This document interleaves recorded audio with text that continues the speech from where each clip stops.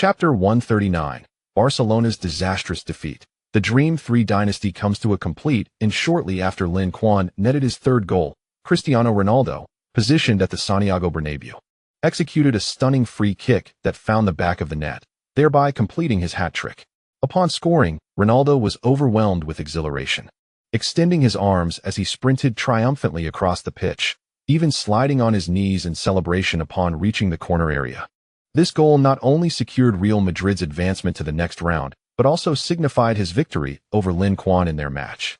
The hat trick was indeed achieved. In that moment, he was eager to ascertain the outcome of the other match, particularly whether Lin Quan's tally remained at 2 goals. Although the result was still unknown, Ronaldo recognized that achieving a hat trick in the UEFA Champions League knockout stage was a formidable challenge. Thus, he did not believe Lin Quan could effortlessly accomplish such a feat. Despite having faced defeat to him multiple times on the pitch, this time, he emerged victorious. Unfortunately, the opposing player was likely unaware of this contest, which rendered his triumph somewhat bittersweet. Nevertheless, he consoled himself with the thought that once Real Madrid reached the semifinals, or even the finals, should Manchester City, where Lin Quan played, not be eliminated, he would still have the opportunity to directly confront his rival and redeem himself. The mere contemplation of this brought a smile to his lips. He could already envision the accolades from reporters, media, and fans, praising him as the savior of Real Madrid, the premier player in the Champions League, and a goal-scoring machine, all of which would surely be bestowed upon him. Ronaldo relished the external adulation, particularly when his performances shone brightly. When the media juxtaposed him with 2 other superstars, his satisfaction grew even more profound. His long-standing rival, Messi, had faced him numerous times, and he had once thought that Messi would be his lifelong adversary. Yet, unexpectedly, a new contender, Lin Quan, had emerged, overshadowing both Ronaldo and Messi with his remarkable performances, leaving Ronaldo feeling somewhat daunted. The rise of Lin Quan not only concluded the legendary rivalry between him and Messi, but even led some to strip Ronaldo of the title of dual icons. This reality weighed heavily on Ronaldo, who, despite having no personal vendetta against Lin Quan, felt an intense desire to surpass him and affirm his own prowess. However, Ronaldo's elation was short-lived. Upon learning that Lin Quan had also scored 3 goals, doing so even earlier than him, his spirits plummeted. How infuriating! Just a minute behind. It was no wonder Ronaldo felt disheartened. Lin Quan had scored in the 76th minute, while Ronaldo followed suit in the 77th minute. Though the difference was merely a minute, Lin Quan had completed his hat trick first. Consequently, many media outlets chose to report on Lin Quan's hat trick immediately, overshadowing Ronaldo's impressive performance. While several outlets did cover Ronaldo's hat trick at the Bernabéu, the sequence of events diminished the spotlight on his achievement compared to Lin Quan's. The reports from Lin Quan's side have attracted a multitude of netizens who flocked to comment and extend their blessings, far surpassing the numbers on his side. For Cristiano Ronaldo, who is notoriously proud and fiercely competitive, this must be quite unbearable. Lin Quan's performance is indeed remarkable, having scored a hat trick in the Champions League knockout stage against a formidable opponent like Paris Saint-Germain. Prior to the match, the French media was excessively lauding Neymar, almost elevating him to the heavens. However, the outcome of this match stripped Neymar of his dignity. While it is true that Neymar does not possess the same caliber as Lin Quan, I believe the dismal defeat of Paris Saint-Germain is significantly linked to their head coach. Indeed, Paris Saint-Germain's roster is not lacking in talent, with stars like Neymar, Di Maria, Cavani, Thiago Silva, David Luiz, and Marquinhos. Their combined market value rivals that of Manchester City. Yet, the actual performance has been dissatisfactory, primarily due to the coaching position. Following Ancelotti's departure, Laurent Blanc, a homegrown French coach, took over. In contrast to Ancelotti's extensive coaching experience and numerous accolades, Blanc's credentials are rather modest, which naturally raises doubts regarding his capabilities. In fact, after this defeat, Paris Saint-Germain has already informed Blanc that they will not renew his contract upon its expiration. Clearly, they have recognized that the head coach does not match the caliber of the team's roster. If they aspire for success, they must address every shortcoming. Amidst the fans extolling Lin Quan, one individual interjected, asserting that Lin Quan pales in comparison to a top-tier player like Cristiano Ronaldo. Upon hearing this remark, the previously animated discussion among fans fell silent, and someone promptly inquired, "Oh, what is your reasoning?" The response was simple, Both scored hat-tricks. Yet Ronaldo executed his with headers, foot strikes, and direct free kicks, showcasing his mastery in all techniques. In contrast, Lin Quan's 3 goals stemmed from a singular approach, lacking the diverse arsenal that Ronaldo possesses. Compared to Ronaldo, a seasoned and versatile player, Lin Quan still has a long journey ahead. After typing this statement, Ronaldo felt a sense of pride. I did not resort to childish arguments. Rather, I presented facts and evidence to substantiate my reasoning. Now, what can you say in rebuttal? Indeed, I am the most versatile forward on this planet. It is no wonder. This brother makes a valid point. Lin Huang's heading ability is indeed lacking. As for diving, he has not mastered that skill either. One weekly inquired if Lin Huang has ever dived at all, or even feigned injury. True enough. Did you not see the dog emoji added? Ronaldo, unable to decipher the meaning behind the dog emoji, instinctively felt that these individuals were not speaking favorably. You may persist in your denial, but when it comes to overall capability, Lin Quan is evidently no match for Ronaldo. The latter remains the greatest player on this planet. Indeed, Cristiano Ronaldo surpasses Lin Huang in versatility, capable of embarking on audacious runs of 70 to 80 meters from the backline to score spectacular solo goals. He can effectively dismantle opponents' defenses both on the flanks and through the center, frequently showcasing his ability to take on 2 or even 3 defenders. Ronaldo also possesses remarkable organizational skills, adept at fulfilling various roles in the midfield and forward positions. In the absence of teammates, he often assumes the role of the team's orchestrator, scoring goals himself while also delivering incisive passes to his comrades. Furthermore, he maintains an impressive success rate of over 90 for one-on-one situations and a perfect record for penalty conversions. Year after year, he secures the La Liga Golden Boot and the Champions League Golden Boot, consistently outpacing his rivals. If you wish to present evidence and facts, I shall lay before you Lin Huang's statistics. How will you respond? While it is true that Lin Huang's aerial prowess may not be his strongest asset, his offensive repertoire is far from singular. Scoring directly from free kicks is not an uncommon feat for him, as he has demonstrated such capabilities. Moreover, when it comes to versatility, Lin Huang undoubtedly ranks among the elite, being capable of playing nearly all positions in the midfield and forward lines. He could even excel in the roles of a defensive midfielder or fullback, considering he originally played as a fullback. Indeed, the only positions where Lin Huang may not excel are center back and goalkeeper, given the stringent height requirements for those roles. It is overstated to claim Lin Huang is as formidable as you portray. In his own words, he merely considers himself a slightly more accurate shooter, a proficient dribbler, and someone with a modicum of skill in evading defenders. My friend, did you perhaps forget to add a touch of sarcasm? Is that what one would call merely having a bit of skill in dribbling? The defenders are often left so bewildered by him that they struggle to maintain their composure, with some even collapsing in fear upon his approach. Bayern Munich's Boateng quipped, "You might as well report my ID."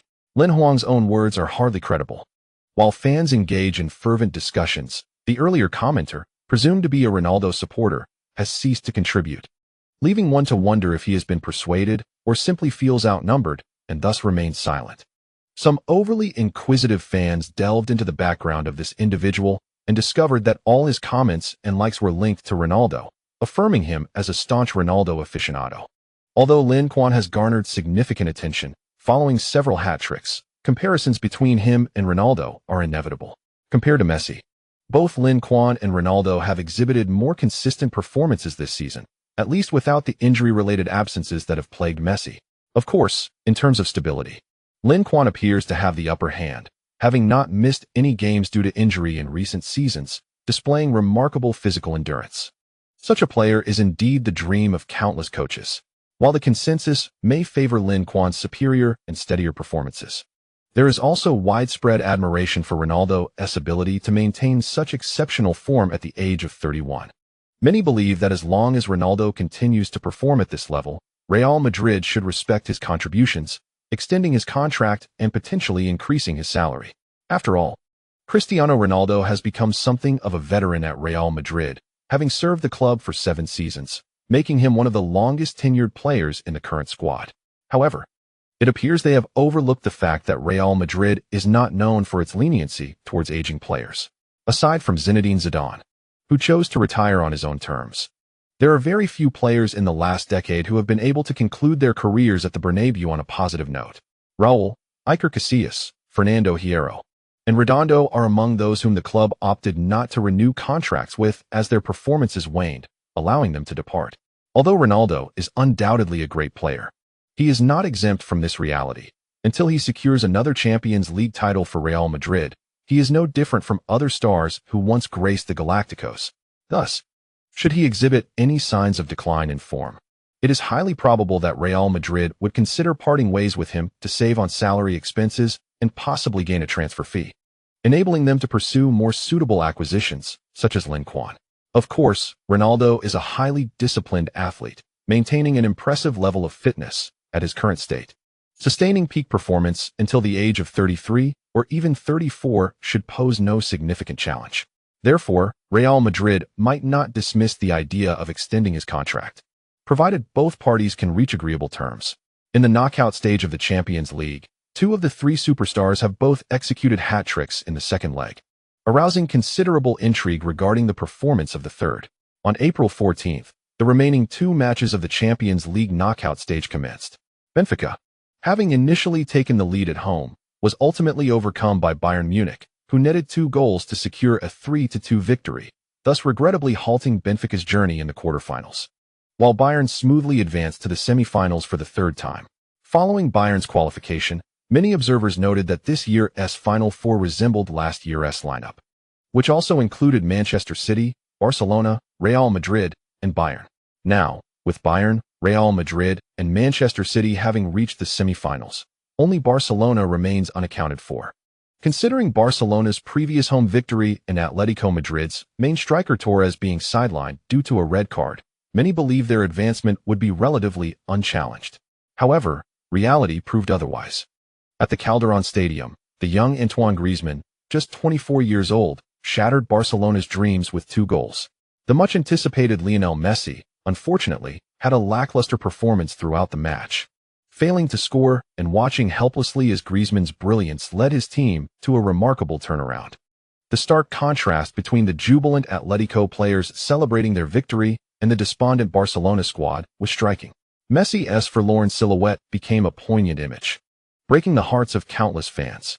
What was thought to be a new beginning on their path back to glory turned out to be an endpoint instead. Neymar's departure impacted them more significantly than anticipated. Without his presence to share the burden, Atletico directed most of their defensive efforts towards Messi. Consequently, Messi faced severe targeting during the match, enduring multiple fouls and being denied any opportunities to shine. Simone and his disciples understand that if they can stifle Messi, Barcelona has little to fear. Alas, one cannot help but feel a twinge of sympathy for Messi. Indeed, he stands alone, unable to devise any strategy against Atletico Madrid. It seems that Atletico's playing style effectively counters Barcelona. Each encounter leaves Barca with little to show for their efforts. Atletico's robust approach and adept spatial division on the field pose significant challenges for Barcelona's technical style, making their struggles entirely understandable. However, I believe the onus ultimately lies with Messi. As the superstar and the team's linchpin, he must bear the weight of responsibility. Yet, his performance in this match fell woefully short of external expectations. One can only lament the insufficient support he receives, with Iniesta's decline in form, Xavi's departure, and even the stalwart Puyol long gone. This Barcelona is far removed from the once great team it used to be. It appears the era of the Dream Team has indeed come to a close. Chapter Conclusion Chapter 140. Cristiano Ronaldo imparts wisdom. Barcelona suffers a loss. Setting aside the television remote, Guardiola slumped onto the sofa, his gaze fixed vacantly on the ceiling above. The significance of Barcelona looms large for him, despite no longer being their coach. Witnessing the team he once played for and managed suffer a defeat brings him sorrow, especially when he sees the forlorn figures of his former disciples on the field. His heart feels as if pierced by needles. Losing to Atletico is hardly surprising. Simeone's tactical acumen was evident, having thoroughly deciphered Enrique's strategies. Conversely, Enrique's tactics appeared somewhat rigid, misutilizing Iniesta by assigning him excessive responsibilities, expecting him to embody both Xavi and the essence of the game. Such expectations are unrealistic. Moreover, Enrique's tendency to over-rely on key players and his poor rotation strategy contributed to the lackluster performance of the team, which I believe is closely linked to their physical condition. Lin Quan holds a low opinion of Enrique, not due to past grievances at Barcelona, but rather because he perceives deficiencies in Enrique's capabilities. Iniesta's dismal performance last season can largely be attributed to tactical mismanagement. The same player who excelled at the national level saw his form wane at the club, indicating that Enrique has not effectively utilized him. However, the brilliance of the MSN trio last season obscured these issues, allowing Enrique to overlook them. Yet, the underlying problems remain, and may even worsen over time. Compared to the Barcelona of Guardiola's era, Enrique's squad plays a notably different style, benefiting from the individual brilliance of MSN. He prefers to delegate offensive responsibilities to the attacking trident. Consequently, Barcelona has shifted away from their former reliance on short passing combinations, opting instead for long passes and rapid movements from fullbacks and defensive midfielders to exploit the flanks and facilitate their attacks. While this strategy presented challenges during Neymar's tenure, it remained viable nonetheless. However, in Neymar's absence, this tactical approach proves ineffective, and Enrique fails to devise an alternative strategy, stubbornly persisting with the same methodology. While Rakitic possesses commendable abilities, he cannot substitute for Xavi. Furthermore, due to the alterations in the team's tactical framework and his own injury woes, Busquets has exhibited a notable decline in form. This season, the formidable midfield that Barcelona once prided itself on has vanished, and without robust support from the midfield, Messi and Suarez find themselves bereft of opportunities in the attacking front. If only Enrique could acknowledge the reality and revert to a more effective strategy, positioning Suarez at the forefront and allowing Messi to withdraw slightly to engage more in orchestrating the attack, the outcome might have been significantly more favorable. After all, at 29, Messi is no longer in his prime, and the recurrent injuries have further hampered his performance. Moreover, Enrique's rotation strategy is rather chaotic. Although the bench strength of Barcelona may be lacking, his relentless exertion of the key players is clearly not a sustainable approach. In summary, Barcelona's failures this season are not mere coincidences. Even if they manage to narrowly overcome Atletico Madrid in this round, they will undoubtedly struggle to progress further. Indeed, you are correct. Let us set aside discussions of Barcelona for now. The list of the Final Four has been revealed, and the draw for the semi-finals is imminent. Would you care to join me for the draw ceremony? Guardiola took a moment to compose himself, turning his thoughts towards the upcoming Champions League match. The other three teams in the semi-finals are formidable adversaries, each presenting a significant challenge. However, for a team aspiring to lift the trophy, defeating these strong opponents is imperative. Very well, the next league match is still distant. I shall accompany you. The Champions League semi-final draw is scheduled for the afternoon of April 15th, taking place once again at UEFA headquarters. The teams that have reached the Final Four can be considered among the most powerful and influential in contemporary football. Given their current capabilities, the draw between them holds no distinction between favorable and unfavorable matchups. Regardless of the opponent, every encounter will be formidable, thus making the order of home and away matches more critical than the identity of the adversary. This semi-final draw has garnered unprecedented attention compared to previous ones, with throngs of media personnel and fans congregating outside, armed with cameras and banners depicting various players, effectively surrounding the venue. Reports indicate that over 200 television networks worldwide have chosen to broadcast this draw live, with viewership numbers soaring into the hundreds of millions. Countless fans eagerly anticipate witnessing four exhilarating clashes. The arrival of Lin Quan and Guardiola outside the venue sparks a flurry of excitement, cameras and microphones trained upon them. The sounds of clicks and flashes overwhelming Lin Quan's senses. With a smile, Lin Quan waves to the cameras and the gathered fans, eliciting a fervent response. Here comes Emperor Lin. Go, Emperor Lin. We love you, Emperor Lin. Some individuals excitedly surged towards him, but fortunately, the security personnel present were sufficiently capable to restrain the fervent fans. Let us proceed inside. Guardiola, sensing the precarious situation, promptly ushered Lin Quan into the venue. No sooner had they entered than they witnessed Cristiano Ronaldo and Real Madrid's coach, Zidane, hastily seeking refuge within as well. Clearly, these two had endured a similar ordeal outside. Upon their meeting, the four exchanged greetings, and Guardiola naturally took a seat beside Zidane, engaging him in conversation. Although they had once represented rival clubs, Barcelona and Real Madrid, they had never clashed on the pitch in La Liga, thus harboring no animosity.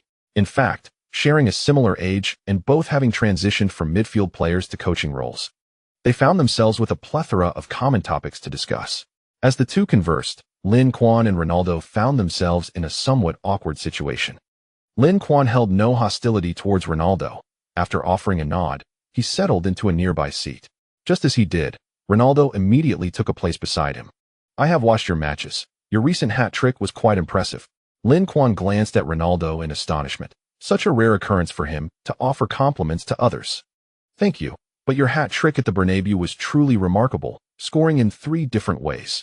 In comparison, my 3 goals pale in significance." In a spirit of camaraderie, Lin Quan acknowledged Ronaldo's praise, engaging in mutual flattery. "Indeed, I share that sentiment. However, I believe your attacking technique lacks diversity. You should continue to enhance and diversify your arsenal." "Pardon?" Lin Quan was momentarily taken aback. This was not the expected exchange of pleasantries. "Do you not think your scoring methods are rather one-dimensional?" Ronaldo, devoid of jest, spoke earnestly. "Your style of play resembles that of Messi a few years back. But have you not noticed that since his record of 91 goals in 2012, his scoring efficiency has significantly declined? His goal tally has been diminishing in recent years. And I trust you do not wish to follow in Messi's footsteps?" Seeing that Ronaldo was serious and genuinely offering advice, Lin Quan felt compelled to acknowledge the wisdom in his words and shook his head earnestly. Ronaldo nodded in approval, embodying the role of a mentor as one ages. Accumulating injuries and facing targeted strategies from opponents, Messi's success rate in dribbling has notably decreased compared to his earlier days. If you persist in your current style, your scoring efficiency will surely decline. This is the primary reason I have surpassed him in goals over these past 2 years. In that moment, Lin Quan could distinctly sense the pride and self-assurance in Ronaldo's tone. Deep down, Ronaldo was fully aware of the disparity in talent and skill between himself and Messi. While Messi had reached a pinnacle of 91 goals in a single year, Ronaldo's highest tally had only reached 69. At the pinnacle of his career, Messi is an enigmatic presence, impervious to any defense.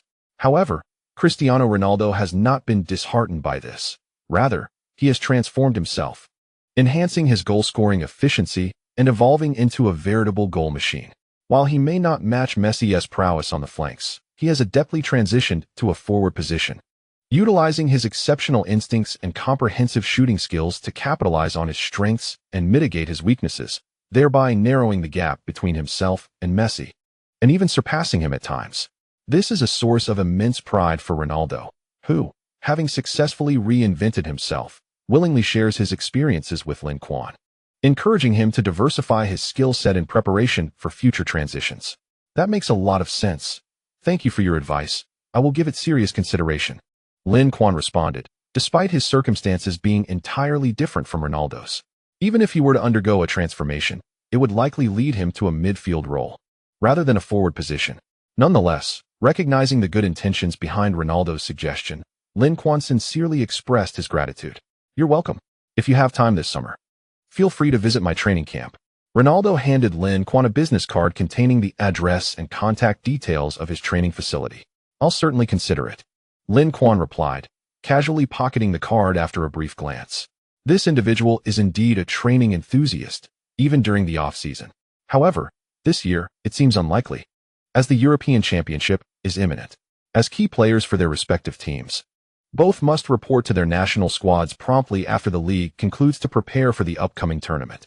Given the abundance of formidable teams in Europe, the intensity of the European Championship is scarcely inferior to that of the World Cup.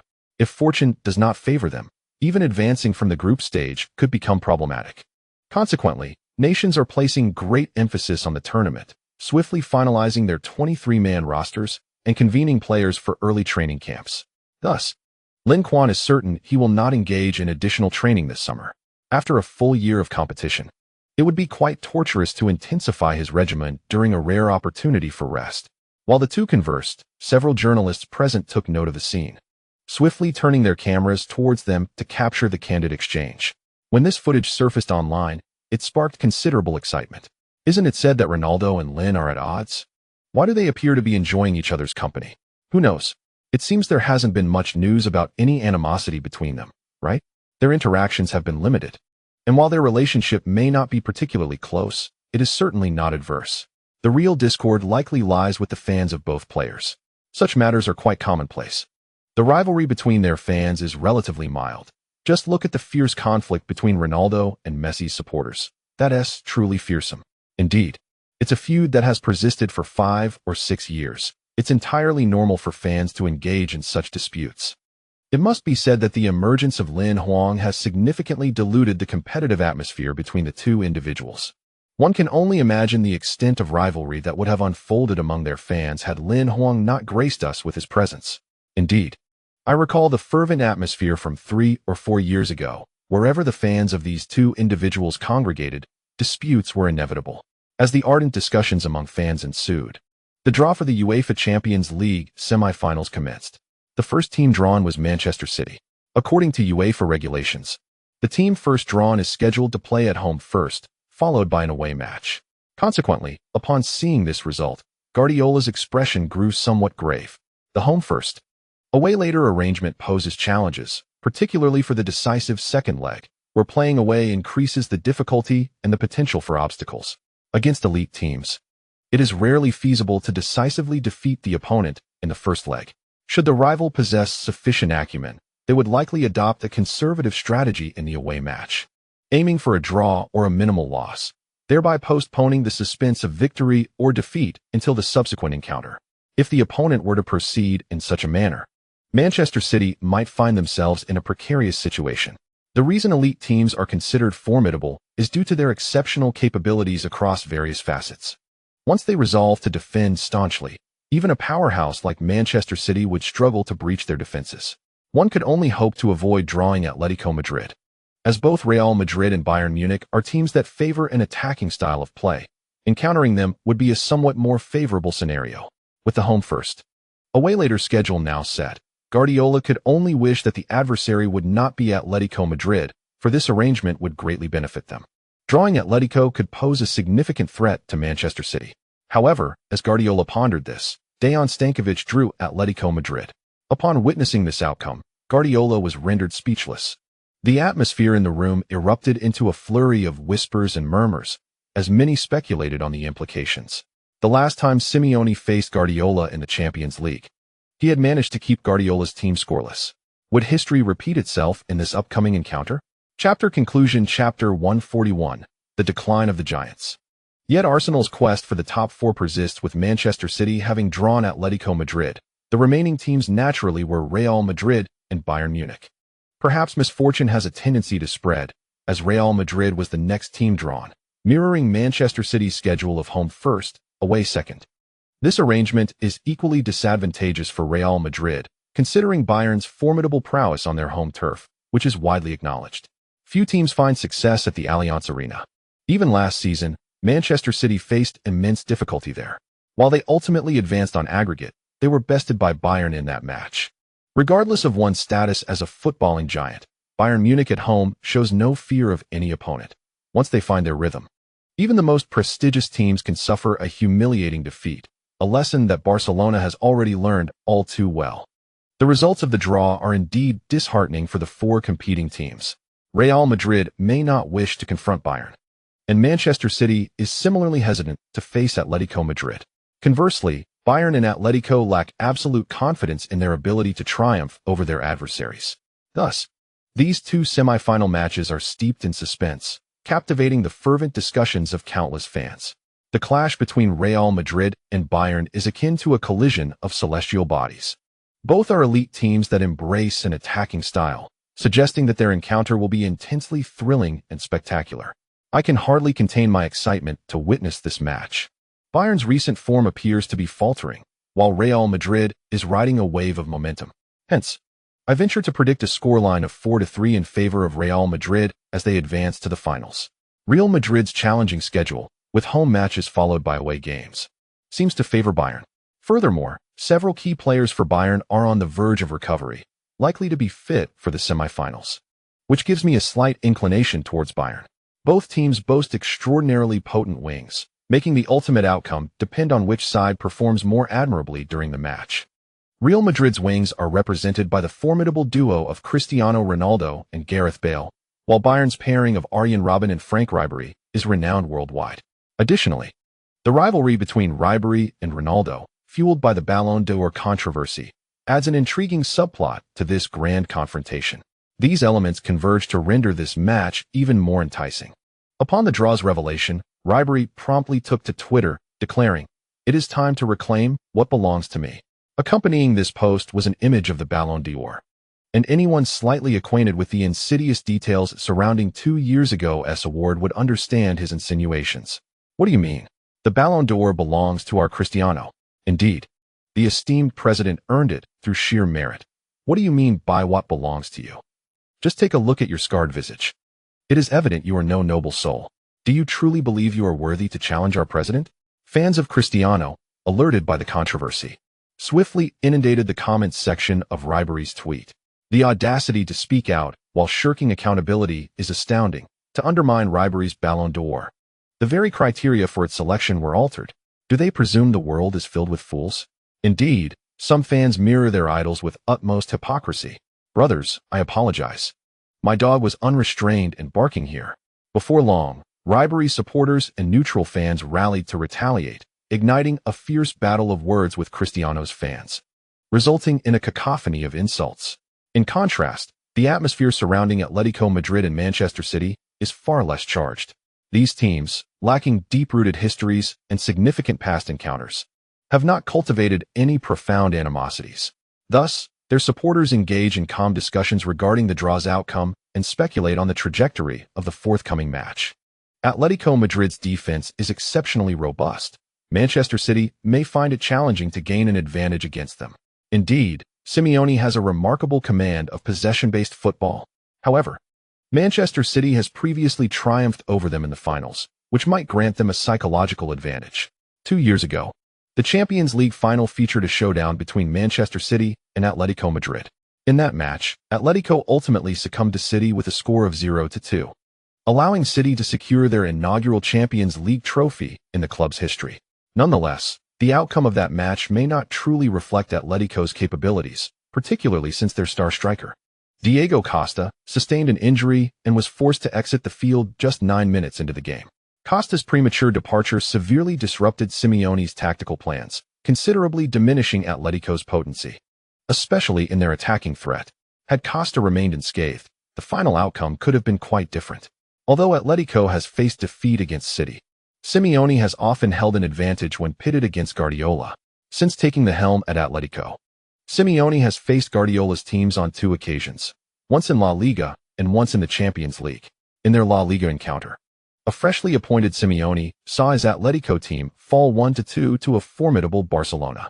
In that match, Atletico demonstrated considerable strength, even in defeat, as their shot attempts and shots on target exceeded those of Barcelona. Regrettably, they encountered the insurmountable force of Messi, who delivered a stunning blow in the dying moments of the game. However, in the Champions League semifinals, Simeone's Atletico managed to keep Bayern Munich at bay across both legs, eliminating the reigning champions in a shocking upset. Yet, times have changed. Guardiola now leads a different team, armed with an even sharper spear. I am confident he will devise a strategy to penetrate Atletico's formidable defenses. Following the conclusion of the Champions League draw, Guardiola promptly returned to Manchester City with his team, dedicating themselves to devising strategies to confront Atletico. Atletico's strength lies in their defense. Their backline is one of the most formidable in Europe, with few teams daring to claim they can breach it. This is not to say that Atletico's defenders and midfielders are exceptionally gifted. Indeed, there are numerous teams with superior defensive players. However, Simeone's tactical framework amplifies their defensive prowess, making it exceedingly difficult for opponents to mount effective attacks. So, how does Simeone achieve this? One word: running. In La Liga and the Champions League, Atletico is renowned for their stamina. Their strategy emphatically emphasizes immediate ball recovery and high pressing, with players relentlessly sprinting across the field, repeatedly encircling and pressuring their opponents. Through their vigorous movement, the 11 players on the field perform beyond the capabilities of a mere 11, creating an illusion for opposing teams that they are facing more than just Atletico's lineup, as players seem to appear everywhere, leaving their opponents in a perpetual state of being outnumbered. Once Atletico Madrid establishes a numerical advantage in localized areas, the opposing team's offensive efforts are rendered ineffective, and they may unwittingly succumb to a counterattack initiated by Atletico. In La Liga, Atletico ranks first with an impressive 20 clean sheets, conceding the fewest goals to date. Their defensive prowess has been meticulously honed through rigorous competition. Even top-tier teams like Real Madrid and Barcelona find themselves beleaguered when facing Atletico's resolute defense. Pep Guardiola has been grappling with this dilemma, diligently analyzing footage from Atletico's matches this season, particularly focusing on the few instances where they faced defeat in hopes of gleaning insights. While Guardiola scrutinizes Atletico, their head coach Diego Simeone is equally invested in studying Manchester City. The threat posed by City's flanks is formidable, especially with the likes of Lin Quan, whose prowess surpasses that of even the legendary Messi in 2012. The challenge of containing such a formidable talent is daunting. Simeone recalls the harrowing defeat to Manchester City at the Bright Stadium 2 years prior, where Lin Quan's goal disrupted the equilibrium of the match, leading to the collapse of Atletico's counterattacking strategy. This forced them into a desperate offensive stance, culminating in a 0-2 loss to City. Compared to 2 years ago, Lin Quan's skill set has expanded, and his experience has deepened, making him a far more formidable opponent on the field. How can one effectively restrain him? While Atletico's defense is commendable against ordinary players, it is less effective against extraordinary talents like Lin Quan, whose unpredictability can significantly alter the course of a match. Thus, when defending against him, utmost caution is imperative to ensure he is entirely neutralized, leaving him with no opportunity to exploit. Yet, how can this be accomplished? Guardiola perceives Atletico's defense as impenetrable, while Simeone is equally troubled by the presence of Lin Quan within Manchester City. Both sides are wary of each other as threats, each fearing the capabilities of the other. All uncertainties will be resolved in 10 days. On April 17th, the 34th round of the Premier League will commence. As the season approaches its conclusion, the title race and relegation battle have become increasingly clear. Currently, Manchester City leads the table with 81 points, a substantial 9-point advantage over second-place Leicester City, making this lead a significant asset with only 5 matches remaining. The relegation scenario is equally straightforward. Aston Villa sits at the bottom of the table, having confirmed their relegation 5 rounds early. Newcastle faces dire straits with only 26 points, likely to receive another relegation ticket. Sunderland and Norwich are closely matched with 30 and 31 points respectively, significantly trailing 16th-place Crystal Palace, suggesting that the final relegation spot will likely be contested between these two teams. Of course, 14th to 16th place, occupied by Everton, Watford, and Crystal Palace, cannot yet consider themselves entirely secure. The gap in points between them and the relegation zone is minimal. Should they falter in the final rounds, suffering consecutive defeats while their opponents achieve successive victories, they too face the peril of elimination. In a season where both the championship and relegation battles lack suspense, the contest for UEFA Champions League positions has become exceptionally fierce. Apart from the two teams at the top, which have established a substantial lead and secured their spots for the next season, 5 clubs are vying for the remaining 2 positions, with Tottenham exhibiting a notable advantage. Currently, Tottenham has amassed 65 points. As long as they do not falter in the final 5 matches, they are virtually assured of a Champions League berth. Following closely is the relentless Arsenal, currently sitting at 62 points, occupying 4th place, with a 6-point cushion over 5th-placed Manchester United. As for Manchester United, they have only gathered 56 points, casting doubt on their hopes of securing a Champions League spot. Meanwhile, West Ham United with 55 points and Liverpool with 52 points hold only theoretical hopes of qualification, likely missing out on next season's Champions League. And Chelsea? They have long since faded from the league's spotlight, having abandoned their aspirations for Champions League progression early in the season. This season has indeed been a bleak chapter for several traditional powerhouses in the Premier League. Apart from Arsenal, the other prominent clubs have all faltered. Manchester United, Liverpool, and Chelsea have all suffered dismal performances, overshadowed by Manchester City's dominance. They have struggled even against modest teams like Leicester City and Tottenham, which is quite abnormal. Such a scenario has never occurred in the past few decades, with none of the traditional powerhouses making it to the top 3, despite their rich heritage. If this decline continues, they will eventually be unable to withstand it. Indeed, after 3 consecutive seasons of failure, Manchester United now finds it challenging to attract top-tier stars. 3 years ago, they were one of the most renowned and influential elite clubs in Europe and worldwide. The Premier League has undeniably transformed since Manchester City's rise. It seems as though the fortunes of the major clubs have been entirely drained, leading to their sudden decline. If this persists, the Premier League could very well become another Bundesliga, with Manchester City as its Bayern Munich. However, that may not be the case. Although the major clubs have temporarily fallen from grace, their foundational strength remains, and a resurgence in the future is not out of the question. Take Liverpool, for instance. Although their performance this season has not been commendable, their capabilities are evidently on the rise. Given them more time, Liverpool will undoubtedly reclaim their former glory. Indeed, Manchester City's upcoming match is against Chelsea, who will be playing at home and should not allow City an easy victory. Despite Chelsea's dismal season, their legacy lingers, and defeating them at Stamford Bridge will not be a straightforward task. Many fans silently cheered for Chelsea in their hearts, filled with great expectations as they anticipated the match. However, their dreams were shattered merely 5 minutes into the game. In the 5th minute of the first half, Lin Quan and Aguero executed a splendid combination, with the latter receiving a precise pass from Lin Quan inside the penalty area, effortlessly slotting the ball home to alter the score to 1-0. Just 10 minutes later, in almost the same position, Lin Quan again provided an assist to Aguero, allowing him to net his second goal. The drama did not end there. In the 29th minute of the first half, Lin Quan capitalized on the opponent's wall jumping, executing a low, curling free kick that found the back of the net, extending the lead to 3-0. A hush fell over Stamford Bridge, as the once fervent Chelsea supporters were rendered silent by the scoreline. They couldn't help but question, is this truly Stamford Bridge and not the Etihad? After scoring, Aguero celebrated exuberantly, while Lin Quan appeared somewhat disinterested. When he first joined Manchester City, during his inaugural visit to Stamford Bridge, he had been pushed to the brink by Mourinho's Chelsea, salvaging a draw with an acrobatic volley. Yet, despite such a stunning goal, victory had eluded them then. Just 2 years later, Chelsea had descended to such depths. The current Chelsea team felt disjointed, lacking cohesion and fighting spirit. Although their roster boasted considerable talent, with players like Diego Costa and Fabregas, Lin Quan knew their strength all too well, having played alongside them in the national team. It was perplexing to witness such skilled individuals performing as if they were incapable of playing football. This could only indicate deeper issues within the team. With the outcome seemingly decided, Lin Quan was substituted early in the second half.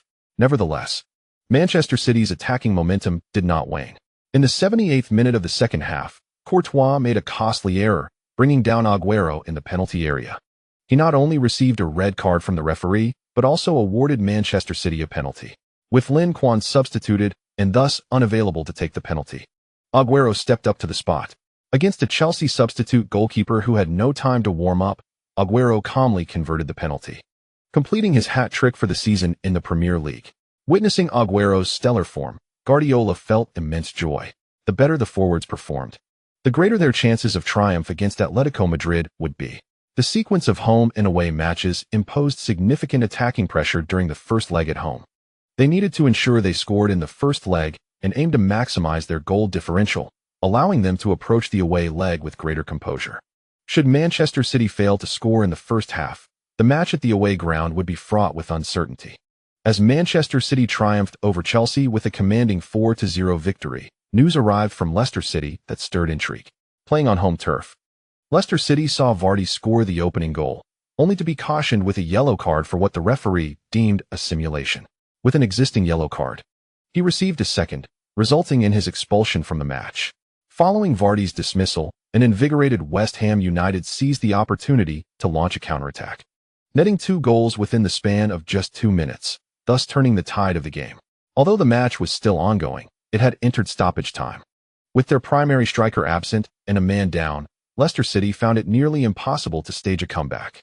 Should they succumb to defeat, Manchester City would clinch the championship 4 rounds ahead of schedule.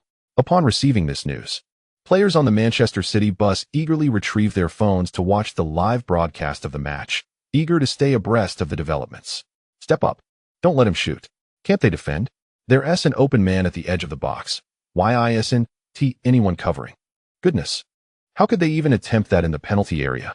In the closing moments of the match, the 10-man Leicester City threw themselves into relentless attacks against West Ham United, who were surprisingly pinned within their own 30-meter zone. The tense situation had Manchester City players anxiously sweating for West Ham, fearing they might falter at the last moment. True to their fears, during stoppage time, a West Ham defender recklessly tripped Schlupp of Leicester City in the penalty area. The referee awarded a penalty once more. And Aloha converted with ease, leveling the score at 2-2. How on earth could that be defended? Even with a numerical advantage, they allowed this to happen. Are they even capable of playing? Leicester City truly seemed to have fate on their side. With the score equalized, complaints erupted from the players on Manchester City's bus. They had anticipated an easy victory and an early title celebration, only to find West Ham United lacking in performance, dashing their hopes. Moreover, Leicester City appeared unsatisfied with the draw. After scoring, Aloha rushed to retrieve the ball from the net, swiftly returning to the center circle to prepare for the restart. With 2 minutes remaining in stoppage time, although it was a brief interval, the last moments of the match had already witnessed 3 goals. Thus, anything was possible in these 2 minutes. Aren't you worried at all, boss?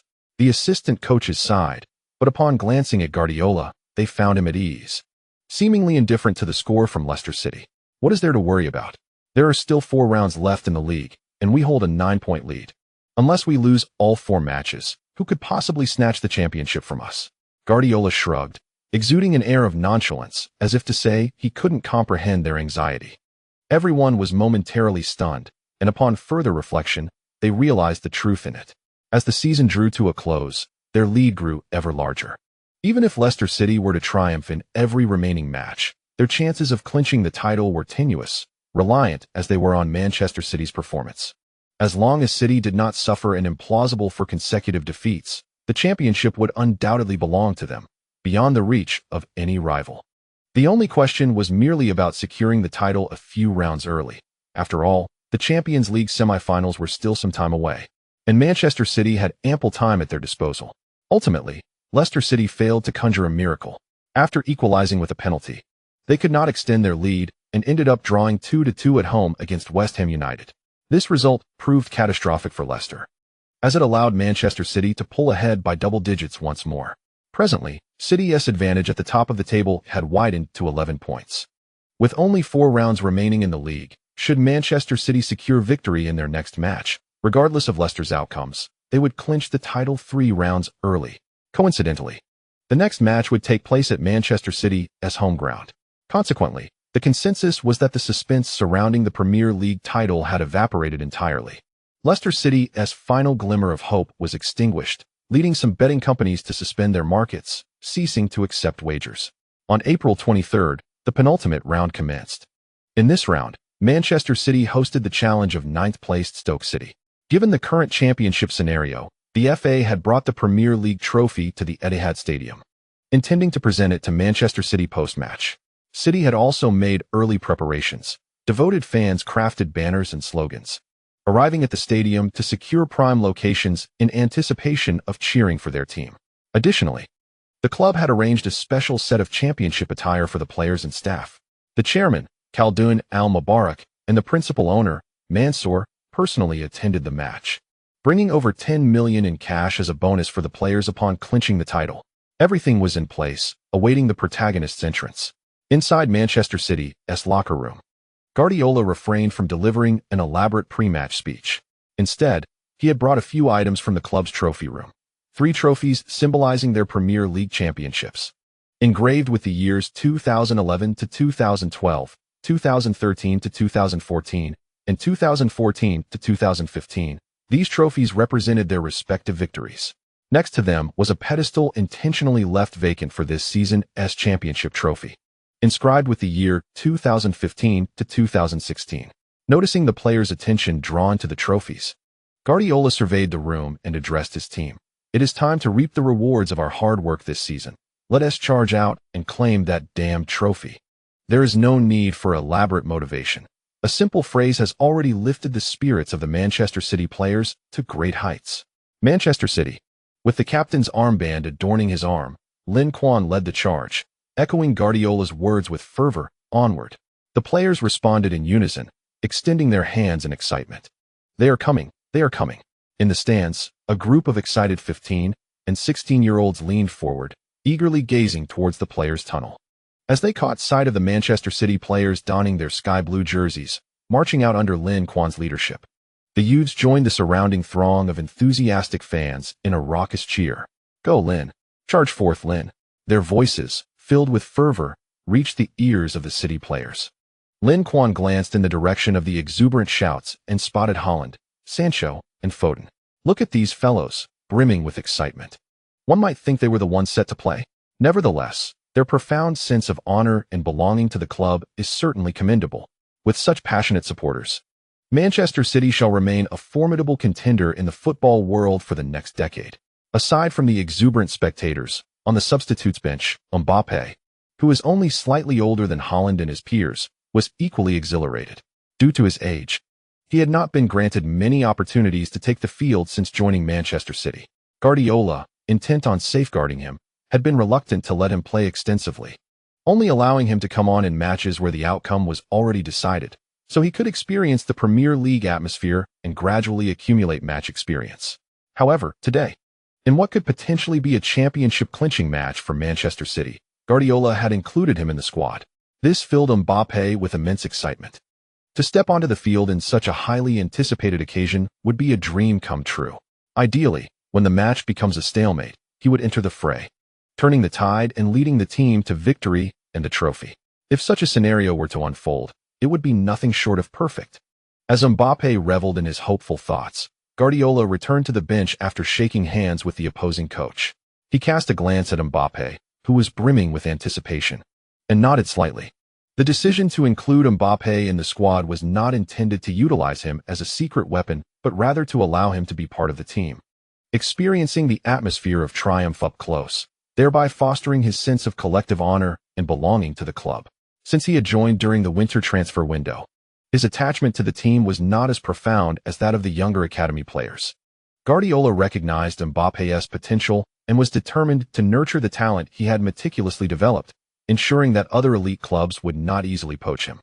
After concluding the pre-match rituals of coin tosses, side selections, and flag exchanges, both teams took their positions and arranged their formations, awaiting the referee's whistle to commence the match.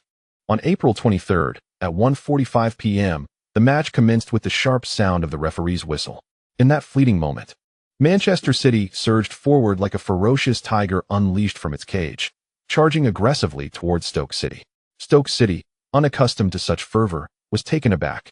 Currently positioned ninth in the league, they had no concerns about relegation, yet aspirations for the championship or European competition were beyond their reach, rendering them a team devoid of ambition.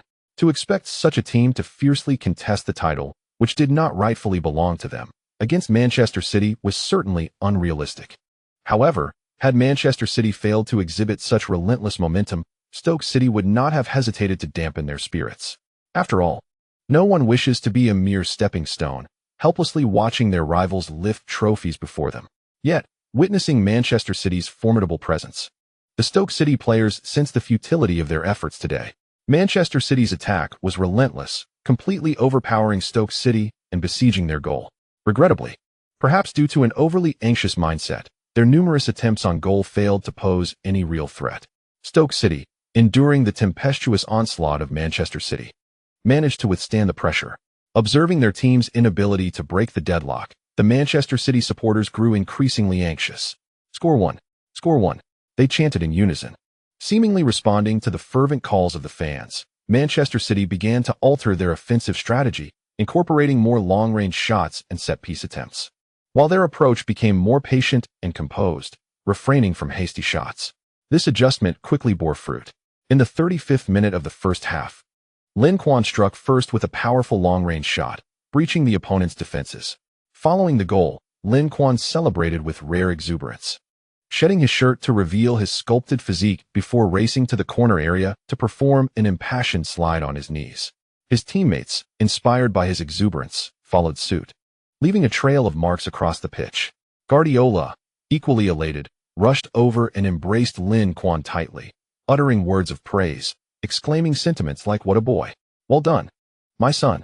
In that moment, the Etihad Stadium transformed into a jubilant sea of joy. Countless fans, overwhelmed with excitement, embraced one another indiscriminately, celebrating with unrestrained fervor. Lin Quan's goal seemed to shatter the resolve of the Stoke City players, and after his breakthrough, their fighting spirit and defensive determination plummeted. Soon after, Aguero, De Bruyne, and Kroos followed suit, finding the net.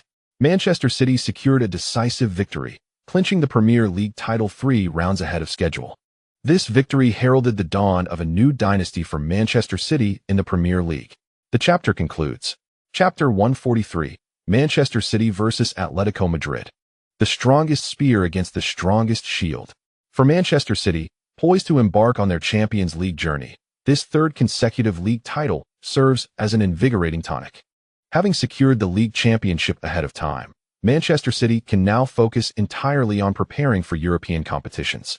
However, their opponents, Atletico Madrid, have not been so fortunate. The current title race in La Liga is exceedingly intricate. After the completion of the 35th round, the top two teams are tied with identical points, 82.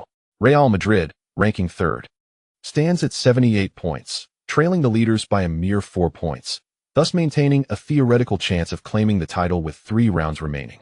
Although Atletico shares the same points as Barcelona, they find themselves in second place due to an inferior goal difference, compounding their difficulties.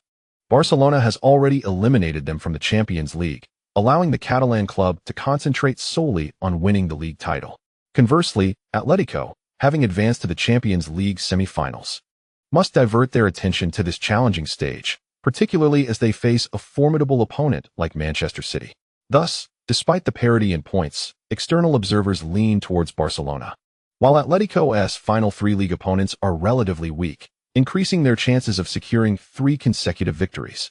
Barcelona also faces similarly feeble rivals and could likewise achieve a trio of wins, should both teams manage to secure victories. Barcelona's substantial advantage of 30 in goal difference would ensure their grasp on the La Liga trophy. Consequently, Atletico's coach, Simeone, harbors a rather pessimistic outlook regarding their chances for this season's title. Their hopes for an upset hinge entirely on Barcelona making mistakes. If Barcelona remains steadfast and wins their final 3 matches, Atletico would be left with no opportunity. In light of this, Atletico can only proceed with cautious optimism, balancing their league commitments while striving for success in the Champions League.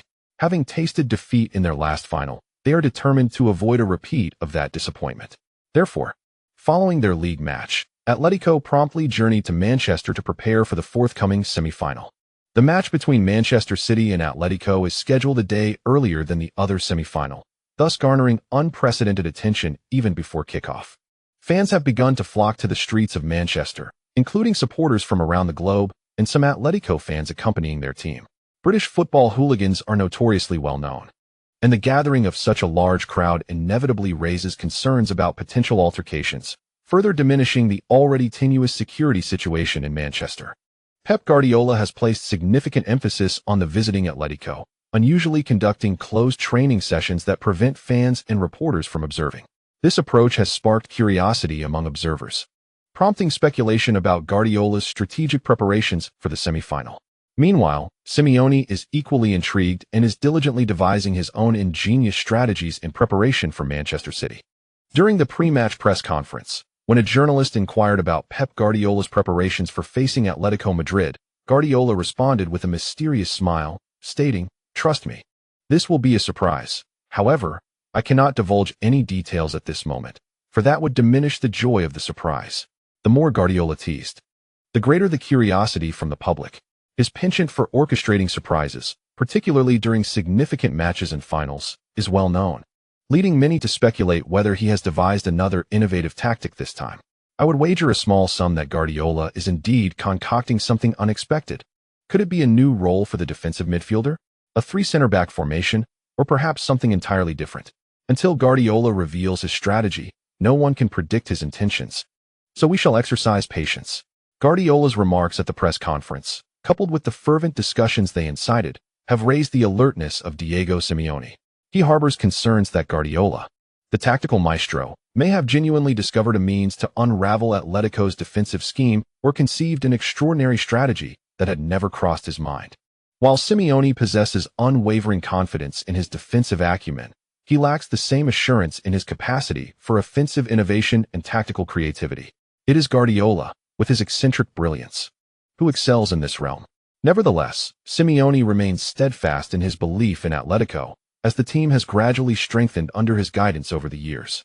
After enduring the relentless challenges posed by Barcelona and Real Madrid, he is now confident that his squad can withstand any offensive threat, even from Manchester City. The only concern lies with the opposing number 10. After all, finding a way to contain Lin Quan is a conundrum that plagues the entire footballing world. Finally, the date of April 27th arrived, as throngs of fans began to converge upon the Etihad Stadium. Meanwhile, players from both teams boarded their respective buses.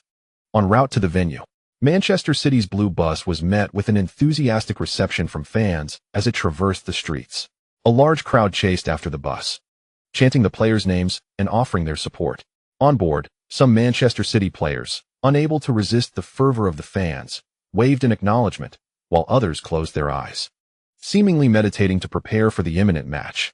As for the City captain, Lin Quan, he sat beside Guardiola, engaged in a discussion about their strategy.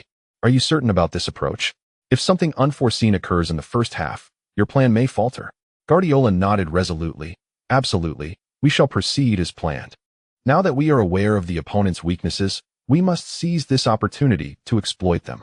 Lin Quan sighed, somewhat resigned, knowing that whenever a crucial match looms, Guardiola always feels compelled to innovate, as if afflicted by an ailment that renders him uncomfortable without a touch of creativity. However, there is merit in what he said.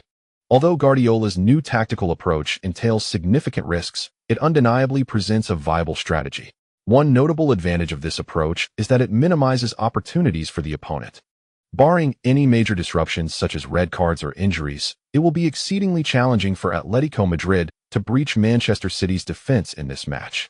As the team bus arrived at the stadium, Manchester City's players were preparing to disembark. Coincidentally, Atletico Madrid's bus had just arrived as well. Consequently, the players from both teams were instinctively drawn to one another, and when their gazes met, a spark seemed to flicker in the air.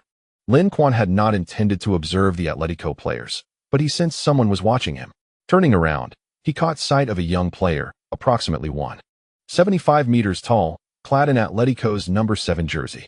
In that instant, Lin Quan recognized his counterpart, the Atletico winger, Griezmann.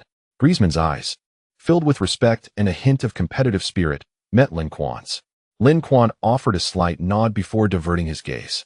Over the past 2 seasons, Griezmann has risen to prominence in La Liga, establishing himself as an emerging young star. Not only has he garnered the trust of Simeone, playing a pivotal role within Atletico, but he has also begun to receive significant attention from Deschamps in the national team. In the future, he is poised to become a central figure for France, alongside Kanté and others, leading the team to victory in the 2018 World Cup in Russia. From a competitive standpoint, Griezmann is formidable, with immense potential ahead. However, regrettably, in this match, Manchester City is unlikely to afford him much room to maneuver. For him and his teammates, securing a victory at the Etihad Stadium will be a daunting task. Although Griezmann has long admired Lin Quan, it is only today that he finally encounters him in person. Despite being 4 years his junior, he does not dare to underestimate his counterpart. Lin Quan's illustrious reputation has already been cemented through 2 Champions League titles and a World Cup victory. Nowadays, few in the football world can even aspire to his level, let alone surpass him. Griezmann possesses a clear understanding of his own capabilities. He does not believe he can outshine Lin Quan. On the contrary, he has always viewed Lin Quan as a source of inspiration and learning, striving to draw lessons from him to elevate his own game. This strategy was inspired by his elder brother in the national team, Benzema. It is said that since adopting Lin Quan's shooting technique, Benzema's scoring efficiency has markedly improved, leading to a decline in the mention of Benzema the cat over the past 2 years. Now, when one speaks of Benzema, they are likely to think of the famed BBC trio at Real Madrid. Ladies and gentlemen, welcome to the live broadcast of the first leg of the UEFA Champions League semi-final match between Manchester City and Atletico Madrid for the 2015 to 2016 season. I am the commentator Su Yang, and I am Duan Xian.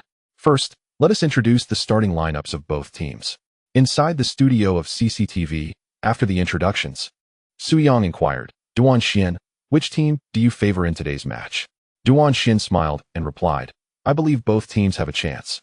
Manchester City possesses formidable attacking strength and, with the advantage of playing at home, they are likely to exert pressure offensively. On the other hand, Atletico Madrid excels in counterattacks, and if they seize the opportunity, they could potentially score. Ultimately, the outcome will depend on which team performs better. Duan Xin's response was impeccably diplomatic, leaving no room for criticism. However, such diplomatic comments elicited a wave of mockery from fans.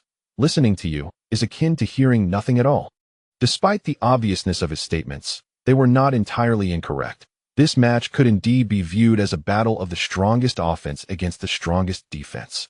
Nonetheless, I still believe Manchester City has a slight edge, given their roster of star players, including the illustrious Lin Quan, while Atletico's lineup seems comparatively less star-studded, despite having talents like Torres and Griezmann.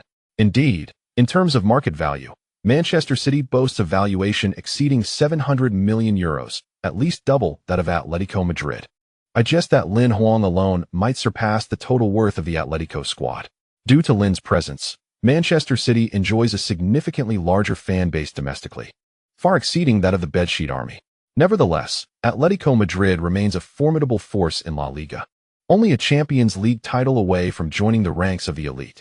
Furthermore, compared to other teams that spend lavishly, Atletico's relatively grounded approach endears them to fans, thus garnering a considerable following in their own right. At this moment, observing the smug demeanor of Manchester City supporters, Atletico fans retorted sharply, "What good is high market value? Hasn't Real Madrid lost its fair share of matches in recent years?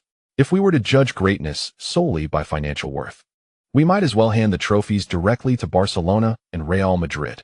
Indeed, in recent seasons, numerous prestigious clubs have succumbed to Atletico, including Real Madrid, Barcelona, and Bayern Munich, all of whom boast higher valuations than Atletico. Since Simeone took the helm at Atletico, the club has earned a reputation as a giant killer, having triumphed over many elite teams across the top 5 leagues. This illustrious track record has instilled confidence in Atletico fans, rendering them undaunted by Manchester City's formidable reputation. While high valuations do hold some merit, had it not been for this factor, the last team to lift the trophy at the Etihad Stadium would not have been Manchester City, but rather Atletico Madrid. In response to the Atletico fans' rebuttals, Manchester City supporters were equally unyielding, promptly presenting the record of the sole encounter between the two teams, mercilessly striking at the heart of Atletico's pride. Upon hearing this, the Atletico fans fell silent, not from acceptance, but from frustration, as Atletico has yet to clinch the coveted Champions League title, with their closest brush with glory occurring in the 2013 to 2014 season. On that occasion, they reached the finals, but regrettably, they were utterly defeated by Manchester City, falling short of the coveted Champions League trophy. At that time, the Manchester City squad that vanquished them still retained most of its players, which instilled a sense of trepidation among the Atletico Madrid faithful. They had personally experienced the formidable prowess of their opponents on the pitch, and their understanding of the star-studded Manchester City lineup was more profound than anyone else's. The disputes among the fans bore no influence on the match. The players warming up on the field were evidently oblivious to the commotion. During the pre-match warm-up, Simeone noted that the opposing squad seemed to feature an abundance of midfielders. All 4 of Manchester City's prominent defensive midfielders had been included in the 18-man roster, and the classic duo of Kanté and Kroos needed no introduction. It was not surprising to see Fernandinho, a regular starter, in the lineup. However, the inclusion of Fernando, who had not donned the Manchester City jersey in quite some time, left Simeone perplexed. What was Guardiola up to? Was he amassing such a stronghold in the midfield and defense to engage in a physical battle with them? Or did he intend to deploy 3 defensive midfielders? Chapter completed. Chapter 144. Celebrating with a front flip again, Manchester City 1 o'clock, Atletico Madrid. Fernando himself was quite taken aback, as Kanté's arrival had significantly limited his opportunities at Manchester City. This season, he had only appeared 15 times, with a mere 5 of those being starts, all in domestic cup competitions. In the UEFA Champions League, he had featured only once, and that as a substitute. Due to his lack of utilization at Manchester City, Fernando had long contemplated a departure, planning to transfer to another club this summer. Although City offered him a competitive salary and the prospect of continuing to earn various accolades, he felt that these honors bore little relevance to his own achievements. At just 29 years old, he was in the prime of his career, far from retirement, and unwilling to squander his best years on the bench. Thus, he had prepared himself for the possibility of playing for a mid-tier team in one of the top 5 leagues, or even a prominent club in a lower division. Galatasaray from the Turkish Super League had been in contact with his agent, presenting a contract that was quite sincere. Given his marginalized position within Manchester City, he believed the club would not impose significant obstacles to his departure. Therefore, barring any unforeseen circumstances, he was likely to leave the Premier League for the Turkish league that summer. However, just as Fernando was gathering his belongings and preparing for his exit, Guardiola included him in the Champions League semi-final roster and even hinted during training that he intended to field him, urging him to maintain his form. This unexpected turn of events left Fernando in a state of uncertainty. Could it be that the head coach had a change of heart and finally recognized his talent, intending to reinstate him? Consequently, he promptly informed his agent to hold off on finalizing the contract with Galatasaray, opting instead to focus on the last few matches of the season and observe Manchester City's subsequent reactions. After all, who would prefer to languish in lower leagues when they have the opportunity to remain in one of the top 5 leagues? Securing a lucrative contract with a prestigious club like Manchester City, he is acutely aware of the considerable gap between himself and primary defensive midfielders such as Kanté and Kroos, making it nearly impossible for him to usurp their starting positions, unless, of course, these two were to be lured away by other clubs offering substantial salaries, leaving a vacancy. Yet, who can predict such occurrences? Each summer transfer window witnesses a plethora of stars opting to depart for new challenges, and until the market closes, no one can ascertain whether a particular player will still be with their team in the upcoming season, especially those coveted stars. Fernando, filled with excitement, diligently completed his pre-match warm-up, only to find himself unsurprisingly relegated to the substitutes bench by Guardiola. However, fellow substitute Fernandinho seized the opportunity to replace De Bruyne, earning a starting spot. In this match, Manchester City's starting lineup featured 3 defensive midfielders, significantly bolstering their midfield strength. Was this an intention to engage in a midfield battle with us? Upon observing Manchester City's formation, Simeone immediately entertained some speculation. His conjecture was swiftly validated once the match commenced. Manchester City indeed aimed to contest the midfield fiercely, engaging in a relentless struggle for dominance. The pace of the game was brisk, with both teams displaying vigorous enthusiasm in their challenges. Neither side could forge substantial attacking opportunities, as the midfield players were utterly incapable of orchestrating effective plays. In the commentary booth, the commentators expressed their astonishment at the unfolding situation. While Atletico's approach was unsurprising given their established tactics, Manchester City's unexpected strategy left many puzzled. With De Bruyne, their frontline orchestrator, sidelined, the responsibility for organization in the midfield and attacking third fell to whom? Kanté? His primary focus is on defense. If he were to divert some energy towards offense, one must question whether his organizational abilities could match De Bruyne's. Moreover, the mere act of spreading his focus could lead to a decline in defensive quality, which would be counterproductive for Manchester City. If Kanté is not the answer, could Fernandinho fulfill that role?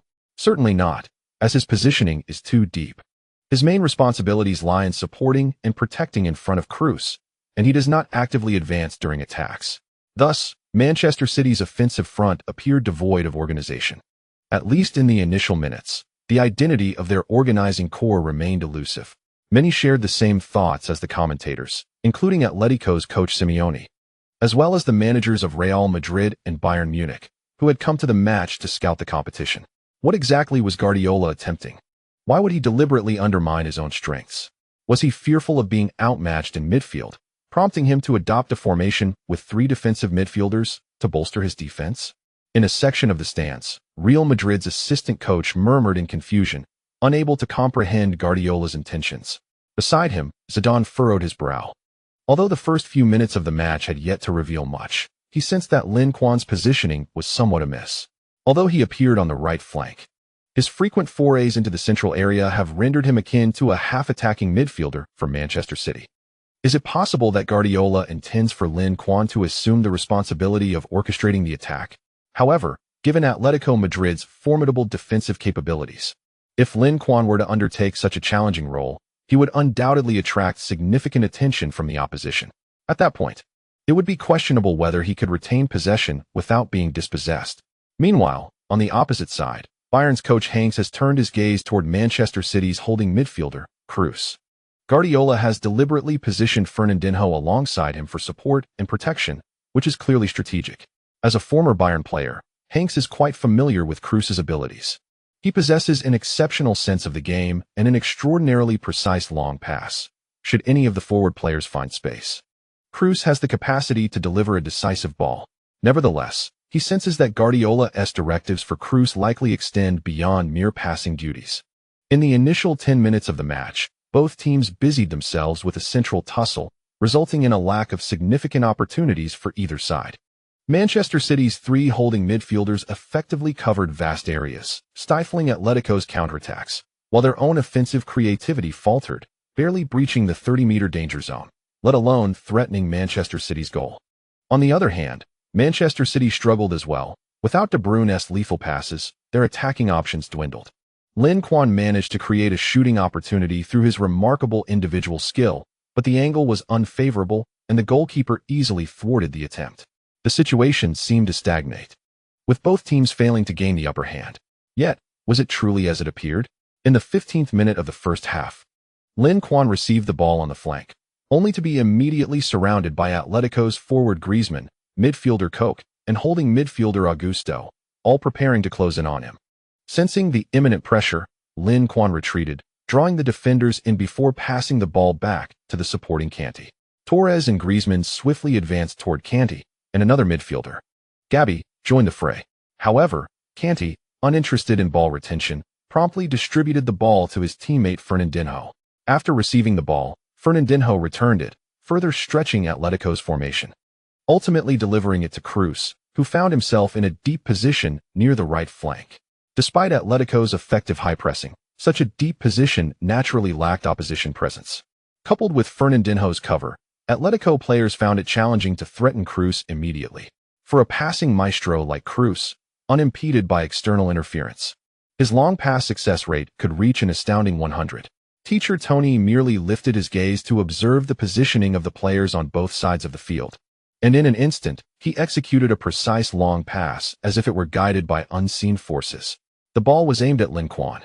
Seizing the moment when the opposing players were momentarily distracted by their teammates' ball, Lin Quan took advantage of the brief lapse in defensive vigilance. As the ball reached Kroos's feet, Lin Quan instantly accelerated, dashing towards the opponent's half. Kroos followed suit, delivering a long pass that arched beautifully through the air, finding Lin Quan with pinpoint accuracy. Truly, Kroos was exceptional. Lin Quan needed not to decelerate, but merely to sprint, ensuring he reached the ball before the goalkeeper. Oblak, the goalkeeper for Atletico Madrid, quickly realized the impending danger and chose to charge forward, both players racing towards the ball. However, halfway through his advance, Oblak recognized that he could not intercept the ball before Lin Quan. Thus, he retreated while preparing for a potential save. Lin Quan glanced at the goalkeeper's positioning and, without hesitation, struck the ball with a delicate lob. The ball soared high in the air, gracefully surpassing the goalkeeper's reach, and descended gently like a falling leaf into the net. Boom. At the moment Lin Quan scored, the Etihad Stadium erupted as if the mute button had been disengaged, a tremendous roar sweeping across the arena. The goal came so unexpectedly that many fans were still unprepared. After witnessing the tense stalemate in the first 10 minutes, they assumed it would be a hard-fought battle, particularly with the absence of De Bruyne making it difficult to break through. Yet, they could hardly have anticipated that a seamless connection between Kroos and Lin Quan would so effortlessly breach the opposing defense. Manchester City's attack was breathtakingly swift. From Kroos's pass to Lin Quan's shot, the entire sequence unfolded in under 4 seconds. Despite Atletico Madrid's rapid defensive response, they could do little against such a ferocious counterattack. What a splendid execution! Guardiola, upon Lin Quan's goal, was animated as if he were an octopus, flailing his arms, bouncing, and exhilarated to the point of wanting to embrace everyone who passed by. Following his goal, Lin Quan was equally elated and performed a signature front flip in celebration. On the sidelines, Guardiola, who was fervently embracing his assistant coaches and substitutes in jubilation, was momentarily startled by this display. He had to remind Lin Quan to refrain from such perilous celebratory antics. An injury from a misstep could lead to significant complications. The Etihad Stadium and fans worldwide were unconcerned with such worries. Upon witnessing Lin Quan's classic front flip celebration, they erupted in cheers, applauding him loudly. In a household in Bremen, Germany, Coach Schaff, who was watching the match, couldn't help but shake his head at Lin Quan's celebratory move. This young man was still the same as ever. As Lin Quan's mentor, he felt immense pride and joy in his remarkable achievements. Although the two had only worked together for a brief year, that fleeting time left an indelible impression filled with cherished memories. In a residence somewhere in Barcelona, Messi cast an envious glance at Lin Quan, who radiated vitality on the field. Ah, the joys of youth. How splendid it would be to reclaim that sense of invincibility. To feel as he does. Alas, time, once lost, never returns. This season, hampered by injuries, Messi's performance has notably declined. Compounded by the absence of the formidable Neymar and the club's transfer ban due to youth training violations, resulting in a tumultuous situation. Yet, under such circumstances, Messi poured every ounce of effort into leading his team to secure the La Liga championship. As for the Champions League, he felt powerless. Many share Messi's sentiments, including someone from Madrid. Upon seeing Lin Quan, Cristiano Ronaldo couldn't help but reminisce about his own youthful exuberance. Wasn't he once as spirited? However, the present self is far stronger than that naive youth, leaving little room for nostalgia. Manchester City's goal caught Atletico Madrid off guard. Simeone could hardly contain his frustration as he witnessed his goal breached. Before the match, he had emphasized the necessity of containing Lin Quan, insisting on no complacency. Yet, the players failed to restrain Lin Quan. When he made his sudden move, no one within a 2-meter radius challenged him, and by the time they sensed the danger, it was too late. Manchester executed the play beautifully, but the responsibility also lay heavily on Atletico's defenders. However, there was no point in assigning blame at this juncture. The goal had been conceded, and their focus now shifted to preventing further losses while seizing opportunities to breach the opponent's defense, thus securing away goals.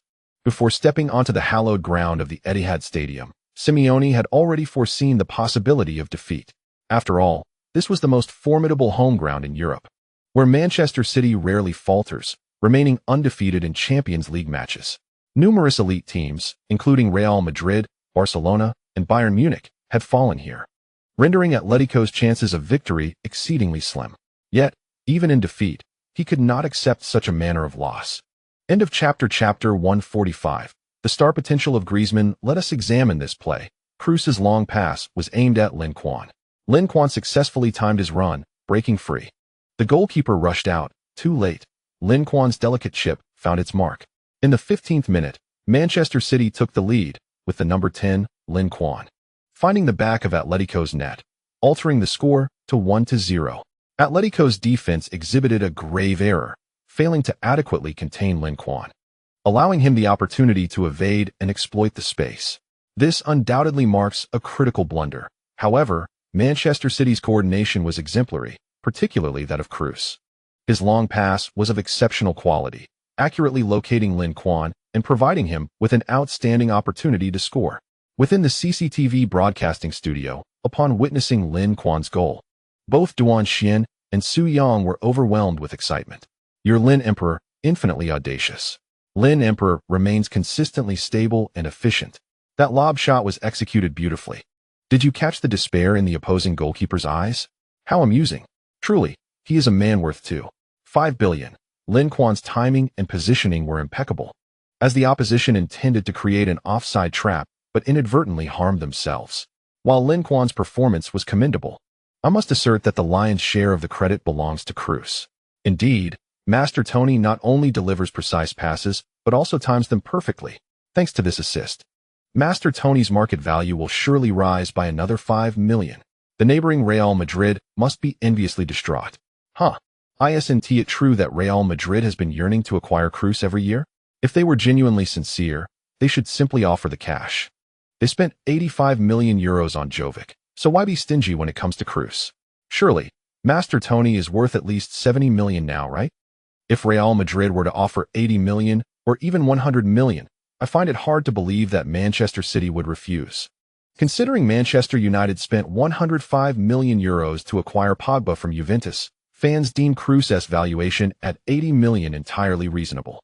However, even if Real Madrid were to propose such a price, unless the player himself fervently requests a transfer to Madrid, Manchester City is unlikely to acquiesce. They are not a club in financial need, and losing Kroos would present a significant challenge in filling the void left by his departure. Beyond discussing individual performances, fans are most engaged in debating the forthcoming dynamics of the match. Against a team like Atletico Madrid, securing an early goal simplifies matters. If they manage to hold the score, the latter stages will become increasingly difficult.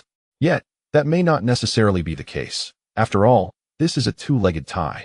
And if Atletico were to lose by just one goal, it would be entirely acceptable. I believe otherwise, considering their own attacking capabilities are somewhat lacking.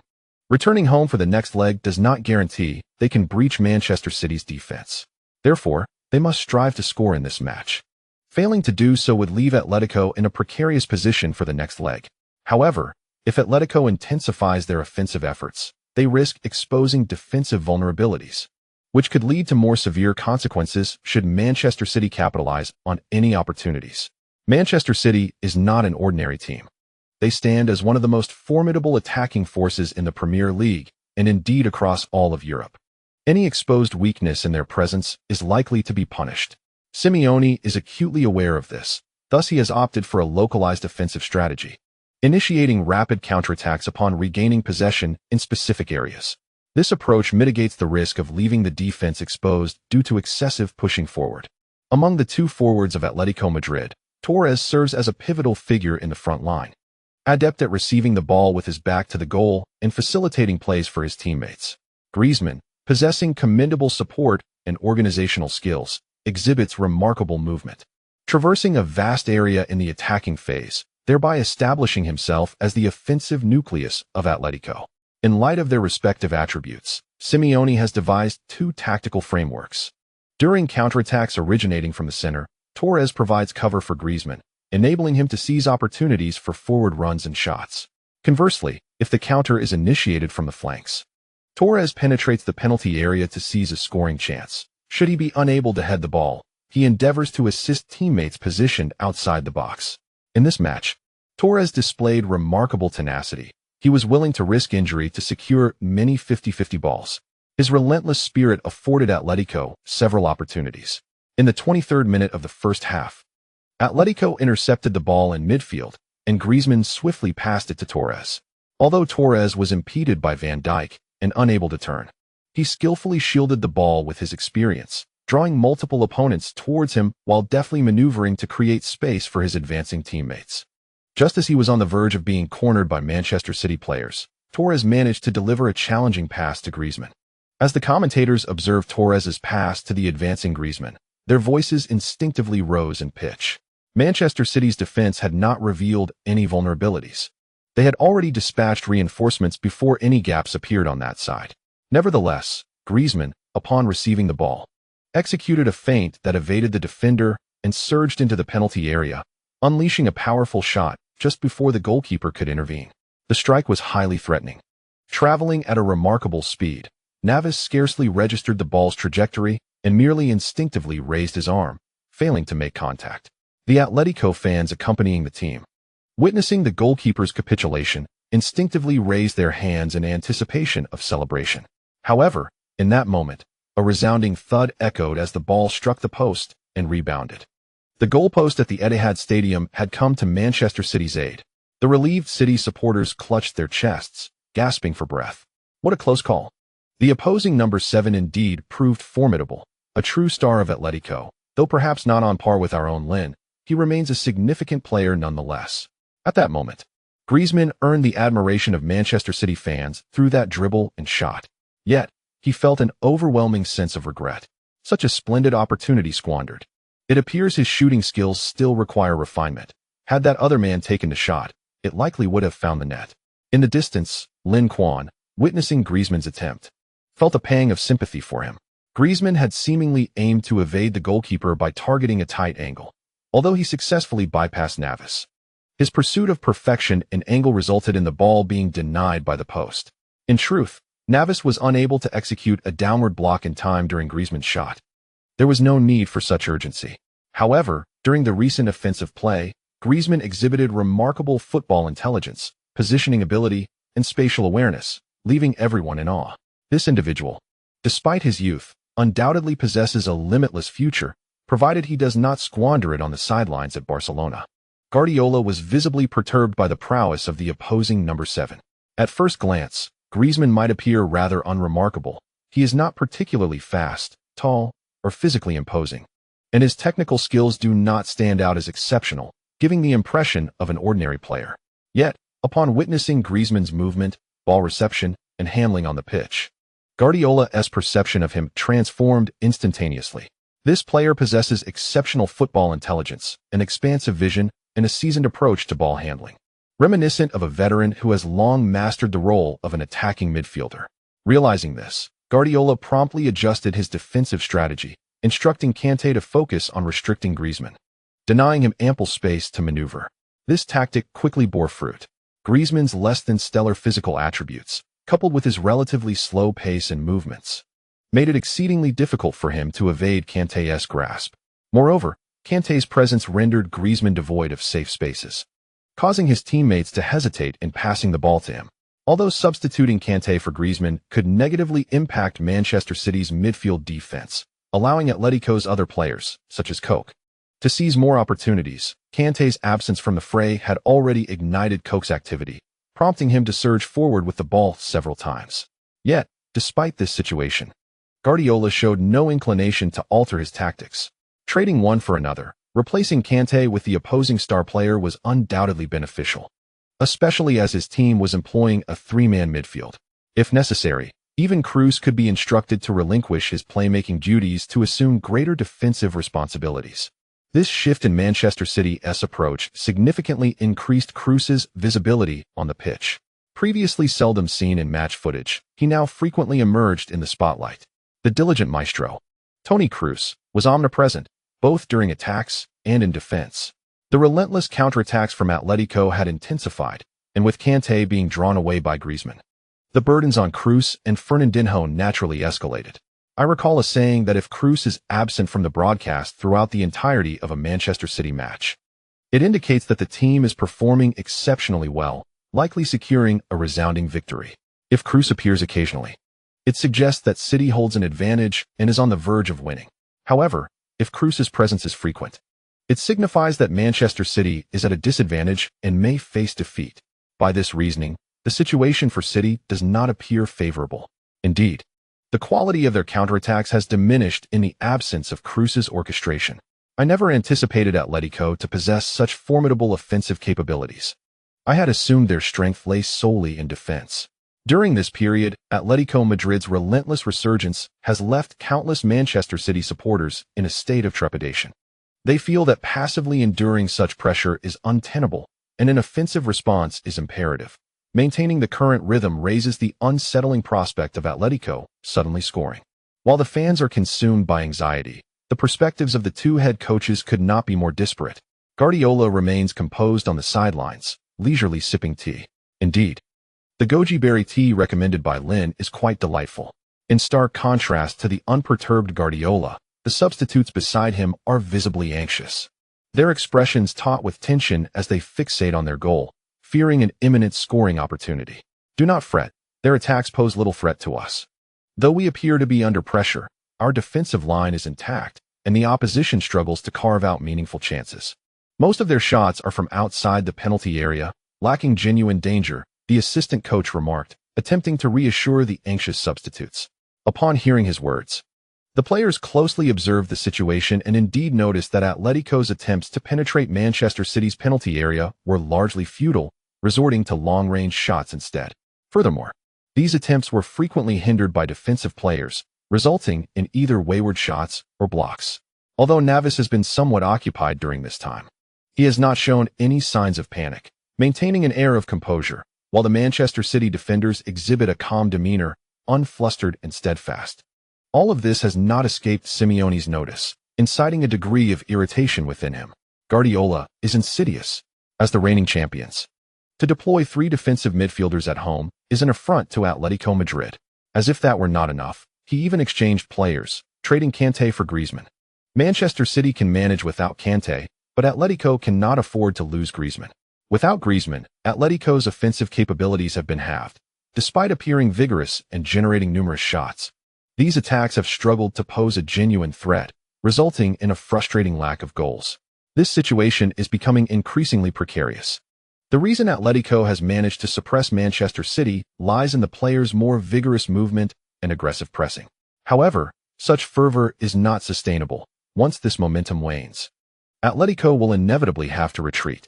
With the first half already past its midpoint, if Atletico retracts, it will be challenging to mount such an offensive again before the halftime break. What concerns him further is that his initial strategy was to employ localized counterattacks, minimizing troop deployment. However, with Griezmann effectively sidelined, Atletico has been compelled to commit more resources to maintain their offensive pressure. At this juncture, serious vulnerabilities have emerged in Atletico's defense as their players have increasingly pushed beyond the halfway line, leaving ample space in the back.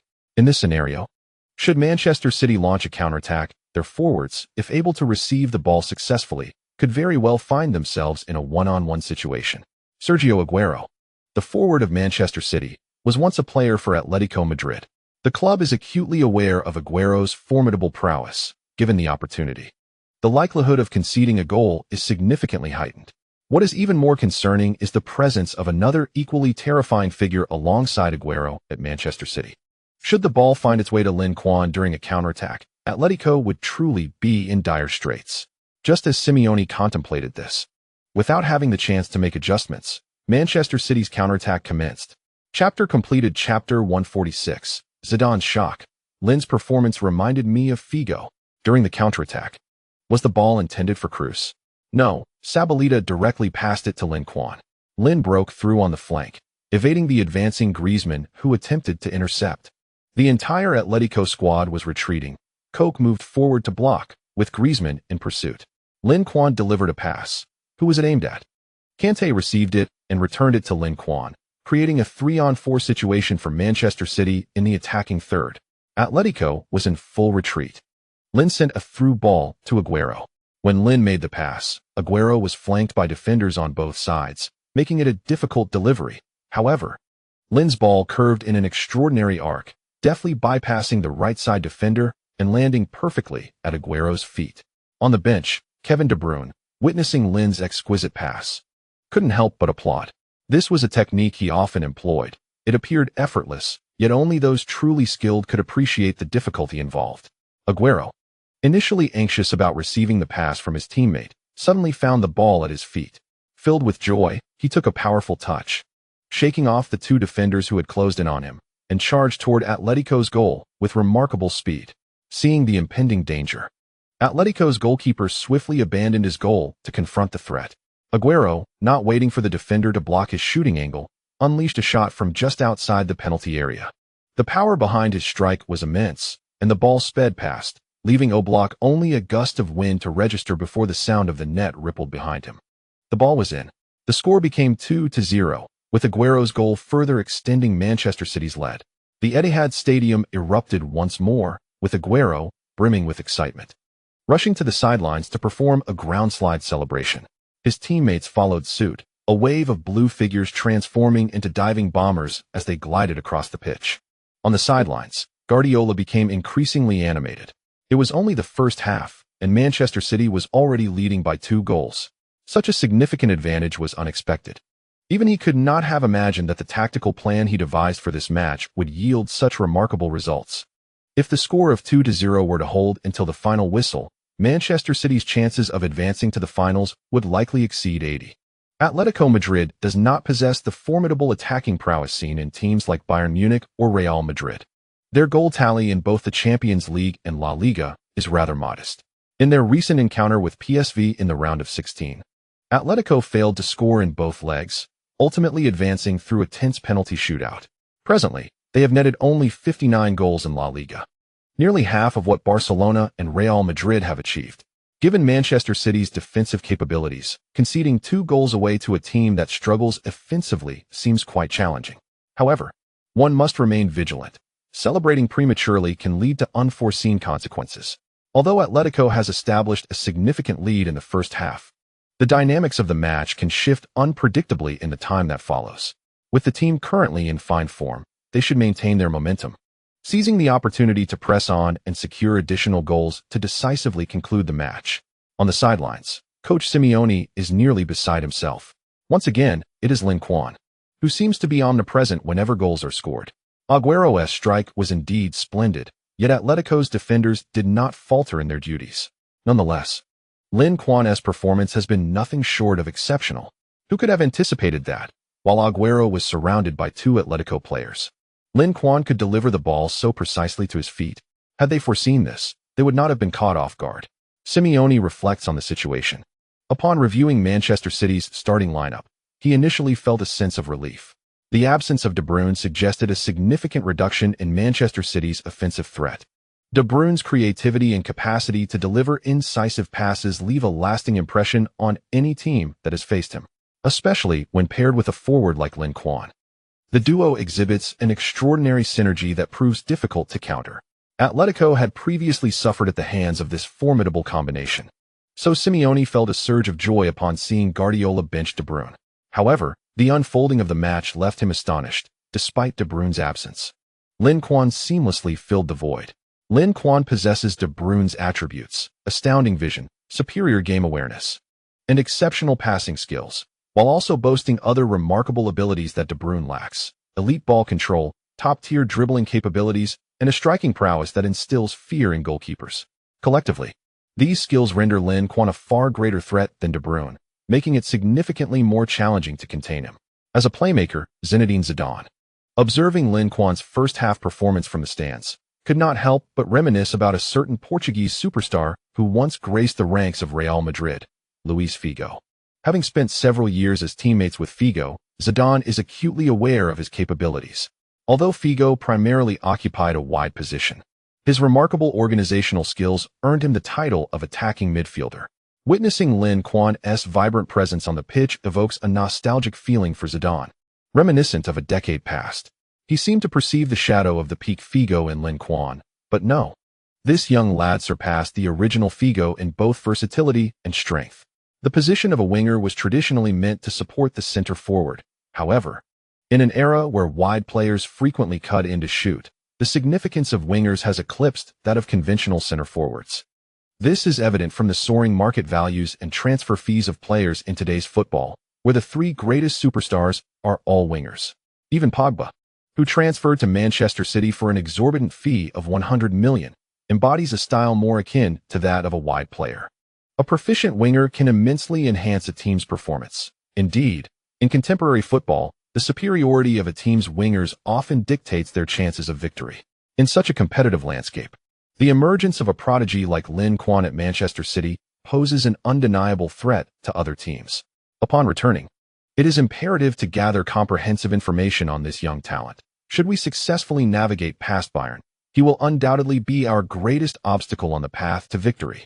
Zidane, with a serious expression, instructed his assistant, recognizing Manchester City as Real Madrid's foremost rival and a former nemesis. The depth of Real Madrid's research on Manchester City cannot be overstated, and as the core of the team, Lin Quan has been scrutinized more extensively and with greater intensity than anyone else. Zidane had believed he possessed a thorough understanding of Lin Quan, yet after watching the match, he realized he had underestimated him.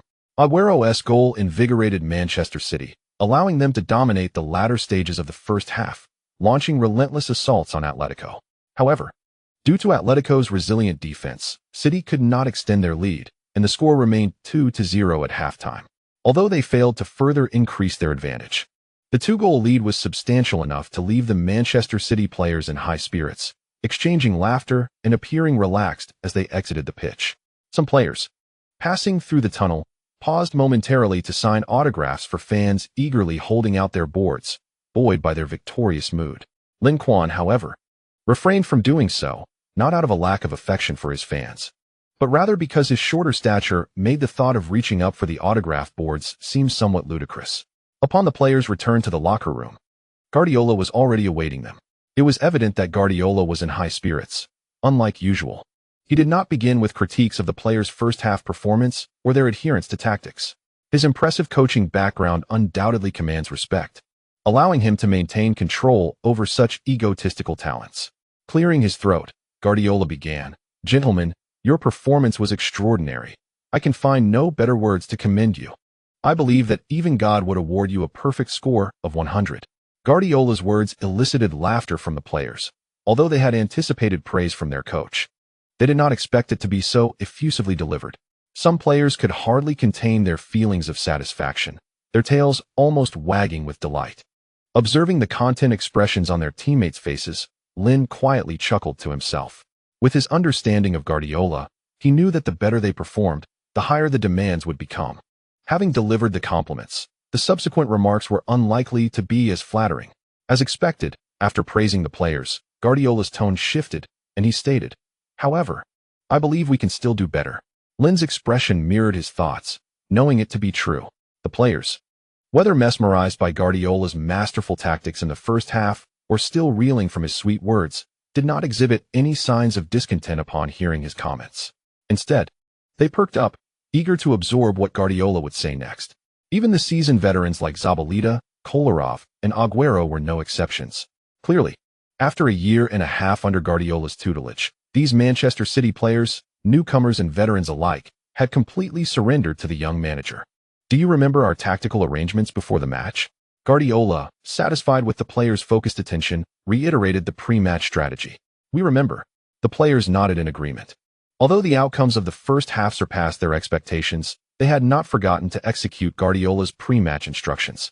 According to the usual script, the match's turning point was anticipated to come after Manchester City's first substitution around the 65th minute of the second half. While the current scenario deviated somewhat from the script, it did not hinder their commitment to the established tactics.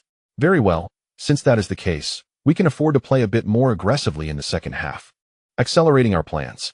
In the away team's locker room, Simeone was also adjusting his tactical approach. Trailing 0-2 was undoubtedly a dire situation for Atletico Madrid. If this were a decisive match, they would certainly make significant adjustments, substituting in forwards to bolster their attacking prowess. However, given that the Champions League knockout stage is a two-legged affair, they would return home for the second leg after this match. Opting for an aggressive strategy at this juncture might lead to futility in attack, ultimately weakening their defense and allowing the opponent to score again, resulting in a strategic blunder. Thus, Simeone found himself in a quandary. Should they launch a full-scale offensive in the second half? An offensive strategy was essential. They could not simply sit back and do nothing. Yet, balancing an attack without compromising the team's defensive capability, thereby leaving no openings for the opponent, posed a significant challenge. In truth, Atletico's defense in the first half had not been poor. The 0-2 scoreline seemed as though they had been overwhelmed by Manchester City. Nevertheless, City's direct attacks were effectively thwarted, and even in the midfield tussle, facing City's three defensive midfielder formation, Atletico had not suffered greatly. Unfortunately, Lin's two moments of brilliance rendered all of Atletico's efforts futile. Especially regarding Manchester City's first goal, Guardiola, that crafty strategist, not only positioned Fernandinho to shield Cruz, but also instructed Cruz to drift back to the fullback position to execute the pass. In such a deep position, with protection ahead, and striking unexpectedly, even the most formidable defense of Atletico Madrid could not thwart this offensive maneuver. Of course, such tactics can only be employed once. After this initial execution, Atletico became vigilant and would not allow Manchester City further opportunities. Yet, with that singular chance, Manchester City found the net. Where is the justice in that? Simeone believed his luck was woeful. Not only had he drawn the strongest team in the semifinals, Manchester City, but his opponents also fortuitously capitalized on their sole opportunity to score, leaving Atletico in a precarious position early in the match. At the moment Manchester City netted their first goal, the situation had already turned dire. Agüero's second goal merely drove another nail into Atletico's coffin. Striving to cast aside these negative emotions and force himself to remain composed, Simeone emphasized to his players the importance of intensifying their movement and pressing. Lacking in skill, they would compensate with sweat. In terms of reputation and individual prowess, they may not rival Manchester City, but their fervent desire for victory, commitment to the match, an indomitable fighting spirit would never falter. Do not despair. Being behind does not equate to the end of the world. We have triumphed over elite teams like Real Madrid and Barcelona before. This time, we too can surmount the mountain that is Manchester City. Go forth, lads, and fiercely trample them on the field. Perhaps the coach's motivational speech had taken effect, or perhaps they were simply unwilling to surrender so early. As Atletico's players emerged from the locker room, they were infused with a renewed fighting spirit. Chapter 147. No tricks. No Guardiola. Simeone had evidently devised a tactical plan for the second half within the locker room. As soon as the second half commenced, Atletico exhibited an unusual fervor, launching a vigorous offensive assault. This intensity momentarily unsettled Manchester City's players. Was this still the same Atletico from the first half? However, Manchester City was not unprepared. Guardiola had anticipated that the opponents might seize the initiative at the start of the half, catching them off guard while their players were still acclimating to the match. Thus, Manchester City remained composed, each player fulfilling their role, maintaining a cohesive defensive line without granting Atletico a single opportunity. 5 minutes later, as Atletico realized they were gaining no advantage and that their players were exhausting themselves in this offensive push, they had no choice but to halt their advance. Observing his team successfully neutralizing the opponent's assault, the Manchester City supporters in the stands erupted in applause for the players. With a 2-goal advantage firmly in hand, the fans felt no urgency. It was undoubtedly the visiting team that should be concerned. If Manchester City could maintain this lead until the final whistle, Atletico would face a daunting challenge in their next match. With Atletico halting their attacks, Manchester City began to seize the offensive. As the second half commenced, Simeone gradually discerned Lin Quan's role within Manchester City's offensive framework. He was a free agent. This individual roamed various positions in the attacking front, occasionally acting as a winger on the flanks, at other times orchestrating play as a central attacking midfielder, and frequently slipping into the shadow of the forward. He would dart to the opposite wing to interchange with another winger, engaging in wall passes. Even during Atletico's counterattacks that threatened Manchester City, he would retreat to participate in defensive duties. In essence, he appeared omnipresent, making it challenging to accurately define his role. The player assigned by Simeone to specifically mark Lin Quan found himself overwhelmed by his elusive movements. Lin Quan adeptly navigated every position in the attacking and even midfield areas, displaying remarkable adaptability. However, his marker struggled. Having never played as a free agent, how could he possibly adjust to so many positions? Moreover, Lin Quan possessed the ability to strike with either foot, while defenders had a distinct favored side, which weakened their performance when they followed Lin Quan to the opposite flank. If anyone could overcome these challenges, there remained one final issue: stamina. Although Lin Quan seemed to cover minimal distance on the pitch, his sudden bursts of acceleration were rapid, and the shift in rhythm proved difficult to counter. Once he initiated his sprint, he would continuously accelerate, forcing defenders to match his pace. This relentless back-and-forth sprinting would exhaust any opponent. Consequently, those tasked with marking him quickly found themselves unable to keep pace. How could this young man possess such remarkable stamina? In the stands, Zidane was the first to notice this phenomenon. Upon observing that Koch, who was assigned to mark Lin Quan, began to struggle shortly after the second half commenced, he was taken aback. Koch was renowned for his endurance in La Liga, having played the entirety of the previous season's encounter between Real Madrid and Atletico, tirelessly contributing both in attack and defense, with his incisive passes and long balls being pivotal to Atletico's victories. Yet, this player, famed for his stamina, was reduced to exhaustion, barely able to last 60 minutes against Lin Quan, resembling a spent dog, nearly collapsing. What could be the explanation? Was Lin Quan simply too swift? Or had Koch's stamina diminished? Not only Zidane recognized this issue, but Simeone also noted Koch's peculiar fatigue. "Coach, Koch seems to be struggling. Should we substitute him?" The assistant coach remarked upon observing Koch's waning energy. Simeone nodded, signaling for Thomas on the bench to begin warming up. Seeing Atletico preparing to make a substitution, Guardiola also called out several players' names, readying them to warm up for the impending changes. De Bruyne, Son Heung-min, you two go warm up. Unlike Atletico Madrid's tactical substitutions, Manchester City intends to make a double substitution, both players being offensive rather than defensive. Observing the players warming up on the sidelines, commentators from various networks expressed their astonishment. It appears that Manchester City aims to further bolster their attack. De Bruyne possesses formidable playmaking abilities, while Son Heung-min's speed poses a significant threat during counterattacks. However, the pressing question arises. Manchester City currently leads the scoreline. Should they not adopt a more conservative approach to secure their victory? In the eyes of the commentators, as long as Manchester City maintains their tactical strategy, the likelihood of winning the match remains high. Yet, should they proceed with substitutions that weaken their defensive capacity by introducing two attacking players, it could potentially backfire. While others typically make substitutions to enhance their offensive capabilities when trailing, Guardiola appears to be intent on strengthening his attack even while in the lead. A rather audacious move indeed. Is Guardiola attempting to achieve everything in one fell swoop? Meanwhile, In another section of the stands, Bayern's coach, Hanks, chuckled upon seeing the two warming up for Manchester City, casting a respectful glance at Guardiola. Regardless of whether Guardiola ultimately achieves his objective, his boldness in continuing to enhance the offense under such circumstances is commendable. Atletico Madrid displayed fierce determination in the first half, yet fatigue may become an issue in the second half. If Guardiola selects the timing of his substitutions wisely, he could exploit Atletico's potential physical crisis to his advantage. Speaking was Bayern's defensive coach, Grande, a veteran who has assisted 3 different managers, having worked alongside Guardiola during his tenure at Bayern. Indeed, there is a possibility. Yet if the timing of the substitutions does not align and Atletico retains their stamina, it could lead to unintended consequences. This match could have proceeded quietly, with Manchester City comfortably securing a victory and a 2-goal margin. However, Guardiola's potential decisions may disrupt the balance of the match, leading to significant changes in the dynamics of the second half. This has heightened anticipation for the unfolding events. As the second half reached the 67th minute, Atletico Madrid made the first substitution. The fatigued coach was replaced by the young talent Thomas Partey, born in 1993.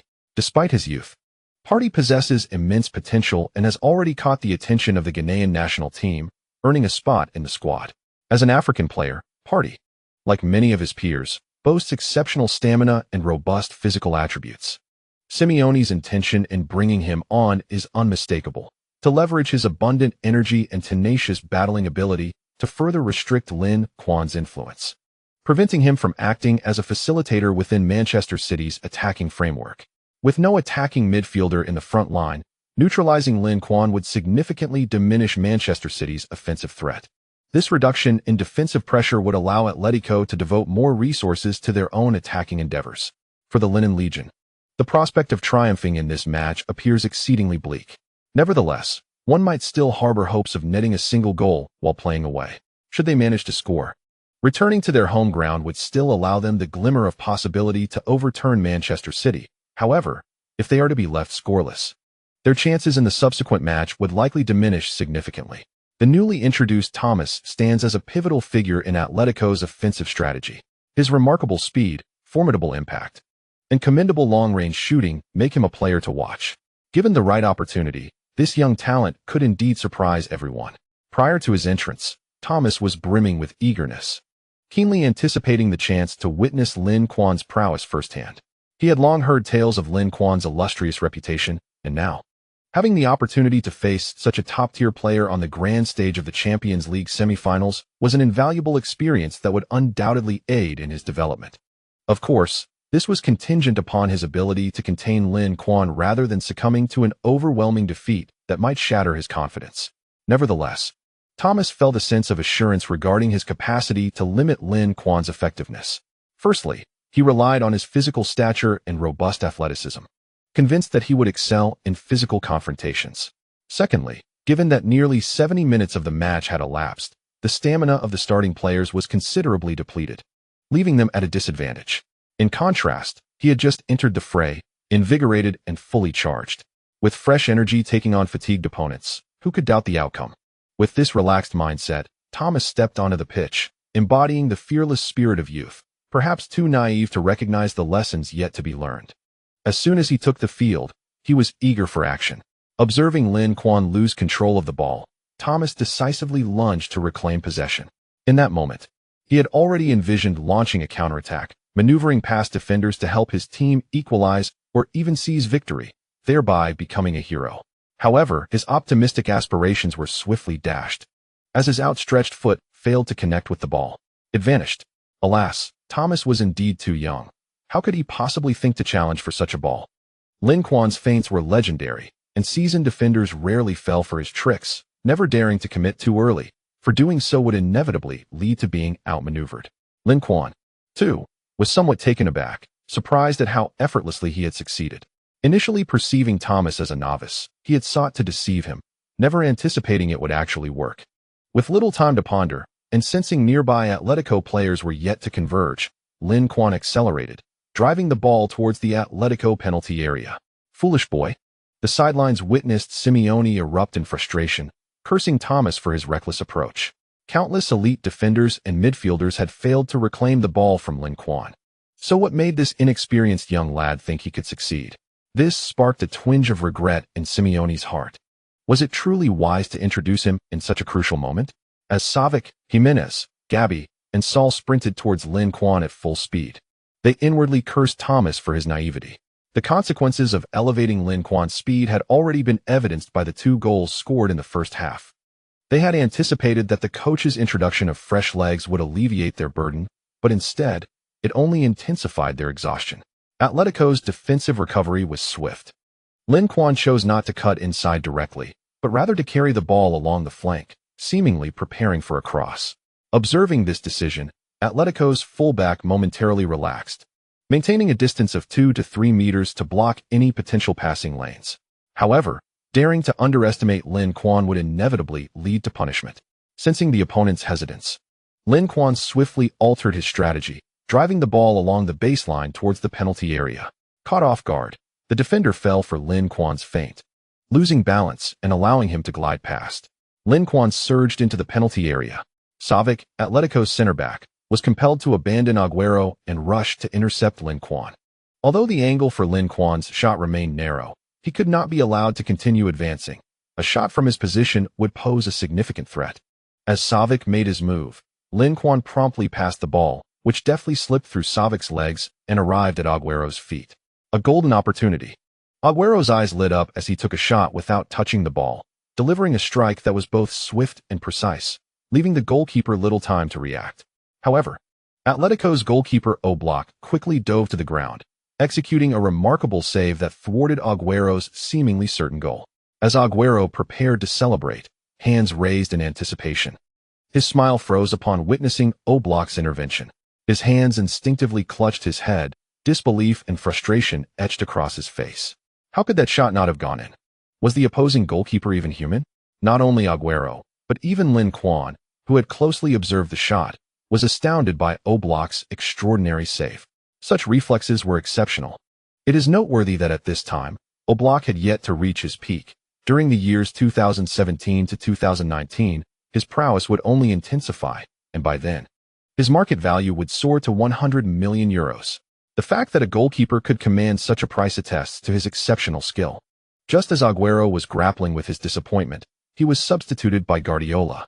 On the sidelines, the 4th official raised the board, signaling Manchester City's substitutions. De Bruyne entered for Agüero, and Son Heung-min replaced David Silva. Upon realizing he was being substituted, Agüero felt a wave of surprise, particularly when he saw De Bruyne stepping onto the field in his place. The astonishment felt by the fans in the stadium and those watching from their screens, including the commentators narrating the match, was no less than that of Agüero. What on earth is Guardiola attempting? If the substitution of Son Heung-min for David Silva could be deemed a tactical switch, then what should we make of the introduction of De Bruyne for Agüero? Is Guardiola truly contemplating deploying De Bruyne as a striker? Surely not. Chapter conclusion. Chapter 148. Saul's moment of inspiration. Manchester City's frenzied tactics, even before Atletico Madrid made their substitutions, the attention of the crowd had shifted to Manchester City. The 2 players who had been warming up were now fully equipped and awaiting the 4th official's signal to enter the fray. It appeared that Manchester City was poised to make a change as well. De Bruyne and Son Heung-min were ready, donning their kits, merely waiting for the cue from the sidelines. Initially, Guardiola had yet to determine which player would be replaced by De Bruyne before Agüero's ill-fated shot. Witnessing Agüero squander such an advantageous opportunity, Guardiola thought to himself, if luck is not on your side, then it's time for you to rest. In truth, Guardiola had intended to substitute Fernandinho, aiming to bolster Kroos's protection. However, as the second half progressed, the opposition's energy levels began to wane, significantly reducing their capacity to disrupt Kroos's play, thereby rendering Fernandinho's continued presence on the pitch less meaningful. Yet, Guardiola hesitated, recognizing the lingering vigor within Atletico's ranks. Their players had not yet succumbed to widespread cramping.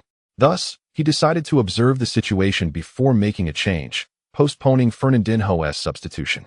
As for Agüero, his contribution to the team's forthcoming tactics was minimal. Keeping him on the field seemed futile.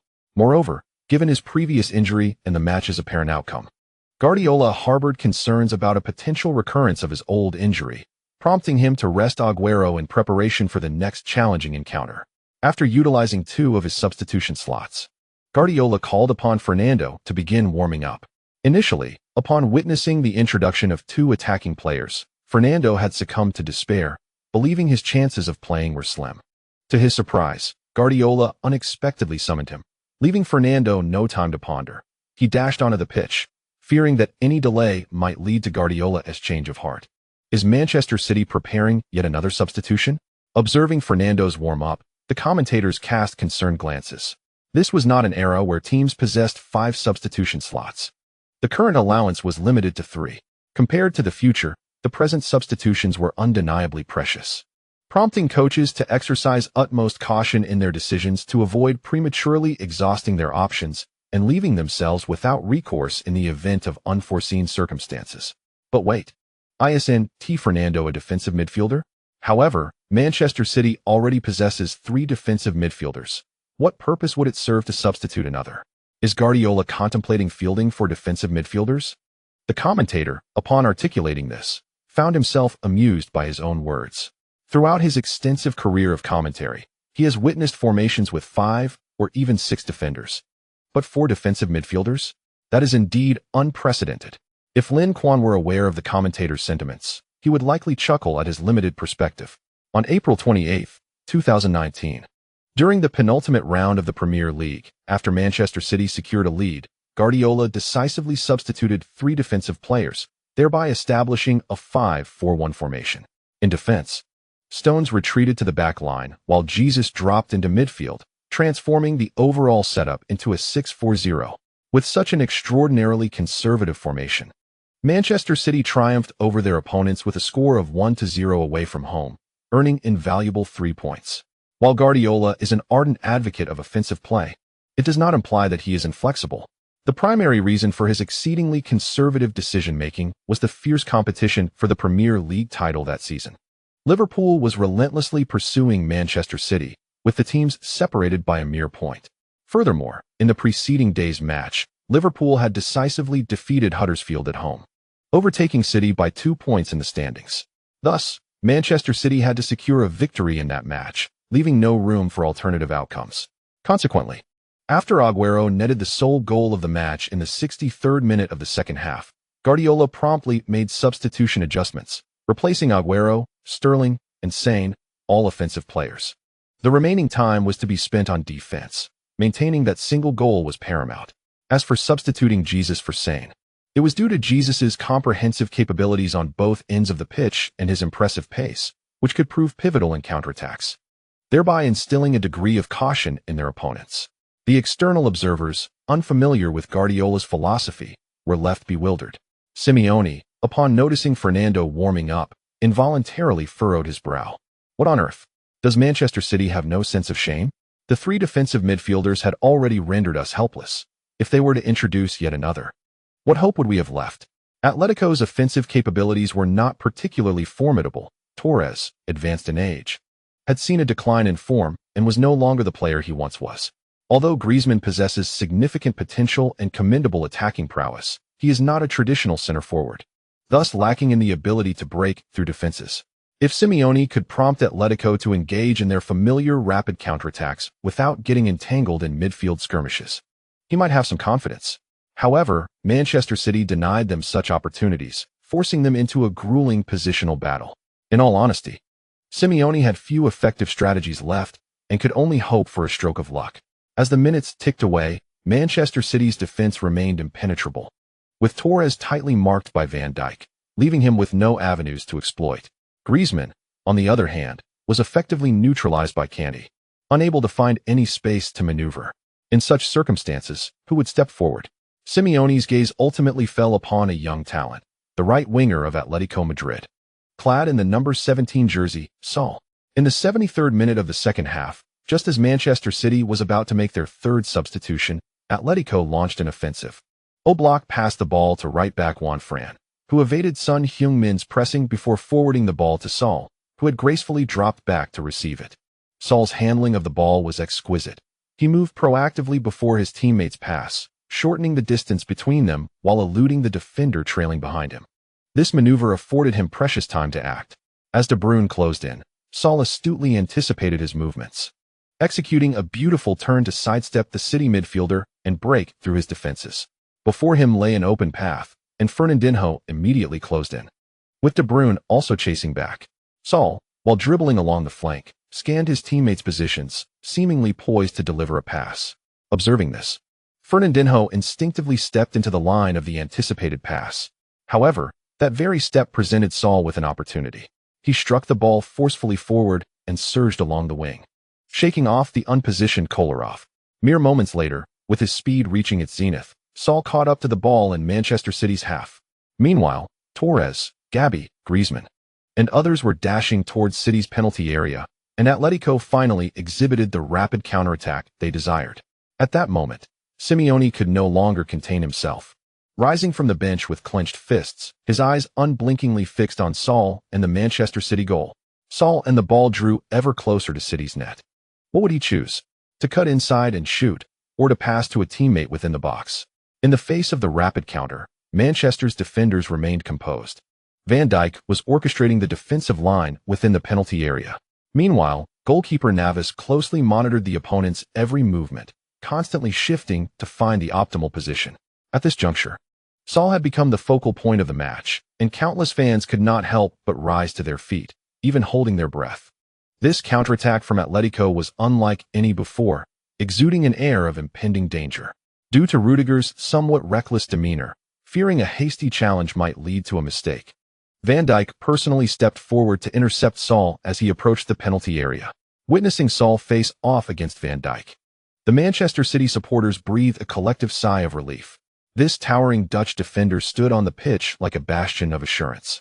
His mere presence instilled a sense of security. Conversely, Atletico's fans could not suppress their anxiety. This City defender appeared formidable, with an exceedingly high success rate in one-on-one situations, leaving opposing forwards seldom able to gain an advantage against him. Saul was acutely aware of his opponent's prowess. Wisely, he refrained from confronting Van Dijk in a one-on-one duel and did not attempt to bypass him. Instead, he adeptly leveraged Van Dijk's forward momentum to execute a lateral flick of the ball, seizing the moment before the defender could regain his balance. With precision, he unleashed a long-range shot from outside the penalty area. The timing of this strike was impeccable, as Navas was recalibrating his positioning. His view was momentarily obstructed by the towering figure of Van Dijk. Just as he adjusted, the ball was already hurtling toward him. He lunged to make the save, but was a fraction too late, witnessing the ball soar into the net. Upon confirming the goal, Saul exuberantly dashed towards the sidelines, while his Atletico teammates, more animated than he, surged forward like a pack of ravenous wolves, tumbling him to the ground in a frenzy of celebration. On the sidelines, Simeone waved his arms in excitement, his joy palpable. Saul had achieved a remarkable feat. This young talent, only 21 years of age, had managed to breach Manchester City's defenses at the Etihad Stadium. This goal was pivotal, not only narrowing the gap between the two teams, but also providing Atletico with a precious away goal, casting a newfound light on their previously dim prospects of advancement. Here, I must commend Saul. Though not yet a household name, he should not be underestimated. Every decision he made during that offensive sequence was indeed the optimal one, and even Lin Quan would likely not have performed better. Indeed, I believe that after witnessing his performance in this match, Del Bosque should seriously contemplate inviting this young prodigy to join the Spanish national team. Saul's goal ignited a fervor among commentators in various broadcasting booths. A lopsided match is seldom as captivating as one filled with suspense and drama. Moreover, Manchester City's overwhelming strength led many to empathize with and support Atletico from the standpoint of the underdog. Thus, the commentators' reaction to Saul's goal was markedly more pronounced than to previous events in the match. At this moment, Spain's coach Del Bosque was seated in the stands, having begun to make frequent appearances at various stadiums as the European Championship approached, closely observing the form of key players in the national squad. Naturally, Lin Quan, as a core member of the national team, was a focal point of his scrutiny. Additionally, with several national team players within Atletico, Del Bosque was keen not to miss such an encounter. Upon witnessing Saul's recent goal, Del Bosque's interest was piqued. The young talent's performance was commendable. It seemed prudent to offer him an opportunity to trial with the national team. Spain has long been renowned for its formidable midfield. Yet with the departures of stalwarts like Xavi and Xabi Alonso, the strength of Spain's midfield has been in steady decline.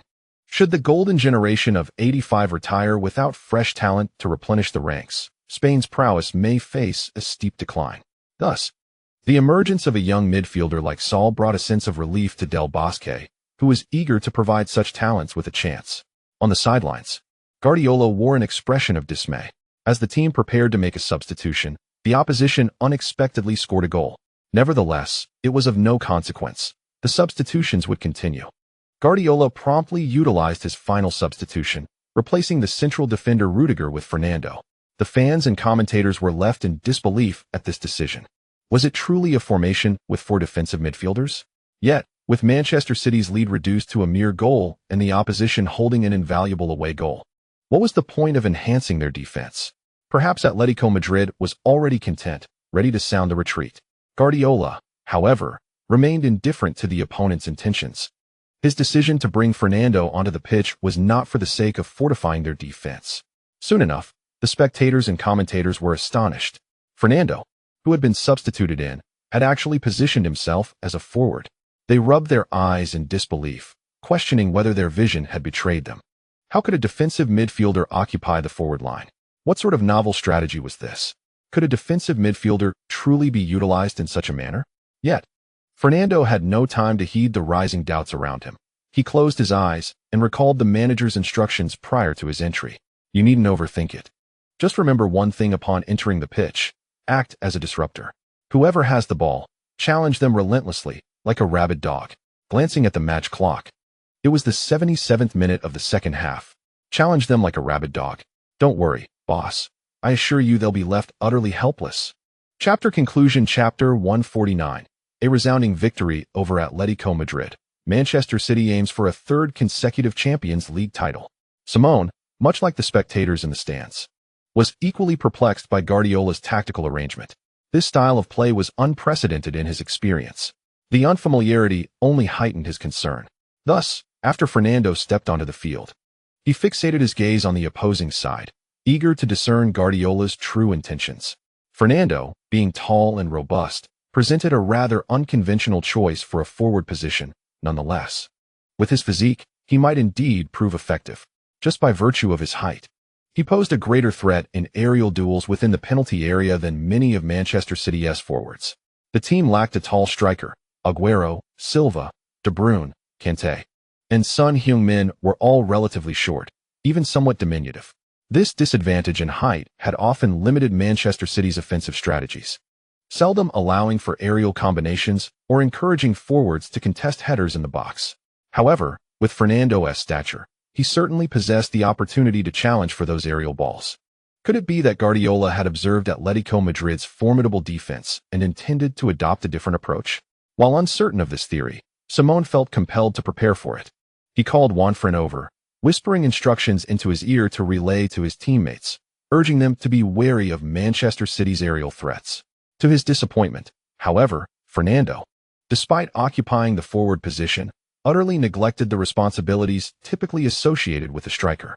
Conversely, he continues to fulfill his role as a defensive midfielder, engaging in extensive sweeping and intercepting. The only distinction lies in his apparent misjudgment of the area in which to operate. Fernando did not unleash his prowess within Manchester City's half. Instead, he ran rampant in Atletico Madrid's territory. Whomever possessed the ball for Atletico became his target, irrespective of the likelihood of success, resembling a frenzied hound chasing the ball indiscriminately. Under normal circumstances, Atletico's players could have exploited continuous passing to tire him out, akin to walking a dog to exhaustion. However, as the match approached its 80th minute, their stamina had reached a critical threshold after a relentless battle. Moreover, Fernando was not alone in his pursuit. As he relentlessly pressured the adversary, his Manchester City teammates joined in the fray. Unbeknownst to them, Atletico found themselves confined within their own half.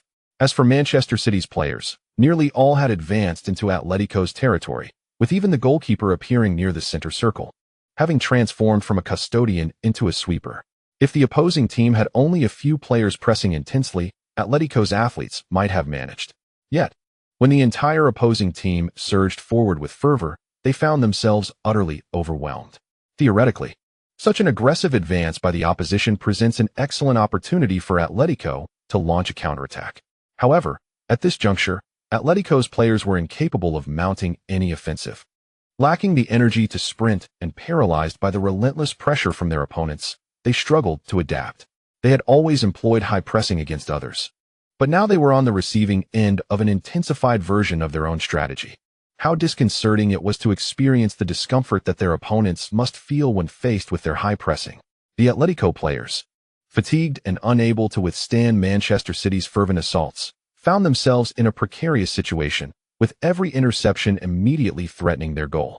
In an instant, the area in front of Atletico's goal became a tempest of danger, with Oblak executing several remarkable saves in succession. Nonetheless, the peril persisted and intensified rather than dissipated.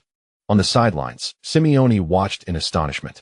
He felt as though Guardiola had borrowed his tactics, employing precisely the strategies in which he excelled. To have such tactics wielded against him was one matter, but to see them upgraded into an even more frenzied and terrifying approach was another. Guardiola proved to be as formidable as ever. Although the substitutions made by Guardiola eluded our understanding, Manchester City appeared to hold complete dominion on the pitch, with Atletico's goal under constant threat of breach. As the match entered the 85th minute, Atletico's goalkeeper Oblak had become the busiest player on the field, despite his outstanding form. Making remarkable saves against wave after wave of Manchester City's assaults, the inevitable could not be avoided. In the 85th minute, Son Heung-min delivered a cross from the flank, and Atletico's defenders managed to make contact with the first ball in the penalty area, clearing it away. Regrettably, the outer players were all from Manchester City, and the ball fell to Kroos's feet. Kroos glanced at the goal and unleashed a powerful long-range shot. Oblak once again delivered a miraculous save, using one hand to deflect the ball onto the crossbar. The bewildered Atletico defenders rushed forward to embrace their goalkeeper, showering him with praise for his spectacular intervention that averted disaster. However, Manchester City's offensive onslaught was far from over. Lin Quan personally took the corner kick.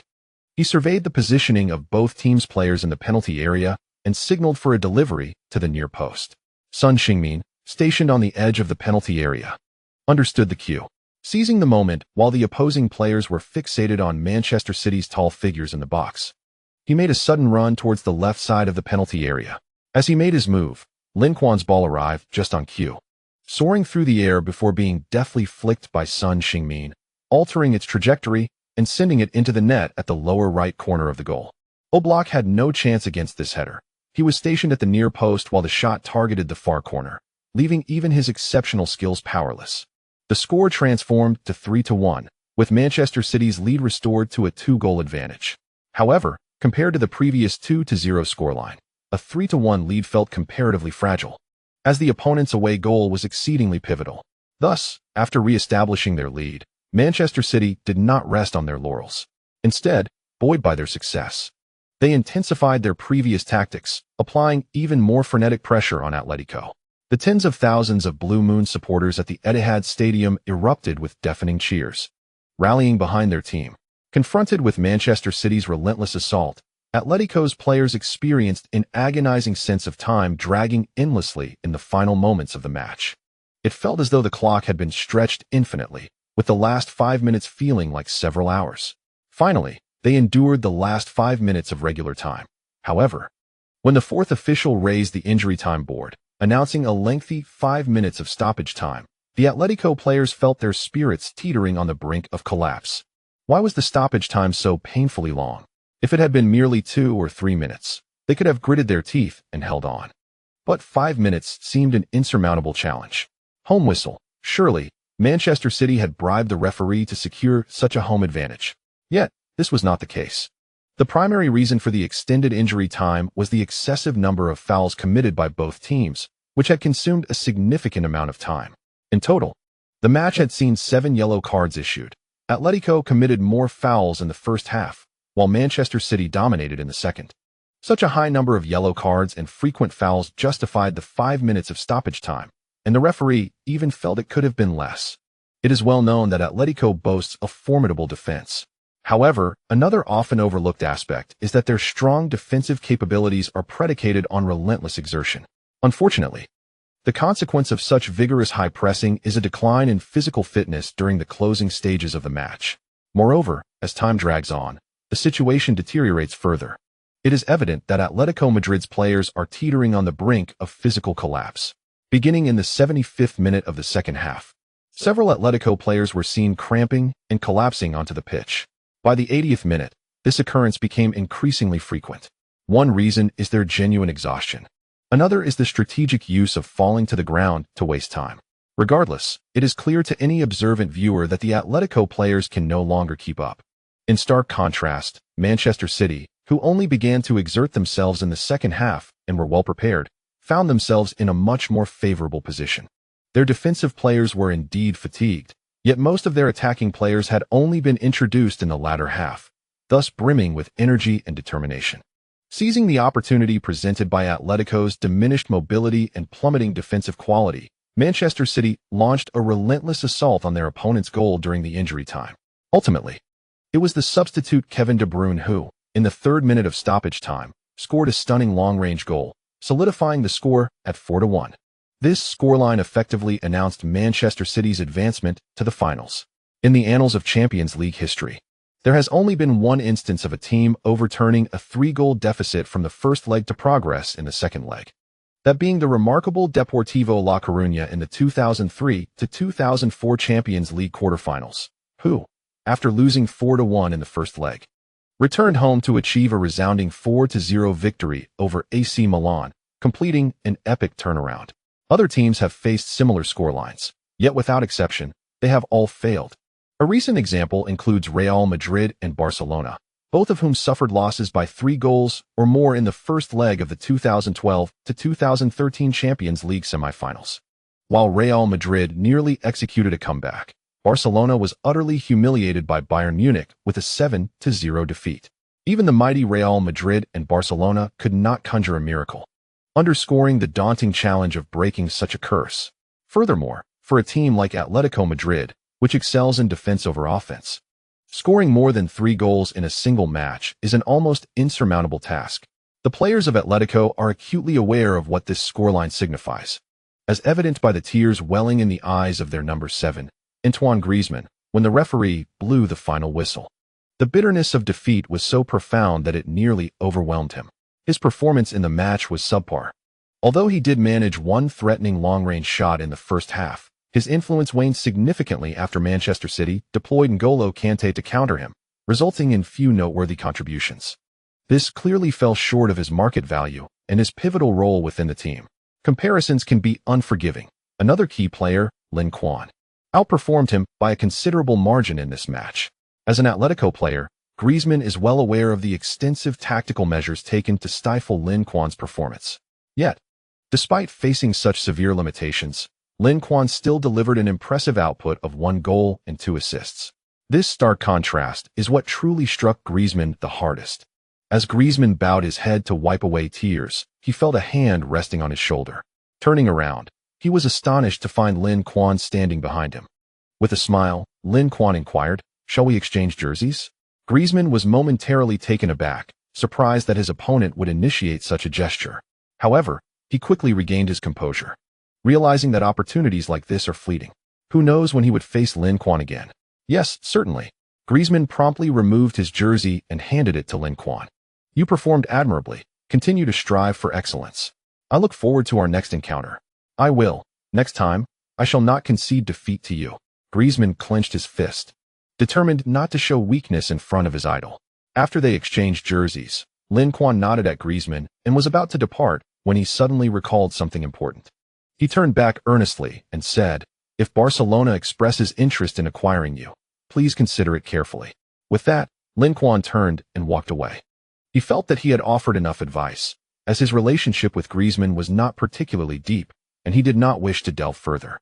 Lin Quan believed that Griezmann was astute enough to understand that his role on the field overlapped with that of players like Messi. In such circumstances, joining Barcelona impulsively would not bode well for him. After all, as long as Messi does not retire or leave Barcelona, it would be exceedingly difficult for anyone to usurp his tactical position. Consequently, Griezmann would only have to sacrifice his own prospects. Following Manchester City's resounding victory over Atletico Madrid, media outlets eagerly reported the news, while fans passionately debated the match on forums and social media. I anticipated Manchester City would win, but I never expected such a scoreline. Indeed, they were up against Atletico, the team renowned for its formidable defense in La Liga and across the top 5 leagues. Bayern failed to score against them. Yet Manchester City managed to net 4 goals. What manner of players are they? If we consider the first 75 minutes, it was manageable. But as the match drew to a close, City seized upon Atletico's dwindling stamina and delivered a decisive blow, effectively knocking them out. Guardiola certainly holds grudges. The last time he led Bayern, Atletico shut them out. This time, not only did he achieve revenge, but he also inflicted a severe defeat on Atletico. In the final 10 minutes, Manchester City seemed to dominate Atletico, rubbing their faces into the ground. That spectacle was unrelentingly brutal, and I felt sympathy for Atletico. Poor Griezmann was left in tears after being overwhelmed by Manchester City. My heart aches for him. This scoreline spells trouble for Atletico in their upcoming match. With the 4-1 result, public sentiment toward Atletico soured considerably. Some optimistic Manchester City fans even began to celebrate prematurely, declaring, "Haha, I announced that the semi-finals are concluded." Manchester City is poised to claim their 3rd consecutive Champions League title. End of chapter. Chapter 150. Mansour personally visits to offer a staggering salary to renew Lin Quan's contract. While the boastful remarks of Manchester City fans might irk some, few dared to directly counter their claims. Ultimately, the formidable defense that Atletico Madrid takes pride in was utterly dismantled before Manchester City. In the upcoming match, if they manage to avoid defeat, it will be deemed a triumph, let alone achieving a turnaround. Manchester City is poised to reach the UEFA Champions League final for the 3rd consecutive year, with a significant chance of securing a three-peat. Indeed, the prospect is astonishing, prior to Manchester City's potential title defense. No elite club in football history had successfully defended their title for many years. Not even the peak Barcelona era could accomplish such a feat. Yet Manchester City has not only achieved it, but also stands on the brink of a historic three-peat. 3 years ago, who would have dared to believe such a transformation? Back then, Manchester City was merely a feeble contender in European competitions, unable to advance past the group stage. Who could have foreseen their meteoric rise? Not only qualifying, but also clinching the championship? This remarkable turnaround is attributable to that remarkable man. Without his arrival, how could Manchester City have aspired to grasp the coveted Champions League trophy? Thus, I urge the higher-ups at Manchester City, what are you waiting for? Expedite the contract renewal with the Emperor Lin. Indeed, employing any means necessary, whether emotional appeals, familial bonds, or even charm. Let it be known that we all yearn to witness Lin spend his twilight years at Manchester City. With only 2 years remaining on Lin's contract, it may seem a secure time frame for most players. However, for a superstar of Lin's caliber, a mere 2 years is a precarious signal. Though Lin has refrained from entertaining offers from other clubs in recent seasons, it does not guarantee his continued loyalty. The absence of a contract renewal inherently signals a potential departure. Other illustrious clubs, having sensed this signal, will undoubtedly take action. Therefore, for Manchester City, expediting the renewal process with Lin has become imperative. What is the update? What does Lin's agent have to say? In the Manchester City chairman's office, Fahim is attentively listening to his assistant's report. Lin's agent has conveyed a reluctance to discuss contract renewal at this time. Is that his sentiment or Lin's? Upon hearing this response, Fahim could not help but furrow his brow. Lin is of paramount importance to Manchester City, so crucial that the club cannot afford to lose him. Yet, the renewal negotiations have been far from smooth. The contract proposal made last summer was politely declined. During the winter break, Fahim intended to revisit discussions with Lin and his agent, but they expressed a desire to concentrate solely on the matches, preferring not to engage in such matters mid-season. Given the absence of a winter break in the Premier League and the burden of the festive fixtures, the club refrained from imposing further stress on the players. Thus, the renewal discussions were put on hold. However, as the season gradually approaches its conclusion, the summer transfer window looms ever closer, with time running short on Lin's contract. Failing to secure a renewal could lead to Manchester City being inundated with offers from other clubs once the transfer window opens. Manchester City is undoubtedly reluctant to part ways with Lin Quan. However, the player's own sentiments must be ascertained. Do they wish to retain him? It is imperative for the club to clarify this matter, as failing to do so could result in a regrettable outcome, leaving them with neither player nor profit.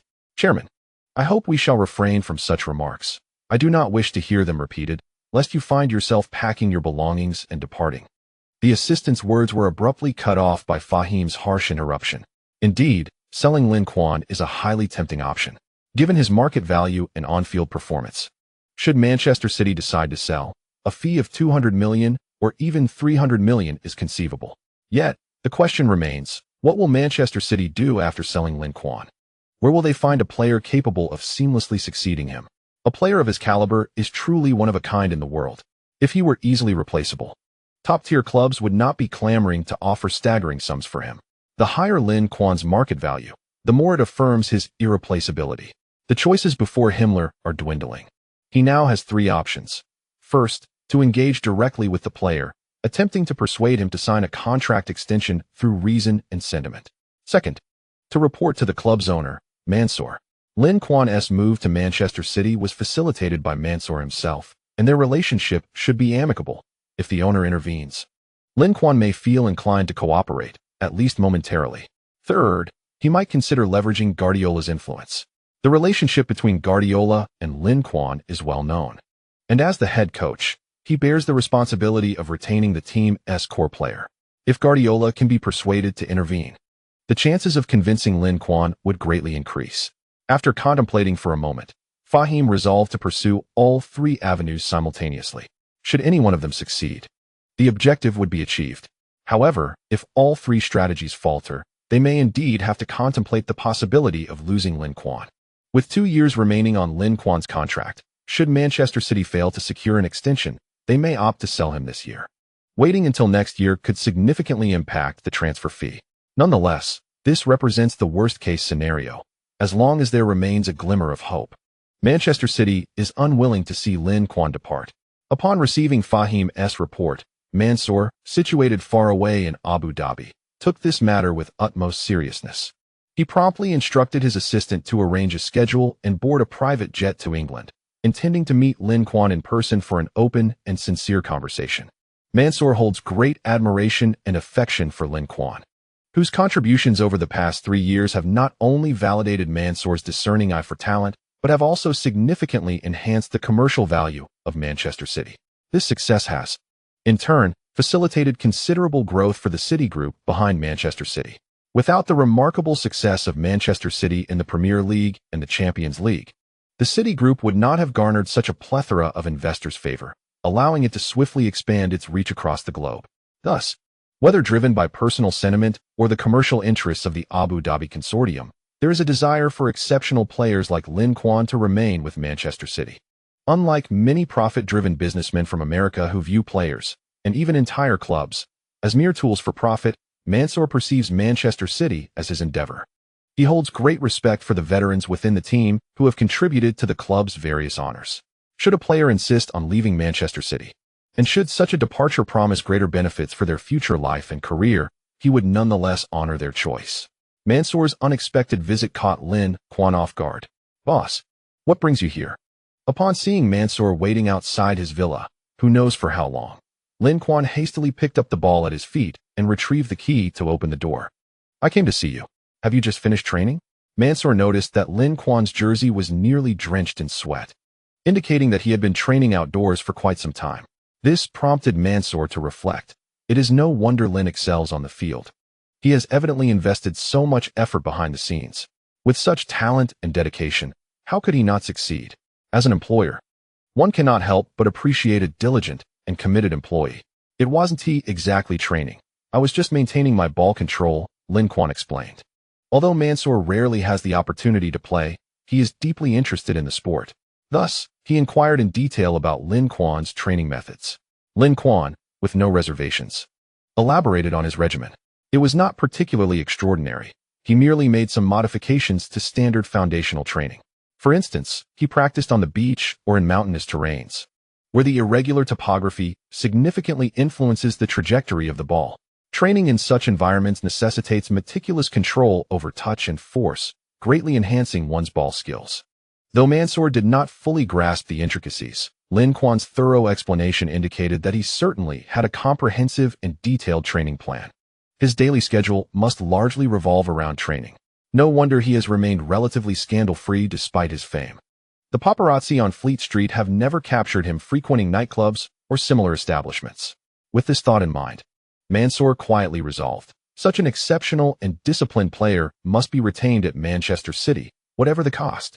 Upon entering the room, Mansour wasted no time and directly addressed Lin. I am here primarily to discuss the matter of your contract renewal. I wonder what your thoughts are on this issue. Lin Quan, upon seeing Mansour, instantly grasped the intent behind the visit. Boss, I haven't given this much thought yet. With 2 years remaining on my contract, I believe there's no need to rush. Mansour smiled, recognizing that the young man was merely deflecting. 2 years was a precarious time frame. The club could not afford delays, and the contract renewal needed to be resolved swiftly. Typically, Lin Quan refrained from involving himself in club matters and seldom attended matches at the Etihad Stadium. However, this did not imply a lack of interest in the team. Like the vast majority of Manchester City fans, he was acutely aware that under the leadership of figures like himself and Guardiola, the team had ascended to the pinnacle of European football, dominating the Premier League and establishing a new dynasty. Throughout this journey, Lin Quan had been an indispensable asset to Manchester City. The team could not thrive without him, just as Barcelona could not flourish without Messi. He hoped that Lin and his teammates' names would be etched into the annals of Manchester City's history, their statues standing proudly at the entrance of the stadium. Moreover, their deeds would be recounted by fans for generations to come, forever remembered. I wish for you to become the king of Manchester City, and to remain its one and only king. Lin Quan gazed at Mansour in astonishment. Truly, he was a graduate of a prestigious American university and a man worthy of his chieftainship, possessing remarkable eloquence. Lin reflected that Mansour had indeed treated him exceptionally well. Setting aside the dismal climate, unpalatable cuisine, and the monotony of being with the same team for an extended period, he found Manchester City to be quite agreeable. Noticing that Lin seemed moved by his words, Mansour decided to intensify his appeal. He signaled to his assistant to present the new contract prepared for Lin. Compared to last year's agreement, this contract, personally approved by Mansour, offered substantial enhancements in various aspects. You may consider it seriously, and even discuss it with your father before deciding your future. Mansour refrained from elaborating further, understanding that excessive pressure could backfire. His purpose for being there had been accomplished, to convey the club's seriousness and dedication through the new contract, appealing to reason and emotion while ensuring sufficient incentives. If these gestures failed to persuade Lin Quan, then there was little else he could do. As Mansour departed, he took care to inform Fahim as well. Before the opening of the summer transfer window, Manchester City would refrain from troubling Lin about the contract renewal. The big boss was quite amiable and easy to engage with. Guardiola seemed to hold Mansour in high regard. A proprietor who could cater to various demands without excessively meddling in team affairs was a rarity in the football world. The owner of Chelsea served as a contrasting example. Mansour rarely visited the stadium and almost never entered the team's locker room. These measures are all aimed at preventing distractions that might undermine the head coach's authority within the team and cause unnecessary disturbances to his work. According to Fahim, Mansour watches nearly every Manchester City match, including the League Cup and the FA Cup, making him a true devotee of the club. Even Guardiola, the esteemed coach, feels somewhat overshadowed by such dedication. There are matches in the League Cup that Guardiola himself does not attend, often leaving them to his assistant coaches. Indeed, he is a commendable owner, quite generous in his support. Lin Quan handed the contract left by Mansour to Guardiola, who opened it with a puzzled expression, his eyes widening in astonishment. An annual salary of 40 million? Are you certain they're isn't an extra zero? It's worth noting that Guardiola's current salary is merely 10 million. If Lin Quan were to sign this contract, it would mean Mansour's wages would surpass Guardiola's by a staggering fourfold. Is 40 million excessive? If I were to mention that next year Barcelona plans to renew Messi's contract at a similar figure, would you still find it extravagant? Chapter concluded. Chapter 151. Arrival in Madrid. The warm welcome from Real Madrid. What? Barcelona intends to renew Messi's contract with a 40 million salary? Is this not absurd? Upon hearing Lin Quan's words, Guardiola leapt from the sofa in shock. What is Laporta thinking? A 40 million renewal for Messi would surely destabilize Barcelona's salary structure. The salaries discussed by the two are post-tax, under Spain's tax regulations. A 40 million net salary implies that Barcelona would need to allocate a staggering 70 million annually just for Messi's wages. What does this signify? Last year, Barcelona's total salary expenditure was merely 339 million, meaning Messi alone accounts for over 20% of the entire team's salary. Such an arrangement would undoubtedly lead to a financial crisis for Barcelona. Unlike Manchester City, which is buoyed by Middle Eastern financial backing, Barcelona relies solely on membership fees, sponsorships, broadcasting revenues, and ticket sales for income. The financial capabilities of the two clubs are not even remotely comparable, even with the current European financial fair play regulations. Manchester City's funding remains beyond Barcelona's reach. Therefore, offering Lin Quan the highest salary in the world is sustainable for Manchester City. Yet if Barcelona were to impose such a high salary on Messi, it would ultimately lead to their downfall. Given Messi's contributions to Barcelona, such a salary seems justifiable to me, and I do not find it excessive. Lin Quan has no qualms about it. Messi deserves such remuneration. With Neymar's departure and Xavi's decline, Barcelona is now heavily reliant on Messi alone. However, unlike ordinary teams, Barcelona has a wealth of veteran players, many of whom are products of their own youth academy. This situation complicates matters, as these players occupy roster spots that cannot be easily vacated, necessitating continued salary increases for them. Following Messi's salary increase, players such as Xavi, Busquets, and Piqué are certain to demand higher wages as well. Consequently, the overall salary expenditure will soar. Moreover, since Neymar's departure, the entire FC Barcelona community, from the president to the ordinary fans, has felt a profound sense of insecurity. Neymar was envisioned as the cornerstone of the club for the next decade, a pivotal figure in their rebuilding efforts. However, the loss of such a crucial player has thrown the club into disarray, shattering their plans. This urgency has compelled them to seek a superstar in the transfer market who could potentially shoulder the weight of Barcelona's aspirations for the next 10 years. Currently, Barcelona's anxious disposition is well known, and coupled with the 200 million buyout clause paid by Paris Saint-Germain, the club has become a target for exploitation in the transfer market. Akin to a wealthy but naive benefactor, any player from a club that catches Barcelona's eye is likely to be priced exorbitantly. Thus, the funds at Barcelona's disposal may not withstand excessive squandering. Lin Quan predicts that this summer, following the lifting of FIFA's transfer ban, Barcelona will swiftly deplete their finances, potentially resorting to loans and accumulating substantial debt. Upon hearing Lin Quan's remarks, Guardiola sighed, recognizing the helplessness of Barcelona's current predicament. The club faces two formidable challenges: reconstruction and clearing out the old guard. Reconstruction necessitates financial investment in new talent, and it is imperative that the right players are acquired. Clearing out involves gradually transitioning from veteran players to younger ones, providing them with more opportunities to replace their older counterparts while liberating the salary cap occupied by these veterans. This is no simple task. Many of the players from Barcelona's illustrious sextuple-winning era still reside within the squad. These veterans, celebrated for their past contributions and holding significant stature, are not easily dismissed unless they choose to depart voluntarily.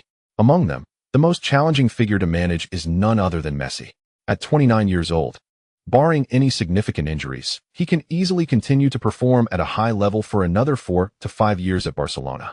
For the club, Messi is the most influential player, generating immeasurable commercial revenue.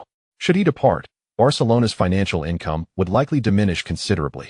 However, for the long-term development of the club, it is crucial to establish a successor to Messi expeditiously.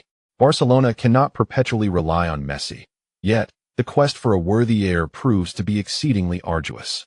Even if a successor is identified, under Messi's current supremacy, these individuals would never be able to authentically replace him at Barcelona.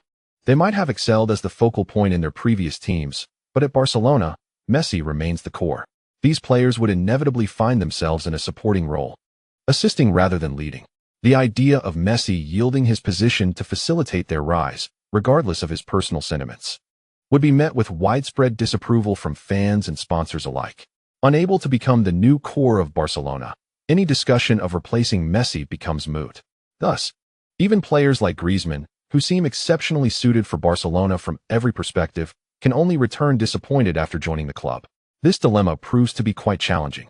Barcelona must either allow Messi to depart or accept his continued presence within the team, temporarily relinquishing some expectations regarding performance while preserving their commercial interests and maintaining a reputation for treating veteran players with respect. Regrettably, Barcelona opted for the worst possible decision.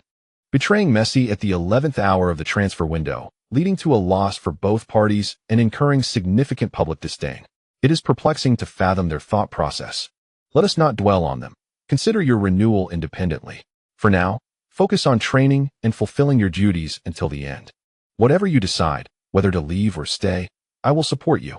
Guardiola patted Lin Quan's shoulder, uttered a parting remark, and ascended the stairs to his study to continue his tactical research. As head coach, he ought to persuade Lin Quan to remain. For no one understands better than he the critical role Lin Quan plays in Manchester City's tactical framework. However, as a father, he must also consider his son's perspective. Since Lin Quan is contemplating leaving Manchester City, it indicates his dissatisfaction with his current situation. Therefore, Guardiola would not interfere unless Lin Quan sought his counsel. Lin Quan felt a surge of emotion. The greatest obstacle to his departure was, in fact, Guardiola. He worried that his exit would significantly impact Manchester City, thereby affecting Guardiola's coaching prospects. Yet Guardiola himself remained unconcerned, fully supporting Lin Quan's decision. With this thought, Lin Quan sighed and revisited the new contract before him. Although he faced the conundrum of contract renewal, it did not affect his performance. Both on the training ground and in matches, his consistency remained unwavering. In the 36th round of the Premier League, during Manchester City's away victory over Southampton, Lin Quan, despite playing only a half, was in blistering form, completing a hat-trick early in the first half. Concerned that Lin Quan's early peak could impact his performance in the upcoming Champions League semi-final, Guardiola ensured he remained on the bench for the second half. In that period, Southampton mounted a fierce comeback, with their star player, Messi, scoring twice in the 54th and 67th minutes, narrowing the gap to just one goal. At this critical juncture, Iheanacho stepped up, netting a splendid long-range shot in the 78th minute to stabilize the situation, ultimately securing the victory for the team. After this match, the entire Manchester City squad regrouped and set off for Madrid, preparing to face Atletico Madrid. As the capital of Spain, Madrid boasts numerous football clubs. Yet the most illustrious among them is undoubtedly Real Madrid. As Atletico's archrival, Real Madrid is more than willing to extend a helping hand to those who contend with Atletico. Furthermore, with Real Madrid set to face Bayern Munich in their upcoming match, the entire Manchester City team has taken residence at Real Madrid's training complex to conduct their final preparations. Considering that Real Madrid may also encounter Manchester United in the Champions League, it is likely they will need to utilize Manchester City's training facilities. Such arrangements are not uncommon among elite clubs. However, upon their arrival at the training facility, Manchester City was warmly greeted by the Real Madrid organization, whose executives enthusiastically guided them on a tour of the impressive training grounds. The Valdebebas training complex is arguably the highest altitude training facility in Europe. Despite its elevation, the site is exquisitely constructed and boasts luxurious amenities. At the entrance, a circular fountain is flanked by lush greenery, with trees providing ample shade and vitality. The meticulously trimmed hedges are shaped to spell Real Madrid, prominently visible as one approaches. Upon entering the complex, one can observe a total of 11 training pitches, all maintained to international competition standards. Each pitch is tended to by dedicated personnel, ensuring that, even with numerous players from both the first team and youth academy training on the fields, there are no visible imperfections in the turf. It is evident that the grass is replaced frequently, with staff revealing that it is specially imported from the Netherlands. As Lin Quan and his companions arrived at the training ground, several players were already engaged in practice, judging by their ages. Most appeared to be from the B team or youth academy. Upon spotting Lin Quan, the young players' eyes lit up and they rushed over, eagerly requesting autographs from their admired stars. As the most recognized player on Manchester City's roster, Lin Quan attracted the most attention from these young fans. "Lin, could you please sign my shirt? I would love a photo with you. Can you give me a signed jersey? Would you sign my football? I have a friend who adores you. Could you sign something for him too?" The excited young fans chattered incessantly around Lin Quan. Observing the scene, club staff attempted to intervene to give Lin Quan some respite. Before his arrival, he had received directives from club president Florentino Perez to ensure that Manchester City's players, especially Lin Quan, were treated exceptionally well. As one of the acknowledged admirers of Lin Quan in the football world, Real Madrid was keen to seize this opportunity to foster a closer relationship and enhance goodwill. No need to disperse them. Lin Quan noted that the number of autograph seekers was manageable and would not consume much time. Thus, he graciously obliged their requests. After fulfilling their wishes, Lin Quan borrowed several footballs from the Real Madrid staff, signing them before distributing one to each person present. This gesture endeared him to everyone in attendance. Even those who typically held administrative roles and did not play football were thrilled to receive a gift from one of the sport's luminaries, an experience they would cherish. Real Madrid's training facility is exceptionally comprehensive. Following a tour of the outdoor amenities, the club's staff guided visitors through various areas including the tactical room, leisure lounge, guest accommodations, dining center, fitness center, spa, and medical center. True to its reputation, Real Madrid's training base not only boasts a complete range of facilities, but is also equipped with remarkable luxury, rivaling that of Manchester City. It is said that this training complex cost a staggering €1.2 billion, indicating that the expenses incurred in its construction are comparable to those of Manchester City. Of course, Manchester City's facility is located in the city center, where land prices are considerably higher. After the tour of Real Madrid's training facility, Guardiola advised the players to rest early and prepare for the following day's training session. Although many key players did not participate in the day's match, and those who did played only a half or more, their physical exertion was minimal. However, considering the lengthy journey and the altitude of the location, the players might struggle to acclimatize initially. Therefore, he refrained from hastily commencing training, opting instead to allow the team to recuperate and regain their form, scheduling the training for 10 a.m. the next day. While the young players of Real Madrid are accustomed to observing their first team train, a considerable number of curious young talents gathered to watch when Manchester City began their training. Among them were even several girls, seemingly part of Real Madrid's women's team. The development of professional women's football in Europe is relatively recent, having only gained traction in recent years, yet its growth has been rapid. Particularly in La Liga and the Premier League, the women's teams have made significant strides. However, in terms of women's football, the strongest team is not Manchester City or Real Madrid, but rather Barcelona, another club from Spain.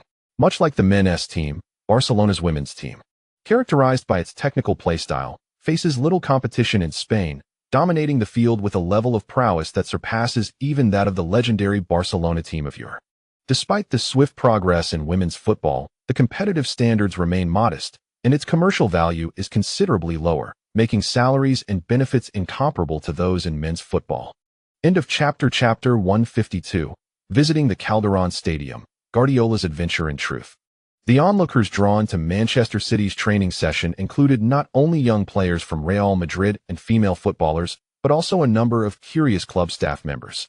Manchester City's prominence in European football during this era is undeniable. Their roster features an array of elite talents, including the likes of Lin Quan, De Bruyne, Aguero, and Cruz.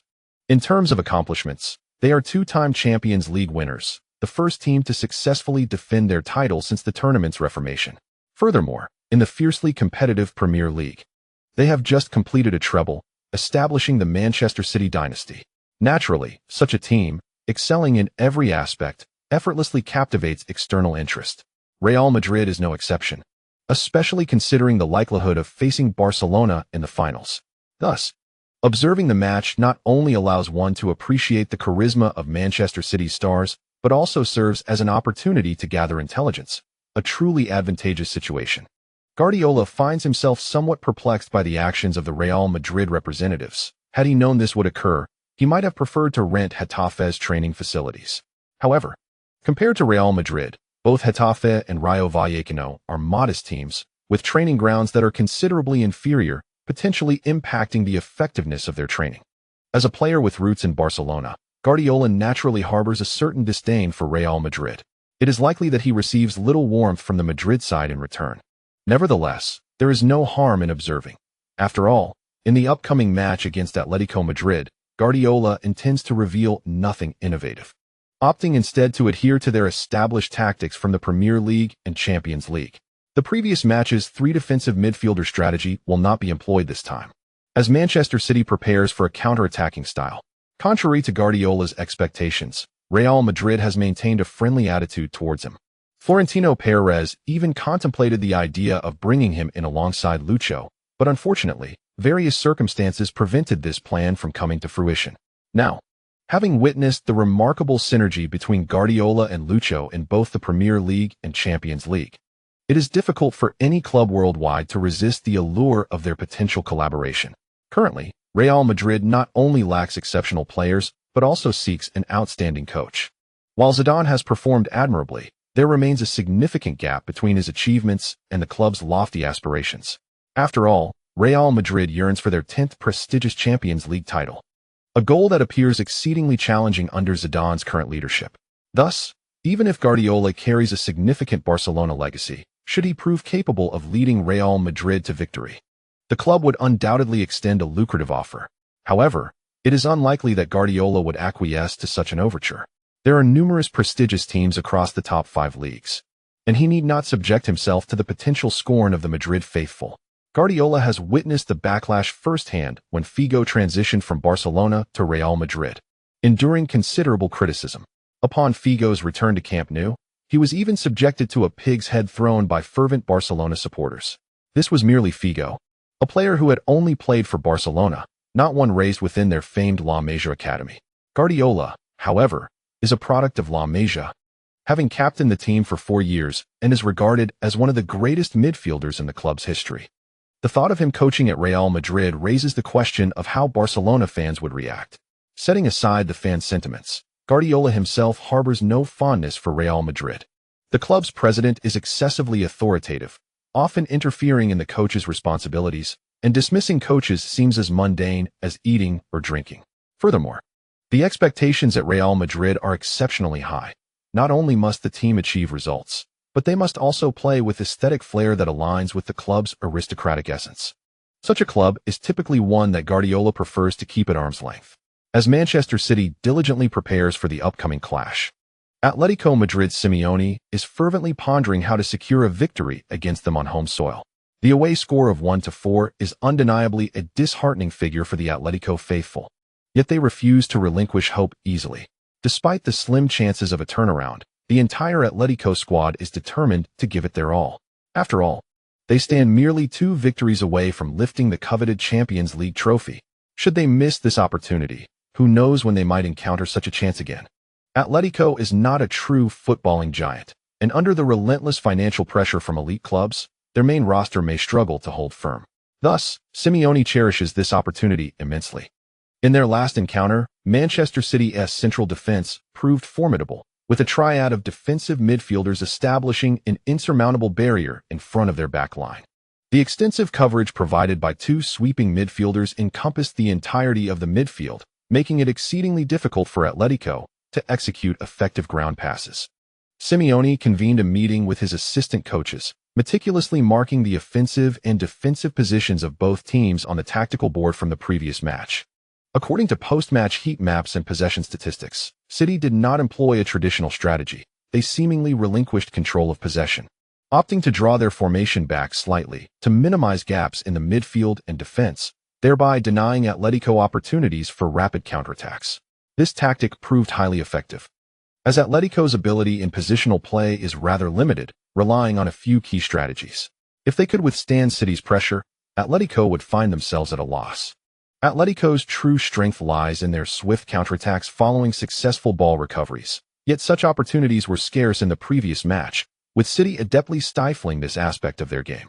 This left Simeone somewhat apprehensive about whether City would employ the same successful tactics again in this upcoming match. Given the effectiveness of their prior strategy and their advantageous 3-goal lead, it stands to reason that City might prefer to maintain their previous formation and tactics. If this is indeed the case, Atletico must now thoroughly analyze how to penetrate City's triad of defensive midfielders.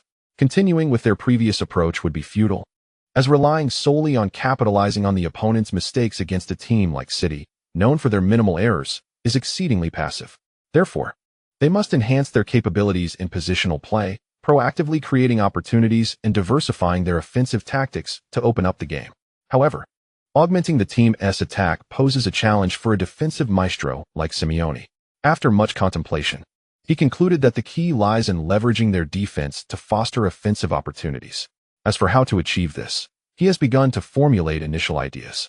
On May 4th, at the Calderon Stadium, at 17:45, with the sound of the referee's whistle, the highly anticipated Champions League semi-final, the second leg between Atletico Madrid and Manchester City, officially commenced.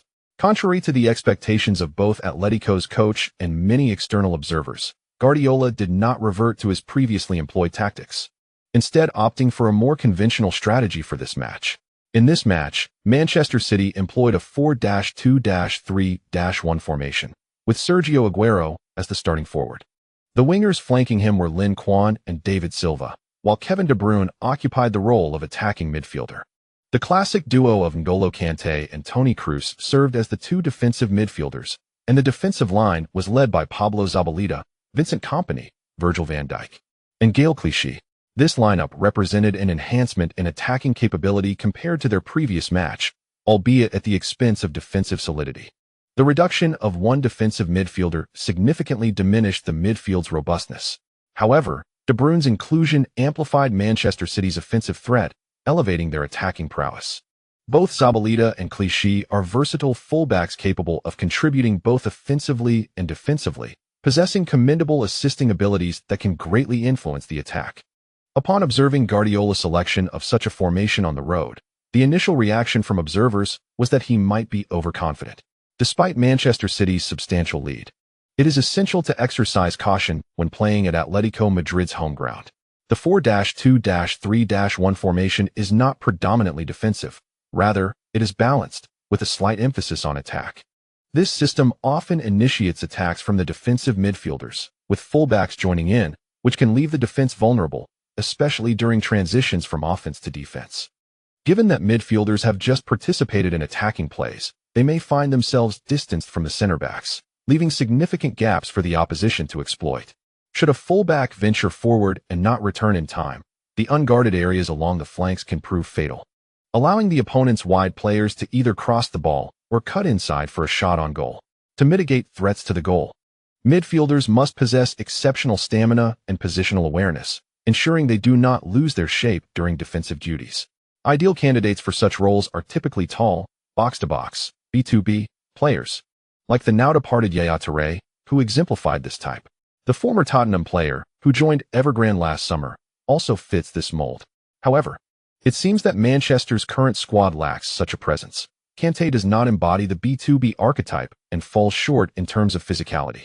Kroos is exceptional in ball control but lacks in physical duels and does not qualify as a versatile midfielder. This suggests that Guardiola, in the absence of such players, has imposed this tactical approach, which raises questions about its appropriateness. Realizing this, both Diego Simeone and Atletico Madrid fans began to sense a glimmer of hope for victory. Employing such a flawed strategy against a team like Atletico, which emphasizes high pressing, appears to be a perilous endeavor. Simeone struggled to maintain his composure, concealing his excitement to prevent Guardiola from noticing any signs of opportunity. Should Guardiola detect this discrepancy and adjust Manchester City's tactics, Atletico may not find such favorable chances again. Guided by Gong, who has also played as a midfielder, one might ponder the rationale behind Guardiola's tactical arrangement for the away match. In the CCTF commentary booth today, alongside the seasoned duo of He Wei and Su Yong, we welcomed a guest, Gong Lei, a former player in the Tahiti League and a recipient of the Best Player Award. A few years back, Gong also ventured into coaching in the Chinese Super League, but was dismissed by Guizhou due to unsatisfactory results. In response to He Wei's inquiry, Gong articulated, "I believe that Guardiola's formation today is a preparatory measure for the finals." Indeed, Gong's perspective holds merit, given such a substantial lead. Experimenting with alternative tactical approaches to assess the team's resilience under different strategies, thereby accumulating experience for the finals, seems to be the most plausible explanation. Su Yong, serving as an adept foil, interjected with a few remarks, questioning whether such audacity might be overly risky, considering Atletico Madrid's formidable strength and outstanding home record. With Manchester City's advancement not yet assured, could this gamble backfire and transform their efforts into folly? He Wei echoed this sentiment, voicing a concern that resonated with viewers, as numerous fans watched with bated breath, uneasy about Guardiola's boldness in deploying such a formation away from home, fearful of Manchester City faltering. While the risks are considerable, I believe there is no need for excessive anxiety. After all, Manchester City boasts elite talents like Lin Quan, and Guardiola is not one to stubbornly persist in a failing strategy. Should the match situation turn unfavorable, he is certain to make timely adjustments. Gonglei appears to hold a high regard for Guardiola, even bordering on admiration. As a fellow former midfielder and coach, he understands the formidable challenge of excelling in both roles. Yet, Guardiola has consistently distinguished himself, both as a player and as a manager, pioneering the tiki-taka style of possession football. In recent years, he has tirelessly refined this approach, unearthing its potential while relentlessly pursuing perfection. Such spirit and capability are truly commendable. Moreover, with a 3-goal advantage, it is no small feat for Atletico to recover. The 4-2-3-1 formation, despite its defensive vulnerabilities, exhibits a robust offensive capacity, facilitating layered attacks. As long as Manchester City maintains a lead in goals, conceding a few becomes inconsequential, as they remain on course for advancement. As the match commenced, amidst the resounding cheers of tens of thousands of fans at the Calderón Stadium, Atletico Madrid's players launched a fierce offensive against Manchester City. Shortly after the kickoff, Torres took a shot on goal. Although it soared high and landed in the stands, it nonetheless garnered enthusiastic applause from the home crowd. The morale of Atletico appears quite elevated. On the coach's bench, Guardiola appeared remarkably relaxed, even offering insights on Atletico Madrid's offensive maneuvers. Although Torres's form has indeed diminished significantly, his instinct in front of goal remains sharp. The recent shot may have soared over the bar, yet it was undoubtedly the optimal choice. A moment's delay could have resulted in the loss of the opportunity to shoot altogether. However, if Atletico's offensive prowess is limited to such a degree, breaching Manchester City's defense will prove exceedingly challenging. In the initial stages, Atletico played with considerable aggression, causing Manchester City's overall formation to retreat, thus concealing any defensive vulnerabilities. Yet, once it was Manchester City's turn to mount an attack, these issues quickly came to light. Chapter 153, The Authentic Barcelona and Manchester City? The most exquisite passing combinations after the cosmic team. While it was anticipated that Atletico would employ a high-pressing tactic, the specific areas of their pressure took Guardiola by surprise. Influenced by their previous match, Atletico seemed to believe they could not gain an advantage in midfield battles, prompting them to selectively advance their pressing zones. The intensity of pressure exerted by Atletico players on Manchester City's backline, particularly the two center-backs, increased, complicating their ability to play out from the back and forcing them into long passes under duress. Although long balls may seem to alleviate immediate danger, controlling the landing of such passes is far more challenging compared to ground-level short passes. This increases the likelihood of the opponent regaining possession, making long passes often synonymous with errors and loss of control. For Atletico, the foremost objective upon regaining possession is to launch a counterattack. This was Simeone's plan, and Atletico executed it effectively, exploiting the vast spaces between the defensive midfielders and defenders in their 4-2-3-1 formation, particularly in the area just outside the penalty arc. Atletico posed a significant counterattacking threat. Provided the ball could be played through, they easily created situations of 4 against 4 or even 4 against 3 in the attacking third. After just 15 minutes of the first half, Atletico had already orchestrated 2 such threatening counterattacks. Had it not been for the stellar performances of Van Dijk and Navas, who thwarted one of Atletico's counterattacks each, Manchester City would likely have conceded a goal by now. Simeone appears to have devised some new tactics for us. Guardiola, having studied the defensive strategies employed by Simeone's Atletico, was aware of their penchant for high pressing and thus made some special arrangements. However, Atletico's choices were somewhat unexpected. Simeone adjusted the areas of pressure, opting to abandon the midfield confrontation with Manchester City and instead initiating counterattacks directly near City's penalty area. Evidently, Simeone intended for Atletico to exert pressure right at the forefront of the attack rather than in midfield. This approach offers numerous advantages. Since the pressing occurs in close proximity to the goal, once Atletico successfully regains possession, they pose an immediate threat, leaving Manchester City with little chance to reorganize their defense, including the goalkeeper, who has scant time to react. The greater the suddenness of the attack, the higher the likelihood of success. Moreover, the pressing near the penalty area has significantly reduced the distance covered by Atletico Madrid players on the field, thereby minimizing their physical exertion. This has prevented a recurrence of the previous match's scenario, where players experienced a steep decline in performance due to fatigue during the final 10 minutes. Just as Guardiola was deep in thought, the referee's whistle pierced the air once more. Cruz found himself on the ground, writhing in pain after being felled by an Atletico player, clutching his leg in distress. Although Guardiola did not witness the entire sequence of the foul, the sight of Cruz injured and downcast ignited his fury. He stormed toward the fourth official, protesting vehemently and applying pressure. During this period, Atletico committed numerous fouls in Manchester City's half. In their relentless pursuit of the ball from City's defenders, they resorted to extreme measures. This infuriated Guardiola, especially as Manchester City had recently endured a wave of injuries, with several key players sidelined. He was increasingly anxious, as the prospect of injuries to his main players loomed large. With the Champions League final approaching, any injuries at this juncture could jeopardize their participation in just a few weeks. Moreover, should the injuries prove more severe, those players might even miss the European Championship slated for this summer in France. Whether driven by concerns for the team's performance or the players' professional futures, Guardiola was desperate to avoid any injuries. However, Atletico's playing style was amplifying their injury risk significantly. Particularly vulnerable were the central and defensive players, with De Bruyne and Cruz, both heavily involved in ball possession, suffering the most frequent infringements. Their irreplaceable roles within the team's tactics meant that any injuries to them would severely diminish Manchester City's competitive edge. Contemplating this, Guardiola swiftly made adjustments. Seizing a moment during a dead ball, he conveyed instructions to Lin Quan from the sidelines. Upon the resumption of play, Atletico's coach, Simeone, quickly discerned that Manchester City's tactics had transformed. While there were no major alterations in other positions, Guardiola had made some adjustments to the attacking movements of the two fullbacks, albeit modestly. What piqued Simeone's interest was the alteration concerning the attacking players.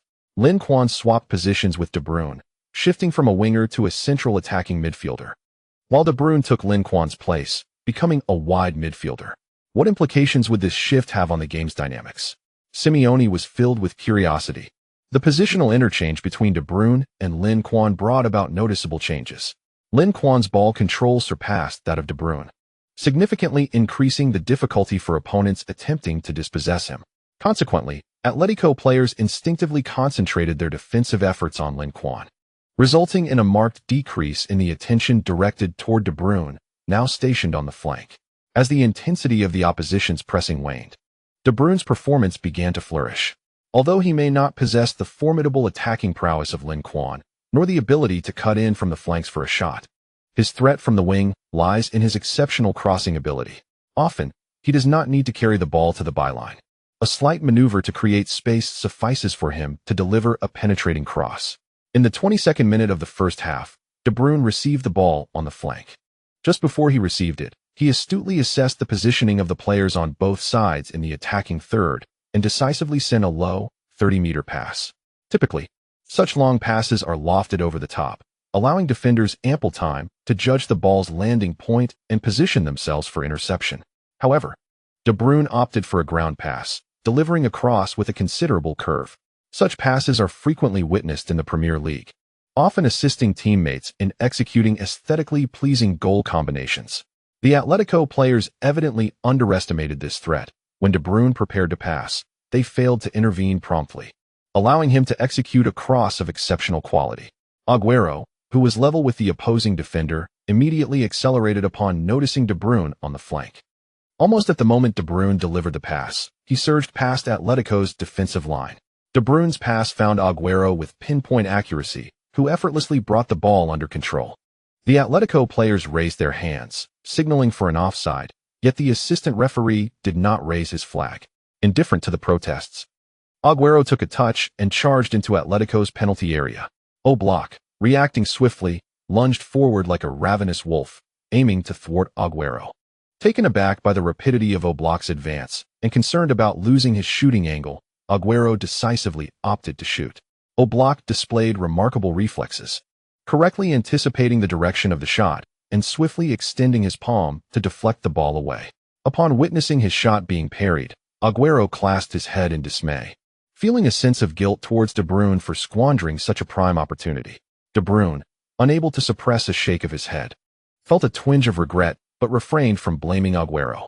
He recognized Aguero's capabilities and understood that it was Oblak's swift reaction that thwarted the attempt. Agüero's handling was largely faultless.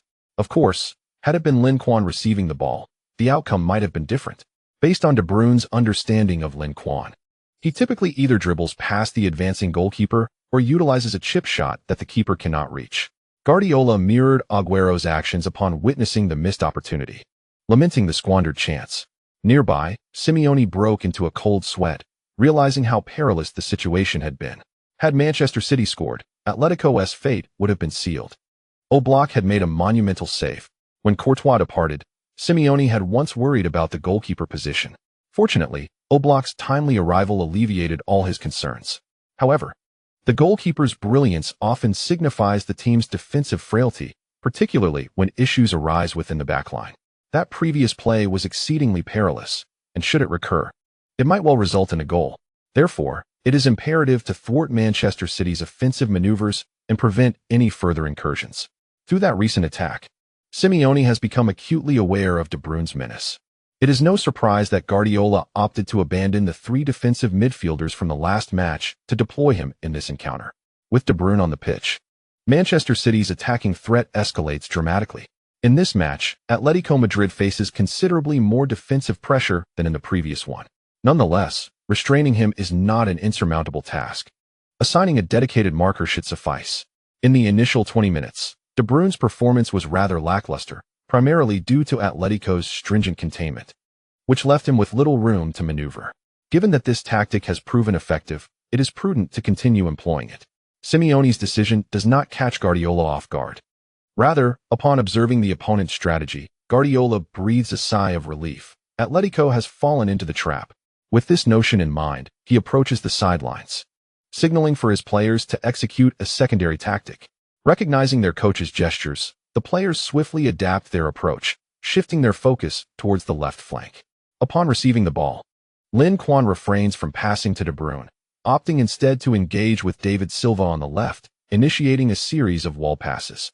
Silva's style contrasts sharply with De Bruyne's. While De Bruyne excels at delivering incisive long balls from the flanks, Silva thrives on short passes, particularly in tight spaces with teammates. Despite Silva's stature being less imposing than De Bruyne's, his physical resilience surpasses that of De Bruyne. Silva adeptly carries and controls the ball in the attacking third, maintaining possession amid defensive pressure and physical challenges, enabling him to pivot, penetrate, and distribute the ball. This distinguishes him from midfield maestros who solely rely on passing. Thus, as Manchester City shifts its offensive emphasis to the left, spectators at the Calderón Stadium and those watching on television are transported back to the World Cup. Witnessing echoes of the Spanish national team, Lin Quan and David Silva engage in a series of 1-2s and intricate combinations in confined spaces, leaving Atletico's defense in disarray and chaos. Silva's ability to run, pass, and control the ball mirrors that of Lin Quan, who even adds an element of explosiveness. Together, they create a synergy that surpasses expectations. For Atletico's players, individually marking either one of them is already a daunting challenge, but with the two now collaborating, the difficulty of containing them intensifies. While Atletico's players struggle in defense, the spectators revel in the spectacle. What a magnificent display of passing and interplay. Indeed, only Spanish players can execute such exquisite combinations. Many people reminisce about the Barcelona team from 4 to 5 years ago, where one often witnessed the exquisite interplay between Messi and Xavi on the pitch. After a series of breathtaking passes, Manchester City's attack had unexpectedly infiltrated Atletico Madrid's penalty area. The most alarming aspect was that the ball was now with none other than Manchester City's number 10, Lin Quan. The mere thought sent shivers down the spines of Atletico's defenders, instinctively shifting their focus to Lin Quan. With the penalty area so confined and the players so dense, it seemed improbable that Manchester's players could continue their intricate passing plays here. Yet, to their astonishment, Lin Quan opted to maintain this interplay with his teammates. Faced with the defender's concentrated efforts, he refrained from recklessness and instead passed the ball to Agüero, who, with his back to goal, deftly laid it off to David Silva, who had just surged into the box. Silva, without breaking stride, delivered a precise through ball back to Lin Quan's feet. At that moment, Lin Quan had evaded the defender, presenting him with a one-on-one opportunity against the goalkeeper. Oblak's heart raced. It was finally happening. He steadied himself, crouching slightly, preparing for the save. Left or right? It was too late to charge forward. Oblak could only attempt to anticipate the direction of the shot and take a gamble. Although Oblak's name may not yet hold vast renown, his prowess is certainly formidable. His footwork, reflexes, and saving ability rank among the top 3 in current goalkeepers. In these past 2 matches, he had executed several high-difficulty saves, including shots from Agüero and Lin Quan. Hence, Lin Quan did not underestimate him, but rather regarded him with utmost seriousness. Observing Oblak's movements, Lin Quan momentarily paused, as if preparing to shoot. Oblak was momentarily deceived. Although his body remained largely still, his center of gravity shifted. This was the opportunity Lin Quan had been waiting for. He immediately aimed for the right side of the goal and unleashed his shot. To prevent his shot from being thwarted by Oblak's remarkable reflexes, Lin Quan applied immense power, sending the ball hurtling toward the net like a cannonball. Oblak indeed proved his mettle. Despite being momentarily deceived, he reacted instantly as Lin Quan shot, even managing to get a fingertip to the ball. However, the speed and force of the shot were simply too great. His fingers lacked the strength to alter the ball's trajectory. With a swish, the ball nestled into the net. Manchester City 10, Atletico Madrid, bringing the aggregate score to 5-1. This chapter concludes. Chapter 154. 6-1 Atletico Madrid. Torres felt like retiring. Silence, an utter silence. Lin Quan's goal at the Calderón Stadium shattered Atletico's dreams completely. Some fans clad in the red and white striped jerseys could no longer restrain their tears. Atletico Madrid does not possess the same illustrious legacy or financial prowess as giants like Barcelona and Real Madrid, which renders their chances of contending for the Champions League trophy exceedingly slim. The 2 missed opportunities they have encountered may very well be their only chances in this lifetime. Yet, standing before a formidable opponent like Manchester City, their aspirations have all but shattered. How can one not feel heartbroken? In a private box on the stadium, the president of Atletico, accompanying distinguished guests, momentarily paused his introductions upon witnessing Lin Quan's goal, gazing blankly at the scoreboard. Upon confirming the harsh reality of Atletico's trailing score, he could not help but let out a soft sigh. Victory and defeat are commonplace in sports. There is no need for the president to dwell on this. Even if they fail to reach the Champions League final this year, my confidence in Atletico's future remains unwavering. The words of his guest offered him some solace, particularly when he heard the continued optimism regarding Atletico's prospects, alleviating a significant weight from his heart. What Atletico currently lacks most is funding. The team's coach and players are commendable, yet they are constrained by financial limitations. If they could secure additional sponsorship from this prominent investor, it would undoubtedly be a boon for Atletico. Mr. Wong is correct. There is no need to mourn a fleeting defeat. Our current squad is still quite young, and the head coach possesses considerable talent. As long as we can maintain our core roster, the future may still hold opportunities to advance to the finals and lift the coveted trophy. This may seem like wishful thinking. Yet even while aware of the optimism being expressed, Mr. Wong willingly embraced the notion. In recent years, Mr. Wong's company has been making substantial investments overseas. Just last year, he invested 300 million euros to acquire the Spanish Tower, a landmark of great significance in Spain, and spent 45 million euros to purchase a 20% stake in Atletico. Capitalizing on a surge of interest in football abroad, Mr. Wong, a genuine football enthusiast, intends to increase his investments in the sport. His visit to Spain is not solely to witness the epic clash between Manchester City and Atletico, but also to expand his stake in Atletico. He plans to invest 200 million euros to acquire over 50 of Atletico's shares, thereby positioning himself as a major shareholder and gradually privatizing the club under his corporate umbrella. This strategy has already proven successful for Middle Eastern consortiums in Europe, and Russian oligarchs have also invested in numerous clubs. Having validated this approach, Mr. Wong aspires to explore similar avenues. In earlier years, his investment in Dalian Wanda established it as a dominant force during the A-League era of Chinese football. However, the domestic football scene is fraught with challenges. Match fixing, bribery, and gambling scandals abound. Although Mr. Wong is currently collaborating with the Football Association on overseas training and national team sponsorships, he has no immediate desire to return to the Chinese Super League, especially with Guangzhou Evergrande's presence making competition exceedingly daunting. Moreover, the phenomenon of financial football in the domestic arena has reached an astonishing level, where the transfer fee for a national team caliber player can soar into tens of millions of yuan. A well-regarded foreign player commands even higher fees, often in the range of tens of millions of euros. In this current age, a Chinese Super League team aspiring for championship glory must invest no less than 7 to 800 million, or even surpass 1 billion yuan annually. This expenditure rivals that of many prestigious clubs in Europe.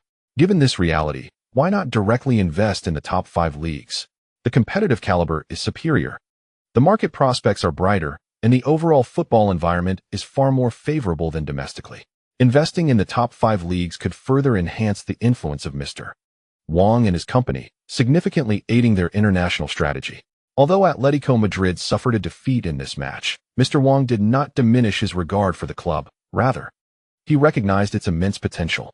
Therefore, he plans to acquire shares in Atletico before they fully realize their capabilities, as waiting might lead to a rise in valuation. The Atletico management has warmly welcomed Mr. Wang's investment. Under Simeone's guidance in recent years, Atletico has achieved commendable results in both the league and the Champions League. However, the foundation remains somewhat fragile, and their lack of depth in the squad has been glaringly exposed in the latter stages of previous seasons, particularly during the fierce competition for League and Champions League titles. Consequently, Atletico is eager to secure additional funds to bolster their squad depth and address this shortcoming. With reinforcements, Atletico may seize the opportunity to contend for the prestigious UEFA Champions League trophy, a symbol of the club's highest honor. While their players are still in the prime of their careers, the discussions between both parties proceeded harmoniously. However, on the pitch, Atletico's situation was far from ideal. After falling behind in the score, Simeone promptly adjusted his tactics, targeting specific areas for defensive reinforcement based on Lin Quan's movements. He discerned that after De Bruyne drifted wide, Lin Quan had become the brain of Manchester City, orchestrating their attack with authority. Given this, it was imperative to neutralize Lin Quan, the mastermind behind Manchester City. Rather than focusing on others, Simeone's decision was undoubtedly astute. Yet such a straightforward countermeasure could hardly escape Guardiola's foresight. Upon observing Atletico's strategic shift, Guardiola adapted his formation, pushing the defensive midfielder closer to the center circle. Was this an attempt to apply pressure through an aggressive offensive? This development stirred a sense of excitement within Simeone. He feared not the advance of Manchester City, but rather their retreat into a defensive shell after gaining an advantage, which would spell disaster for Atletico. However, to Simeone's disappointment, the only midfielder joining the offensive push was Kroos. Kanté, serving as Manchester City's defensive linchpin, remained more reserved, lingering near Chris, providing support and protection. Regarding Manchester City's 2 fullbacks, whenever Kroos advances, one of them invariably tucks in while the other pushes forward. This strategy not only preserves the attacking pressure in Manchester City's front line, but also prevents their defense from becoming overly vulnerable. Upon Kroos's positional shift, the architect of Manchester City's offense transformed. Lin Quan's role on the pitch transitioned from an attacking midfielder to a secondary striker. Freed from the burden of orchestrating the attack, Lin Quan found himself closer to the opponent's goal, and with Agüero providing cover, he had more opportunities to shoot. After 30 minutes into the first half, Manchester City unleashed a series of attacking surges. Agüero, Lin Quan, David Silva, and De Bruyne all had chances to score, and even Kroos attempted a long-range shot. Although they did not find the back of the net, this wave of attacks instilled fear in Atletico Madrid, with their players tense and under immense pressure. Simeone sighed, contemplating the day's unfortunate turn of events. It was an eye-opener. Could football be played in such a manner? Was it a case of underestimating the absence of a versatile player like Lin Quan in his squad? Not only was Simeone aggrieved, but the fans in the stadium and those watching on television were equally astonished to witness Lin Quan's continued adaptability in both position and playstyle. They marveled at his versatility, feeling as though nothing could possibly confound him. One must concede that Guardiola is indeed a genius, consistently conjuring innovative strategies. His tactical repertoire is remarkably vast, without substitutions. He allows Lin Quan to assume varied roles, yielding entirely different outcomes, leaving Atletico Madrid unable to effectively counter. Currently, Kroos serves as the metronome for Manchester City, and Atletico should be focusing their efforts on him. Yet, the quandary arises: should they relax their constraints on Lin Quan, he could effortlessly revert to a playmaker, rendering Atletico's efforts futile. The challenge of being Manchester City's adversary is truly disheartening. Guardiola's fortune shines brightly. He had Messi at the inception of his career, And just as he faced a downturn, Lin Quan emerged to assist him. Indeed, if Mourinho possessed such fortune as Guardiola, he would likely be even more audacious. Merely adopting a passive defensive strategy inevitably leads to moments of vulnerability. In the 43rd minute of the first half, as the interval approached, Manchester City executed a splendid combination in the attacking third. Kroos seized an opportunity, delivering a long pass to De Bruyne on the flank. De Bruyne sent in a cross, which Aguero deftly redirected to the advancing Lin Quan. Lin Quan, moving laterally at the edge of the penalty area, skillfully evaded 3 defenders and surged into the box, unleashing a breathtaking backheeled shot that once again breached Atletico's goal. The score transformed to 2-0 with an aggregate of 6-1, leaving Atletico in a daunting position where they would need to score 6 goals to overturn the match, a task of almost insurmountable difficulty, effectively extinguishing any theoretical hopes of advancement. The fans at the Calderon Stadium stood in stunned silence. Their shock stemmed not only from the scoreline, but also from Lin Quan's audacious backheeled strike. The bizarre arc of that shot evoked a sense of despair, making the prospect of a save seem utterly futile. Oblak's inability to make the save drew no blame from anyone. It is worth noting that even a goalkeeper of Buffon's caliber would likely have found such a shot insurmountable. Lin Quan's strike evoked memories among fans of the Portuguese star Quaresma, a player once discarded by Barcelona, known for his flamboyant outside foot shots. Yet, Quaresma's abilities beyond that singular talent were rather unremarkable. His repeated rejections by both Inter Milan and Barcelona serve as testament to his failure to establish himself in one of the top 5 leagues. In contrast, Lin Quan is a multifaceted player, excelling in nearly all offensive skills, save for a slight deficiency in heading. With the addition of his outside foot shooting technique, who could possibly stop him?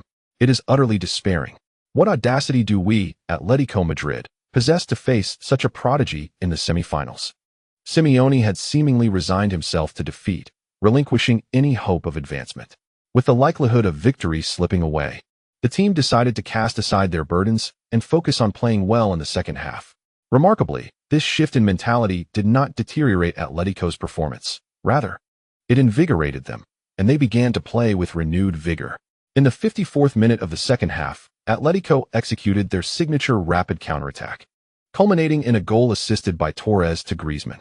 By the 64th minute, another opportunity arose when Torres was brought down in the penalty area by Kompany, and the referee decisively awarded a penalty. The dynamics of the match shifted dramatically. However, Torres, tasked with taking the penalty, succumbed to the pressure and, in front of tens of thousands of spectators, missed the shot. After the miss, he cradled his head in despair, kneeling on the grass, burying his face deep in the ground. He could not bear to face the Atletico fans or his teammates. To have squandered such a critical penalty felt like a grave sin. In that moment, the under-32 Torres even contemplated retirement. Having been cast aside by Chelsea and abandoned by the national team, he was engulfed by profound self-doubt. Am I truly fit to remain on the professional stage? As Torres wallowed in self-doubt, a hand rested on his shoulder. Fernando, missing a penalty is not the end of the world. Turning to see his comforter was an opponent. Lin said, "It is merely one penalty. Whether it is scored or not is inconsequential, considering we still lead by 4 goals. Besides, with me on the field, do you really believe Atletico has a chance to turn this around?" While the bravado of his words was impressive, Torres found himself at a loss for a retort. The resurgence in Atletico's attack during the second half was partly due to the players shedding their psychological burdens and playing with greater ease after falling behind. Additionally, it was also influenced by Manchester City's apparent lapse in vigilance. The players in the second half displayed a noticeable decrease in intensity compared to the first, often yielding in duels for the ball. Furthermore, during the physical confrontations and tussles, the players exhibited an increased caution, seemingly unwilling to risk injury in this match. The fear of an unforeseen injury potentially affecting their participation in the imminent Champions League final loomed large. Indeed, with Manchester City holding such a substantial lead, Atletico Madrid's hopes of a comeback appeared insurmountable. The City players were undoubtedly keen on conserving their energy in preparation for the final. However, this very complacency afforded Atletico Madrid an opportunity. Nonetheless, Manchester City's advantage was overwhelmingly significant, with a 5-goal cushion and 2 away goals. Atletico would need to score at least 6 to turn the tide. Even with Torres converting the earlier penalty, they still required 4 more goals. Achieving 4 goals in the final 30 minutes posed an immense challenge. Moreover, Manchester City would not remain passive, given their offensive prowess, if they were to apply themselves earnestly. Atletico's defense would struggle to withstand their onslaught. Thus, the penalty they secured was indeed of diminished importance. Chapter completed. Chapter 155. Real Madrid trails. Zidane unleashes a masterstroke. Following Torres's missed penalty, Atletico's offensive momentum dissipated, failing to pose any further threat. Recognizing that the outcome was increasingly certain, Guardiola began substituting players, including Lin Quan, shortly after the 75th minute of the second half. However, to his surprise, shortly after Lin Quan exited, Manchester City was awarded another penalty opportunity during an attack. Many fans expressed regret for Lin Quan. Had he remained on the pitch, as the team's primary penalty taker, he would undoubtedly have assumed responsibility for this spot kick. Given Lin Quan's high penalty conversion rate, scoring would have been a likely outcome, allowing him to achieve a hat-trick. Regrettably, Guardiola's substitutions came a moment too soon. With Lin Quan absent, Agüero stepped up to the penalty spot. However, whether influenced by Torres's earlier miss or not, Agüero too squandered the opportunity. Oblak anticipated the direction correctly, executing a remarkable save to deny Agüero's attempt. Agüero must have been utterly frustrated. It had been that same player who had thwarted numerous opportunities for him throughout the match. Without that interference, he could have easily netted at least 2 goals. Following the miss, Guardiola swiftly replaced Agüero with a promising young talent, the 17-year-old Kylian Mbappé. This substitution enabled Mbappé to shatter the record for the youngest player to appear in a Champions League match for Manchester City, previously held by Lin Quan, at the age of 17 years and 139 days. Upon learning of this achievement, Lin Quan rose from the bench to applaud Mbappé. The record Mbappé broke ranks among the top 4 in Champions League history. The intensity of the Champions League far surpasses that of the top 5 leagues. And for young players to compete in such fiercely contested matches is a testament to their talent and potential. Without exceptional skill and immense promise, it is exceedingly difficult for them to feature in these high-stakes games, even during so-called garbage time. Upon his introduction to the match, Mbappé exhibited remarkable enthusiasm, even managing to utilize his speed to bypass a player from Atletico Madrid, which elicited a chorus of gasps from the spectators. However, the 17-year-old still appeared somewhat inexperienced. His arsenal was not entirely comprehensive. Although his pace was impressive, his other skills fell short. Faced with the level of defensive prowess demonstrated by Atletico, it proved challenging for Mbappé to achieve breakthroughs through individual efforts. Ultimately, the scoreline settled at 1-2, with Atletico succumbing to Manchester City at home, suffering a disheartening double defeat and being eliminated from the UEFA Champions League semi-finals. Meanwhile, Manchester City achieved the remarkable feat of reaching the Champions League final for 3 consecutive years, making them the 7th team in the competition's history and the first from the Premier League to accomplish such a milestone. Should they triumph in this year's final, they would become the 4th team in Europe, following Real Madrid, Ajax, and Bayern, to secure a hat-trick of Champions League titles, and the first team to earn this distinction since the tournament's restructuring. In light of this, countless fans turned their attention to another monumental clash, Real Madrid versus Bayern Munich. Coincidentally, both teams have previously achieved the extraordinary feat of winning 3 consecutive Champions League titles. For them, the victor would bear the responsibility of confronting Manchester City at the San Siro. Compared to Manchester City's match against Atletico, the encounter between Real Madrid and Bayern garnered significantly more interest. The rationale was straightforward. The disparity in strength between Atletico and Manchester City was considerable, compounded by the overwhelming advantage City held in the first leg, leading many to regard the match as a mere formality rather than an appealing spectacle. In contrast, the match between Real Madrid and Bayern was a different story. Although Real Madrid secured a narrow 1-0 victory at home, thanks to a goal from Benzema, a 1-goal margin is hardly substantial for 2 offensively potent teams like Real Madrid and Bayern. Moreover, the fixture structure, with Bayern hosting the second leg, favored them significantly, prompting many fans to predict an upset against Real Madrid at home. Confronted with Bayern's formidable attacking prowess, Zidane opted for a more conservative tactical approach. Real Madrid deployed a 4-4-2 formation, aiming to control the midfield while bolstering defensive efforts on the flanks to thwart Bayern's wing play. In contrast, Bayern's formation was markedly more aggressive, as veteran coach Hanks arranged a 4-1-4-1 setup at the Allianz Arena. This formation greatly enhanced the effectiveness of their wings. Yet it also presented a clear vulnerability.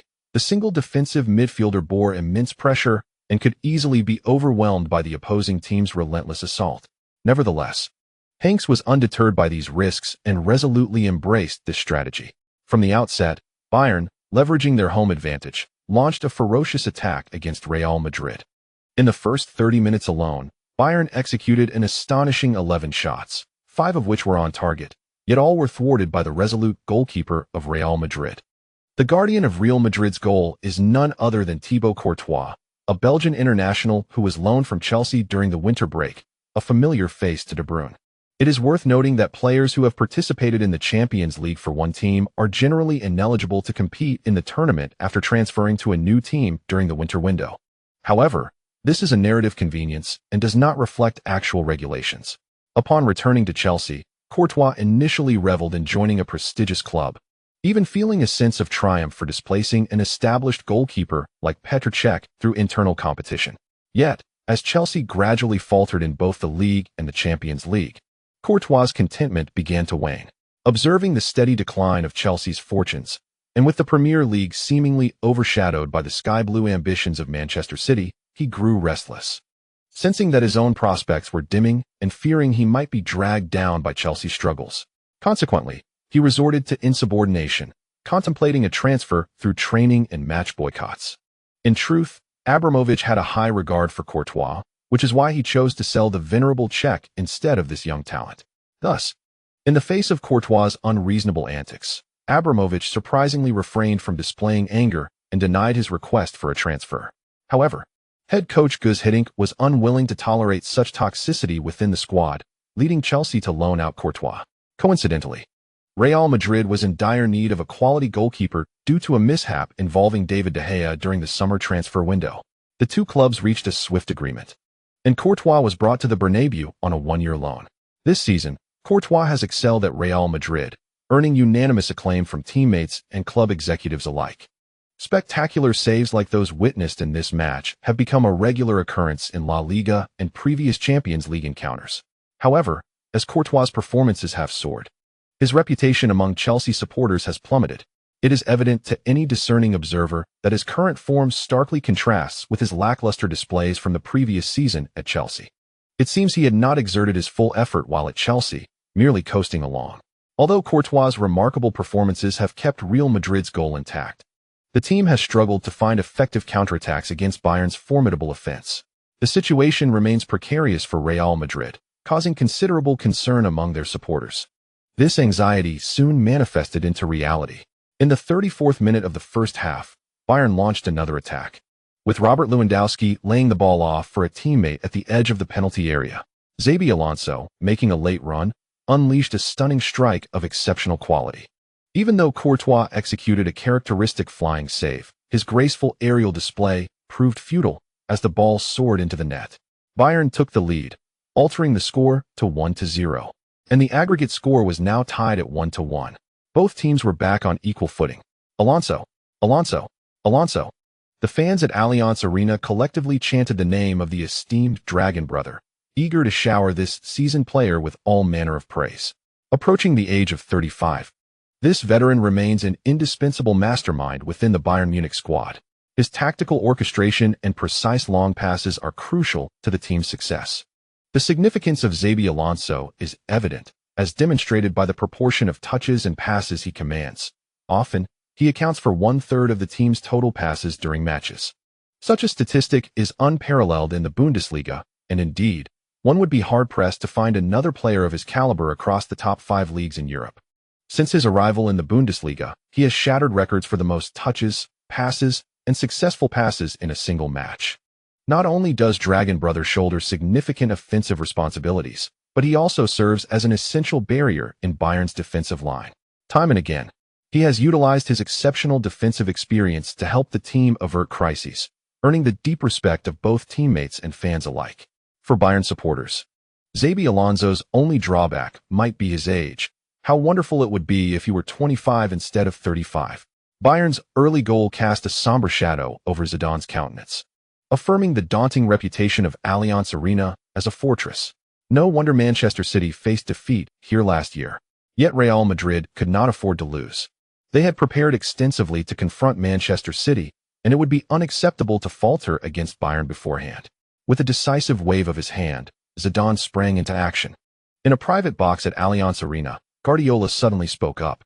Lin Quan nodded. The situation was dire, and without a change in strategy, a slow demise awaited Real Madrid.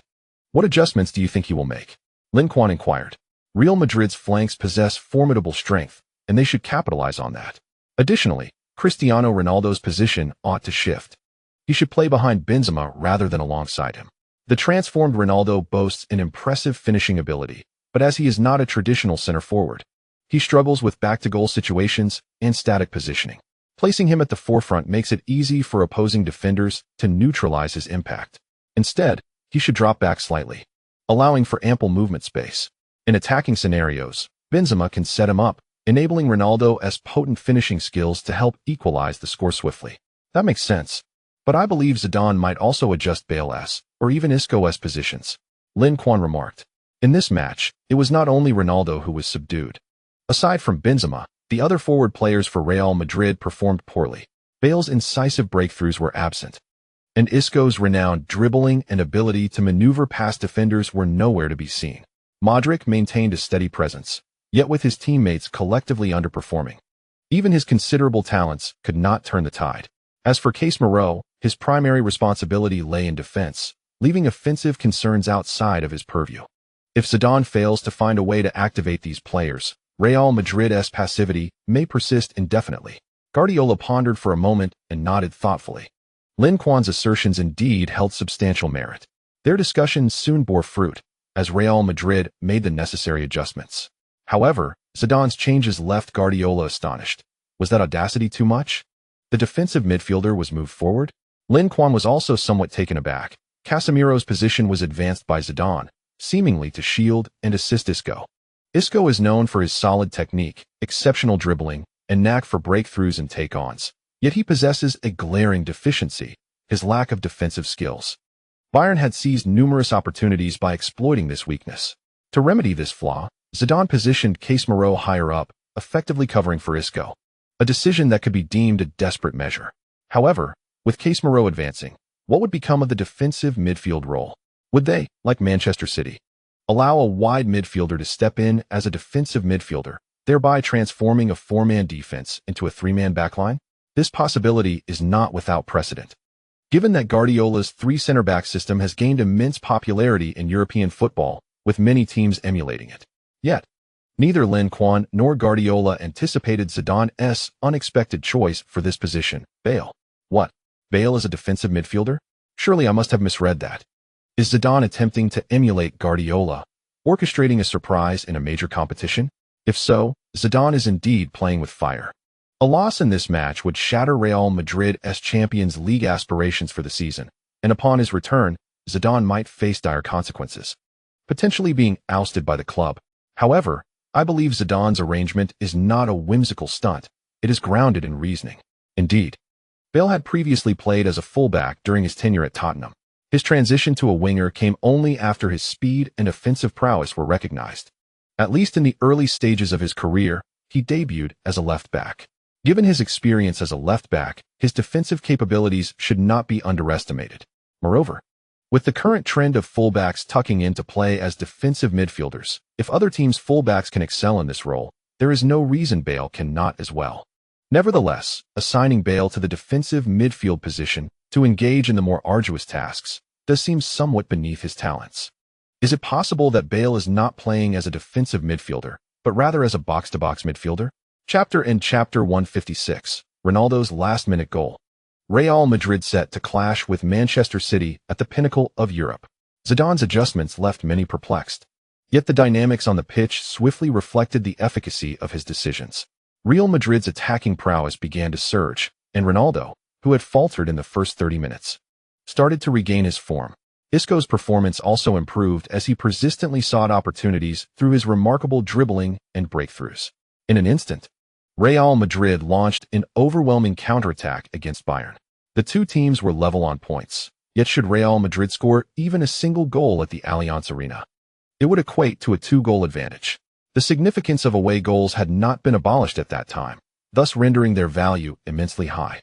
Sensing the precariousness of the situation, Hanks promptly adjusted his tactics. He instructed Bayern's wide players to closely mark their opponents during defensive phases, forcing them away from the center and towards the flanks, where the fewer options for passing could be exploited. By concentrating their forces to disrupt the opponent's formation and block passing lanes, they aimed to compel the opposition to resort to long balls into the attacking zone. This strategy was reminiscent of Atletico Madrid's common tactics in La Liga, and Bayern had encountered similar high-pressing approaches in the Bundesliga. Now, faced with a challenging scenario, they decisively employed this method, evoking a sense of déjà vu for Real Madrid as they confronted their city rivals. It is well known that the longer the distance of a pass, the greater the likelihood of interception. Bayern's intent was unmistakable. They sought to force Real Madrid into mistakes, thereby regaining possession and potentially creating counterattack opportunities. Zinedine Zidane, upon witnessing this, smirked. This tactic had already been countered by Manchester City in their recent match against Atletico Madrid. For Bayern to attempt to exploit this against Real Madrid was a gross underestimation of their capabilities. He made further adjustments, opting to have the ball initiated not by the defenders, but instead returning the ball to the goalkeeper, who, positioned more securely, would then distribute it to a player in an even safer position. Given the limited number of Bayern players pressing in the attacking zone, 2 wingers and Lewandowski, possibly with Müller added, was their maximum.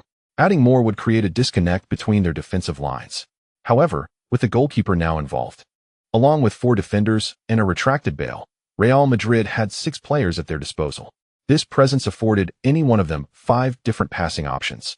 With only 4 Bayern players engaged in the pressing, it was naturally impossible for them to completely restrict Real Madrid's passing routes. Consequently, Bayern's strategy was effectively countered. Nonetheless, it would be remiss to say that Bayern's approach bore no fruit. Real Madrid's 4 defenders, particularly the 2 fullbacks, found themselves pinned back, making it difficult to surge forward and join the attack. This significantly diminished support on the flanks, thereby weakening their offensive threat. The situation once again reached a stalemate. However, just as it seemed the first half would conclude with a score of 0-0, an unexpected turn of events unfolded on the pitch. In the 44th minute of the first half, during a corner kick taken by Bayern, Martinez prepared to contest a header in the box, only to be brought down by Real Madrid's centre-back Pepe, who executed a bear-hug tackle. The referee, with keen eyes, perceived the incident clearly, blowing his whistle without hesitation, brandishing a yellow card to Pepe and awarding Bayern a penalty. The awarding of this penalty left Zidane agitated on the sidelines. He rose to protest vigorously to the 4th official, asserting that the penalty decision was undoubtedly a misjudgment. An assistant coach from Bayern, unable to contain his frustration, pointed at Zidane and exclaimed, "For heaven's sake, do you not have eyes? Such an obvious foul, and you dare to call it a misjudgment? I truly question the condition of your eyesight." Zidane, known for his temper, immediately retorted with sharp words in response to the taunt. The exchange grew increasingly heated, both parties on the brink of physical confrontation. Observing the opposing coach's lack of decorum, Bayern fans at Allianz Arena directed jeers toward Real Madrid's bench. With their team poised to take the lead, the Bayern supporters were eager to witness the helpless fury of the Real Madrid personnel. On the pitch, Cristiano Ronaldo stood with his hands on his hips, panting heavily while surveying the stadium, lost in thought. His performance in this match had not been remarkable, and he had yet to score for his team. Real Madrid was merely 1 goal away from the final. If they could secure an away goal, even if Bayern scored a penalty, they would still advance. However, Bayern proved to be a formidable opponent, and despite Ronaldo's utmost efforts, he struggled to break through. Should he concede so easily? No. He resolutely refused to accept defeat. His journey should not end here. He yearned to reach the grand stage of the final and personally vanquish that rival, seeking revenge. A fierce determination ignited within Ronaldo, his gaze steely, exuding an indomitable aura. After the referee awarded a penalty, within the box, Lewandowski and Thomas Müller were engaged in discussion over who would take the shot. By seniority and the established order of penalty takers, Müller was the designated first choice. Yet, Lewandowski, feeling confident in his abilities, sought to negotiate with Müller about taking the penalty himself. Müller hesitated for a moment, but ultimately shook his head firmly. This was a responsibility he was willing to shoulder. He did not wish to pass it off to another, particularly in such a critical moment as the semifinals of the Champions League. Should the penalty be missed, he would face harsh criticism in the aftermath, which could severely impact his career. As a veteran of Bayern, how could he burden such pressure upon a newcomer who had only joined the team less than 2 years prior? In the end, it was Müller who stood at the penalty spot. As he retreated slowly, Real Madrid's goalkeeper, Courtois, bounced in front of the goal, attempting to apply pressure. However, Müller, seasoned and composed, remained unfazed by the distraction. He glanced at the lower right corner of the goal before directing the shot towards that spot. Yet, his furtive glance was not lost on Courtois, who remained uncertain of Müller's penalty style, whether he was straightforward or more cunning, like Lin Quan who feigned direction. Assuming the seemingly earnest Müller lacked guile, Courtois chose to dive towards the lower right corner. His gamble paid off. Müller straightforwardly directed the ball towards the goal, only to be thwarted by Courtois in a stunning save. The thousands of Bayern fans in attendance erupted in disbelief, struggling to comprehend the outcome. After missing the penalty, Müller stood frozen, realizing he had squandered a pivotal opportunity, not merely a penalty kick, but potentially Bayern's chance to advance to the finals or even claim the Champions League title. The morale of both teams appeared to be influenced by this missed penalty. However, Real Madrid's spirits soared, while Bayern's were notably diminished. This shift in morale quickly manifested on the pitch. In the 54th minute of the second half, Bale, stationed in the back line by Zidane, finally showcased his true potential. He utilized his trademark wing play to surge forward, ultimately delivering a cross into the penalty area. Benzema leapt high, flicking the ball to Cristiano Ronaldo at the edge of the box. Calmly controlling the ball, Ronaldo evaded an approaching defender, assessed the goalkeeper's position, and executed a composed shot. Neuer, having exerted every effort to save, found himself helpless against the precision of Ronaldo's strike, which was executed from an exceptionally acute angle. The score transformed to 1-1, with Real Madrid equalizing in the second half. At this juncture, the aggregate score stood at 2-1 in favor of Real Madrid, who not only led on aggregate, but also held an invaluable away goal. This implied that Bayern needed to score at least 2 goals to progress, a daunting task with less than 40 minutes remaining. Hence, upon witnessing Ronaldo's goal, Zidane and the assistant coaches on the Real Madrid bench embraced each other in exhilaration. This goal was indeed a decisive one, sufficient to propel them into the finals. On the field, after scoring, Ronaldo sprinted towards the corner flag, celebrating with his iconic SIU gesture for this crucial goal. "Ah, Cristiano, I adore you." Nearby, some fans, particularly female supporters, shouted his name with fervor. "Fantastic! Cristiano! What a stunning shot!" Meanwhile, male fans were seen giving him thumbs up, eagerly attempting to scale the barriers for a warm embrace with Ronaldo. In such a significant match and electrifying atmosphere, the fans' fervent actions were entirely understandable. Ronaldo felt euphoric, as if he had been transported back to the passionate days of 2 or 3 years prior. Such a feeling was indeed a long-awaited return. In the VIP box, Lin Quan and Guardiola shared the same realization upon witnessing Ronaldo's goal.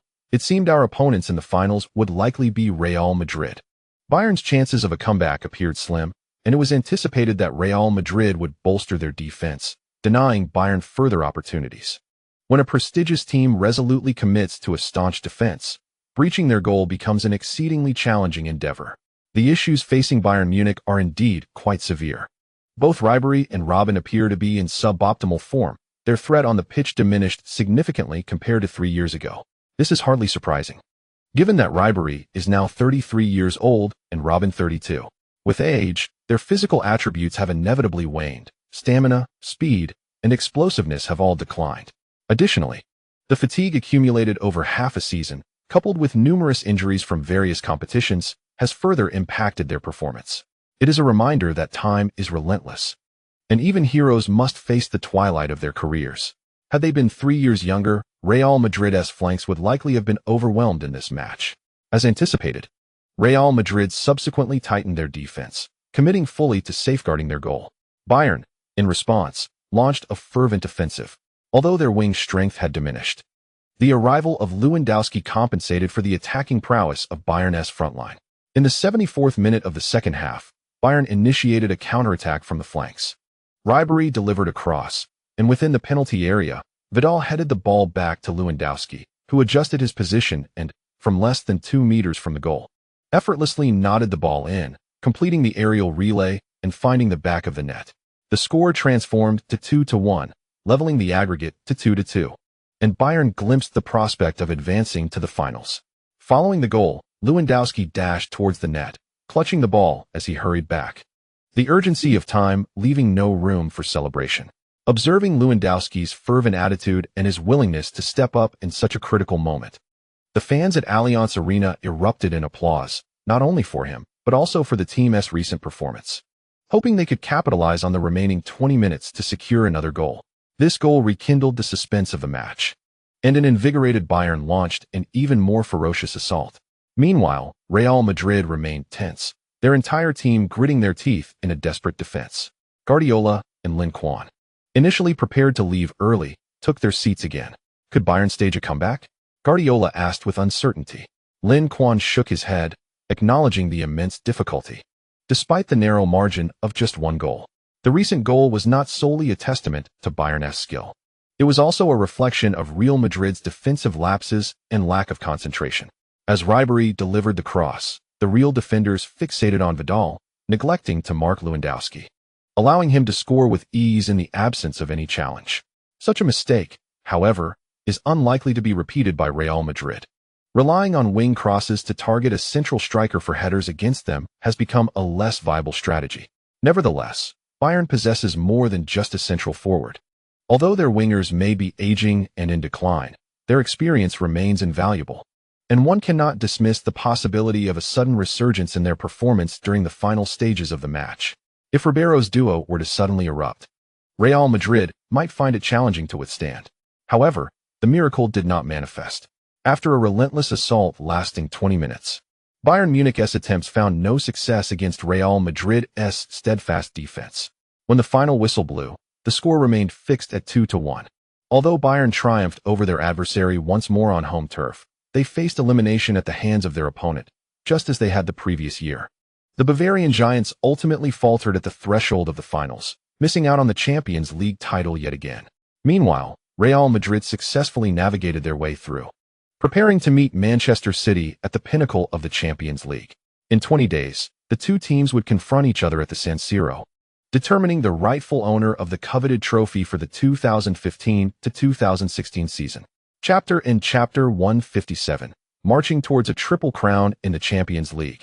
As the halftime whistle echoed, both online and offline Real Madrid supporters erupted with joy. After a 14-year hiatus, they had once again reached the Champions League final. The Real Madrid faithful felt that their 10th Champions League title was tantalizingly within reach. They only needed to overcome Manchester City to cradle the trophy they had long coveted. However, this final hurdle appeared considerably more formidable than any they had previously encountered. Nevertheless, the morale among the Real Madrid players seemed remarkably high, undeterred by the formidable presence of Manchester City. Post-match, Cristiano Ronaldo took to Twitter, proclaiming, "There is but one champion, and that is Real Madrid." The supporters were electrified by his tweet, fervently responding in agreement. "He truly is. I'm in tears. Anyone who dares to say I'm not a team player will feel my wrath. Behold, what it means to be a true team leader. Let that primate take notes. Real Madrid, what are you waiting for? Extend his contract immediately." The fans' exuberance caught the Real Madrid club off guard. They had not anticipated Ronaldo's profound sense of responsibility, manifesting in such a declaration at this juncture. This revelation exceeded their expectations. It appears he has indeed matured significantly. A true leader is not merely one who focuses on personal statistics, indifferent to the team. A genuine leader should shoulder responsibilities, guide the team forward, and when necessary, make sacrifices to do everything possible to secure victory. Ronaldo's individual prowess is undeniable, and his statistics are indeed dazzling. Yet, he has not fulfilled the duties expected of a leader. Although he is the star player of Real Madrid, he cannot be deemed their leader. The leadership of Real Madrid was once embodied by Casillas, now by Ramos. Their renown and statistics pale in comparison to Ronaldo's. Had Ronaldo grasped these truths sooner and embraced greater responsibility, perhaps Real Madrid would have lifted their 10th Champions League trophy much earlier. Just as Florentino Perez began to reassess his impression of Ronaldo, he was left speechless by another of Ronaldo's tweets. there is only one best player. And that is me, Cristiano Ronaldo. Indeed, the familiar scent lingers. This is the individual who boldly claims the title of the world's finest. I, Luo, am magnificent. I, Luo, am formidable. Charge forth into the finals and vanquish Manchester City. Upon witnessing their idol's audacious declaration, fans of Cristiano Ronaldo inundated him with praise, elevating him to celestial heights. Truly, the caliber of a star is mirrored by the character of their admirers. This is what one refers to as kindred spirits congregating. One might ponder, should we share Ronaldo's tweet with Lin Quan? What would his reaction be? Enthusiastic spectators, relishing the spectacle, flocked to Lin Quan's account, replicating Ronaldo's bold proclamation. Some even took the liberty of sending Lin Quan private messages, overwhelming him with attention. This left Lin Quan feeling quite speechless. If Ronaldo wishes to express himself, so be it. His words reside in another's domain. And how could I possibly impede him?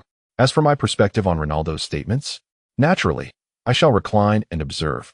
For lounging while engaging with my phone is the essence of true enjoyment. Initially, Lin Quan had no intention of responding. Although Ronaldo's remarks may seem somewhat arrogant, he did not explicitly mention Lin Quan's name. Should Lin Quan choose to respond, it would be tantamount to stepping forth and transforming the final into a contest of who is the world's greatest. Not to mention, in addition to Ronaldo, there exists Messi. And even in his absence, the football realm is replete with exceptional talents. Their self-proclaimed titles as the world's best are, in themselves, rather presumptuous. Furthermore, the match is a contest among 22 players, not merely a duel between two individuals. To disregard the contributions of the other 20 participants would be rather disrespectful.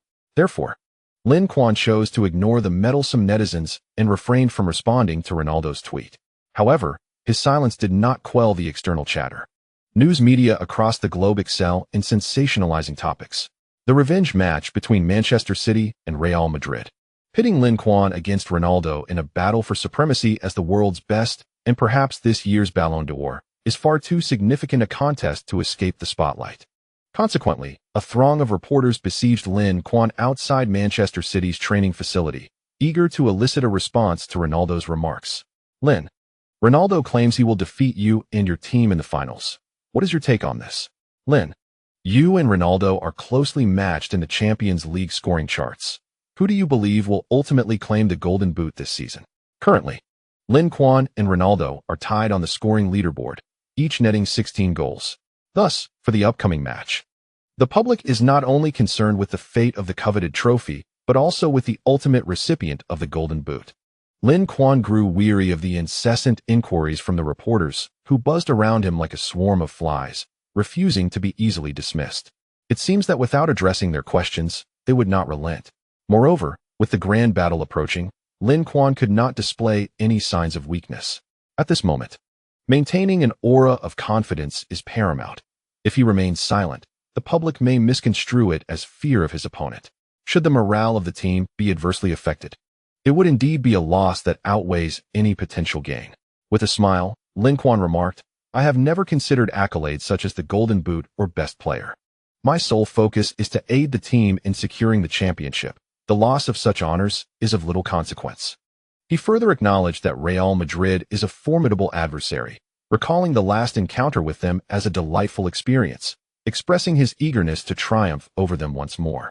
2 years prior, at the Bernabéu Stadium, Lin Quan single-handedly scored a hat-trick, leading Manchester City to a remarkable comeback despite significant disadvantages. That match marked the inception of Manchester City's dream and the beginning of a nightmare for Real Madrid. Had Real Madrid emerged victorious instead of Manchester City, the course of events might have been entirely different. Lin Quan's response exhilarated the journalists, who hastily disseminated the interview's content. Following their reports, fervent discussions erupted among the fans. Haha, Lin is truly poking at the wounds of the Real Madrid supporters. Indeed, even for me, a devoted fan of the Galacticos for the past decade, the match from 2 years ago remains the most painful memory. During the second leg of the 2013 to 2014 UEFA Champions League semifinals, Real Madrid, while leading by a substantial margin and with an opponent reduced to 10 men, was overturned by Lin Quan, who almost single-handedly led his team to victory, shattering their dreams of glory. That season, Real Madrid was a powerhouse, arguably the most promising contender for the Champions League title in a decade. Conversely, Manchester City was not as formidable that season. They had vulnerabilities across their lineup, particularly in defense, which lacked the strength seen in recent years.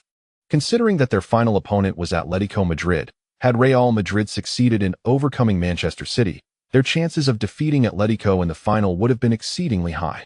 Alas, during extra time, Lin Quan's enigmatic S-level free kick extinguished all hope, forcing the Real Madrid players and tens of thousands of fans to witness their rivals advance to the final and ultimately lift the trophy in their own backyard. Now, as Lin Quan recalls past events, the sorrows of the Real Madrid supporters are swiftly stirred once more. After engaging in verbal sparring, Lin Quan chose to ignore the surrounding hype, instead focusing intently on the final preparations with his team. At this juncture, the Premier League has yet to conclude, and before the Champions League final, they have 2 more matches to contest. Additionally, the FA Cup final is scheduled prior to the Champions League finale. Consequently, Guardiola has 3 opportunities for refinement and experimentation before the final, which he certainly intends to seize. On May 8th, during the penultimate round of the Premier League, Manchester City faced the challenge of Arsenal at home.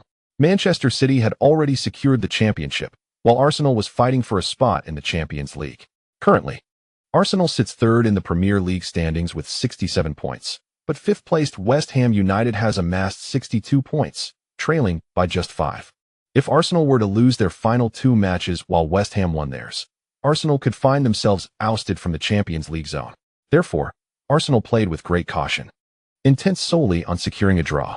Their goal difference surpassed that of West Ham United by 8. As long as they do not lose this match, they would be amenable to any other outcome. Had this been the first half of the season, Guardiola would have undoubtedly delivered a stern lesson to an Arsenal side lacking ambition.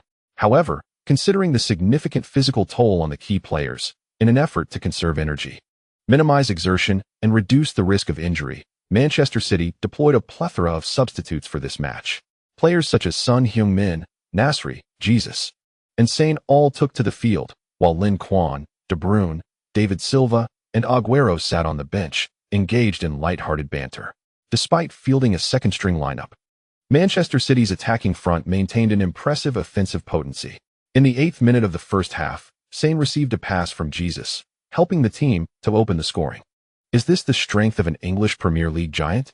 It seemed effortless as they breached Arsenal's defense, leading the players on the pitch to question the capability of their opponents. Surely, they thought, the adversary was too easily overcome. However, within just 2 minutes, Arsenal equalized through Giroud, providing a valuable lesson to the overconfident young players.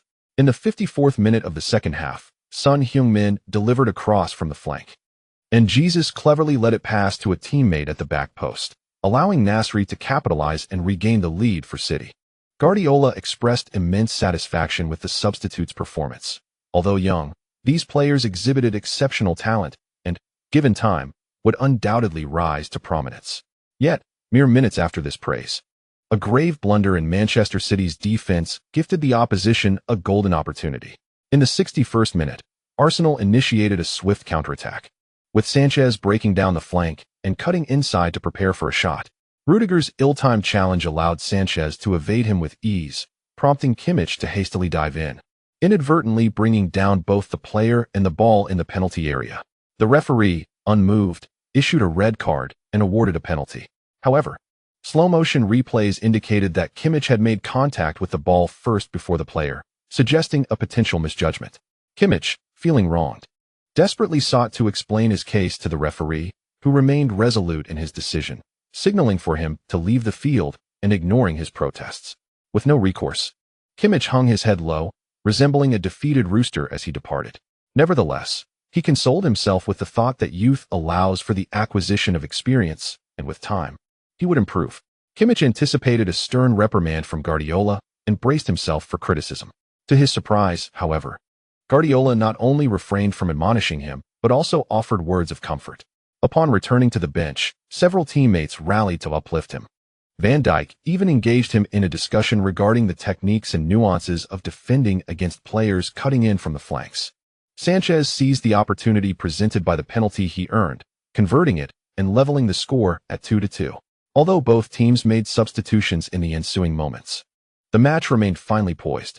Wenger attempted to capitalize on Manchester City's numerical disadvantage to launch a counterattack, yet ultimately, he faced defeat. The score of 2-2 remained unchanged until the final whistle, allowing Arsenal to secure a valuable point from their match against City. Moreover, good news emerged from West Ham, as they suffered a 1-4 loss at home to Swansea, which meant that Arsenal had already qualified for the Champions League round in advance. The Gunners once again successfully secured their top 4 position. Truly, Arsenal has solidified its reputation as the top 4 wizards. This season began unfavorably for Arsenal, but they rallied during the mid and latter stages, avoiding the collapse that had plagued them in previous seasons. In contrast, their neighbors, Manchester United, faced a much grimmer fate. After a promising start with 2 consecutive victories, United's performance declined sharply, finishing the penultimate round of the league with a mere 60 points, trailing Arsenal by 5 points. This marked yet another instance of United missing out on the Champions League. Who could have anticipated that the illustrious Premier League champions would find themselves outside the Champions League twice in just a few short years following Ferguson's retirement? The rapidity of this decline is indeed remarkable within the context of Europe's top leagues. However, this is not the true limit of Manchester United. In the times to come, they will repeatedly redefine their own nadir, demonstrating to the world that when it comes to disappointment, United will never fail to deliver. Nevertheless, the Red Devils' legacy remains substantial. After enduring over a decade of turmoil, they still maintain their status as a footballing powerhouse, boasting a vast global fan base. This is truly astonishing. Yet, Manchester United's woes are theirs to bear, while their neighbor, Manchester City, remains indifferent to the plight of the once mighty club. After all, they are no longer the noisy neighbors of yesteryear. They have set their sights higher, aspiring for a 3rd consecutive Champions League title. End of Chapter 158, the 2015-2016 Champions League Final. Madrid, Spain. At Real Madrid's training facility, Cristiano Ronaldo is training vigorously, drenched in sweat. He is aware that his statements may incite considerable debate, yet he remains unfazed. As long as he can successfully suppress Lin Quan in the final and lead his team to victory with an outstanding performance, all external doubts regarding him will dissipate, perhaps transforming into admiration and praise. Furthermore, this year is significant, as it marks not only the upcoming Champions League final, but also the commencement of the quadrennial European Championship in just 2 weeks. For Ronaldo, this could be his final European Championship. If he fails to achieve success in this tournament, he may never have another opportunity. Influenced by the weight of these 2 critical competitions, along with his desire to outshine Lin Quan and prove himself, Ronaldo has become more diligent than ever. There are many within Real Madrid who share his sentiments. Several veteran players, who experienced the team's elimination by Manchester City 2 years prior, still remain in the squad. They all share a common resolve. It is time to avenge that past grievance. Bale, akin to Cristiano Ronaldo, has set his sights firmly on Lin Quan. Both players made their transfers in the same year, one to Manchester City and the other to Real Madrid. Subsequently, rumors circulated that Real Madrid had also reached out to Lin Quan, which led some fans, particularly those of Real Madrid, to frequently draw comparisons between the two.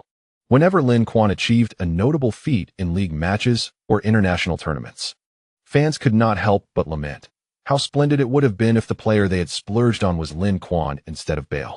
Such remarks naturally irked Bale, who did not perceive himself as inferior to Lin Quan. He simply believed that his standing within Real Madrid did not match the prominence Lin Quan enjoyed at Manchester City, resulting in a lack of support that hindered his performance. Bale was confident that, given similar tactical emphasis, he could rival anyone. After all, even the Real Madrid president, Florentino Perez, had privately conveyed his belief that Bale could succeed Ronaldo in the team. What does this indicate? It suggests that Perez regarded Bale as a player of the same caliber as Ronaldo, perhaps even superior. Regrettably, the world fails to recognize Bale's prowess. Resolutely, Bale vowed to personally vanquish Lin Quan in their forthcoming encounter, not to prove his own greatness, but to reclaim what he had lost. Observing the dedication of his fellow stars in preparation for the Champions League, Real Madrid fans felt a sense of relief. The strength of this Galacticos squad is undeniable, boasting formidable configurations on both offensive and defensive fronts, and it is high time for them to achieve results. Unfortunately, their fortunes have been dismal as they encountered Manchester City, another team on the rise, just as they were beginning to gather momentum. The match at the Bernabéu 2 years ago left many Real Madrid supporters with lingering discontent due to its profound implications. That defeat instilled a sense of trepidation among Real Madrid fans when facing Manchester City. Even the illustrious Galacticos dared not claim absolute victory against the Premier League newcomers. 4. In terms of performance over the past 3 years, Manchester City has been an invincible force. The players are diligently training, and the coaching staff is equally industrious. During this period, Zidane has meticulously analyzed numerous match recordings of Manchester City, focusing particularly on their offensive tactics to devise countermeasures. The ferocity of Manchester City's attacking prowess is well known among teams that have faced them. Even Atletico Madrid, often regarded as the most defensively adept team in La Liga and arguably in the top 5 leagues, found their defensive line as fragile as paper. Conceding 6 goals over 2 matches, Real Madrid understands better than anyone how challenging it is to reach such a level. In this season's La Liga, they faced Atletico Madrid twice, resulting in 1 draw and 1 defeat. However, apart from Benzema's goal in the 9th minute of the opening match, Real Madrid failed to find the net in the subsequent 180 minutes, suffering a humiliating defeat at home where they were blanked by their opponents. Atletico Madrid's defense, resembling an impenetrable fortress, left Real's forwards battered and helpless. Yet, this formidable defense crumbled before Manchester City, who scored 6 goals, showcasing an offensive prowess that even Real Madrid could not match. To triumph in the final, Real must discover a way to stifle Manchester City's attack. Otherwise, they risk facing a fate akin to that of Atletico Madrid. Despite their loss, Atletico, recognized as one of the best defensive teams in the top leagues, possesses many commendable qualities. Even Pep Guardiola, Manchester City's coach, acknowledged this, having drawn inspiration from Simeone's defensive strategies. As a bitter rival, Zidane would not overlook Atletico's tactics. After meticulously analyzing Manchester City's match footage and thoughtfully contemplating Atletico's defensive approach, he devised a strategy tailored to Real Madrid's strengths. Undoubtedly, in a decisive match such as the final, stability must take precedence. Thus, Zidane intends to employ a counter-attacking strategy, with the defensive plan in place. The next challenge is to address the offensive issues. While Atletico's defense was commendable, their offensive struggles forced them into disarray, allowing Manchester City to exploit their vulnerabilities and penetrate their goal repeatedly. Had it not been for these lapses, Manchester City would not have scored 6 goals against such a resilient defense. Fortunately, Real Madrid is not Atletico. Their attacking lineup is more potent and dazzling. Zidane's task is to identify the most suitable attacking tactics to unleash their potential. While Zidane studies Manchester City, Guardiola is equally focused on Real Madrid. After reviewing their match footage, he quickly zeroed in on Real Madrid's number 19, Luka Modric. Modric, who may appear delicate, is, in fact, a pivotal component of Real Madrid's midfield defense. His versatility allows him to navigate from deep-lying playmaker to attacking midfielder, excelling across the pitch with an exceptional sense of positioning.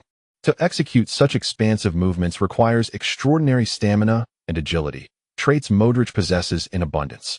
Furthermore, his outstanding positional awareness, comprehensive vision, and proactive defensive mindset enable him to significantly contribute from any position. With him on the field, Real Madrid's ball carriers need not fret over the absence of secure passing options. With Modric ahead, Real's defenders need not confront their opponent's offensive threats alone. With him behind, Real's forwards can confidently surge forward, assured that their teammate will deliver the ball to their feet. Modric singularly embodies the dual responsibilities of both De Bruyne and Kanté within the Manchester City squad. He serves not only as a formidable defensive shield in front of the backline, but also as a pivotal link in transitioning from defense to attack for Real Madrid. His significance is paramount, arguably surpassing that of Cristiano Ronaldo among the 11 players on the pitch for Real Madrid. While Ronaldo has gradually morphed into a more stationary striker, despite his illustrious superstar status, tactically restraining him is a manageable task for Guardiola, by simply severing the connection between him and his supporting teammates. Even the most formidable Cristiano would find himself at a loss. In contrast, neutralizing Modric poses a far greater challenge. His expansive range of movement and commendable physical prowess render him a daunting opponent for most. Nonetheless, given that he is the most menacing player in the Real Madrid lineup, he must be meticulously targeted and effectively contained. Time swiftly passes, and before one realizes it, the Champions League final approaches. On May 29th, throngs of fans from across Europe and the globe converge upon Milan, flocking to the revered San Siro Miazza Stadium, a hallowed ground in the hearts of Milanese supporters. A few hours hence, the grand finale of the UEFA Champions League will unfold within these walls. The weather in Milan today is delightful. Although clouds are scattered across the sky, rain seems unlikely. The gentle breeze and a temperate outdoor climate of 21 to 22 degrees Celsius contribute to an ambience of unparalleled comfort. Here, there is neither the damp chill of the English Isles nor the arid heat of the Iberian Peninsula. Everything feels perfectly suited for a match. 2 hours before the kickoff, eager fans have already begun to fill the stadium. The vast San Siro is now teeming with spectators, with an impressive attendance of 80,000 fans displayed on the giant screens. Beyond those within the stadium, numerous supporters unable to secure tickets gather in the surrounding squares, relying on large screens, mobile devices, or televisions in nearby taverns to witness the live broadcast of the match. After completing their equipment checks, the entire Manchester City squad boards their sky blue team bus, which glides through the bustling city center toward the San Siro Stadium. In stark contrast to the surrounding low-rise buildings, the grand stadium rises majestically, proudly standing before the masses. Indeed, this is the San Siro, a sacred venue for the Milanese. Inside the team bus, players eagerly lean against the windows, curiously gazing at the stadium in the distance. From an exterior perspective, the San Siro undeniably warrants its title as a sacred site for Milan's inhabitants. It is truly magnificent. This stadium is larger and more grandiose than the venues of the past 2 years' finals. Particularly last year, while the Olympic Stadium in Berlin was impressive, it lacked the intimacy of a dedicated football ground, with the tracks separating fans from players, significantly detracting from the viewing experience. Naturally, this also affects the players, as proximity to the fans amplifies the impact of their cheers and support. Some players may feel a surge of anxiety, resulting in subpar performances. However, others might experience exhilaration, leading to an outstanding display. Upon witnessing the arrival of Manchester City's bus, a throng of fans surged forward. The police, tasked with maintaining order and ensuring the team's safety, promptly intervened to clear a pathway, escorting the bus into the stadium securely. Just moments after praising the grandeur of the San Siro, the Manchester City players entered the dressing room and immediately began to express their displeasure. "Damn it, how can this dressing room be so shabby? Is this where Inter and AC Milan prepare before matches?" they exclaimed. "All right, let us get ready. Once we're set, let us head out for warm-ups." Guardiola, too, furrowed his brow at the simplicity of the dressing room, but chose not to voice much concern. After all, it was merely a match. They were not going to reside there indefinitely. After a few grumbles, the players departed the locker room to warm up. In the players' tunnel, they encountered Real Madrid players emerging from the opposite dressing room. Their expressions revealed no signs of discontent, which puzzled Lin Quan. Wasn't their dressing room in disrepair? Among the Real Madrid squad were several familiar faces, including Ramos and Isco, with whom Lin Quan exchanged greetings. "Boss, I want to go easy on you in this match," Isco declared with a mock seriousness, as if fearing reprimand from Lin Quan for his declaration. To his surprise, Lin Quan neither admonished him nor responded harshly. Instead, he encouraged him. Indeed, give it your all and strive to deliver an outstanding performance for the spectators. Despite their camaraderie, Lin Quan understood that he could not expect his counterpart to compromise professional integrity during the match. Furthermore, with Manchester City's prowess, they would not require any leniency from their opponents. "Thank you, boss. I will do my best," Isco exclaimed, brimming with excitement. This was his first time stepping onto the pitch for a Champions League final, and he felt as if he were floating on air, overwhelmed with anticipation. Noticing Isco's enthusiasm, Lin Quan smiled and patted his shoulder. "Hey, Lin, this time we won to lose to you." Ramos, as captain of Real Madrid, felt compelled to assert himself, making his intentions clear. Lin Quan raised an eyebrow in surprise. "And then what?" "Ramos, mere bravado, 1-0 secure victory." Ramos confidently thumped his chest, declaring, "Rest assured, I will deliver. I look forward to your performance." Lin Quan gave Ramos a thumbs up, acknowledging him, and then pondered whether he should inform Guardiola and the defenders that Ramos often performs miracles in adverse situations.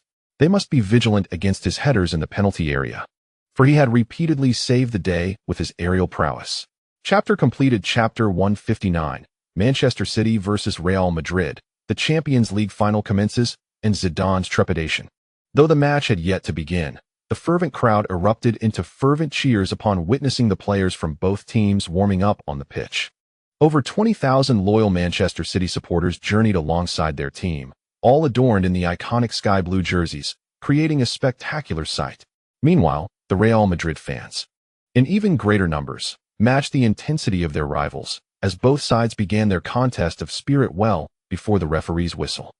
The Real Madrid supporters initiated a harmonious and synchronized rendition of their club anthem, while the Manchester City fans took turns chanting the names of their players, interrupting the crescendo of the opposing side's song, much to the chagrin of the Real Madrid faithful. Not to be outdone, the Real Madrid fans swiftly retaliated by echoing the same strategy, aiming to unsettle their Manchester City counterparts when the latter began to sing their anthem. Recognizing that the focal point of this clash was the duel between Cristiano Ronaldo and Lin Quan, the Real Madrid supporters enthusiastically chanted Ronaldo's name thrice in succession. The cacophony generated by such a multitude made it impossible for the warming-up players to feign ignorance. Upon hearing the adulation directed at him, Ronaldo paused his training to wave to the Real Madrid fans, relishing the adoration akin to a monarch surrounded by admirers. The affection and support from the fans invigorated Ronaldo, bolstering his resolve to triumph over Lin Quan. On the opposite side of the pitch, Lin Quan observed with mild astonishment. Despite Ronaldo's 6-year tenure at Real Madrid yielding only a solitary La Liga trophy, the fervor with which the fans revered him underscored his significant standing among them. Upon reflection, this admiration seemed entirely reasonable. Although Ronaldo's accolades with Real Madrid were few, he devoted the prime years of his career to the club, a commitment deserving of the fans' affection and respect. Moreover, for the discerning Real Madrid supporters, Ronaldo possessed not only skill and prowess, but also an admirable presence and charisma, traits that epitomized the elite superstar they cherished and sought. At this juncture, Real Madrid fans placed considerable emphasis on the appearance and allure of their players. The half-hour warm-up period swiftly drew to a close, with players gradually returning to the dressing rooms. The coaches of both teams refrained from reiterating tactical strategies, opting instead to deliver pre-match motivational speeches, particularly focusing on providing psychological support to alleviate the players' burdens. In contrast to Real Madrid, Manchester City, having reached the Champions League final on multiple occasions, bore significantly less pressure. Their successes in the past two finals instilled them with immense confidence and composure as they prepared to face their challengers. However, for Real Madrid, this marks a return to the Champions League final after a 14-year hiatus. Among the players on the roster, only a select few, including Cristiano Ronaldo, possess the invaluable experience of competing in a Champions League final, while the rest are comparatively inexperienced novices in this arena. Consequently, the demeanor of the Real Madrid players is palpably more tense as the match approaches. It is not merely the players who feel this pressure. Their manager, Zinedine Zidane, also grapples with his own apprehensions. Having reached this pivotal moment, which is no small feat, he is determined not to squander this exceptional opportunity. Should this turn out to be the singular chance in his lifetime, a defeat today could haunt him for decades to come. Hey, everyone, listen up. Zidane clapped his hands to interrupt the hushed conversations among the players in the locker room. I believe I need not emphasize the significance of this match. Upon hearing this, the expressions of the Real Madrid players grew even more solemn. Indeed, their opponents are formidable, the reigning champions, but so what? Our name is synonymous with excellence. We are the only club in Champions League history to have achieved 5 consecutive titles, boasting 9 Champions League trophies. Real Madrid is not a mere upstart without heritage. Rather, it is one of the most storied clubs in Europe. Zidane's words served to remind his players not to adopt the mindset of challengers, but rather to embrace the perspective of defenders of their legacy. All teams in Europe, including Manchester City, are challengers to Real Madrid. For should they claim this trophy, they will stand alone as the only club to have attained 10 titles, while others remain far from this ambition. Zidane's words resonate powerfully. As the players reflect on their club's profound heritage and illustrious history, pride swells within them, and they stand tall in honor of their team. Seeing the impact of his speech, Zidane presses on. So, forget who the opponent is. When we step onto the pitch, we must take charge and shed all psychological burdens, executing the tactics we practice. Can you do it? Yes, they replied. Excellent. Hold on to this feeling. 90 minutes from now, I hope to celebrate with you as we lift our 10th Champions League trophy. While Zidane inspires his squad, Guardiola, on the other hand, urges his players to remain composed. Although Real Madrid's defense may not be as robust as Atletico's, do not expect to dismantle them effortlessly. Initially, stabilize our rhythm. Ascertain their tactical approach, and then orchestrate our attacks. Be vigilant on the flanks, ensuring we do not grant them excessive space. For Real Madrid excels at exploiting the wings for counterattacks. The players nod in agreement, each one eager to prove themselves. Real Madrid, is it? Let us put your mettle to the test. Both teams are now prepared, having exited the locker room and standing in the player tunnel, awaiting their entrance onto the grand stage. Although many players from both teams were familiar with one another, no one dared to greet each other in such an occasion, or even steal a glance. Yet, Cristiano Ronaldo cast a fleeting glance at Lin Quan, his eyes ablaze with fierce determination. Sensing the other's gaze, Lin Quan reciprocated, their eyes meeting in the air, each perceiving the seriousness and resolve reflected in the other's eyes. In this match, they would give their all. The head referee glanced at the time, then led the way onto the field, picking up the football placed before him. Click, click. A throng of journalists gathered at the entrance of the players' tunnel quickly pressed their shutters, capturing the players of both teams in a flurry of flashes. As the match was about to commence, the atmosphere among the fans surged with excitement. Having entered the stadium several hours earlier, many had already expended their energy in skirmishes with rival supporters.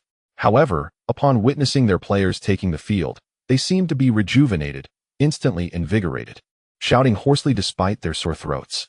The fervor of the fans is truly remarkable. Indeed, according to official statistics, the attendance for this match exceeded 80,000. An assembly of 80,000 fans is indeed a rare spectacle. In the commentary booth of CCTV, the announcers swiftly introduced the starting lineups of both teams, seizing the opportunity to engage in casual banter before the match kicked off. For supporters of both teams, such a match is not to be missed.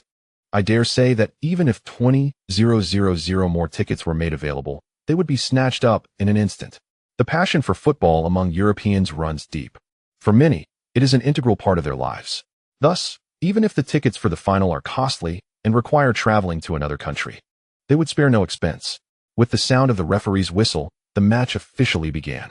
As the game commenced, let me reintroduce the teams to our viewers. Attacking from left to right in blue jerseys is Manchester City, while attacking from right to left in white jerseys is Real Madrid.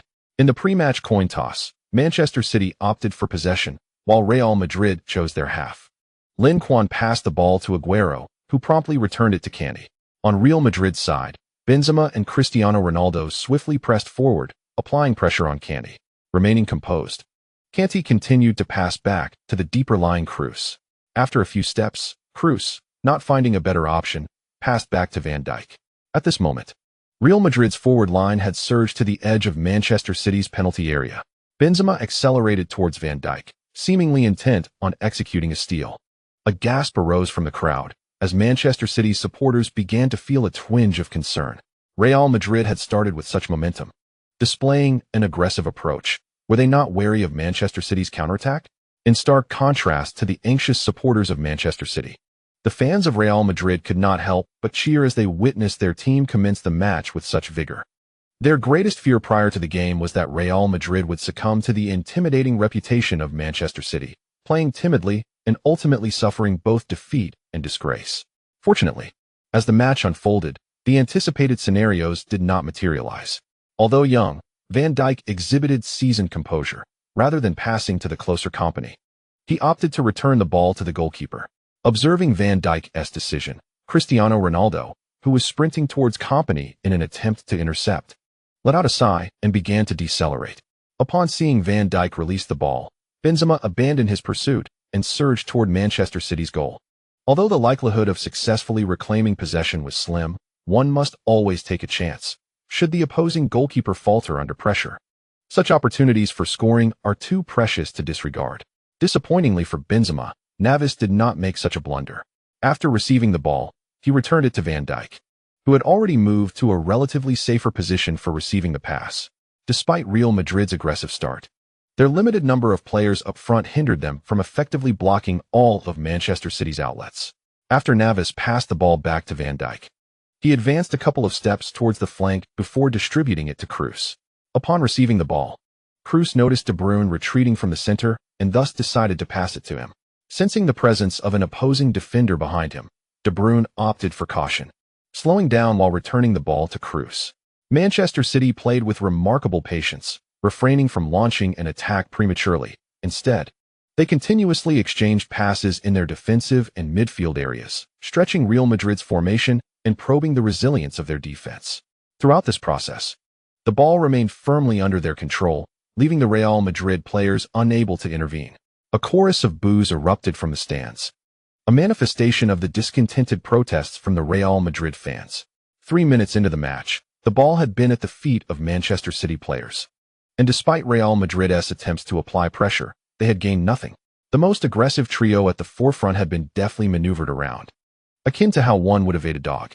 This left the Real Madrid fans feeling incensed. Was Manchester City merely toying with them, preparing for a penalty shootout? Witnessing the frustration of Real Madrid supporters, the Manchester City fans erupted in laughter. Let it unfold this way. Let them witness the prowess of our possession-based tactics. They jeered. Isn't it said that they are a galactic fleet? Yet they can't even reclaim the ball. Real Madrid seems to be merely a name. Otherwise, how could they have gone 14 years without reaching a Champions League final? One fan remarked. Indeed, even Atletico Madrid has fared better, having at least reached a final without being so easily outmaneuvered. On the sidelines, Guardiola sat comfortably in his seat, his expression relaxed and composed. It is evident that he is exceedingly pleased with the player's performance. On the other hand, Zidane does not possess the same composure as Guardiola. Upon witnessing Manchester City's tactics, he cannot help but furrow his brow. Why does their approach seem like a ploy to lure the opponent deeper? As the pioneer of possession-based football, Guardiola's proficiency in this style was anticipated by Zidane long ago. When it comes to countering possession tactics, Real Madrid is undoubtedly well-versed, given that their La Liga counterpart, Barcelona, excels in this domain. However, Manchester City's possession style feels markedly distinct from that of Barcelona. While Barcelona typically pushes their formation forward to engage in a high-pressing attack in the opponent's half, any minor lapse in the opposing defense can swiftly convert into a goal for them. Yet, the consequence of pressing too high is an exposed backline, which can lead to disaster against a team with rapid and high-quality counterattacks. During Mourinho's tenure, Real Madrid had inflicted considerable suffering on Barcelona using this very tactic. Zidane had initially contemplated replicating Mourinho's strategy to confront Manchester City. However, the current state of play suggests that this avenue may be futile. Manchester City has not advanced their formation, forcing Real Madrid to push forward to disrupt their passing. Wait, has our formation advanced? Could it be? Zidane appears to have an epiphany, his pupils suddenly constricting. Chapter 160, Lin Quan's world-class strike, Manchester City's tactical triumph. Just as unease settled in Zidane's heart, an unexpected turn of events unfolded on the pitch. Cruz received the ball, and De Bruyne, prepared to retreat for support, was closely followed by Casemiro, who was tasked with marking him.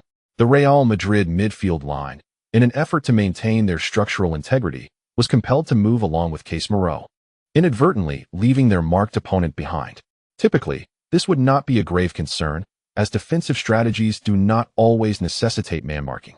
Successfully obstructing the opponent's passing lanes can also constitute effective defense. However, today, such a strategy proves somewhat inappropriate. Losing sight of the marked player signifies a loss of initiative. As the Real Madrid players anticipated that Cruz would pass to De Bruyne, with Casemiro poised to intercept just 2 meters away, Manchester City's two forwards suddenly retreated. Simultaneously, Cruz executed a pass, but rather than to De Bruyne, it sailed over midfield and landed directly at Lin Quan's feet, who had already begun to pivot in anticipation of receiving the ball. The moment the ball reached him, his reception and turn were seamlessly executed, the tempo escalating as he swiftly moved to the left. Ramos felt a pang of alarm, hastening to keep a close watch on Lin Quan while signaling to his partner Pepe to remain vigilant regarding Manchester City's forward, Agüero. Agüero and Lin Quan have collaborated numerous times, developing an impeccable synergy between them. Observing Lin Quan dribbling the ball, Agüero swiftly darted in the opposite direction, creating space between the two Real Madrid defenders, thus facilitating opportunities for Lin Quan to either pass or break through. Ramos, with his remarkable speed, was already poised to execute a tackle. At that moment, Lin Quan delivered a diagonal pass to Agüero, who had made an intelligent run to create separation. Under normal circumstances, such a pass would have surely resulted in an offside. However, due to De Bruyne's retreat, the entire Real Madrid defensive line was drawn forward, causing the midfield and two center-backs to advance passively, while the full-backs remained behind, thus rendering the play completely onside. Pepe, often criticized as a brutish defender, demonstrated no hesitation in his defensive duties. He quickly caught up to Agüero, attempting to nudge him from the side to disrupt his balance and reclaim the ball. Yet, Agüero had no intention of lingering on the ball. As Pepe approached, he had already anticipated the contact and released the ball into the open space ahead. The players on the flanks for Manchester City failed to pursue, indicating that Agüero's pass was clearly directed towards Lin Quan. Although Ramos had managed to close in on Lin Quan, he was compelled to divide his focus between the ball carrier and his own defensive responsibilities. Lin Quan, assured of Agüero's intentions, did not need to glance back, thus enabling him to outpace Ramos, who was left with no choice but to commit a foul. Without hesitation, Ramos reached out to tug at Lin Quan's jersey. Though he grasped the fabric, he failed to restrain Lin Quan. The latter stumbled momentarily, but as he was about to fall, he steadied himself with his right hand on the ground, regaining balance while pursuing the ball. Courtois opted to advance. Although the ball had yet to enter the penalty area, he could not afford to wait idly within it. Both of Real Madrid's fullbacks surged toward Lin Quan, intent on intercepting his shot before he could release it. Lin Quan glanced at the goalkeeper's position and assessed the distance to the goal, then resolutely struck the ball. His shot originated from the left front of the penalty area, approximately 28 meters from the goal. The force behind the strike was immense, propelling the ball like a cannonball towards Real Madrid's net. Courtois, now near the small penalty area, reacted swiftly, launching himself in an attempt to save it. However, his efforts came too late, as the ball soared into the net, altering the score to 1-0. In the 22nd minute of the match, Manchester City took the lead, seizing an early advantage in the Champions League final. At the moment of the goal, the San Siro erupted with a thunderous cheer, akin to a shockwave that nearly lifted the stadium's roof. In this instant, countless Manchester City supporters raised their arms in elation, exclaiming, "We are in the lead." Meanwhile, the Real Madrid fans on the opposite stand appeared somewhat despondent. Conceding a goal so early was certainly not auspicious. Many of the Real Madrid supporters turned their gazes toward the pitch, seeking their number 7 clad in white. The star player Lin Quan from Manchester City has stepped forward, and now they can place their trust solely in their own leading figure. At the moment Lin Quan scored, Cristiano Ronaldo was momentarily taken aback, seemingly surprised by the opponent's swift goal. However, he quickly regained his composure. Rather than being disheartened by Lin Quan's strike, his competitive spirit ignited with even greater fervor. Only in the face of adversity does a true leader arise to guide his comrades towards a turnaround. And he, Cristiano Ronaldo, undeniably embodies the king of Real Madrid. On the field, after scoring, Lin Quan sprinted to the corner area, raising his arms towards the stands, exuding an air of sovereign authority. This commanding celebration, coupled with his stern expression, rendered him both formidable and fierce, much to the delight of nearby fans, especially the female admirers who erupted in cheers. Unfortunately, his teammates lacked the finesse to appreciate the moment. Before Lin Quan could fully revel in the glory, he was ambushed from behind by a teammate, shattering the atmosphere. Particularly, De Bruyne playfully ruffled Lin Quan's hair, using both hands to transform his elegantly styled locks into a chaotic nest. Alas, the moment was irretrievably lost. On the sidelines, Guardiola exuberantly embraced his assistant coaches and substitutes, then stood at the edge of the pitch, fervently applauding the players on the field.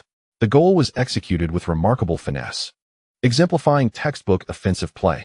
Manchester City did not engage in frantic assaults or relentless pressing. Instead, they achieved their goal through simple, effective passing, quickening the pace, and countering with precision.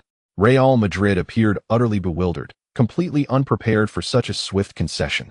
Zidane's brow furrowed deeply, and he could not resist scratching his head in bewilderment. What had gone awry in Real Madrid's defense? It seemed that no one had made a mistake during the defense, yet they were effortlessly torn apart, allowing the opposing team to score. There had to be some oversight. Zidane's mind raced as he pondered this crucial question. Understanding it swiftly was imperative, otherwise, they risked conceding again. In a match of this magnitude, a single goal could spell doom, and should they concede another, Real Madrid might as well declare their defeat.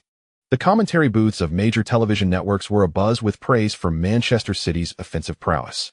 Sky Sports placed great importance on this match, not only assigning the golden commentary duo of Martin Tyler and Andy Gray, but also inviting the legendary Arsenal manager, Arsene Wenger, as a guest commentator. Mr. Wenger, how do you evaluate Lin Quan's astonishing strike? Wenger, with his characteristic grace, smiled and responded, Manchester City's attack was indeed executed with exquisite elegance.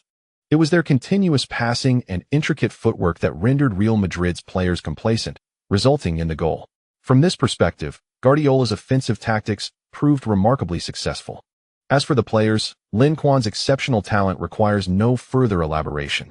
His recent strike was of world-class quality, with both the timing and technique of his shot being the most judicious choices. It is difficult to fathom that he is merely 20 years old, for in him, I perceive a maturity and composure seldom found in most young players. Wenger's admiration for Lin Quan is palpable, nearly spilling off the screen. Consequently, upon hearing Wenger's remarks, many fans in front of their televisions chuckled, thinking, it seems the professor still holds a grudge against Lin Quan. Perhaps the person Wenger laments missing out on most in his lifetime is indeed Lin Quan. Alas, had Arsenal been just a tad more generous back then, perhaps the club could have risen to prominence. Observing Lin Quan's increasingly stellar performances at Manchester City, leading the club not only to success, but to countless honors, Arsenal fans surely feel a twinge of envy.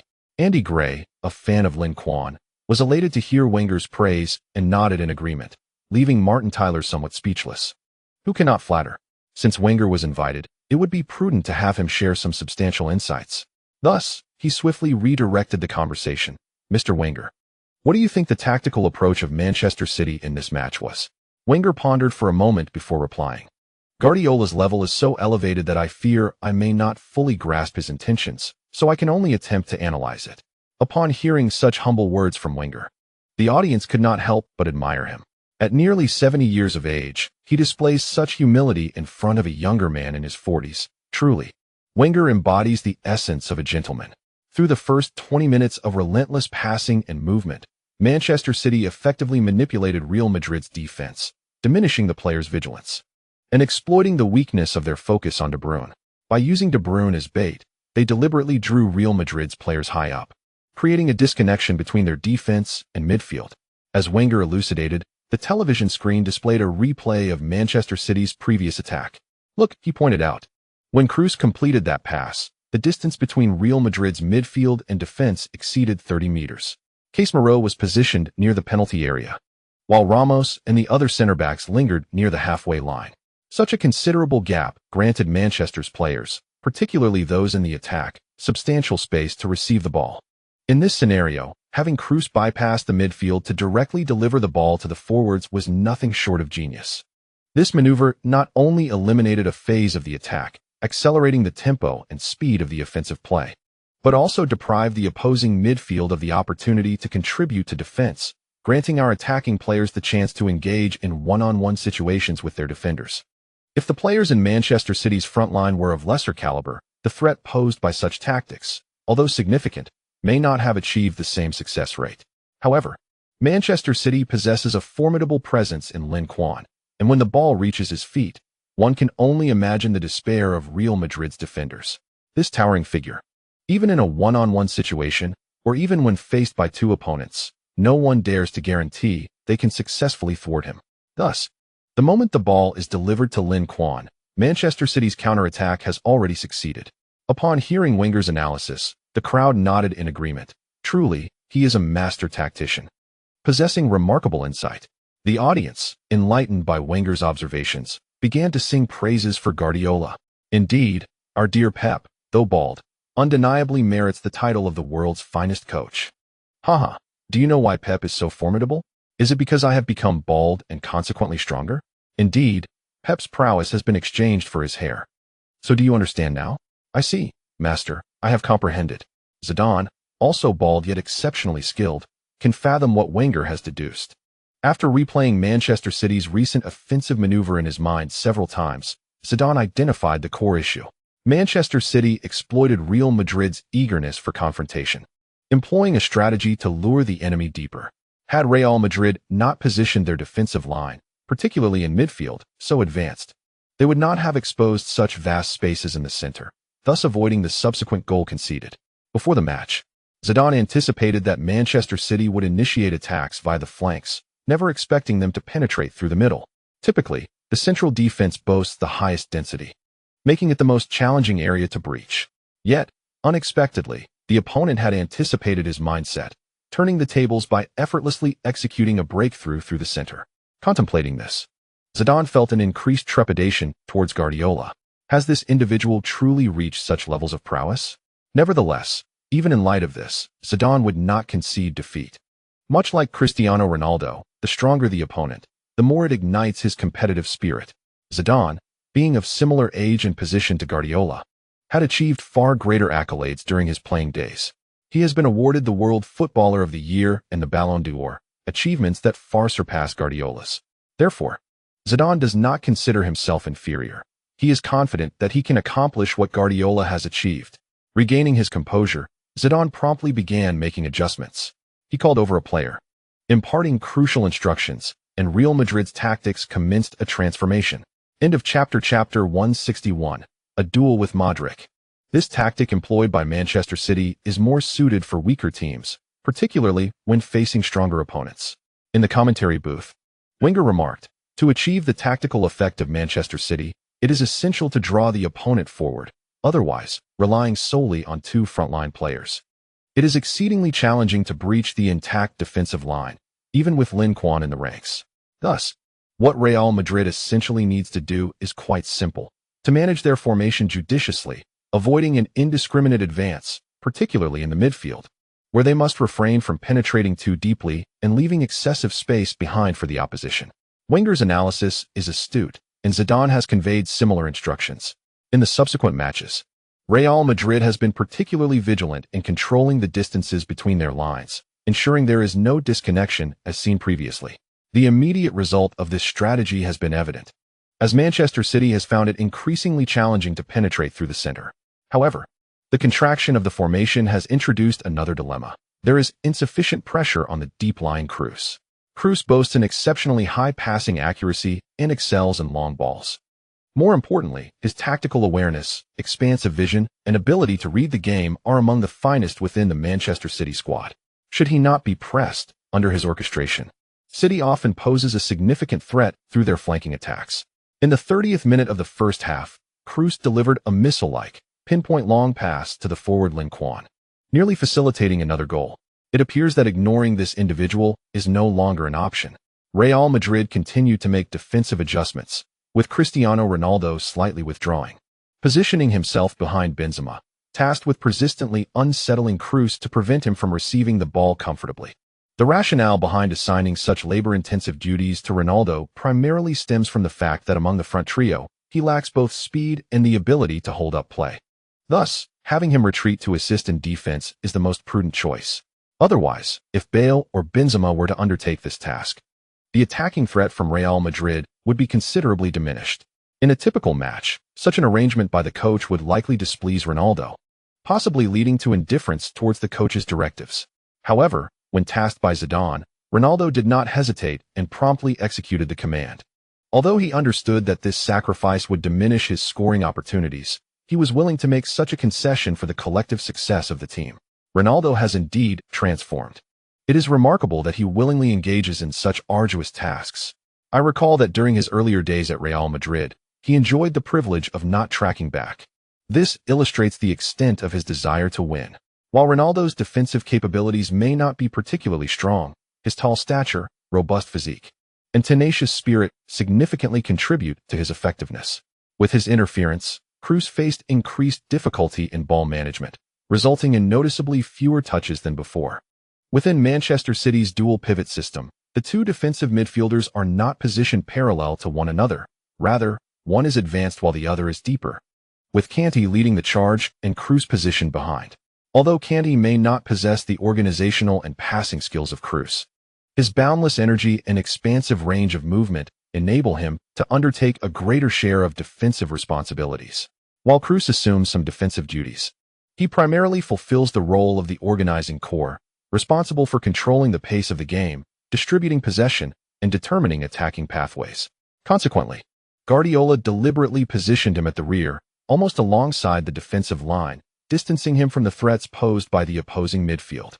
This mirrors Zidane's strategy of urging forwards to retreat and engage in defensive duties. In terms of proximity, Cristiano Ronaldo indeed stands closer to Kroos than Casemiro or Modric.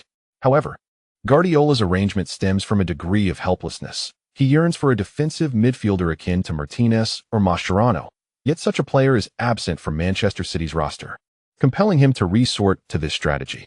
Nevertheless, this predicament is not entirely insurmountable, as he has set his sights on Everton's young defender, John Stones, intending to acquire him this summer to address the vacancy in Manchester City's lineup. Both coaches adeptly countered each other's tactics, resulting in a swift-paced match where both teams executed their attacks with remarkable precision, avoiding any hesitation. With merely a few passes and a matter of seconds, they could transition from their own half to the opponent's 30-meter zone, even creating scoring opportunities. Alas, both defensive lines exhibited no significant errors, resulting in numerous attempts on goal without any breakthroughs, leaving the score stagnant at 1-0. However, just as the match reached an impasse, Cristiano Ronaldo emerged as the decisive figure. In the 38th minute of the first half, Modric executed a successful interception in the center and swiftly transitioned the ball to the flanks. Utilizing his speed, Bale outpaced his marker on the wing, driving towards the byline before delivering a cross into the penalty area. Benzema leapt to head the ball, but it was deflected away by Navas with a single hand. Real Madrid was awarded a corner, which Modric took towards the back post. After a swift return run, Ronaldo soared high into the air, emphatically directing the ball into Manchester City's net. Navas was utterly powerless against Ronaldo's header, helplessly gesturing to his defenders. At such a distance, and with that level of force, even if given 10 opportunities, one might not save a single one. This was undeniably more challenging than stopping a penalty kick. Manchester City's captain, Kompany, raised his hand to signify his culpability for failing to mark Ronaldo, thus allowing the opportunity for a header. Ronaldo is arguably the most formidable header of the ball among active players, if not the greatest. The difficulty of defending against his headers is well understood by goalkeepers throughout La Liga. Navas, having previously played in La Liga and faced Ronaldo, was aware of the latter's prowess in aerial duels. Therefore, he refrained from admonishing Kompany, instead offering a supportive pat on his shoulder. Van Dijk approached Kompany to discuss a potential adjustment in their defensive strategy, proposing to take on Ronaldo himself while allowing Kompany to focus on marking Benzema. Upon confirming that his header had breached Manchester City's goal, Ronaldo exuberantly dashed towards the sidelines, seizing a camera and unleashing a triumphant roar. The immense pressure he had borne was known only to him. Now, having secured this crucial goal, he could finally stand tall and declare, "I, Cristiano Ronaldo, am the greatest in the world." Such heading ability is indeed unparalleled. Lin stood with hands on hips at the center circle, awaiting the restart, while Agüero gazed on with envy at the jubilant celebration of the Real Madrid players in the distance. Cristiano Ronaldo's heading ability is indeed formidable. However, it is an enviable skill that is unattainable for us, given our height. Both Agüero and Lin Quan stand at 173 centimeters, a stature that yields little advantage against towering defenders. Consequently, their heading prowess is rather limited, rendering any dedicated practice in this area futile, as the effort would be a poor return on investment. Instead, it would be far more beneficial to enhance their skills in other facets of the game. Real Madrid's recent goal significantly elevated the morale of the entire team, with resounding cheers from the crowd invigorating the players, dispelling the previous atmosphere of despondency. While Zidane felt a surge of joy within, he quickly regained his composure. The score was merely 1-1, and they had only equalized, not taken the lead. Thus, it was not yet a moment for celebration. They needed to strive for another goal, or even more. The opposition's central defense was tight, necessitating an offensive strategy that favored the flanks. Set pieces must be utilized effectively to exploit their aerial superiority. Real Madrid boasted several players adept in heading, while Manchester City had a limited number of tall players. Zidane had observed from previous matches that it was challenging for City to monitor all players closely, presenting an opportunity for Real Madrid to capitalize on this vulnerability. In the absence of other discernible weaknesses in Manchester City, it was imperative to relentlessly exploit this exposed flaw. Upon the resumption of play, Fans quickly noted Real Madrid's heightened focus on set pieces, seizing opportunities to deliver crosses into City's penalty area. Seemingly eager to replicate their recent goal, such transparent intentions could not escape the notice of City's coaching staff. Guardiola promptly made adjustments to intensify the marking of Modric. Compared to the former iteration of Real Madrid, this squad was missing Kroos, thus placing a heavier burden on Modric. If they could successfully neutralize this pivotal link between the midfield and defense, they would significantly diminish Real Madrid's offensive threat. From the outset, Manchester City had targeted Modric. However, restraining him proved to be no simple task. Relying solely on De Bruyne would clearly be insufficient, while Kanté could effectively contain him. Modric's expansive range of movement made it impossible for Kanté to cover all his territory, particularly when tasked with supporting Kroos. This necessitated that someone from City's front line step up to apply sufficient pressure on Modric when he dropped deep to receive the ball, preventing him from seamlessly connecting the midfield and defense. This individual would need to possess abundant stamina for both defensive and offensive contributions, alongside a significant range of movement to comprehensively cover Modric's area of influence. Within City's midfield, such a player was none other than Lin Quan. Just as Ronaldo was willing to sacrifice for the team, so too was Lin Quan prepared to do the same. Consequently, when Modric once again retreated to receive the ball, Lin Quan stepped forward, closing in on him. As Lin Quan approached, Modric felt a sudden jolt of surprise. He had not anticipated that Manchester City would deploy him to defend against himself. This indeed spoke volumes of the esteem in which he was held. Modric acknowledged Lin Quan's offensive prowess, yet his defensive capabilities warranted further scrutiny. After all, at merely 20 years of age, Lin Quan was likely lacking in defensive experience. To become an exemplary defender, one must not only possess innate talent, but also accumulate experience over time.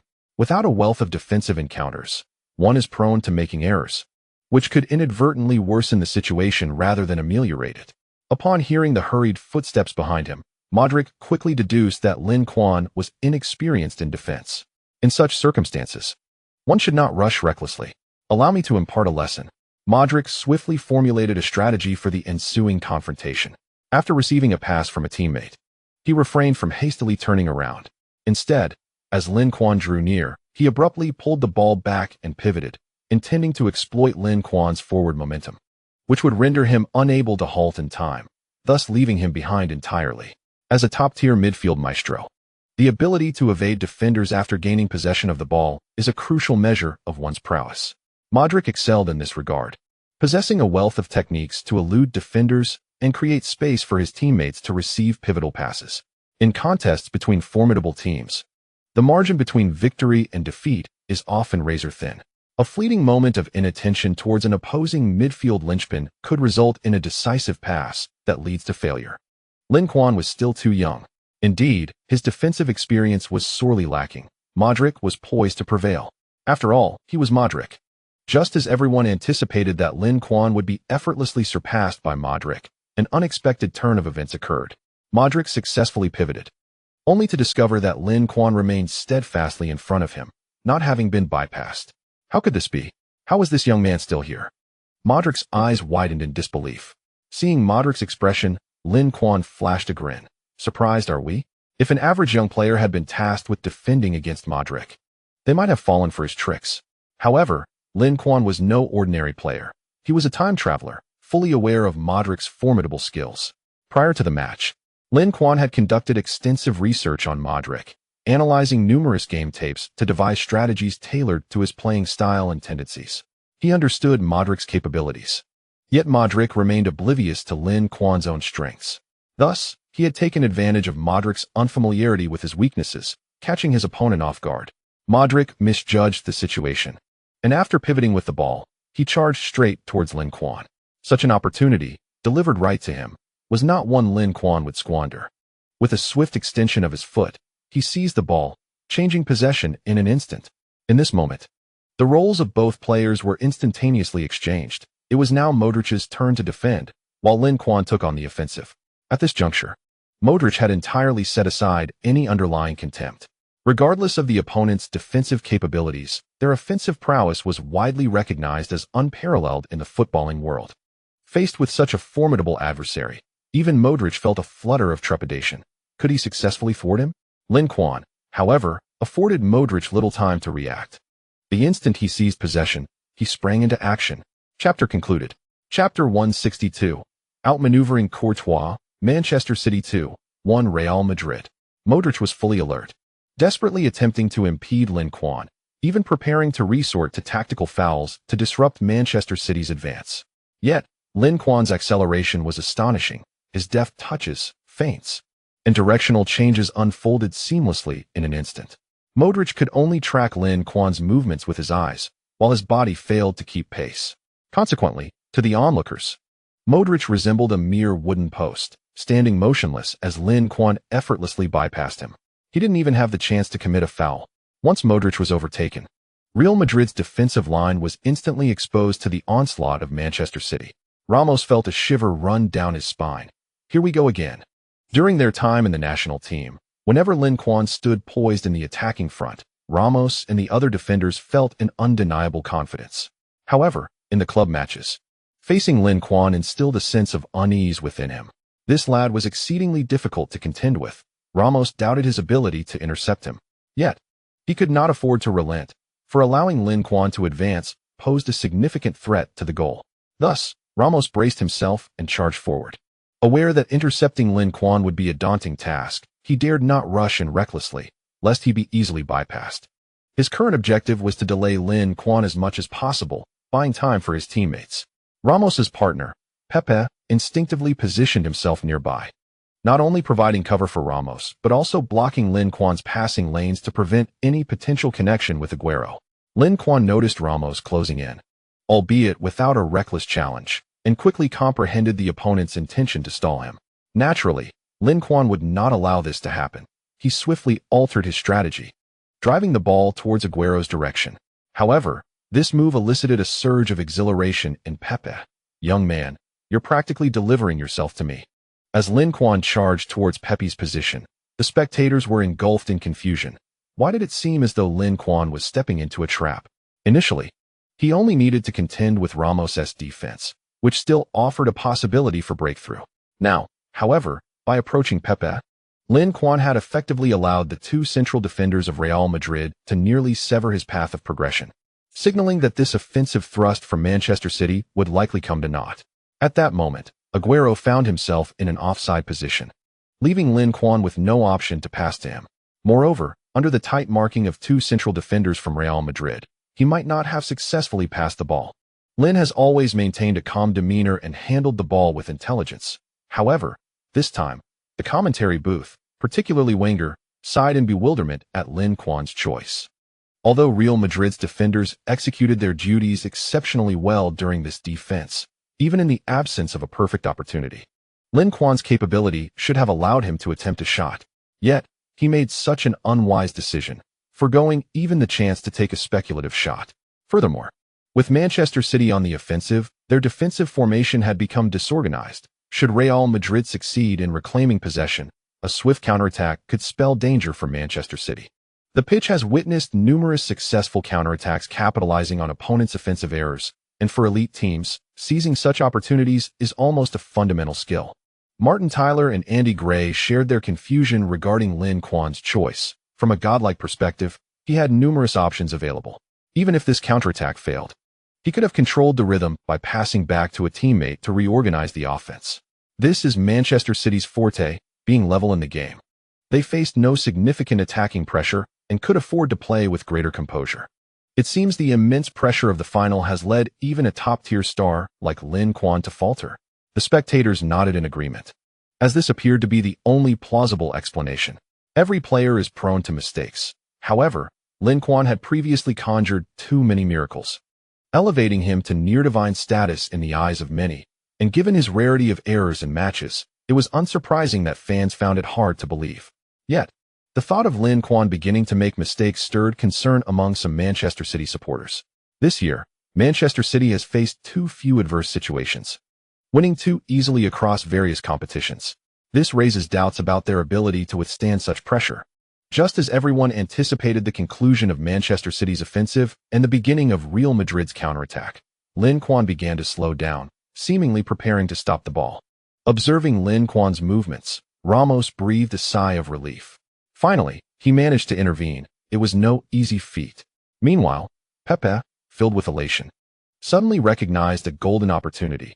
Previously, Lin Quan had been too far for him to intercept. Now, with Lin Quan and the ball within close proximity, he was within striking range for a challenge. Without a moment's hesitation, Pepe reached out to tug at Lin Quan's jersey while simultaneously extending his foot to seize the ball. However, at the very moment he lunged, Lin Quan deftly nudged the ball with his right foot and, with a quick flick of his toe, lifted it over the gap between the two players.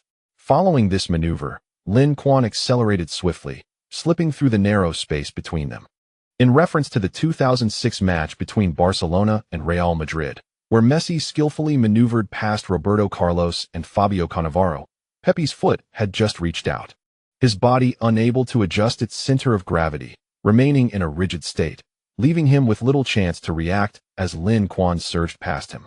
Alarmed, Ramos was taken aback, completely unprepared for Lin Quan's audacious move. He had initially believed that by cornering Lin Quan, the crisis would be averted. However, to his astonishment, Lin Quan managed to break through their interception even as his speed began to wane. Without a moment's hesitation, Ramos turned to pursue, reaching out to grasp Lin Quan's shirt. At this juncture, a foul was imperative. There could be no ambiguity. Yet, just as he prepared to forcefully bring Lin Quan down, he suddenly realized that both he and Lin Quan had already entered the penalty area. Committing a foul at this point would undoubtedly result in a penalty kick, and quite possibly a red card. Thus, Ramos hesitated. In that fleeting moment of indecision, Lin Quan burst forth like a stallion freed from restraint. Courtois was left bewildered. What were the two defenders doing? Hadn't they successfully halted the advance? Why was Lin Quan still charging towards him? How was he to contend with this one-on-one situation? After all, it was Lin Quan. Even before Lin Quan had taken his shot, Courtois had already surrendered in his mind.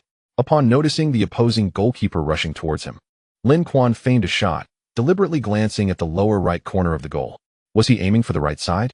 Courtois, astutely perceiving Lin Quan's gesture, instinctively dove to the right. Yet, as he leaped, he quickly realized he had been deceived. Lin Quan had not aimed right, nor had he even taken a shot. The ball remained at his feet. His earlier movement had merely been a feint. The crowd erupted in astonishment. Should they commend Lin Quan for his remarkably convincing feint that had so thoroughly outwitted the goalkeeper? Or should they scorn Courtois for his folly, failing to discern the opponent's shooting motion and falling into such a trap? Such a blunder would be difficult to imagine even for an amateur goalkeeper. Courtois had made a grave misjudgment, and before Lin Quan lay an unguarded goal, he gently nudged the ball forward, effortlessly sending it once more into Real Madrid's net, bringing the score to 2-1, with Manchester City reclaiming the lead. Compared to the previous goal, this one inflicted a particularly devastating blow to Real Madrid's morale, especially to the goalkeeper. As Courtois rose from the ground, he felt a burning sensation across his face, akin to receiving countless slaps. He sensed that even his teammates, as well as the opposing players, regarded him with a strange expression. Well done. De Bruyne appeared even more elated than if he had scored himself. Although Courtois was his national teammate, their relationship had soured due to issues surrounding a former girlfriend. Although, with Lin Quan's assistance, De Bruyne's girlfriend did not betray him. It is true that Courtois once pursued her, and that was while he was still in a passionate relationship with his former girlfriend. I regarded you as a close brother. Yet you clandestinely pursued my woman. How could you call yourself human? Thus, witnessing Lin Quan mock Courtois in such a manner, publicly humiliating him, brought a sense of vindication to De Bruyne's heart. On the sidelines, Guardiola, having initially prepared to return to the coaching seat in disappointment when Lin Quan was halted, was suddenly taken aback by a tremendous uproar from the crowd. As he turned around, he beheld the scene of Real Madrid's goalkeeper misjudging the direction, allowing Lin Quan to effortlessly guide the ball into the empty net. Oh my God, how did he accomplish that? Guardiola, astonished, cradled his bald head, his face etched with disbelief. What on earth did I just miss? What transpired in that fleeting moment? At this juncture, his heart brimmed with regret and frustration. Next time Lin Quan has the ball, he would not dare to blink, ensuring he would not miss any splendid moments. On Real Madrid's bench, the assistant coaches and substitutes, who had previously been applauding Ramos and Pepe's excellent defense, were now frozen in shock as the situation on the field took a dramatic turn. How could this happen? Is this even real? Can the game be played like this? Zidane's expression also appeared dazed, his lips twitching slightly, his fists unconsciously tightening. Goodness, Lin Quan is astonishing. How did he manage to get past? What were Ramos and Pepe doing, allowing this to happen? Haha, Pepe finally encountered his match. From his expression, it seemed he still intended to intervene for the ball, only to be deftly sidestepped by Lin Quan, as if bypassing a wooden mannequin. The martial artist Pepe. Today you have met your match. Pepe, infamous for his brutal and ferocious actions, has garnered a notorious reputation in the football world. Countless stars have been injured by his tackles, earning him disdain from many fans, who have bestowed upon him a multitude of unflattering nicknames. Therefore, Lin Quan's decisive action against Pepe served as a source of great satisfaction for many fans, providing a much-needed outlet for their grievances. My apologies, it was my fault. Pepe, recognizing his error, willingly accepted responsibility. Ramos patted his shoulder, saying nothing. Typically, making mistakes is not a grave issue. However, in the context of a final, one cannot afford to err, especially when facing a star of Lin Quan's caliber, as a single misstep could prove fatal. Yet, Ramos hesitated to criticize Pepe directly, not out of fear of any repercussions, as he has never been intimidated by anyone in a fight. Rather, it was Pepe's notorious temperament and fragile mindset that caused concern. Should he lose his composure due to criticism, there was a risk of receiving a red card, leading to disastrous consequences. Such incidents have occurred before. A few years ago, during a Clásico against Barcelona, Pepe, who had been performing admirably, received a red card due to a moment of recklessness, resulting in Real Madrid being reduced to 10 men and ultimately succumbing to defeat against Barcelona once more. Although Real Madrid frequently succumbed to Barcelona during those years, even suffering an exaggerated defeat of 0-5 at Camp Nou, there was a match where they had a genuine opportunity to triumph. However, Pepe's lack of composure ultimately led to their downfall.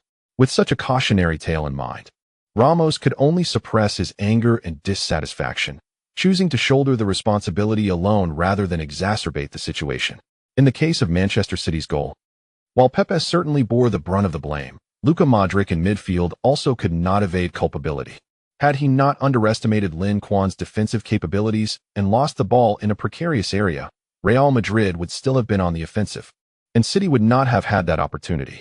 Thus, when the match resumed, the wiser Modric no longer dared to underestimate Lin Quan. The latter possessed an awareness and experience far richer than his appearance suggested.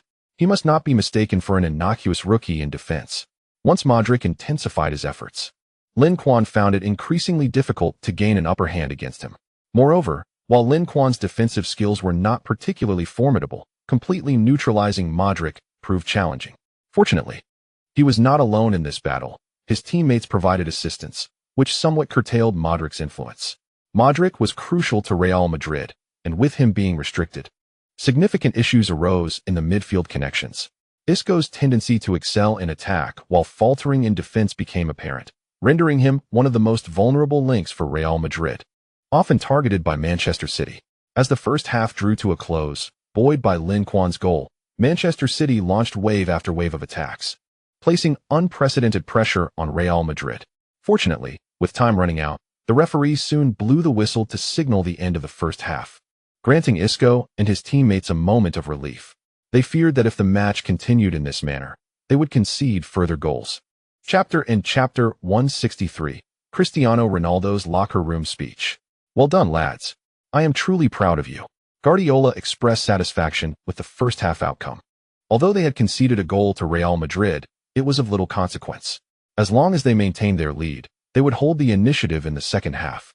Guardiola had prepared several tactical approaches for different scenarios. With the score in their favor, the focus for the second half would shift to controlling the game and solidifying their existing advantage. Conversely, Real Madrid's tactical choices were markedly different. Upon returning to the locker room, Zidane wore an extremely serious expression.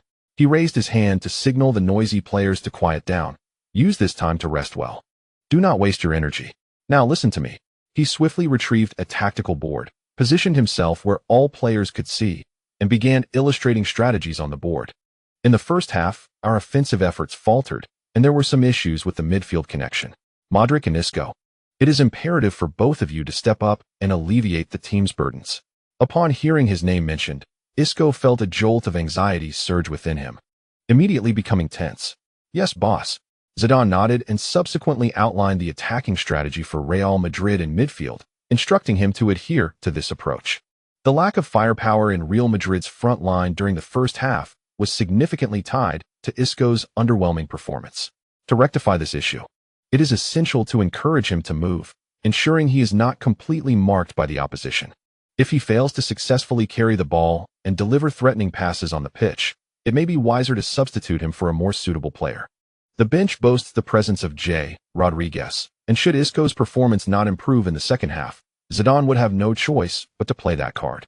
As for Modric, given his football intelligence, Zidane merely conveyed a few expectations without excessive emphasis. Even without his urging, Modric would undoubtedly grasp the situation. In addition to Modric and Isco, who bear the responsibility for the attack, Zidane also set forth certain expectations for Casemiro. He was to utilize his physical prowess and extensive coverage to assist his teammates in defense, meticulously marking Manchester City's two most threatening midfielders, De Bruyne and Lin Quan. Indeed, Zidane categorized Lin Quan as a midfielder. Having witnessed Lin Quan's organizational capabilities along the flanks during the previous match against Atletico Madrid, he did not merely regard him as a winger. If he were to initiate an attack on goal, defenders would naturally need to respond. However, should he assume the role of a playmaker, Real Madrid's midfield could not afford any hesitation and must rise to the occasion. After addressing the midfield, Zidane cast a weary glance at his defensive line. The partnership of Ramos and Pepe had been rather dismal today, particularly concerning the second goal conceded, which was a glaring error. Ramos, Pepe, forget the failures of the first half. I expect you to be fully focused and bring immense energy to the second half. Can you do that?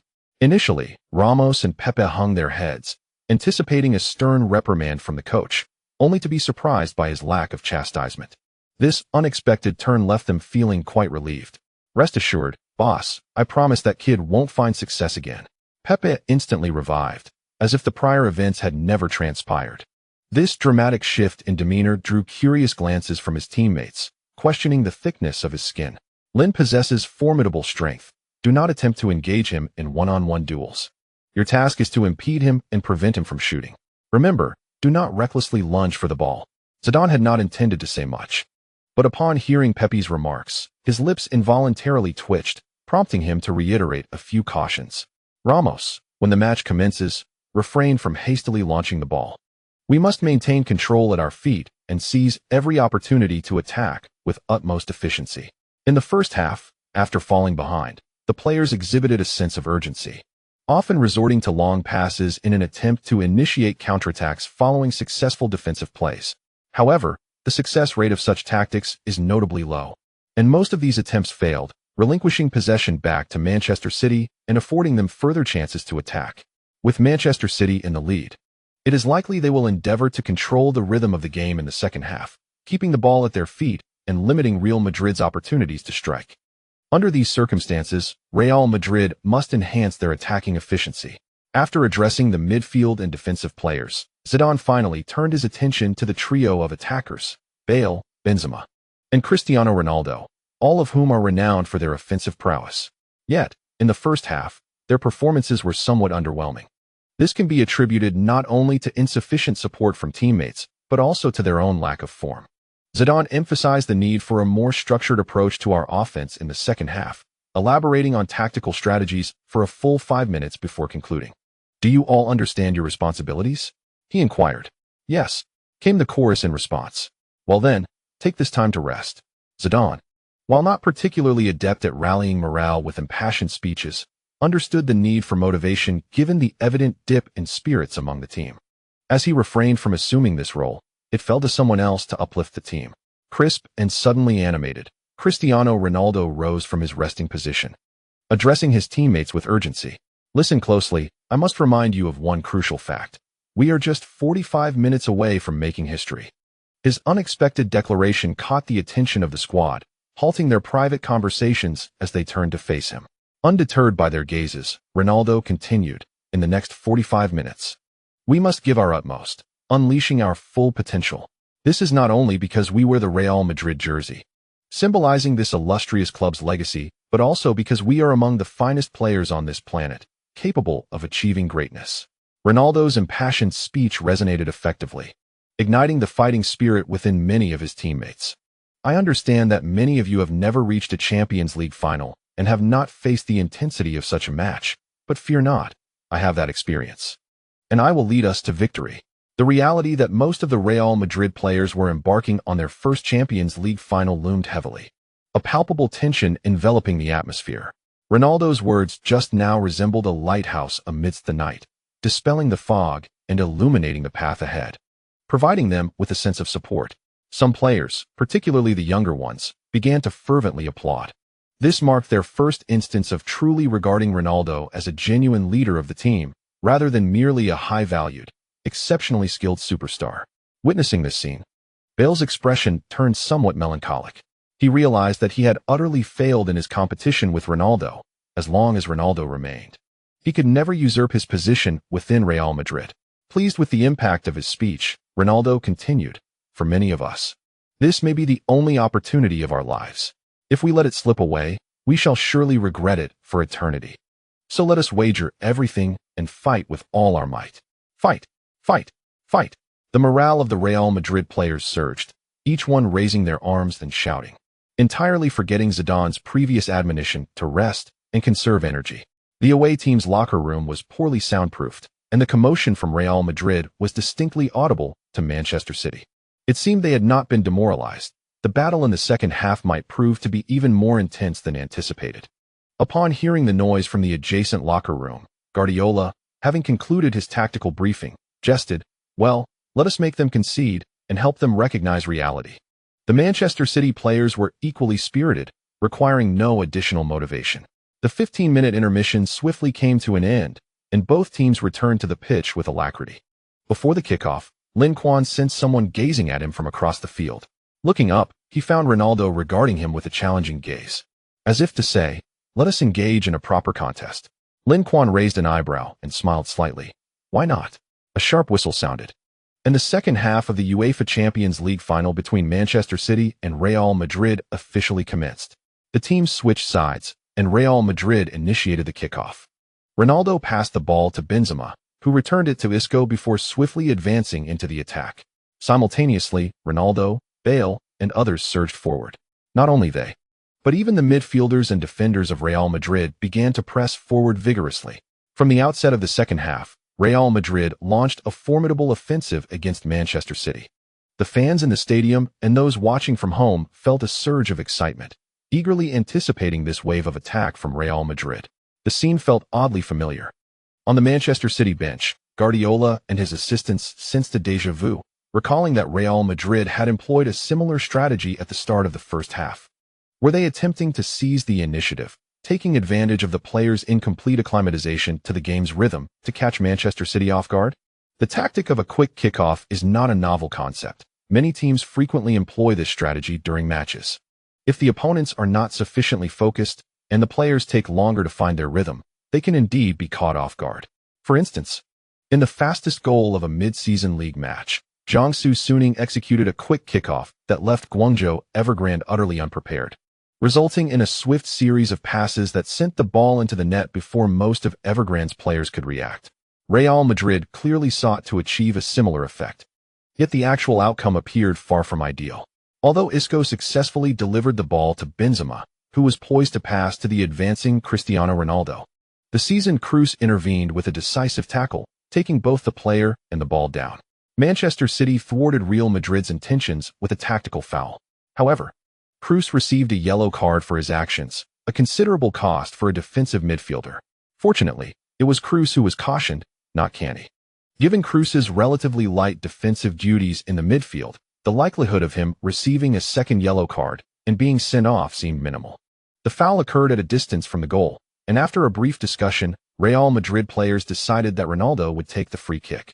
Ronaldo stepped back several paces, legs apart, with a resolute gaze fixed on the goal. This iconic gesture elicited cheers from the crowd, with some Madrid supporters vociferously urging him to score. Ronaldo's prowess in free kicks is formidable. He has frequently found the net from set pieces, particularly with his signature dipping free kick that has instilled fear in many goalkeepers. Navas, fully aware of Ronaldo's free kick capabilities, meticulously organized his teammates to form a wall, striving to block all potential angles of attack. The shorter Lin Quan and Agüero became the first line of defense, standing close to Ronaldo to provide a symbolic distraction. Ronaldo momentarily diverted his gaze from the goal to Lin Quan, recognizing him as another adept free-kick specialist who had once eliminated his Real Madrid team with a stunning S-shaped free kick at the Bernabéu.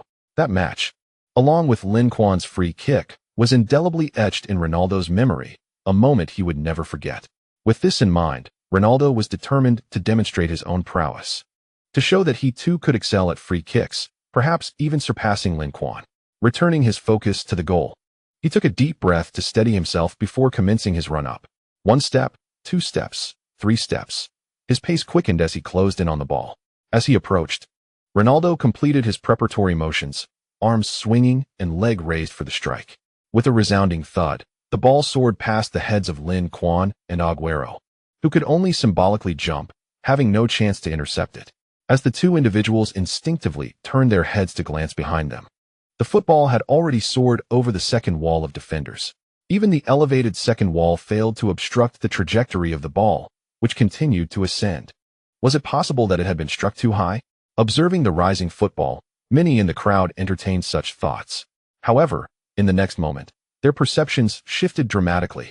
Upon surpassing the wall of defenders, the ball plummeted as if it had boarded an express elevator, descending rapidly while tracing an oddly deceptive arc. Navis, fully focused, gauged the ball's landing point and propelled himself into action with a powerful leap. He had pushed himself to the limits of his capabilities. Yet the angle of Ronaldo's free kick proved exceedingly cunning. The descending ball grazed the inner edge of the crossbar, slipping past the netting and crashing into Manchester City's goal. With a thunderous roar, the San Siro stadium erupted as if it had been struck by a barrage of explosives. Supporters of both Real Madrid and Ronaldo vociferously cheered, transforming the atmosphere into a vibrant marketplace of excitement. This magnificent goal by Ronaldo was undoubtedly the most spectacular moment of the final thus far, especially considering it came as a crucial lifeline for Real Madrid in their moment of need, imbuing the goal with even greater significance. Ronaldo, brimming with exhilaration, sprinted onto the field, executing his iconic celebratory leap, fists clenched and head tilted skyward in a triumphant shout. In this match, he withstood immense pressure, truly matching Lin in prowess, if not surpassing him. He had risen to the occasion twice when his team was trailing, netting pivotal goals on both instances, relying solely on his remarkable individual talent in the absence of substantial support from his teammates. For the Real Madrid fans, this version of Ronaldo was flawless, devoid of any critique or reproach. This was evident from the reactions of other players and the coach following Ronaldo's goal. After he scored, the entire Real Madrid contingent surged forward, including the goalkeeper from their own half, and even those seated on the bench, all rushing onto the field to partake in the celebration of his achievement. The hero of the moment, Ronaldo, was met with adoration and respect, as nearly everyone sought to pat his shoulder or embrace him warmly. It is no exaggeration to say that Ronaldo saved Real Madrid. Without his two timely interventions, they would have been down 0-2 by now. Ronaldo is undeniably formidable, living up to the moniker of being one of the greatest of all time. That recent free kick left me utterly awestruck, combining power, speed, and finesse in a manner so perfect that it defies belief. With two powerful goals, he has emphatically countered the external doubts cast upon him. Who would dare to remove Ronaldo from the ranks of the elite now? The 4 goals scored in the match were all the handiwork of two colossal talents, which has only intensified my intrigue regarding this encounter between Lin Quan and Cristiano Ronaldo. Who will ultimately prevail? Ronaldo's remarkable performance has not only dispelled the doubts cast upon him, but has also garnered him the admiration of numerous neutral spectators. Both Lin and Messi are undoubtedly gifted players, their overflowing talent apparent to the naked eye. In contrast, Ronaldo's innate gifts do not shine as brightly as theirs, leading many to perceive him as less formidable and to question his status as a superstar. To some, Ronaldo is merely an ordinary player with slightly superior physical attributes, a penchant for scoring, and a commendable aerial ability, coupled with a modicum of free-kick prowess. Lacking exceptional talent, it seems he could easily be supplanted by other players. However, this match showcased his ability to compete on par with top-tier athletes like Lin, as he consistently scored pivotal goals, prompting skeptics to reassess their opinions. While it may be true that Ronaldo's gifts do not rival those of Lin and Messi, He is certainly not a mere mortal that anyone could surpass with a bit of practice. Lin has never underestimated Ronaldo. On the contrary, he has held a degree of admiration for him. Ronaldo has maximized his potential to an extraordinary extent, a feat that comes at an unimaginable cost. Many argue that he represents the pinnacle achievable by an ordinary player, yet the question remains, why can Ronaldo achieve what others cannot? This alone speaks volumes. Thus, upon witnessing Ronaldo's splendid goal, Lin did not feel disheartened or envious. Rather, he was filled with excitement and anticipation, even applauding Ronaldo. Such a fiercely contested match is truly captivating. If Manchester City were to decisively defeat Real Madrid without any drama, it would surely lack allure. The finals should evoke a sense of grandeur. The cameras on-site quickly captured Lin's applause for Ronaldo, as the stars of their respective teams and focal points of the match. Every move they made was under the scrutiny of countless eyes from the outset. Numerous cameras switched back and forth between the two, emphasizing their contrast and heightening the match's intrigue. However, Lin's unexpected display of sportsmanship left photographers and viewers alike bewildered. What is happening? Wasn't this supposed to be a rivalry? How could Lin applaud Ronaldo after he scored? What sort of rivalry is this? Has Lin defected? Not at all. He was simply captivated by Ronaldo's skills and prowess. Indeed, to acknowledge an opponent's performance in such a setting, even to applaud them, reflects a level of grace and perspective in Lin that far surpasses those who only engage in petty attacks in private. Oh, how curious it is that I perceive a smile upon the countenance of Lin Quan. Observe the corners of his mouth, which exhibit an uncontrollable mirth. The fans are left perplexed. Their adversaries have equalized the score, yet he remains unfazed, smiling still. However, upon the resumption of the match, they swiftly discern that Lin Quan has seemingly transformed into an entirely different entity. His eagerness to request the ball has markedly increased, and his aggressive demeanor has intensified, as evidenced by his frequency and success rate in dribbling past opponents. This shift has rendered the defenders of Real Madrid significantly unsettled. Their left back, Carvajal, soon found himself cautioned with a yellow card due to a foul committed while attempting to contain Lin Quan. There was no alternative. He simply could not prevent the onslaught, and the prospect of allowing another goal was too daunting to ignore. Yet, as Lin Quan's direct adversary, Carvajal's caution, compounded by the yellow card, placed Real Madrid's defense in a precarious and disadvantageous position. Fearing a subsequent caution, Carvajal became increasingly reluctant to make any decisive moves.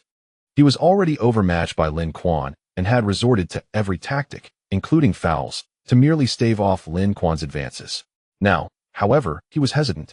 Even avoiding larger challenges, and in such a constrained state, how could he possibly hope to contain Lin Quan? Consequently, the left flank of Real Madrid became a veritable battleground. Fraught with peril, Lin Huang's dribbling prowess was utterly captivating, a terrifying spectacle. He appeared as a veritable machine of skill, reducing Carvajal to the brink of tears. Was this truly Lin Huang's authentic strength? Had he previously withheld his full capabilities in earlier matches? The fans, witnessing the stark contrast in Lin Quan's performance, could not restrain their fervent discussions. On the pitch, Cristiano Ronaldo observed Lin Quan wreaking havoc down the left flank, casting a sympathetic glance at his beleaguered teammate, who was questioning his very existence. This individual possesses an extraordinary ability for solo endeavors. Even during his own prime as the illustrious Ronaldo, he had not exhibited such formidable prowess in one-on-one situations. In Lin Quan, he discerned the echoes of a peak Messi, a time when Messi was an indisputable force on the field. Presently, Lin Quan seems to surpass even that legendary standard in his audacity. Engage in support. Do not confront him one-on-one, Zidane commanded with a grave expression, directing his players on the field. Having fought so hard to equalize, they must not allow their opponents to regain the lead so easily. Currently, the left side of Real Madrid finds itself in a vulnerable position, with Modric and even Bale drawn into defensive duties due to Lin Quan's relentless pursuit. Yet, the right flank retains the potential for a counterattack. Should they successfully execute a swift reprisal, a reversal of fortunes could unfold. Moreover, while Lin Quan's individual prowess is remarkable, football fundamentally remains a team sport. No matter how formidable he may be, he cannot single-handedly challenge the entirety of Real Madrid's squad. Zidane even pondered that Manchester City's offensive strategy might be thoroughly disrupted by Lin Quan's insistence on solitary confrontations. Thus, Although the situation on the field appeared to place Real Madrid in a precarious position, it was not as perilous as it seemed. Meanwhile, Guardiola wore an expression of grave concern. Were it anyone else attempting to go solo, Guardiola would have surely lost his temper by now. Lin Quan's tactics were not within his blueprint, yet as a free agent in the attacking front and the nucleus of the offense, Lin Quan possessed the autonomy to choose any means of assault. Moreover, he firmly believed that Lin Quan would not engage in any reckless actions. There must be a rationale behind his approach. Lin Quan indeed had such reasoning, as he persistently launched attacks along the flank, targeting only Carvajal, with the objective of exhausting him. Among Real Madrid's two fullbacks, Marcelo is known for being offensively inclined, humorously said to be a liability even against his own shadow. However, Carvajal, the other fullback, stands in stark contrast. He exhibits a commendable balance between attack and defense, possessing abundant stamina, exceptional crossing ability, and a solid defensive style that rarely falters. It is no exaggeration to assert that between 2016 and 2019, Carvajal was a formidable contender for the title of the world's best in his position. Forcing Zidane to substitute him would significantly diminish Real Madrid's strength. Lin Quan was now perilously close to achieving this goal. In the 62nd minute of the second half, after Lin Quan had once again toyed with Carvajal, Zidane could no longer bear it. Carvajal had expended too much energy and, burdened with a yellow card, hesitated to make any moves, rendering him a substantial vulnerability in Real Madrid's defense. Should this gap remain unsealed, dire consequences could ensue. Thus, he called upon the substitute left-back Danilo to replace Carvajal. Upon seeing the substitution board raised, Carvajal felt a wave of relief wash over him. This wretched nightmare had finally come to an end. If given the choice, he would never wish to face Lin Quan on the pitch again. Carvajal had endured countless humiliations at the hands of Lin. Indeed, it felt as though he had been thoroughly outclassed. Observing his labored breaths, one could hardly doubt that he might collapse from exhaustion if the match continued. Lin Quan's acceleration was swift, and his rhythm shifted abruptly, demanding an exceptional level of fitness to keep pace. Carvajal's ability to endure thus far was nothing short of remarkable. Zidane stood at the touchline, embracing Carvajal as he exited the field, soothing his emotions. "Well done, go and rest on the bench, and witness our victory alongside the team." Zidane spoke with unwavering conviction, confident that they would ultimately triumph in this match. Carvajal nodded heavily, harboring a flicker of doubt about Zidane's words. Yet he certainly would not voice such skepticism in front of his coach at this moment. Although Danilo lacked Carvajal's prowess, being born in 1991, his youth and vigor, coupled with his recent entry onto the field, endowed him with ample energy. With the assistance of his teammates, the threat on Real Madrid's left flank began to dissipate. Manchester City's solitary tactics, relying on Lin Quan's individual prowess, were finally curtailed. Yet, was this truly the case? Following Danilo's introduction, Manchester City swiftly altered their strategy. The two wingers exchanged positions, with Lin Quan shifting to the left side to confront Real Madrid's other fullback, Marcelo. Witnessing the plight of his teammate, Marcelo became disoriented upon seeing Lin Quan approach. His defensive capabilities were already modest, and facing a player of Lin Quan's formidable individual skill rendered him even more vulnerable.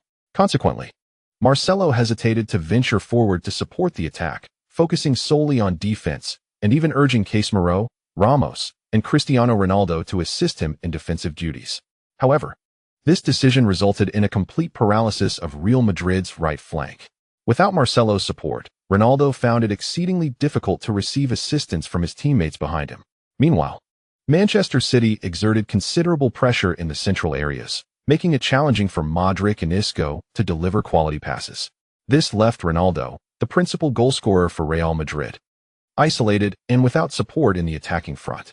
Faced with a lack of opportunities, Ronaldo was compelled to retreat, diverting his energy towards defense. Yet, this merely served to highlight his shortcomings, yielding minimal effectiveness while significantly draining his stamina. On the other hand, with Ronaldo's threat diminished, Real Madrid's offensive menace against Manchester City's defense markedly decreased, allowing City's backline to advance progressively. For a team like Real Madrid, adept at executing rapid counterattacks, such an aggressive push was not a particularly wise choice. However, this reckoning was predicated on the opponent's ability to organize effective counterattacks. Now, with the absence of support from their fullbacks, Real Madrid struggled to generate such responses. Thus, Manchester City boldly pressed forward. As more City players infiltrated Real Madrid's half, Lin Quan rapidly adapted his tactics, shifting from individual plays to a collective possession strategy. This oppressive style of possession football gave Real Madrid's players a striking sense of déjà vu reminiscent of encounters with Barcelona. Despite the ball circulating before them, they found themselves bereft of opportunities to engage, their nerves taut with the fear of an imminent decisive strike from their adversaries. The dynamics on the field gradually transformed into a scenario where Manchester City relentlessly besieged Real Madrid, conducting a unilateral half-field attack and defense drill. The chapter concludes with Lin Quan executing a hat trick, leaving Real Madrid with little time remaining. The resurgence of Barcelona-style possession? The spectators and commentators, witnessing Manchester City's tactics, could not suppress their astonishment.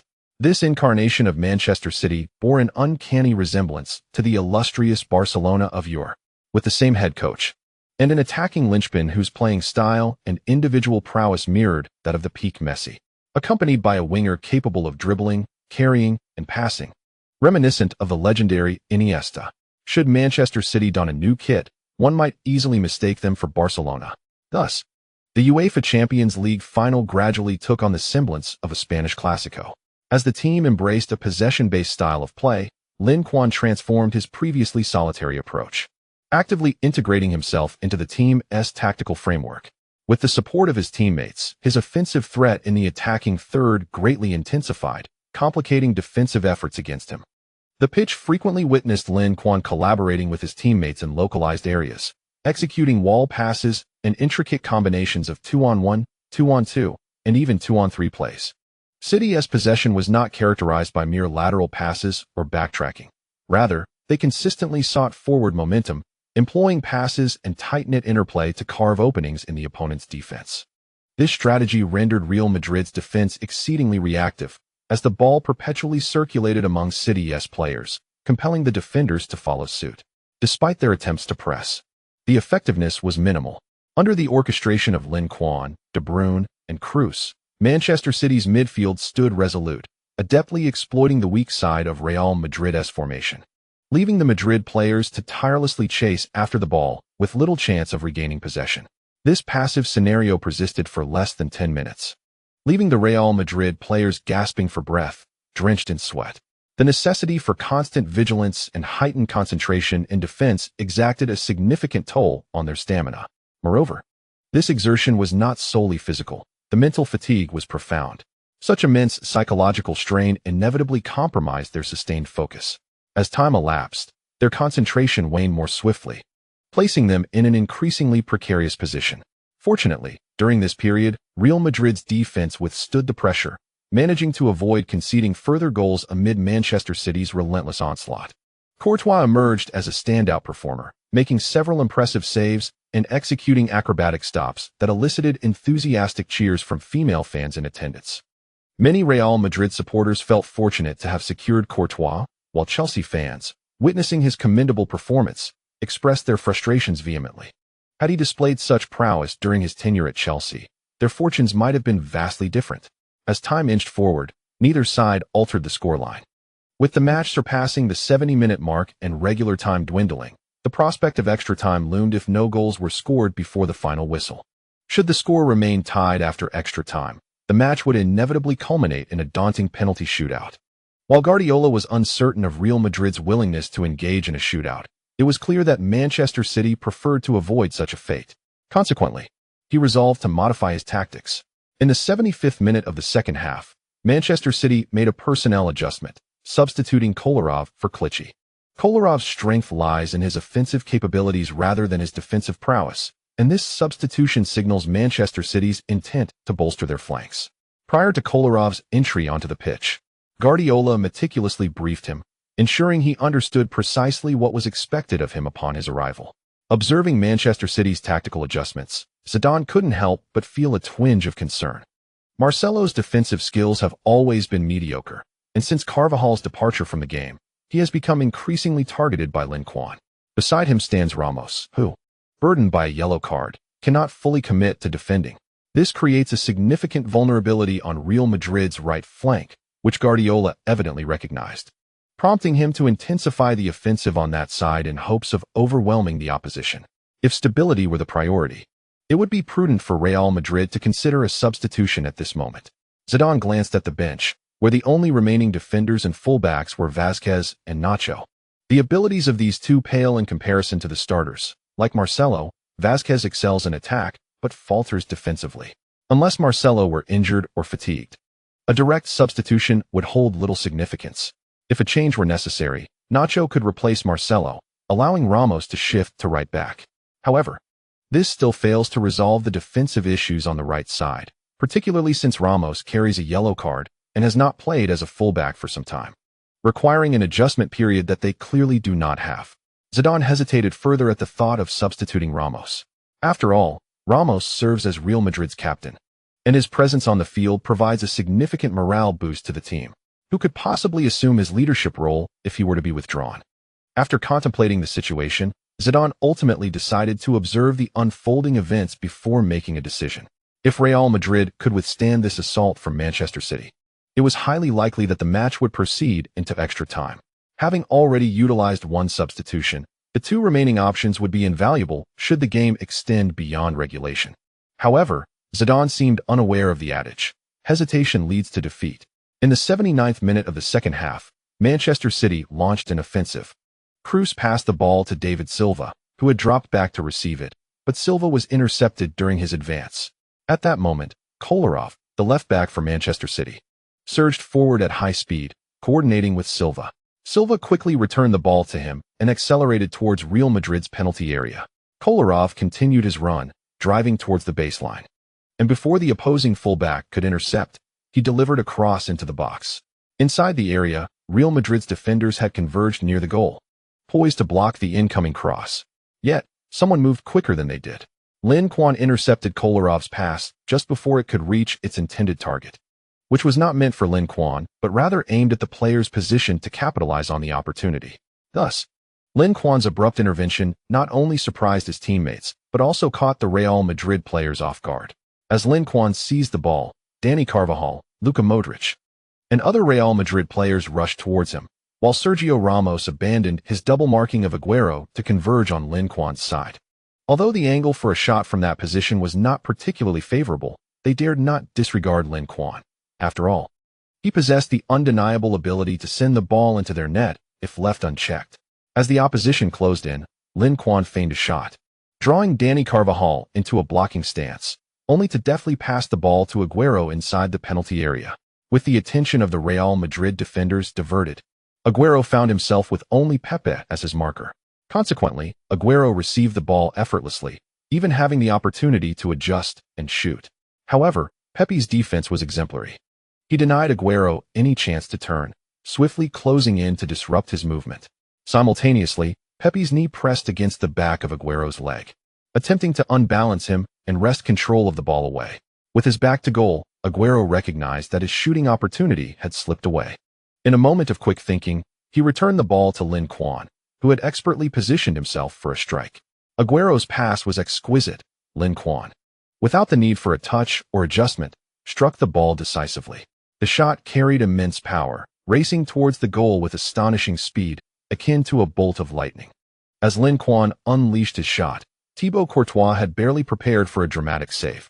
Just as he completed his elegant dive, the net bulged with a resounding swish. The ball had found its mark. 32. In completing his hat trick in the final, Lin Quan had altered the score to 3-2. Manchester City had regained the lead at San Siro. Forget extra time, forget penalties. Manchester City was determined to vanquish Real Madrid within the regular time. At the moment Lin Quan scored, the stadium erupted in exuberance once more.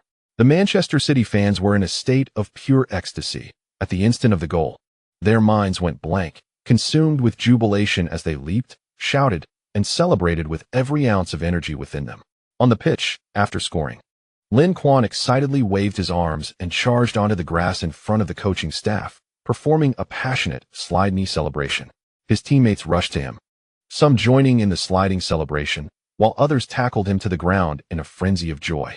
On the sidelines, Pep Guardiola and the Manchester City substitutes were equally swept away by the euphoria, joining in the celebration.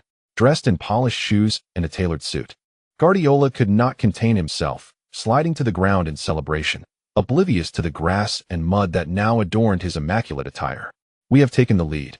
But let us not become complacent. The match is not yet over. Let us give our all in these final moments. Guardiola has not allowed himself to be swept away by joy. Once the celebrations concluded, he promptly reminded his players to remain vigilant. The next phase would see Real Madrid launch their offensive, and they were certain to initiate a frenzied attack without hesitation. The ability to withstand these final minutes would directly determine the ultimate fate of the championship trophy. Guardiola's anticipation proved correct. After Manchester City regained the lead, Zidane took a gamble. He brought on James Rodriguez, substituting the underperforming Isco, having spent a significant portion of the match on the bench. James was eager to seize this unexpected opportunity. Upon entering the field, he transformed his previously lackadaisical demeanor, exhibiting remarkable energy and relentless effort in both offensive and defensive roles. His vigorous performance elicited admiration from Real Madrid supporters. This player's exceptional talent had once earned him a starting position during his inaugural season at the club, where he achieved commendable results. In the 2014-2015 season, James appeared 46 times for Real Madrid, scoring 17 goals and providing 18 assists. His outstanding contributions not only captured the hearts of the fans, but also earned him a spot in UEFA's official selection for La Liga's Best 11 for the 2014-2015 season. However, his brilliance was fleeting, lasting only a single season. By the following year, his lack of discipline, negative attitude, and various off-field issues, coupled with poor emotional intelligence and strained relationships with teammates, led to a gradual loss of his starting position. This season, he has represented Real Madrid merely 32 times, a staggering 40 decrease from the previous year, with his statistics plummeting to just 8 goals and 8 assists. He has nearly become a peripheral figure within the team, far removed from his former glory. Consequently, Real Madrid fans felt a sense of frustration towards James. They recognized his potential, yet lamented his inability to manifest it due to significant attitude problems. Each time they recalled the $85 million investment made for him, their hearts ached. In contrast, they could look at Barcelona, whose acquisition of Luis Suarez yielded remarkable results, and then compare it to James's performance, which was disheartening. Fortunately, Eden Hazard had not yet joined Real Madrid at this juncture. Otherwise, the fans might have been driven to despair. Zidane was pleased with James's proactive attitude, pondering how different things might be if the player maintained such enthusiasm regularly, rather than relegating himself to the bench or becoming an inconsequential part of the team. Regrettably, Latin American players often lack self-discipline. Exceptions like Messi and Kaká are rare. In this regard, European players tend to excel, with individuals like Cristiano Ronaldo and Luka Modric exemplifying remarkable dedication and diligence. Even Lin Quan from Manchester City shares this trait, reportedly immersing himself entirely in football without any scandals. It is no wonder that such dedication leads to high achievements. After all, one reaps what one sows. James possesses the evident strengths typical of Latin American players, exceptional technical skills, and outstanding creativity. Upon his entrance onto the field, Real Madrid's offensive strategy underwent a marked transformation, with possession increasingly gravitating towards the feet of James Rodriguez. This shift bore the advantage of liberating players such as Modric, Bale, and Cristiano Ronaldo, allowing them to focus solely on their attacking endeavors. However, the downside lay in the vulnerability it created. Should opponents stifle Rodriguez, Madrid's organizational efforts could become utterly paralyzed. Zinedine Zidane has yet to exhibit the folly of designating a substitute as the linchpin of the team's orchestration. Thus, Rodriguez partnered with Modric, forming a dual playmaker configuration. The team's formation gradually reverted to the 4-2-2-2 employed by Ancelotti, which had once propelled them to an illustrious 22-match winning streak, with Rodriguez being a crucial player during that period. Chapter concluded. Chapter 166. Lin's inspection of Real Madrid's defensive line, Manchester City 4-2 Real Madrid. Quite intriguing. Guardiola harbors a keen interest in Madrid's tactical approach, recognizing that Rodriguez is a double-edged sword, capable of inflicting damage yet also susceptible to harm. More than the potential of Rodriguez, he appears more captivated by Zidane's approach to transforming Bale. Following several injuries, Zidane seems intent on repositioning Bale further back, adapting him into a box-to-box midfielder role. This strategy enhances Madrid's capability for late midfield incursions, but diminishes their potency on the flanks. Nevertheless, in this match, Bale's performance remained unaffected. Rather, he exploited his deeper position to accelerate and surge with greater stealth, orchestrating several highly threatening attacks along the wing. Despite the $100 million transfer fee often deemed excessive by fans, few would label him a flop. Bale stands among the finest wing attackers of this era, with his power, speed, and shooting prowess being unparalleled on the flanks. Since the 2010-11 season, Bale has firmly established himself among Europe's elite wide players. During a match at the San Siro, when Tottenham trailed the defending champions Inter Milan 0-3, Bale, a former fullback, executed a stunning solo display, overwhelming the renowned defender Maicon and single-handedly netting 3 goals to lead his team to an incredible comeback. In the subsequent leg at White Hart Lane, it was under his leadership that Tottenham launched a formidable offensive, ultimately eliminating the reigning champions. It was in that very year that Real Madrid took an interest in Bale, embarking on prolonged negotiations with Tottenham. Had it not been for the emergence of Lin Quan, even the substantial $100 million expenditure would not have seemed exorbitant. However, Lin's presence led to the perception that, given the possibility of acquiring a superior player for the same investment, selecting Bale felt somewhat disadvantageous. Nonetheless, Bale and Lin are not of the same ilk. Despite both operating on the flanks, their stylistic differences are significant. The introduction of Rodriguez seemingly invigorated Cristiano Ronaldo and Benzema, providing them with enhanced ammunition. Yet, the true weapon in Real Madrid's arsenal is indeed Bale. However, Bale remained on the sidelines, conserving his strength while seeking the most opportune moment to strike. Yet, few could discern Zidane's true intentions. The audience merely witnessed Real Madrid's relentless offensive, with Benzema and Cristiano Ronaldo continually seizing shooting opportunities as Manchester City's goal came under incessant threat. With only 5 minutes left in regulation time, Real Madrid's chances dwindled. If they failed to equalize swiftly, they risked succumbing to defeat in this final. In the stands, the Spanish commentators' tone grew increasingly anxious, including injury time. Real Madrid had no more than 10 minutes left. With every second wasted, they inched closer to failure. The urgency amongst the players was palpable, as Cristiano, Benzema, and Modric launched desperate attacks.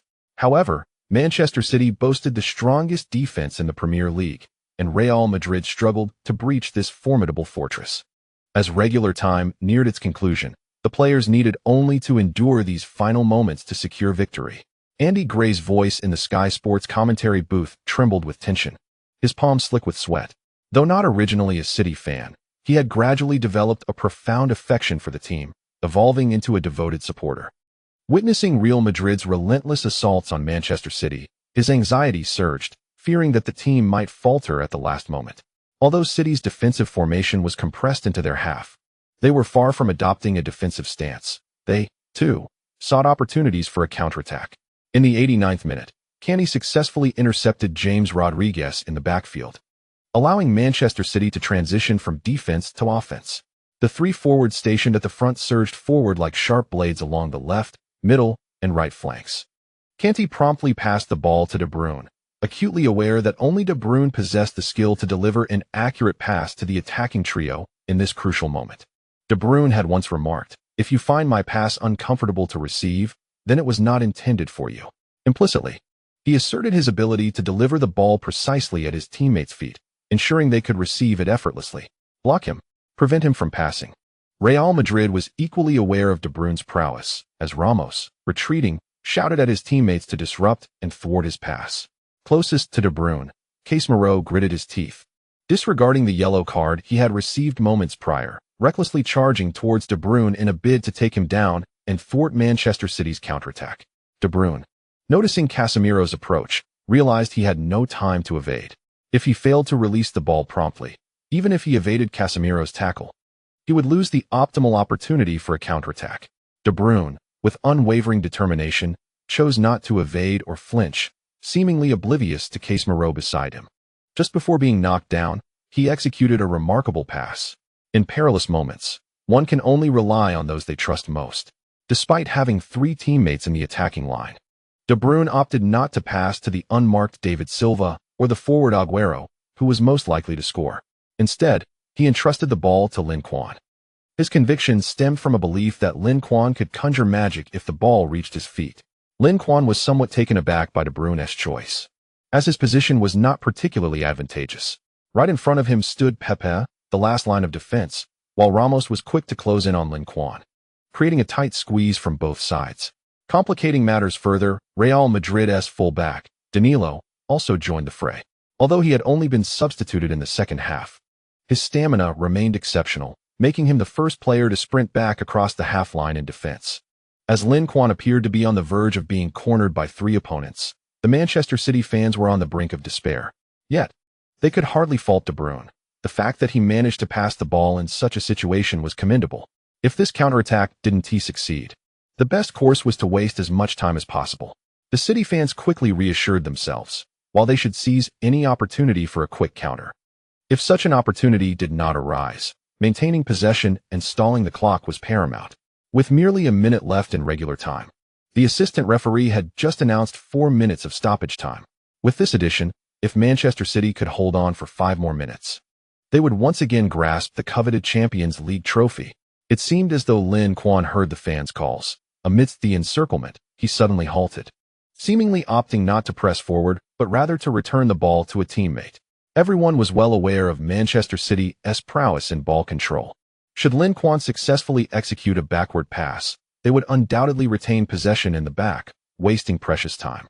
Anticipating this, Danilo halted first, mistakenly attempting to block Lin Quan's south passing lane, as if to sever this option for Manchester City.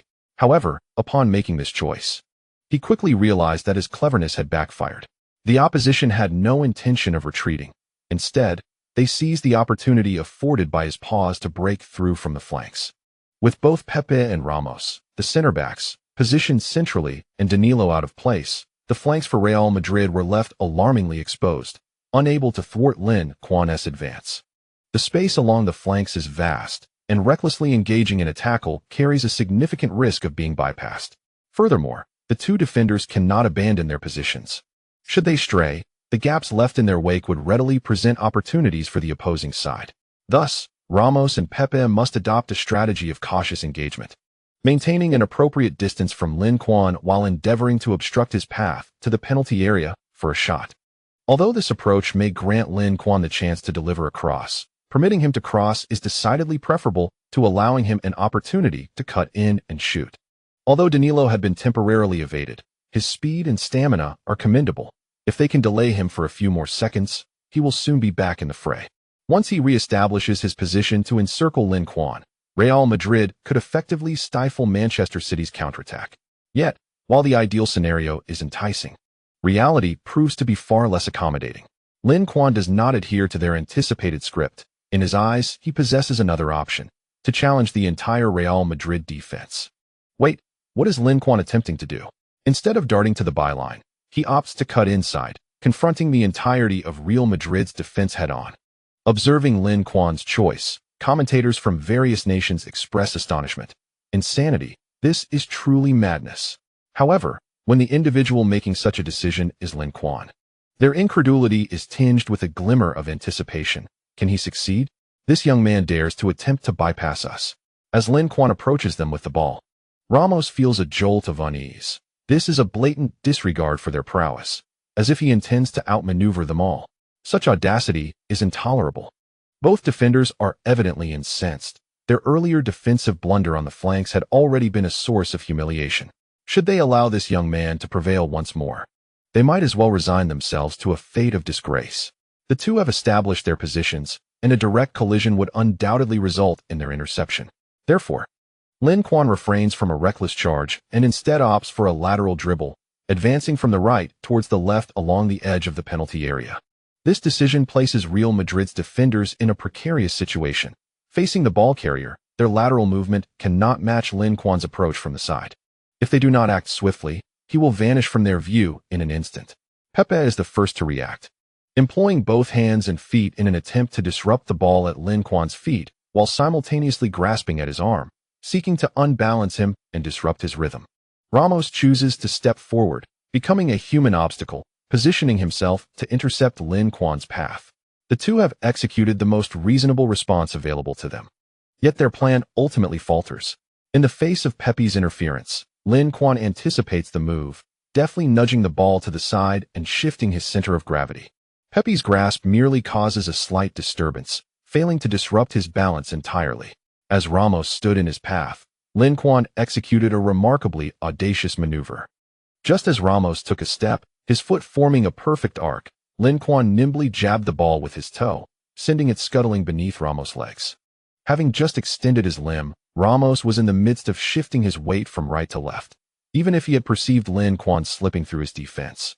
He was powerless to react, merely watching as the ball darted past him.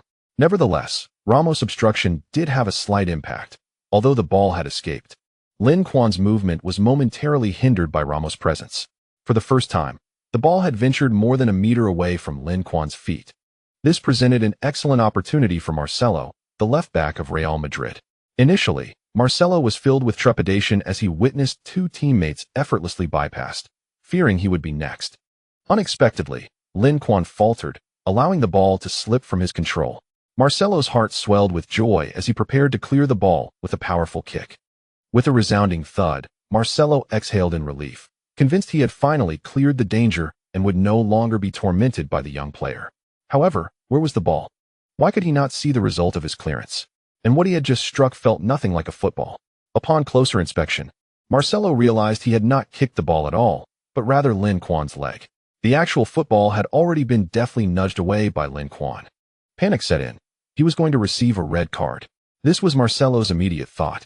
The referee, having observed Marcelo's solid kick to Lin Quan's leg, had already raised his whistle, ready to issue a penalty. Yet, just as the referee was about to blow the whistle, a white figure soared past. Leaping high off the pitch, soaring over the gloved hands of the goalkeeper, striking the underside of the crossbar with a resounding crash before bouncing into the net. A goal was scored, and Lin Quan collapsed to the ground. The stadium fell into a hushed silence, both sets of fans rendered speechless. Chapter 167, The Ascendant Sun Wukong. Bale's desperate counterattack. Upon witnessing Marcelo's kick land on Lin Quan's leg, the crowd erupted in collective gasps. Yet, when they beheld Lin Quan, on the verge of falling, executing an unconventional shot that sent the ball once more into the Real Madrid goal, the spectators were left in stunned silence, even forgetting to celebrate. How could this possibly happen? The Real Madrid fans were despondent, with the score now 4-2. Their hopes of equalizing and forcing extra time seemed increasingly futile with only 4 minutes remaining. How could they possibly mount a comeback in such a brief time? To make matters worse, Marcelo's earlier blunder in failing to make contact with the ball and instead kicking Lin Quan could lead to a red card from the referee. Trailing by 2 goals while potentially down a player, this was a challenge of insurmountable difficulty. The fans of Real Madrid are engulfed in despair, while those of Manchester City find little cause for celebration. Indeed, the goal should elicit joy. However, if it came at the expense of a crucial player's grave injury, they would rather forego it entirely. Quickly, get the team doctor on the field. On the sidelines, Guardiola, witnessing Lin Quan being felled, is as anxious as a cat on a hot tin roof, unable to remain seated for even a moment, yearning to rush onto the pitch to ascertain Lin Quan's condition. Should Lin Quan suffer any serious injury, even a victory in this match would bring him no joy. A trophy can never outweigh the well-being of his son. Marcelo, if anything happens to my son, I swear I will make you pay. Guardiola's piercing gaze is directed at Marcelo, the culprit, who, at that moment, resembles a remorseful schoolboy, desperately attempting to explain himself to the referee. Although Clattenburg is humorously dubbed Blind Man by Premier League fans, he is not genuinely blind. Moreover, the action unfolds on the pitch with Manchester City, not Manchester United, so there is no reason for him to be biased. Furthermore, with so many fans and cameras capturing the details of Marcelo's foul, he cannot pretend not to see. If he were to ignore it, he would undoubtedly face the wrath of Manchester City and Lin Quan supporters, and might even be accused of corrupt officiating. Thus, for the sake of his reputation and future, he must uphold the principles of fair play. Clattenburg, disregarding Marcelo's pleas, brandishes the red card, penalizing him accordingly. At this juncture, Manchester City's players are far too concerned about the referee's decision. They gather around Lin Quan, anxiously assessing his injury. Marcelo's recent kick was aimed at a powerful clearance, and the force behind it could easily threaten a broken leg. Although professional players are equipped with shin guards, they are not immune to injury. On the sidelines, Guardiola has already signaled for Jesus to prepare to replace the injured Lin Quan. Meanwhile, the team doctor arrives with a stretcher, tending to Lin Quan's left leg before lifting him onto it. In truth, Lin Quan's injury is not severe, thanks to his innate resilience to injuries. Yet the excruciating pain from the impact nearly caused him to lose consciousness. The human face is a particularly vulnerable area, easily susceptible to injury. And most people can vividly recall the intensity of such pain from their own experiences. Consequently, the majority, upon witnessing Marcelo's tackle on Lin Quan, instinctively wince in sympathy. Is such fervor truly necessary? Even if that last shot had missed, Manchester City was already in the lead. Why does it seem as if they are the ones trailing? Lin Quan is certainly giving his all. Indeed, that last effort was unwarranted. If he were to injure himself, it would be a grave miscalculation. With the European Championship looming, Lin Quan's injury would spell disaster for Spain. Online, fans are left in utter shock after witnessing the incident. No one could have anticipated that a player of Lin Quan's caliber would recklessly sacrifice himself for a single goal. Is it truly worth it? Let us hope that the injury to Lin, the emperor of football, is not severe. Surely he will be all right. He has often been subjected to fouls on the pitch and has endured through countless matches without sustaining any serious injuries. This time, too, he shall surely navigate through peril and emerge unscathed. If Lin were to falter, who would bestow upon us such a mesmerizing football spectacle? Many spectators of this match are ardent fans of Lin Quan. Even those who do not follow him have seen compilations of his remarkable performances online. He, like Messi, belongs to a rare breed of players who require no elaborate editing, as every match he plays is a highlight reel in itself. Watching him play is akin to appreciating a masterpiece of art, an experience that cannot be replicated by others. The world of football cannot afford to be without Lin, just as the West cannot do without Jerusalem. The head coach of the Spanish national team, Vicente del Bosque, was also present at the venue, fervently praying before the match that no one would suffer an injury, especially not his esteemed players. Real Madrid and Manchester City collectively boast 5 or 6 national team players, many of whom are indispensable key players. Should any of these mainstays be injured, it would severely disrupt Spain's tactical arrangements for the upcoming European Championship. Much like the 2014 World Cup, when Diego Costa's injury in the Champions League final caused him to miss most of Spain's group matches and several knockout rounds. Spain was fortunate to have Lin Quan to spearhead their attack. Without his presence, the challenge of defending their title would have been exponentially greater, perhaps even leading to an early exit at the hands of the Netherlands in the group stage. However, what one fears often materializes. Del Bosque's worst fears were realized when Lin sustained an injury. Among the starting 11 of the Spanish national team, the positions of the other 10 players could be filled. But Lin is irreplaceable. He is the commander of this bullfighting squad, the unequivocal core of the team. Without him on the field, the entire tactical framework of Spain would collapse. Their current strategy revolves almost entirely around Lin. How can they proceed without their linchpin? Those cursed Brazilians. Are they intent on rendering Lin incapacitated? Del Bosque could no longer remain composed. At that moment, he lost all desire to continue watching the match. His sole concern was to ascertain the extent of Lin Quan's injury. It cannot be a serious, debilitating one. Lin is still young. Should this injury precipitate a decline in his form, it would represent a tremendous loss not only for the Spanish national team, but for the entirety of the football world. As Lin was carried off on a stretcher, Cristiano Ronaldo felt a whirlwind of emotions. There was a sense of solitude from the absence of a formidable rival, yet also a lightness derived from the alleviation of a pressing concern. Yet, upon glancing at the glaring score on the scoreboard, Ronaldo's heart sank. This match seems destined for defeat. Even in that man's absence, am I still unable to conquer him? Ronaldo was filled with an overwhelming sense of unwillingness, reluctant to accept such a fate. Sharing the same sentiment is Gareth Bale, another multi-million-dollar asset of Real Madrid. As Lin Quan was carried off the field on a stretcher, he quietly returned to his goal, retrieving the ball from the net and bringing it back to the center circle. He then approached the referee, gently reminding him to appropriately extend the stoppage time to compensate for the delay caused by Lin Quan's injury. Referee Clattenburg nodded in acknowledgement, indicating that he would consider adding extra time. After fulfilling this, Bale returned to his position, patiently awaiting the resumption of the match. For minutes? That would suffice. After nearly 2 minutes of disruption, the game finally resumed under the referee's urging and reminders. Following Lin Quan's exit, Manchester City made a tactical substitution. with Guardiola opting to replace Cruz with Fernandinho, signaling an intention to bolster their defense. At this juncture, Manchester City had utilized 2 of their substitutions, retaining 1 remaining slot. However, Guardiola chose not to immediately deploy the last substitution, opting instead to wait for a dead ball situation to utilize it, thereby prolonging the game further. Although a 2-goal lead is substantial, the absence of the team's core instilled a sense of lingering anxiety, necessitating a cautious approach. On the other side, Real Madrid was also prepared to take risks.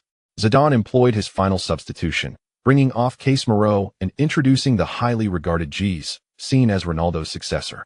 Casemiro had borne a significant portion of the defensive responsibilities in the midfield, and his substitution signified that Real Madrid was all in, disregarding defense in favor of an all-out offensive strategy. With the referee's whistle, the match recommenced. Benzema nudged the ball to Ronaldo before decisively making a forward run into the opponent's half. Rather than risking a pass to the advancing Benzema, Ronaldo opted to return the ball to Modric. As Modric received the ball, the rest of Real Madrid's defenders surged forward. The maestro did not dwell on the ball. After a quick pass to James Rodriguez, he too pressed forward, ready to receive a return pass from his teammate. At this moment, taking advantage of the numerical superiority gained from the advancing defenders, Manchester City's front players were evidently unable to fully mark all of Real Madrid's options. To avoid disconnects across their lines, they were compelled to retreat. At this point, both Ronaldo and Benzema had maneuvered behind the opposing defensive midfielders, positioning themselves in a precarious zone just in front of the defensive line. Modric trailed them by about 10 meters, perfectly positioned to receive a pass. Kanté, keenly aware of his tactical assignment from the coach, decisively abandoned James Rodriguez and surged towards Modric, intent on neutralizing this significant threat. De Bruyne shared Kanté's intentions, also closing in on Modric, planning to execute a double-marking strategy the moment his teammate attempted to pass to the Croatian maestro. James Rodriguez, fully cognizant of Modric's capabilities, aimed to deliver the ball to him at the earliest opportunity, allowing Modric to swiftly pass it to Ronaldo or Benzema. Given the prowess of these two, they would likely seize the opportunity to take a shot on goal. However, upon witnessing Modric being closely marked, James Rodriguez swiftly redirected his focus. At this moment, the newly substituted G's was surging forward at high speed from behind. James immediately distributed the ball to the flanks, passing it to G's. Behind G's was Bale, and beside him was James, creating a triangular space for Real Madrid in the attacking front. David Silva was left to defend just one player, feeling the mounting pressure, and hurriedly called for his teammate's support. Zabaleta quickly moved forward, intending to collaborate with David Silva and another midfielder, Fernandinho, to block Real Madrid's attacking channel on the wing. "Pass the ball to me." Just as both defenders surged forward, a white figure suddenly darted past, swiftly bypassing the ball-holding G's and the approaching David Silva. What astonishing speed! David Silva merely felt a gust of wind sweep by, unable to discern the figure's features. Instinctively, he turned his head, catching only a glimpse of the number 11 on the back of the jersey, Gareth Bale. Indeed, it was none other than Bale who had just called for the ball. Due to his repositioning, the majority of players on the field, including those from Real Madrid, instinctively overlooked Bale's presence lurking behind. This oversight created a golden opportunity for his sudden advance into the attack. The most overlooked assassin can indeed be the most lethal. When in possession, Bale's sprint is nearly unstoppable. When he is unencumbered and dashes forward, who can thwart him? The answer is no one. Zabaleta, running forward, suddenly spotted Bale charging towards him and realized the impending danger. Instinctively, he aimed to intercept and establish position to block Bale's advance. However, the high-speed Bale was like an unstoppable tank, impervious to Zabaleta's efforts. He exerted all his strength, yet instead of pushing Bale aside, he lost his balance and fell heavily to the ground. Just as Bale passed Zabaleta, G's pass found its way to his feet. Now, before Bale lay an unobstructed path. No one could halt his progress. Manchester City's captain, Kompany, immediately surged towards him, while goalkeeper Navas anxiously shifted his position, preparing to block Bale's shot or cross.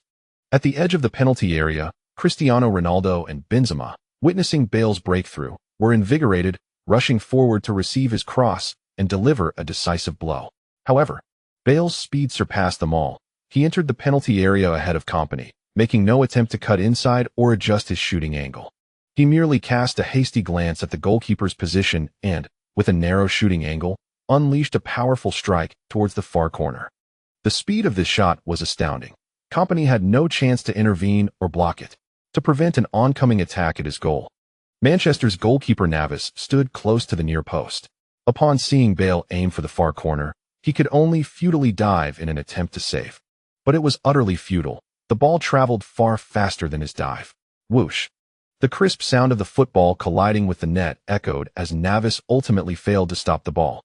Bale's shot struck true, altering the score to 3-4, leaving only a solitary goal between the two teams. Upon witnessing his successful strike, Bale clenched his fist and let out a roar, his fierce expression reminiscent of the Monkey King, soaring through the clouds in Journey to the West. Thus, from that day forth, in distant China, Bale acquired the nickname Sun Dashing, an astonishing goal, truly remarkable. In the direst moment for the team, he emerged, Gareth Bale, demonstrating through his actions that he is indeed the finest winger in the world, proving that Real Madrid's hefty investment of 100 million was more than justified. At the instant of Bale's goal, the stands erupted with excitement. Both Real Madrid fans and a multitude of neutral spectators were alight with fervor. Such a goal stirred one's blood, almost compelling one to rush onto the field and take a shot themselves.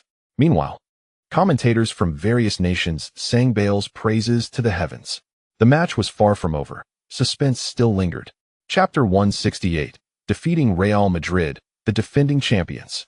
Bale's sudden eruption caught everyone off guard.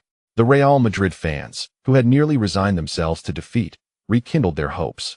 Zidane, from the sidelines, fervently urged his players, motivating them with shouts of encouragement. On the other hand, Manchester City grew increasingly anxious due to Bale's goal. Some fans were so tense they could barely bear to watch, fearing a collapse in the final moments.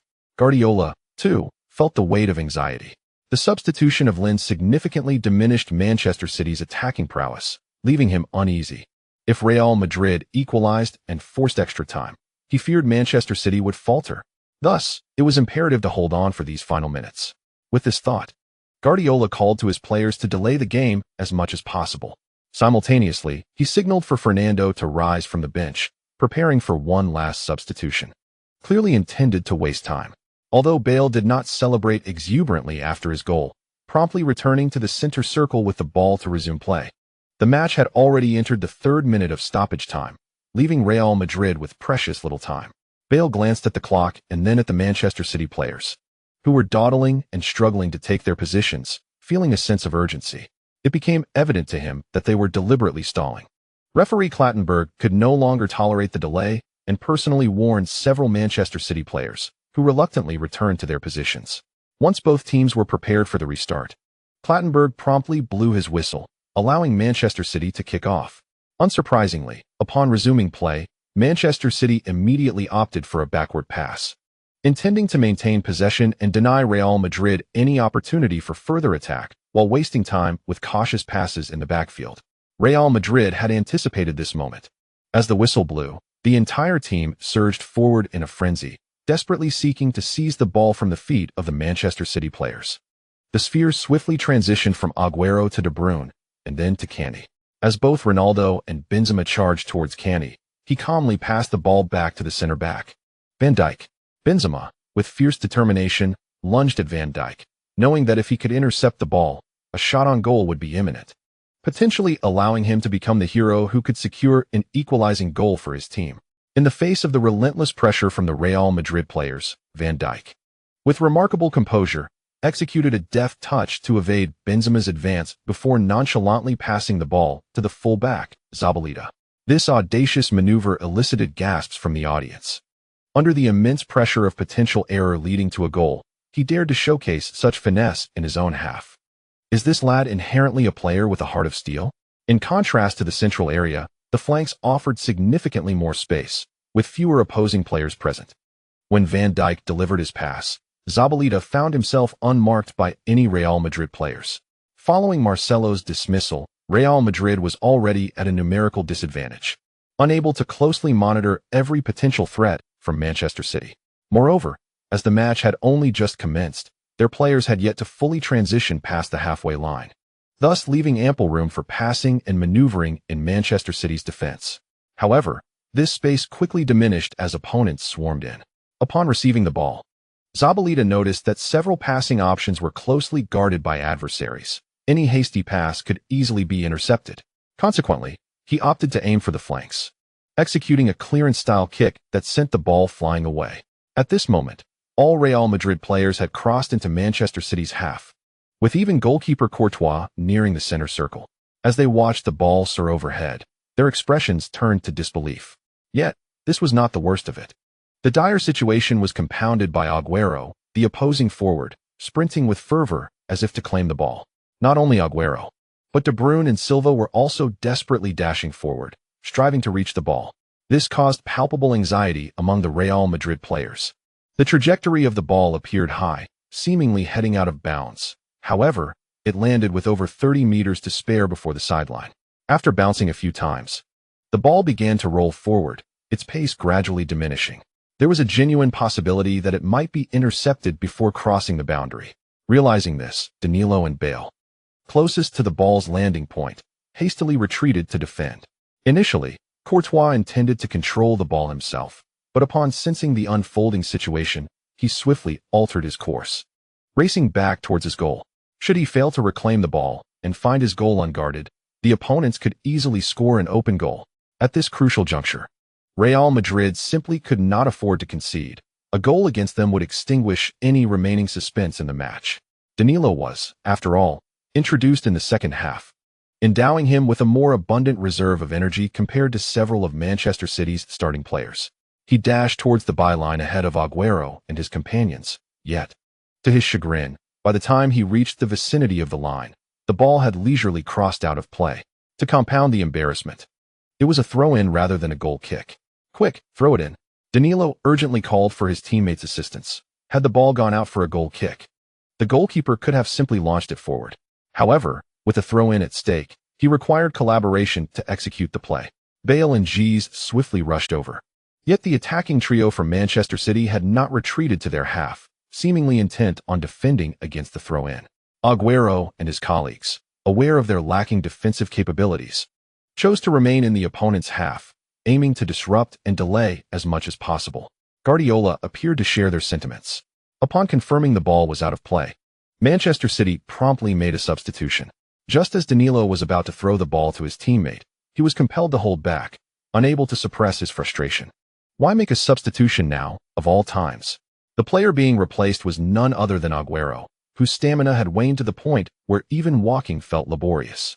Upon realizing he was to be substituted, Agüero felt a sense of relief. After exchanging high fives with De Bruyne and Silva, he ambled towards the sidelines. At that moment, all three were situated in the opponent's half, a significant distance from their own bench, and given his snail-like pace, punctuated by high fives with teammates along the way, this would surely take several minutes.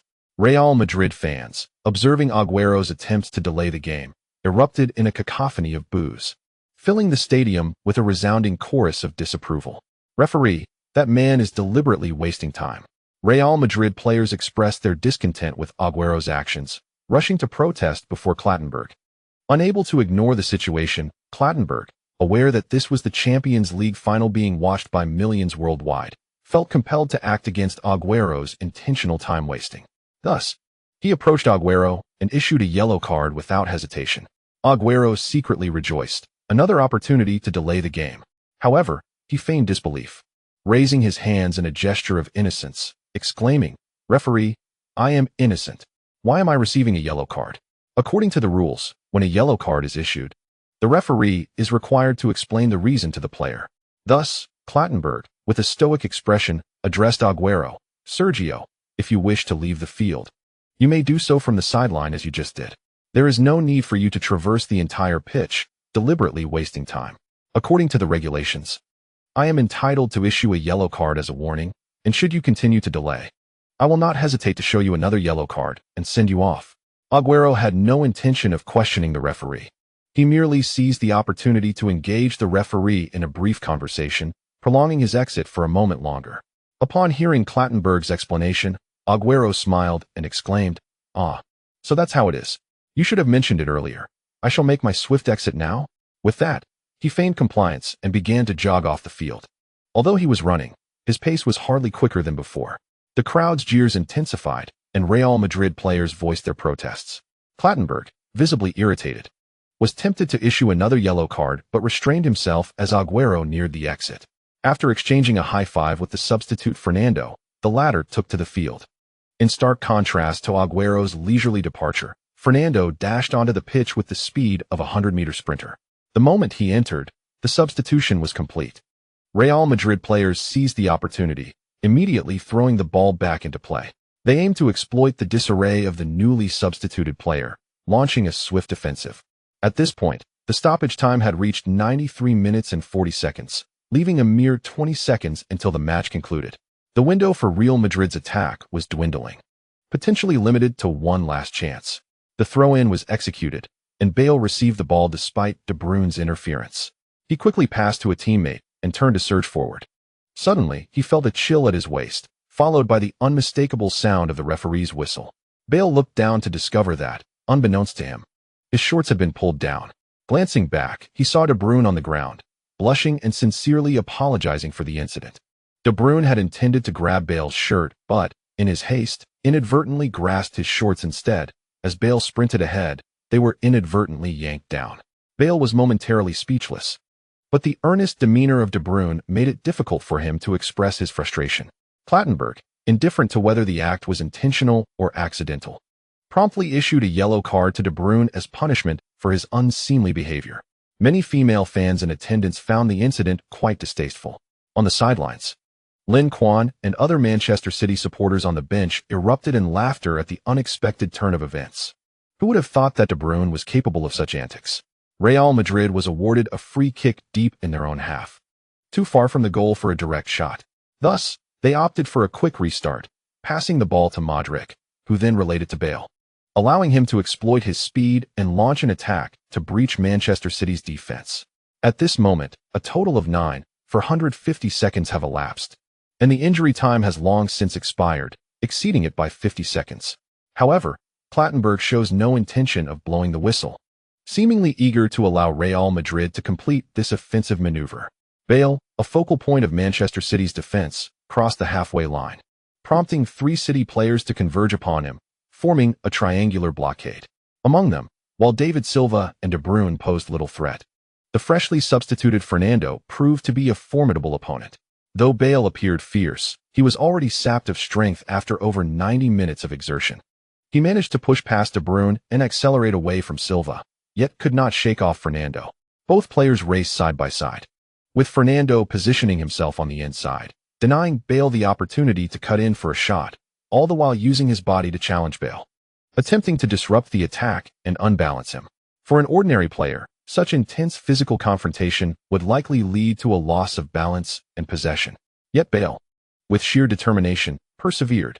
The Real Madrid supporters in the stands rose to their feet, collectively holding their breath for Bale, urging him to endure. For the team's last hope rested upon his shoulders. Sensing that he could no longer muster the speed to employ his signature maneuver, Bale made a swift decision to release the ball, entrusting his teammates to finalize the attack.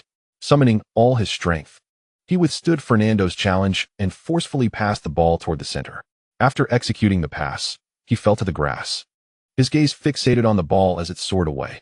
Cristiano, Karim, it's up to you now? With the football's trajectory in sight, Cristiano, relying on his instinct as a top striker, accurately anticipated its landing point. He broke free from his marker and leaped with all his might, aiming to head the ball into the net. Score! Cristiano roared, powerfully directing his forehead toward the ball. However, just as he was about to connect, a tall figure emerged in the air, intercepting the ball with a timely header. Van Dijk, the Manchester City defender, made a crucial clearance at a pivotal moment, thwarting Cristiano's golden opportunity. Yet, the drama was far from over, as the cleared ball was seized by a Real Madrid player on the periphery. Modric struck the incoming ball with an audacious volley. The football soared back into the penalty area, heading toward Manchester City's goal. However, just before it could cross the goal line, a pair of strong hands intervened, halting its trajectory. Navas had made the save. His dive not only denied Real Madrid a goal, but extinguished their dreams of victory in the championship. In the stands, countless Real Madrid fans watched in despair, unable to hold back their sighs and tears. They understood that their team's journey in the Champions League had come to a definitive end. On the other side, the Manchester City fans erupted into jubilant celebration as they witnessed Navas securely catch the ball. "We are champions. We are champions once more. We are always champions." As the match time expired, the players of Real Madrid had relinquished their resistance. After Navas cleared the ball, the whistle of Clattenburg echoed, signaling the end of the match. The 2015-2016 UEFA Champions League final thus concluded, with Manchester City emerging victorious. The reigning champions triumphed over the Galacticos with a score of 4-3, reclaiming their place atop the podium and achieving the remarkable feat of a three-peat. Chapter conclusion. As the European Championship loomed, Spain announced its squad of 23 players.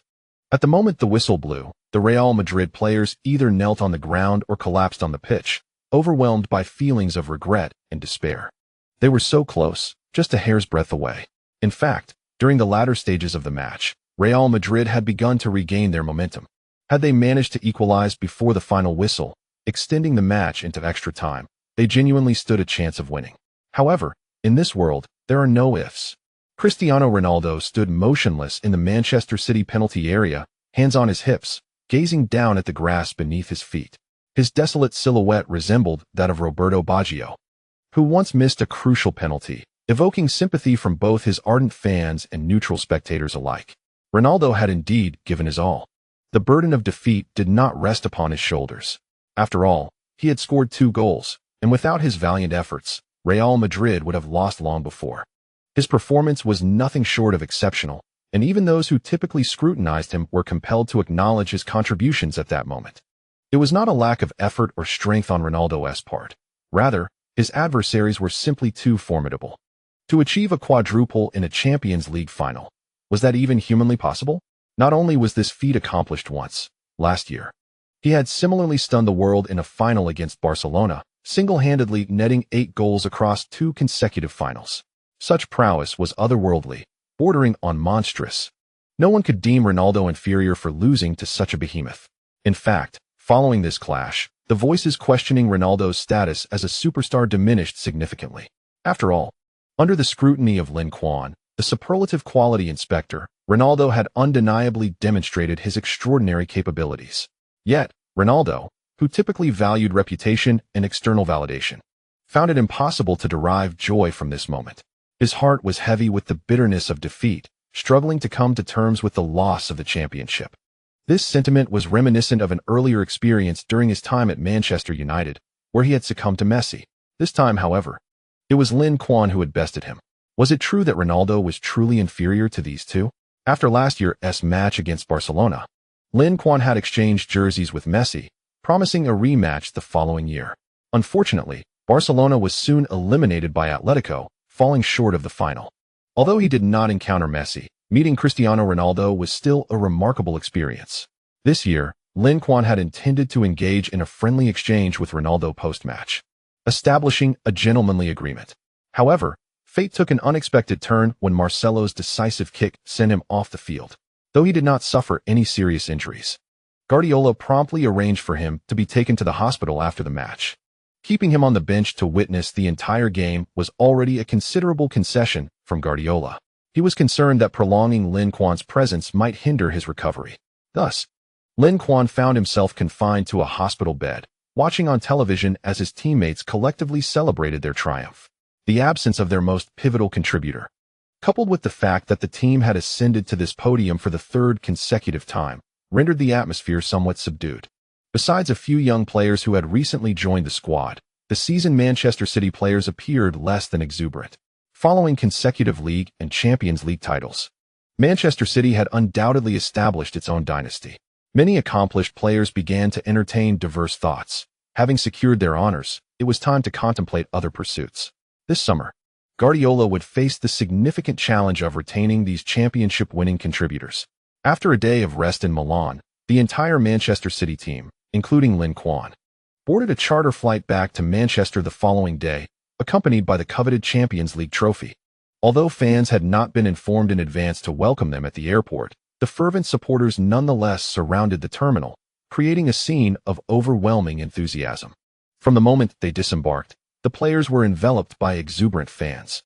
Countless supporters chanted the names of the players and coaching staff as they marched in unison with the team bus towards the city centre, resembling a grand procession.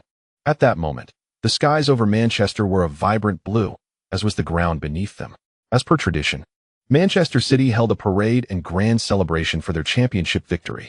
Despite thorough examinations by the hospital and Manchester City's medical team confirming that Lin Quan had not sustained any serious injuries, Guardiola and the club's executives remained apprehensive, opting not to involve him in the celebratory events.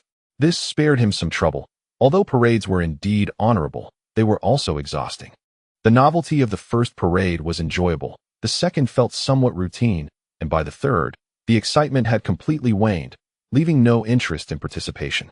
Upon learning that Lin Quan's injury was not severe, Manchester City's fans finally breathed a sigh of relief.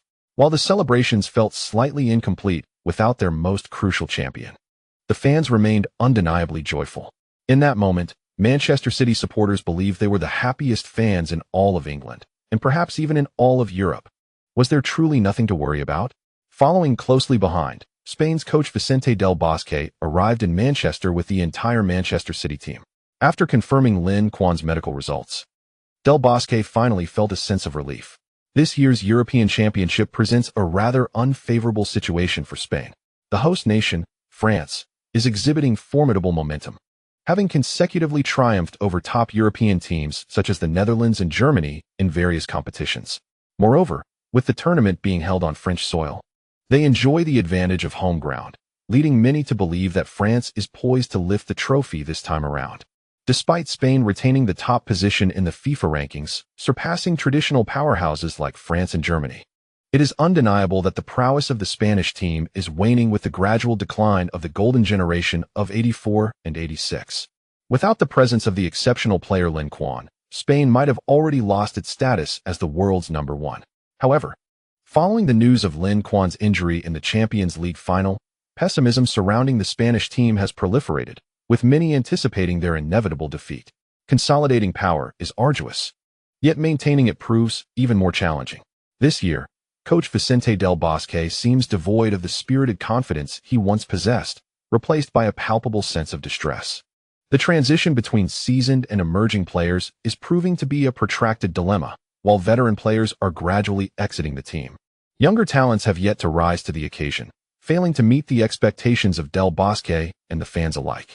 Although La Liga ranks among the premier leagues in the world, brimming with homegrown talent, the task of identifying 23 players that align with Del Bosque's vision remains exceedingly difficult. He has been endeavoring to inject fresh blood into the team since 2013, yet the results after all these years have been far from satisfactory. This predicament weighs heavily on his mind, as he fears that Spain may succumb to France, then Germany, and subsequently Italy, ultimately facing defeat against second-tier teams like England and Portugal. Upon hearing the team physician affirm that there are no significant issues, and after the hospital's examinations yielded no alarming results, Lin Quan, aware of the coach's concerns, reassured him, "As long as the team needs me, I am ready to play at any time." Del Bosque felt a tremendous relief upon hearing Lin Quan's words. "Wonderful, that's good to hear. Please take your time to rest. Even if you feel fine, ensure you recuperate well and refrain from rushing back into training." Compared to other players, Lin Quan, who had just participated in the Champions League final, has a considerably shorter recovery period. Del Bosque, apprehensive that continuous exertion might lead to further complications or aggravate his injury, plans to grant him a temporary reprieve, allowing him to rest before rejoining the national team.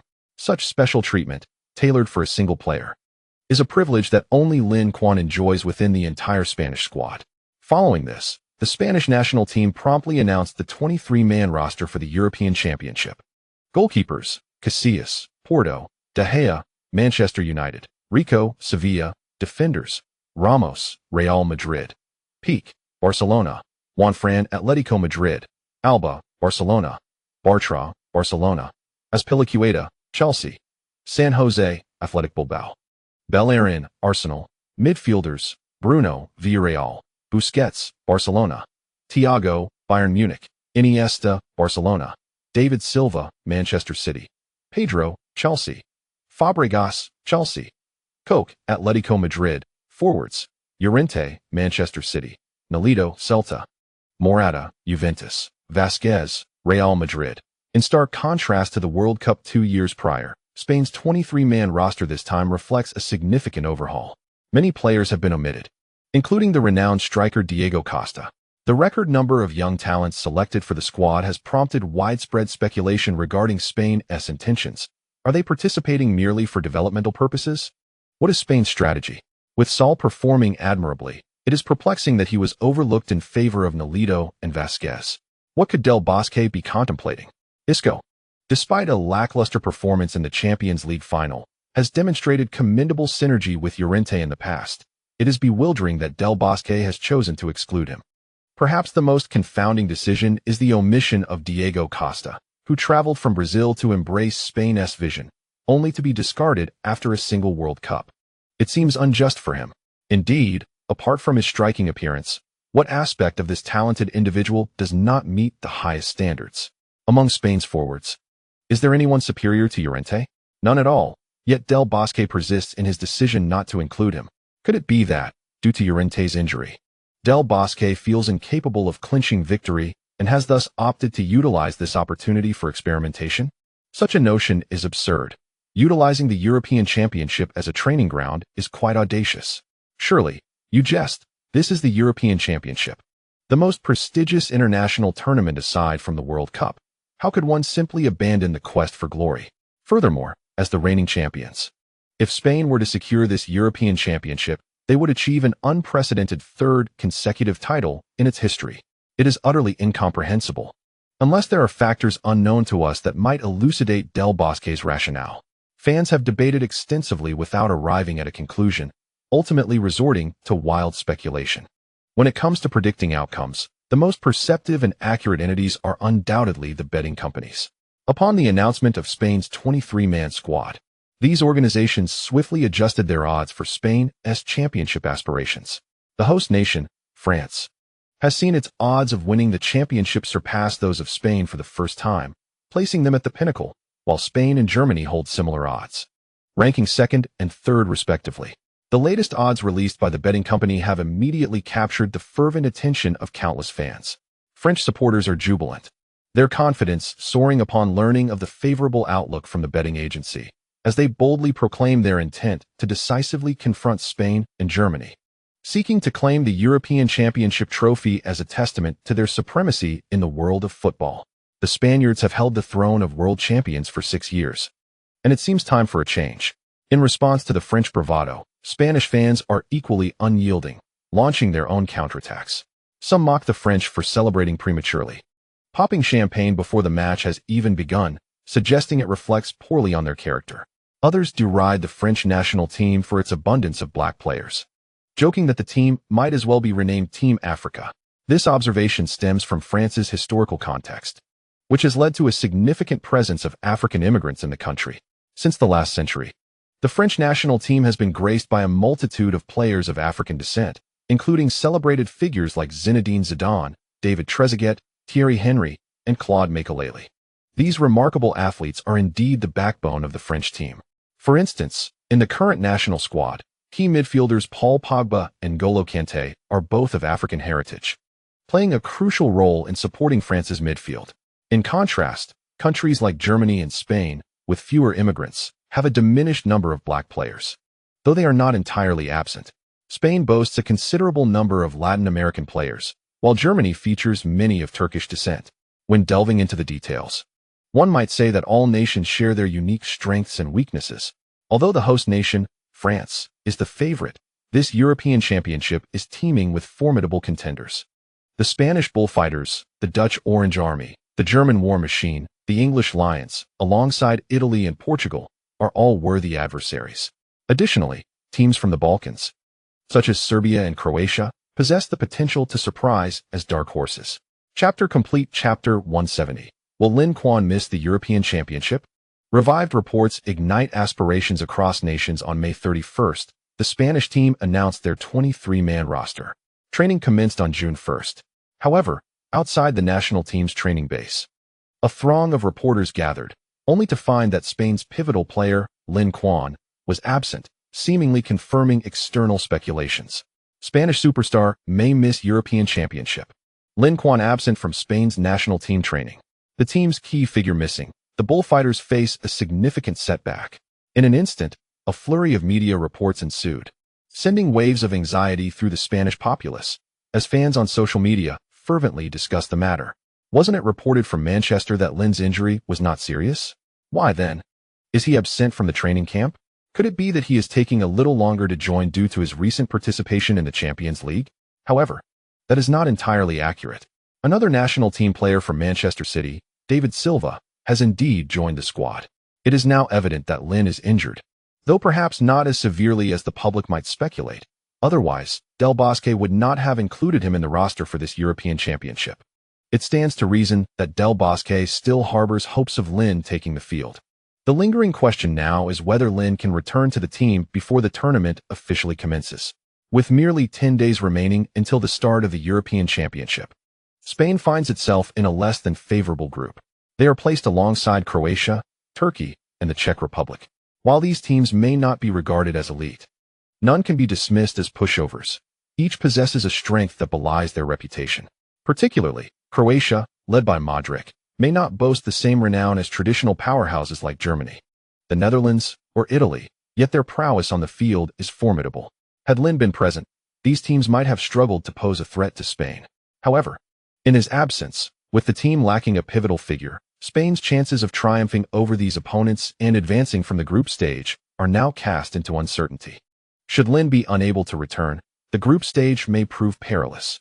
Fans are eagerly anticipating the prospect of Spain faltering in the group stage, envisioning the dual champions of the European Championship and World Cup succumbing early. For supporters of rival nations, there is little more delightful than witnessing such an outcome. I find myself eagerly anticipating the spectacle of Spain's struggles during the group phase. Fans are anticipating Spain's missteps as beyond their own supporters. Most fans will rally behind their national teams, hoping that all but their own are eliminated, allowing their nation to replicate Greece's remarkable ascent to glory. Meanwhile, the other three teams in Spain's group are closely monitoring their preparations. At Croatia's training base, Coach Kovac, upon reviewing the intelligence in his hands, allowed a faint smile to emerge. Is this information reliable? Lin truly did not participate in Spain's training? Absolutely, Mr. Nico. The media outside their training facility have observed all day without citing Lin. Kovac nodded, contemplating the necessity of further confirmation. The presence of Lin alters Spain's dynamics significantly. Bring Modric to me. No, I shall seek him myself. If Lin is the star of Spain, then Modric undoubtedly holds the same status for Croatia. Having recently faced Lin in the Champions League final, Modric is acutely aware of Lin's condition on the field. Kovac sought to further confirm this information from him. Should it prove accurate, he would need to alter his tactics when facing Spain during the group stage. Modric was not in high spirits. Although his competitive drive did not rival that of Cristiano Ronaldo, the loss of a coveted championship would weigh heavily on anyone. Coach, did you call for me? Modric addressed Kovac with utmost courtesy, though a subtle distance lingered in his demeanor. Within the club, he referred to him as boss. Indeed. I have something I wish to inquire about. Kovac reiterated his question. Upon grasping the intent behind it, Modric carefully recollected the events. At the time of Marcelo's foul, he had already retreated to near the edge of the penalty area, less than 15 meters from the infraction. Thus he had a clear view. Marcelo's kick was quite forceful, a burden few could endure. Modric candidly recounted his observations, firmly believing that Lin Quan must have sustained a significant injury, as evidenced by his absence from both the trophy celebrations and the subsequent parade. I see, understood. You may proceed to training. This time, let us strive for further advancement. Kovac took the reins in 2013, guiding Croatia to the World Cup in Brazil, where they unfortunately found themselves in a formidable group. After suffering defeats to the host nation Brazil and Central America's top team, Mexico, Croatia regrettably exited in the group stage, failing to advance to the knockout rounds. This setback led to Kovac losing the support of Davor Suker, the president of the Croatian Football Federation. This year marks the final year of his contract with the national team. Following the conclusion of the European Championship, he will step down. However, should Croatia achieve success in this tournament, the outcome may differ. This Croatian team boasts a plethora of exceptionally talented players, including established stars like Modric, Mandzukic, and Rakitic, who ply their trade in prestigious clubs. alongside burgeoning talents such as Kovacic and Xhaka. Numerous other players, while perhaps lesser known, showcase undeniable skill within the top 5 leagues. The potential of this Croatian squad is substantial, with both a high floor and ceiling. They are characterized by their distinctive playing style, robust physicality, seamless teamwork, and abundant stamina. In light of these attributes, Kovac has devised a tactical framework tailored to their strengths, emphasizing defensive counterattacks and high pressing. Though it may seem paradoxical, this approach mirrors that of Atletico Madrid in La Liga. Armed with this strategy, Kovac believes they are well equipped to compete with a Spain team missing Lin Quan. Croatia's best performance in the European Championship has been reaching the quarterfinals. This time, if they can break or even match that record, he may secure a new contract to lead this Croatian side into the World Cup in Russia after 2 years. The disgrace he faced 2 years prior must be rectified with his own hands. Aside from Croatia, the most formidable challenger, teams such as the Czech Republic and Turkey have also begun to harbor distinct thoughts upon receiving this news. The strength of Spain is universally acknowledged. Although the current Spanish team may not possess the same invincibility as that of 2 years prior, nevertheless, the saying goes that a thin dead camel is larger than a horse, until the challengers manage to usurp them from their throne. Spain remains temporarily at the pinnacle of the world. However, Spain's prowess is significantly tied to the influence of their star player, much like Messi's impact on Barcelona. Fans are left pondering how much strength Spain would retain if he were to be extracted from the squad. This presents a perfect opportunity to assess the true caliber of the Spanish team. Time swiftly passes, and soon it is June 11th. The quadrennial European Championship is finally set to commence. Europe, the birthplace of modern football, has consistently upheld a premier standard of the sport globally.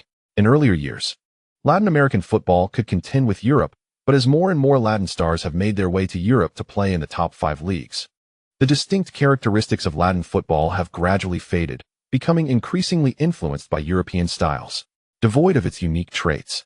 Latin American football has faltered at the hands of European teams in the last 3 World Cups, with each edition culminating in internal conflicts among European squads. It can be asserted that between 2010 and 2016, European football reached its zenith in both momentum and prestige. Consequently, this year's European Championship has garnered widespread attention across the globe. Countless fans and journalists have flocked to France, eager to cover this grand football feast. At precisely 8 o'clock in the evening on June 11th, the opening match commenced at the Stade de France, pitting the host nation, France, against Romania. In a bid to avoid an embarrassing defeat on home soil, the French team deployed their strongest lineup, appearing determined to decisively vanquish Romania. However, the match did not unfold as they had anticipated. Romania displayed remarkable tenacity, daring to challenge the hosts on their own turf. Despite the significant disparity in their perceived strengths and FIFA rankings, Romania seized control of the game in the opening minutes, launching a series of threatening attacks that left the hosts in disarray. This unexpected turn of events caused French President Hollande, present at the opening ceremony, to feel a sense of urgency. What is happening? Were we not told that our opponents were weak and that we could easily manage them? How has it descended into this chaos?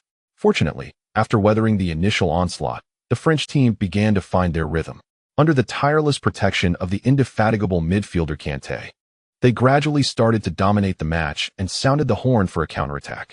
10 minutes into the first half, France executed a coordinated play in the attacking third, with Griezmann receiving a pass from a teammate and attempting a long-range shot with his left foot. The effort was promising, yet regrettably, his attempt was deflected out for a corner by a defender. A minute later, the French team made a resurgence. Payet skillfully dribbled down the left flank before delivering a delicate left-footed pass. Giroud, positioned just outside the small box, attempted a header but skewed it wide. This near miss sent chills down the spines of the Romanian players, and even the Romanian Prime Minister, sitting beside Hollande, seemed restless, shifting in his seat. In the 14th minute, France once again posed a threat. Kanté intercepted the ball successfully and passed it to Pogba, who executed a diagonal ball from midfield. Sagna delivered a cross from the right, and Griezmann attempted an acrobatic volley but missed. He followed up with a header, only to be thwarted by the crossbar. As the ball struck the woodwork with a resounding thud, a collective sigh of disappointment echoed from the thousands of French supporters present. It was a heartbreaking moment. The opposing goalkeeper had already surrendered, only for fate to deny them with the frame of the goal. However, After asserting control in midfield, France continued to create opportunities. In the 25th minute, Koscielny sent a long, penetrating pass from the back, sending Giroud into a state of elation, as it seemed he would be one-on-one with the keeper. Unfortunately, Giroud's acceleration was lacking, allowing the opposing center-back to intervene and clear the ball, causing France to squander yet another golden opportunity. Following this miss, the French side appeared increasingly anxious. Seeing his teammates struggle to score, Pogba began to take matters into his own hands. In the 28th minute, he attempted a long-range shot from 25 meters, striking it with considerable power, only for it to soar over the bar. Subsequently, Romania's defense began to solidify, and France failed to capitalize on any further significant chances in the first half. During halftime, fans and commentators across various media outlets expressed their opinions regarding the host nation's performance. Many shared a common sentiment. Is this it? Is this the much-lauded French team? A supposed favorite for the championship? Their performance hardly lived up to expectations, perhaps having witnessed Spain's dominance in recent international tournaments. The comparison left many feeling that something was amiss with France. This so-called favorite for the title seemed to lack substance. There was a growing chorus questioning why Benzema had not been selected. Surely, the combination of Benzema and Giroud would have been optimal. If Benzema were on the field, the score would undoubtedly not be 0-0. The scandal surrounding the blackmail incident had led to Benzema's exclusion from the national team for this European Championship. This situation had already sparked sympathy for him, and witnessing France struggle to break through only amplified calls for his inclusion. After all, he is currently the most formidable striker in France. To overlook such an asset seems foolish. Moreover, the legitimacy of the blackmail scandal remains uncertain. After the break, the teams returned to the field, and the second half unfolded similarly to the first. Once again, the Romanians seized the opportunity created by France's momentary lapse in concentration right after the restart, launching a threatening attack. In the 48th minute, Stance, from Wuhan 3 Towns, delivered a clever diagonal pass from the right side of the arc. France's defensive line faltered, allowing Stance to advance into the left flank and execute a side-footed volley that narrowly missed the post, escaping disaster for France. The ball startled the French, as what began as a promising start nearly transformed into an ominous one. This chapter concludes. Chapter 171. The European Cup commences. Lin Quan's fate remains uncertain. French coach Didier Deschamps expressed profound dissatisfaction with his players' performance. Typically of a mild temperament, he could not restrain himself this time, bellowing from the sidelines for his players to run, to move, and to play with greater vigor. What on earth are you doing? Get your act together, you rascals. This is the Stade de France, not Brazil. The entire nation is watching. Do you truly believe your performance is worthy of our spectators and supporters? Perhaps Deschamps' fervent exhortations had the desired effect, as the French team began to find their rhythm. After successfully neutralizing Romania's initial attacks, they regained control of the match. In the 52nd minute of the second half, France executed a fluid sequence of play. Payet broke through on the left flank, delivering a precise diagonal pass near the edge of the arc. Giroud controlled the ball and aimed for the far corner, but alas, his shot lacked the necessary power and was easily saved by the opposing goalkeeper. 5 minutes later, it was Payet once more, who again broke through the Romanian defense. After skillfully evading a defender, he calmly laid the ball back for Pogba, who surged forward from behind and unleashed a thunderous strike with his right foot. The quality of the shot was impeccable, both in angle and power. Just as it seemed destined for the back of the net, the Romanian goalkeeper executed a miraculous save, denying the French once more. Pogba, in disbelief, held his head in his hands, mouth agape as if it could accommodate an egg. Who is this goalkeeper? What extraordinary reflexes! He seems even more formidable than my club teammate, De Gea? At this moment, the French supporters in the stands were growing increasingly anxious. If a goal were not scored soon, they feared their team might succumb to defeat. In a critical moment, Giroud emerged as the hero. In the 58th minute, he met Payet's cross from the byline, risking injury as he headed the ball past the on-rushing Romanian goalkeeper, altering the score to 1-0. This was a perilous maneuver. As Giroud connected with the header, the goalkeeper's fist was already hurtling towards him.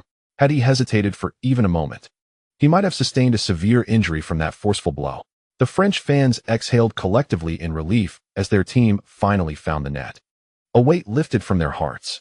However, just 5 minutes later, their elation turned to despair. In the 64th minute, Romania launched a counterattack, and French left-back Evra tripped Stanciu in the penalty area, leading the referee to award a penalty. Romanian striker Stancu deceived French goalkeeper Loris, coolly slotting the ball into the bottom right corner, leveling the score at 1-1 and returning both teams to square one. This ignited discontent among the French supporters. As the stadium erupted in uproar, some condemned the referee for alleged bias. Others accused the Romanian players of diving. Even some frustrated fans turned their ire toward their own team. Deschamps, equally displeased with his squad's performance, swiftly made tactical adjustments. Substituting the underperforming Griezmann and Pogba with Coman and Martial, the French team continued to struggle on the field. As time slipped away, the score remained a disheartening 1-1, leaving the French fans in the stands in a state of anxious despair, yearning to step onto the pitch themselves to replace the lackluster players. The pre-match accolades from the French media now seemed to backfire spectacularly. Fans had arrived with lofty expectations, eager to witness a resounding victory, only to be confronted with a performance that resembled a tedious, drawn-out affair akin to a grandmother's foot binding, both unpleasant and prolonged, compounding the frustration. The opponents were not even a top-tier team. If they struggled against Romania, how would they fare against formidable teams like Germany, Italy, or Spain in the future? This sentiment was not exclusive to the French supporters. Other fans, misled by media hype into overestimating the prowess of the French squad, also began to harbor significant doubts about their capabilities following this disappointing opening match. Despite Spain's diminished strength due to the potential absence of their core player, Iniesta, the performance displayed by France raised serious questions about their ability to triumph over a Spain lacking Iniesta. As the regular time dwindled, some despondent French fans began to exit the stadium prematurely, anticipating that their team would be held to a draw by the seemingly weaker Romania. However, just when the external world believed that France was destined for a stalemate, they struck again. In the 89th minute, as France organized an offensive play, Payet, receiving a pass from Kanté, decided to take matters into his own hands, given the unreliability of his teammates. With a swift glance at the goalkeeper's position, he unleashed a shot from outside the penalty area, targeting the far corner of the net. The suddenness of his strike caught the defenders and the goalkeeper off guard, and by the time the goalkeeper reacted, it was far too late to intervene. With a resounding swish, the ball found its way into the net. The moment Payet scored, the Stade de France erupted in jubilation. Even Hollande, accompanying the Romanian Prime Minister, could not contain his excitement and stood to applaud Payet's remarkable goal. This pivotal strike transformed Payet into a hero in the eyes of the French public, elevating his status beyond that of renowned stars like Griezmann and Pogba. Moreover, some clubs in Ligue 1 took notice of Payet's talent, contemplating a transfer to bring him back from the Premier League this summer. Though the journey was somewhat tumultuous, the ultimate outcome for the French team was decidedly favorable. After securing a dramatic last-minute victory over Romania on home soil, they achieved their desired opening win. The group stage of the European Championship, similar to that of the World Cup, consists of 4 teams, each playing 3 matches. Winning the first match affords the French team a significant advantage in their quest for progression in the tournament. The next match presents a pivotal opportunity for France, as a victory against the relatively weaker Albania would secure their advancement to the round of 16. Shortly after the conclusion of France's game, another match in Group A commenced. Switzerland, the second strongest team in Group A after France, triumphed over Albania with a narrow 1-0 victory, courtesy of Fabian's goal in the 5th minute. Following this win, Switzerland's points matched those of France, positioning them as a formidable contender for the top spot in the group. Switzerland boasts a robust defense, making them a challenging opponent even for elite teams. During the 2010 World Cup in South Africa, the heavily favored Spain fell to Switzerland in a shocking upset, losing 1-0. Thus, for France, overcoming Switzerland poses a significant challenge. In contrast to the clear hierarchy of Group A, Group B presents a more intricate scenario. The 4 teams in Group B possess closely matched abilities. England has often been jestingly referred to as the Chinese team of Europe, arguably the weakest among the 6 top seeds.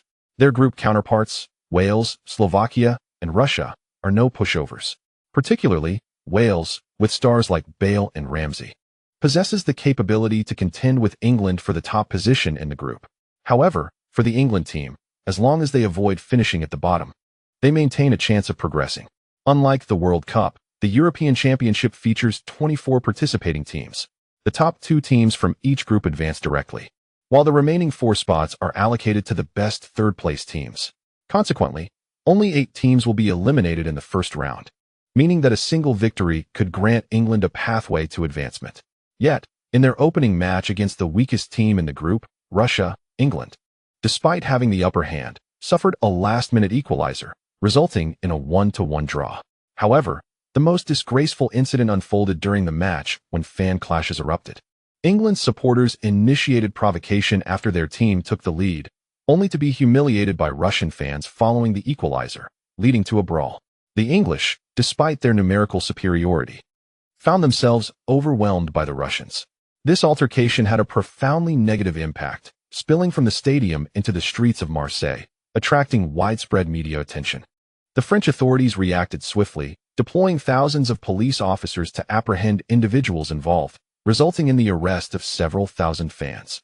Astonishingly, the number of arrested English supporters reached 2,000, while only 200 Russians were detained.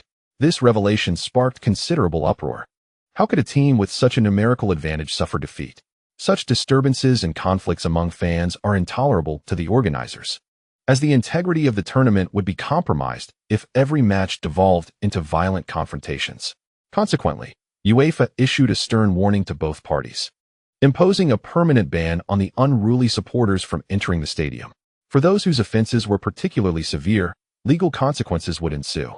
The match between England and Russia was quite spirited, while the clash between Wales and Slovakia was equally intense. The world rankings of the 2 teams were closely matched, with one positioned at 21st and the other at 23rd, a mere 2 spots apart. In the 10th minute of the match, Bale took the initiative, propelling his team to a swift lead of 1-0 over their rivals. Slovakia, however, was undeterred and launched a vigorous counterattack, equalizing the score in the 61st minute of the second half.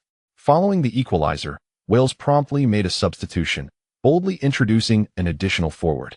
This tactical change bore fruit, as the substitute Kanu scored in the 81st minute, securing a 2-1 victory for Wales and marking a triumphant start to their campaign, placing them temporarily at the top of their group. In Group B, it seems that Wales is destined to emerge as the group leader. While Wales may not boast as many star players as England, their tactical approach is remarkably clear. They understand who their key player is. By closely supporting Bale and allowing him to exploit his extraordinary wing capabilities, they can achieve victory. In stark contrast, England appears to lack a coherent tactical strategy, resulting in a chaotic performance. Fans are not particularly optimistic about England's prospects in this European Championship. Many believe that given their current form, reaching the quarterfinals would be their utmost limit, should fortune not favor them.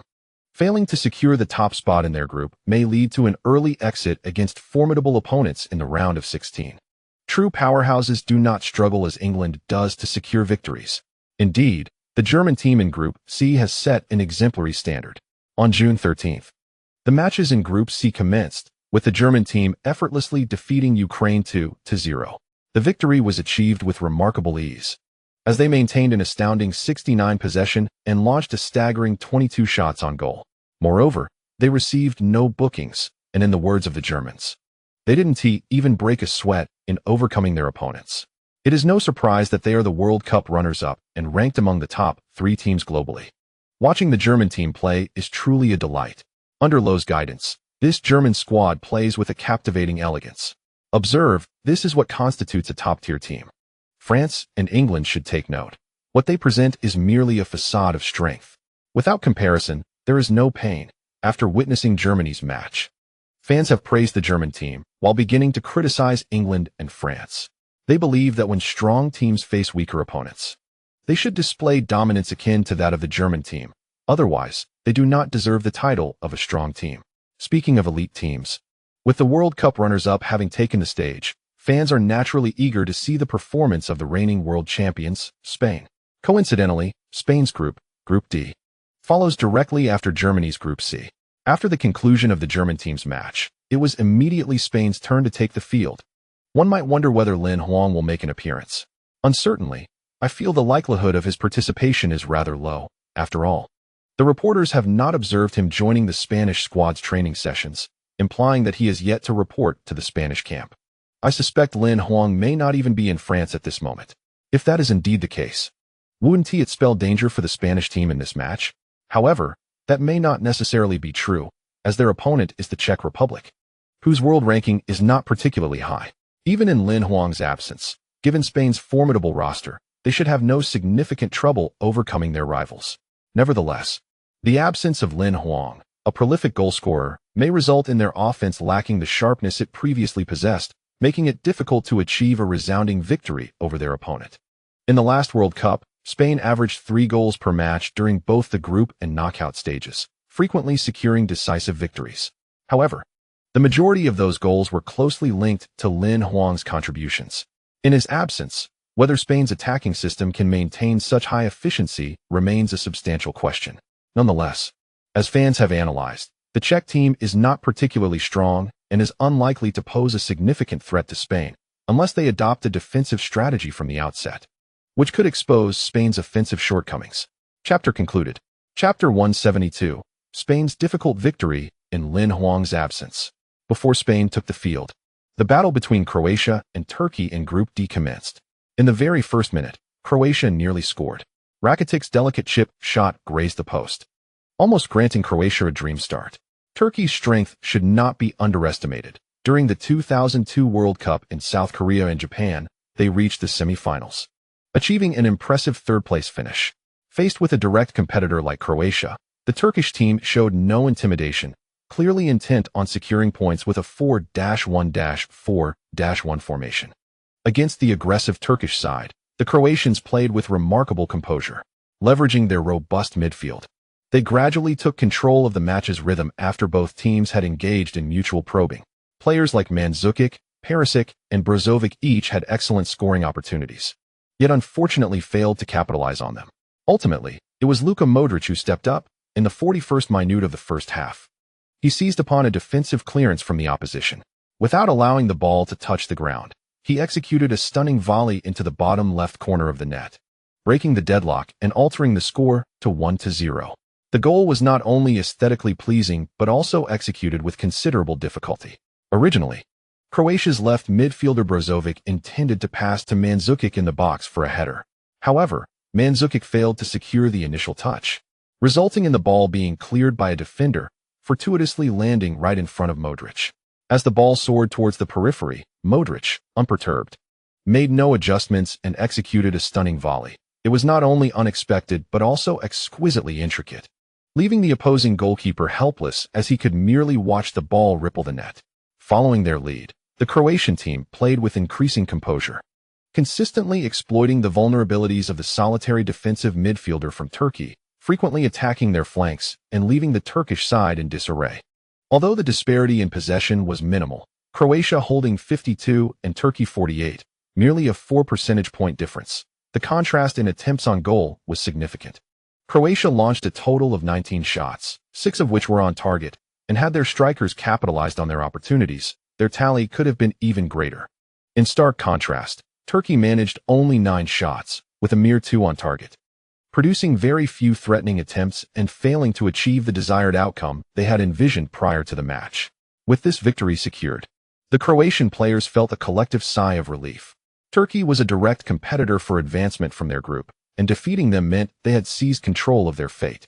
Should they triumph over the Czech Republic in their next encounter, qualification would be assured. If fortune smiled upon them, they might even contemplate securing points against Spain, vying for the top position in the group. Conversely, the outcome was dire for Turkey. Their next challenge lay in confronting the defending champions, Spain.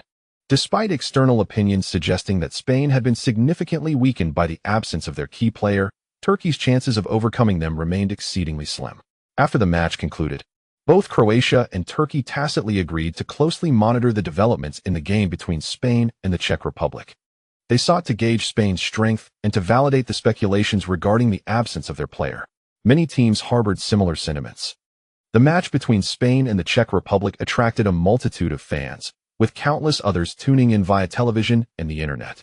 At the German training base, Lowe, along with his coaching staff, sat intently before the television, engrossed in the unfolding spectacle.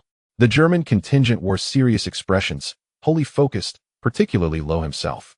The disappointment of the previous World Cup lingered in his mind, prompting extensive contemplation over the past 2 years on how to vanquish Spain and exact revenge. This European Championship represented the moment to assess the fruits of their labor. For the Germans, this tournament held two primary objectives: to claim the championship and to defeat Spain. If their adversary in the final were to be Spain, achieving a resplendent revenge and claiming victory atop the remains of their opponents would be nothing short of sublime. Simultaneously, at the French training base, Coach Deschamps was engaged in nearly identical activities. At the same time, at the training bases of various national teams, many individuals quietly turned on their televisions, fixating on the match between Spain and the Czech Republic. Meanwhile, on the internet, fans were already in an uproar. The central question was whether Lin Quan would take to the field today. His participation in the match became the focal point of attention, eclipsing the game itself. The online discourse and major media outlets were rife with conflicting opinions. Some believed Lin Quan would indeed play, suggesting that previous rumors were merely a smokescreen orchestrated with Spain to confound their opponents. Others contended that Lin Quan had sustained an injury during the Champions League final, a fact witnessed by fans worldwide. With less than 2 weeks since that match, if his injury were severe, a full recovery in such a short span seemed improbable, leading to the likelihood that he would not participate. Neither side could persuade the other, and the ultimate answer would only be revealed once the match commenced. At 4 o'clock on June 13th, the match between Spain and the Czech Republic officially began. As the game unfolded, a remarkable scene emerged. The spectators' gaze was not directed at the pitch, but rather fixated on Spain's substitutes bench. This was not only the case for Spanish fans. Even neutral supporters and Czech fans mirrored this behavior. The rationale was simple. Lin Quan's name was conspicuously absent from the starting lineup. If he was not listed among the starters, he might still be on the bench. However, after a thorough search of the substitutes, the anticipated figure remained elusive. Ultimately, spectators spotted Lin Quan in the stands, enjoying the match alongside Guardiola and a few companions. Dressed in casual attire, he appeared relaxed, occasionally engaging in conversation with Guardiola. When the camera turned to him, Lin Quan waved to the lens, greeting the fans in attendance. Nevertheless, his attire signaled his absence from Spain's opening match. This outcome rapidly spread like wildfire, both online and offline. The hashtag regarding Lin Quan's absence from the European Championship surged to the top of Twitter's trending topics, with various media outlets unable to wait for the match result to report the news.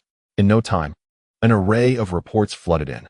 The world's best player misses the European Championship. Spain's core player absent. The bullfighters face potential Waterloo. Lin Quan's absence casts doubt on championship fate. Such headlines were relatively tame. Some more sensationalist media seized the opportunity to craft dramatic narratives. Manchester City superstar may have suffered a fracture. The world's best player ruined by injury. Football's star falls, rarely to witness Lin's breakthrough again. Relying on mere speculation, these outlets boldly proclaimed that Lin Quan's career was in jeopardy due to injury. This is not even the most absurd part. There is something even more outrageous. Manchester City has not renewed Lin Quan's contract. The Manchester City legend may face abandonment. The top player in football is disheartened and may retire early. Goodness, Lin Quan would surely exclaim in disbelief, merely due to his absence from a single match. These shameless media outlets and journalists have pronounced a death sentence upon him. The power of collective opinion, akin to the saying 3 men make a tiger, demonstrates the media's terrifying ability to stir controversy. Yet, at this moment, he remains blissfully unaware of it all from the stands. One wonders why Bosque has chosen not to field him. Guardiola, as both Lin Quan's coach and adoptive father, is most familiar with Lin Quan's condition.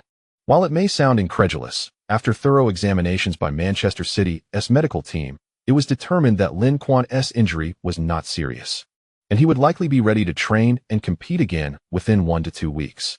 This conclusion was communicated to the Spanish national team. Yet Bosque still opted against allowing Lin Quan to play, not even granting him a chance to be a substitute.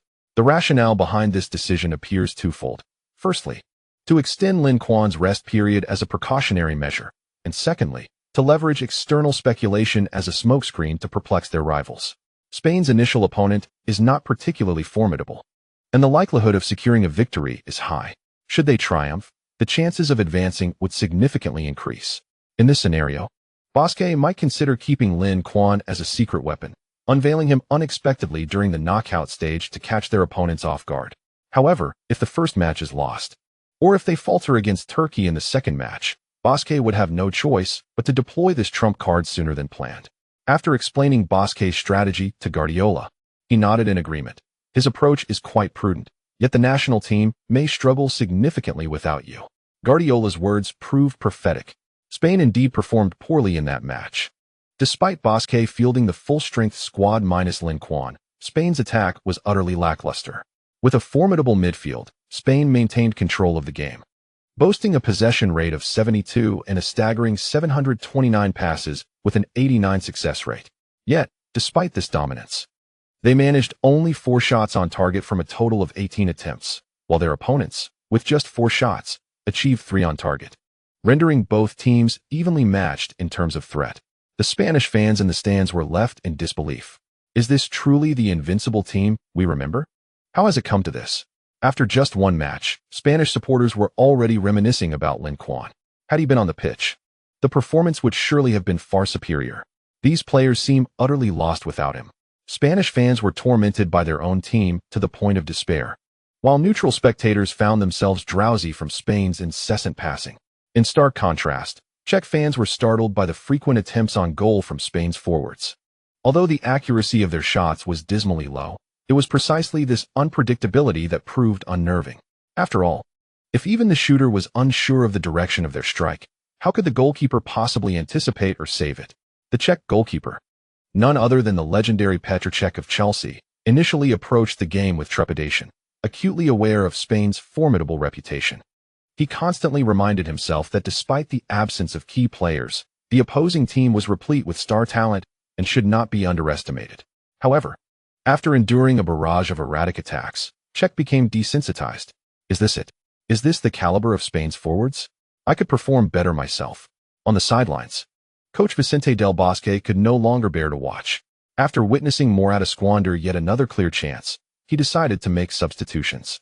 Morata, Nolito, and Fabregas were successively replaced, leading to a complete overhaul of Spain's attacking lineup. Yet, the substitutes proved equally unreliable, content to pass the ball around without penetrating the opponent's defense.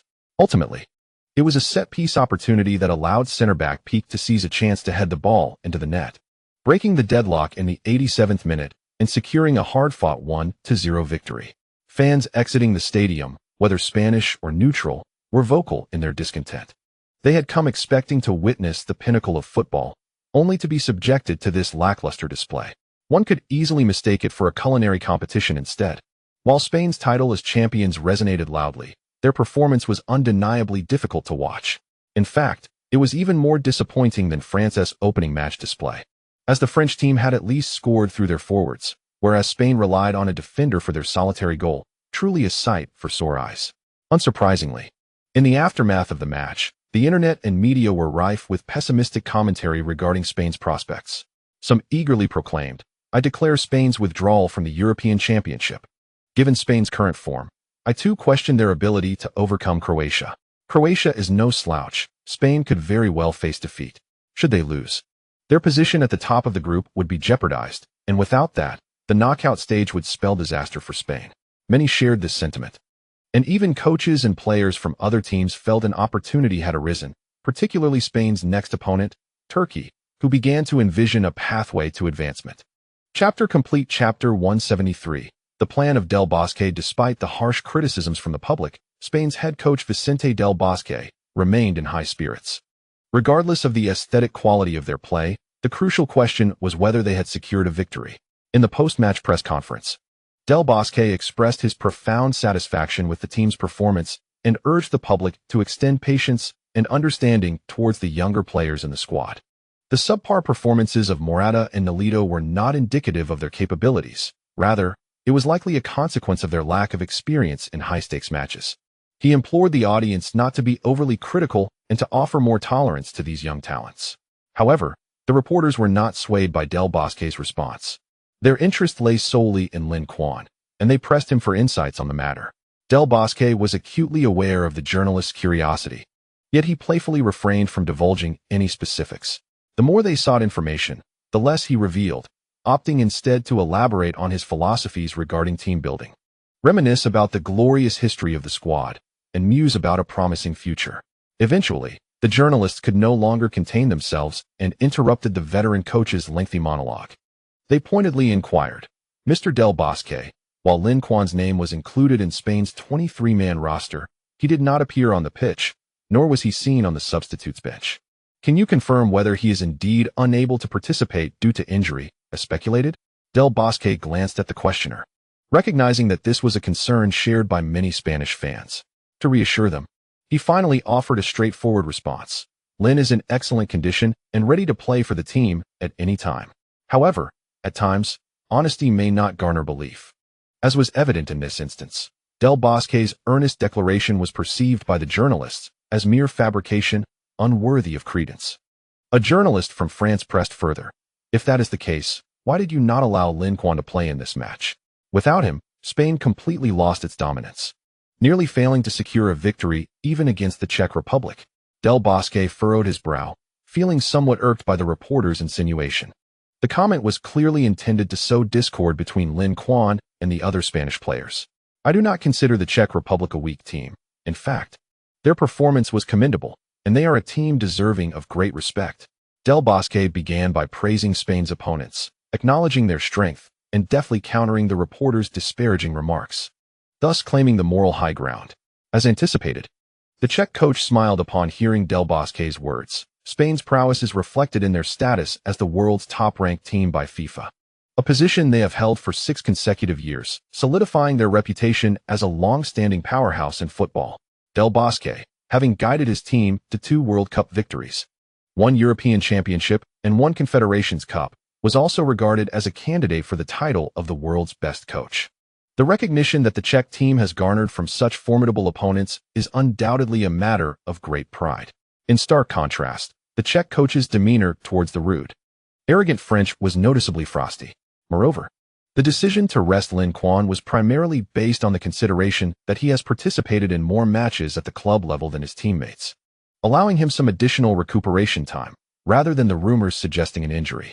Bosque, a cunning strategist, seized the opportunity presented by the French journalists to reinforce the public perception of Lin Quan's alleged injury. He understood that the more he denied Lin Quan's injury, the more skepticism would arise about his honesty, leading to an unwavering belief in Lin Quan's condition. As expected, following the press conference, the media dismissed Bosque's statements, perceiving them as fabrications. Had Lin Quan been fit to play, Bosque would have had no reason to exclude him from the lineup, even if not starting. Having him on the bench would significantly bolster the team's morale, alleviating concerns and fostering confidence among the players. However, Bosque's failure to include him in the squad indicated a singular truth. Lin Quan's injury was indeed severe, preventing him from competing. Upon reaching this conclusion, public perception of the Spanish team shifted dramatically. The reverence once held for the reigning champions gave way to a sense of mockery, as spectators anticipated the downfall of Spain. Those still harboring doubts focused intently on Spain's second match. If Lin Quan remained sidelined, they would fully embrace the rumors, no longer viewing Spain as the foremost contender for the European Championship title. Bosque was quite pleased with the external reactions and indeed intended to keep Lin Quan off the pitch for the second match. Having secured a victory, he felt emboldened to take further liberties. From the first match against Turkey, Bosque sensed that they would be easier to overcome than the Czechs. Although the Czech team was not particularly strong, they displayed a clear understanding of their capabilities, adopting a pragmatic defensive counterattacking strategy. Despite ultimately succumbing to Spain, their defense was commendably resilient, only conceding a goal in the 87th minute of the second half. Conversely, Turkey appeared to lack self-awareness, underestimating Croatia in their first match and subsequently suffering a harsh lesson. Having already lost 1 match, the stakes were high. Failing to secure a win in the next contest would significantly increase their likelihood of elimination. Thus, Bosque surmised that Turkey would likely continue to pursue an aggressive strategy. Spain's current predicament lay in their lack of offensive potency. The attacking framework was primarily constructed around Lin Quan, and without this pivotal figure, the team found itself disoriented, struggling to maintain fluidity in their offensive maneuvers, resulting in a dearth of goals.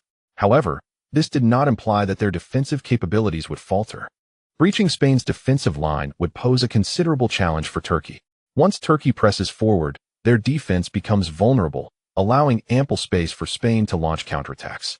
In essence, Spain's current lineup and style are unperturbed by aggressive plays. Rather, they struggle against a tightly packed defense. If an opponent firmly commits to a defensive strategy, it becomes exceedingly challenging for Spain to overcome them, even against teams like the Czech Republic or Turkey, let alone the national team of China. Bosque opted not to field Lin Quan, who relished the opportunity for leisure. Seizing the moment, he attended a match in Lyon between Belgium and Italy, a clash between the European Red Devils and the European Blue Army. As a rising power in Europe, Belgium's prowess has surged in recent years, catapulting their world ranking to third, trailing only the previous World Cup champions, Spain and Germany. Conversely, Italy's consecutive World Cup disappointments have seen them fall to 12th place. From the perspective of FIFA rankings and team compositions, Belgium appeared to hold the advantage in this encounter. After all, Belgium boasts a stellar midfield featuring De Bruyne, Hazard, Witsel, and Fellaini, making their midfield arguably the second most luxurious after Spain's, positioning them as one of the most glamorous teams in this European Championship. However, glamour does not equate to strength. Belgium's offensive strategy lacks clarity. The roles of De Bruyne and Hazard overlap, as both can serve as the primary attacking focal point. Without clearly defined roles, both players flounder on the pitch, failing to unleash their full potential. In contrast, the astute Conte recognized the limitations of Italy's midfield configuration and opted to minimize their responsibilities, enhancing the flanks, particularly the left side. Transitioning from defense to offense, he instructed midfielders to deliver the ball directly to the wings, allowing wing players to spearhead the attack. Italy adopted a 3-5-2 formation, significantly amplifying their threat on the flanks. During attacking phases, wing players received support from midfielders like Giacorini and Parolo, who provided incisive runs and overlapping assistance. In the 32nd minute of the first half, exploiting a gap in Belgium's wing defense, Italy's defensive midfielder Giacorini decisively surged forward and unleashed a long-range shot that pierced the Belgian goal. Courtois executed a graceful dive to save, yet it proved futile. Once the Italians took the lead, the world anticipated their next move. Indeed, they would retreat into a compact defense. As staunch adherents of the tenets of defensive play, the Italians dedicated themselves rigorously to their defensive duties. Following Giacorini's goal, Conte swiftly signaled for a tighter defensive formation, narrowing the distances between the lines and retracting the flanks to establish a numerical advantage in specific zones, thereby curtailing the opponent's offensive efforts. In addition, Conte has instructed the forwards to incessantly harass and press the opposition in the attacking third, thereby complicating their ability to transition the ball. Particularly, the relentless pressure on De Bruyne has rendered it exceedingly difficult for him to find opportunities to unleash his lethal passes. In this match, Belgium boasted nearly 70 possession and an impressive 18 attempts on goal. However, their offensive efficiency was utterly abysmal. In such circumstances, Lukaku further exacerbated the situation by blocking one of De Bruyne's long-range efforts with his body in the 59th minute of the second half, leaving Belgium in dire straits. During the stoppage time, Italy scored yet again, solidifying the scoreline at 2-0. This clash between the red and blue concluded with a resounding victory for the Italians. As one of the favorites to win this European Championship, Belgium's performance in their opening match was profoundly disappointing. On paper, the team's composition is undeniably luxurious. Yet their actual performance on the field indicates they are far from cohesive. Effectively utilizing superstars Eden Hazard and Kevin De Bruyne poses the most pressing dilemma for Belgium's head coach. Following the match, Lin Quan promptly sent a message of consolation to De Bruyne, who played with considerable frustration. Besides having a goal blocked by a teammate, the sensation of being unable to exert his influence on the game was particularly disheartening for him. Critics often remark that Hazard closely resembles Messi and Lin Quan. Why, then, is there such a lack of chemistry between them? After the conclusion of the match between Belgium and Italy, all four of the tournament's leading contenders had played their respective games. What? You inquire about the absence of the reigning champions, the Netherlands? The Dutch team has suffered defeat after defeat in the qualifiers, first being double defeated by Iceland, a nation with a mere population of 300,000, followed by a double defeat to the Czech Republic, and then being thoroughly outclassed by Turkey, with only 4 victories in 10 matches, all against the weaker teams of Kazakhstan and Latvia. it is not surprising that they did not qualify for the European Championship. After all, European teams are generally not weak, and upsets against established powerhouses are commonplace. However, it is relatively rare for a team like the Netherlands to be consistently outperformed by lesser teams. In fact, after the conclusion of the matches in Group E, the games in Group F featuring Portugal had yet to commence. Although Portugal boasts a superstar like Cristiano Ronaldo, external expectations for their championship prospects are not optimistic. Indeed, Portugal had a rocky start, drawing 1-1 with Iceland in their opening match. Despite Iceland's prior double victory over the Netherlands during the qualifiers, the general perception of the team remains low, still regarded as underdogs. This is hardly surprising. How could a nation with a population of only 300,000 produce a top-tier team? The disparity in market value between the starting lineups of the two teams is also significant. For Iceland, the highest valued player is midfielder Gylfi Sigurdsson, worth 10 million and currently playing for Swansea, while his teammates generally have market values below 3 million, with some even valued at less than 300,000. This lineup, in the current European Championship, is undoubtedly the most humble and cost-effective one. The combined market value of the Icelandic team does not even amount to 1/5 of that of Cristiano Ronaldo. Yet, through their indomitable spirit, intricate teamwork, and profound understanding of one another, they have managed to bridge the significant gap in valuation. After a hard-fought draw against Portugal, Iceland's prospects of advancing seem to glimmer with hope. If they secure victory in one of their next two matches, they will ensure their progression. However, given their capabilities, it is uncertain whether they can triumph over their remaining opponents. Lin Quan also watched the match between Portugal and Iceland, recalling that the eventual champions of this European Championship were the underestimated Portuguese team. It is indeed a remarkable feat for Portugal to have reached this stage.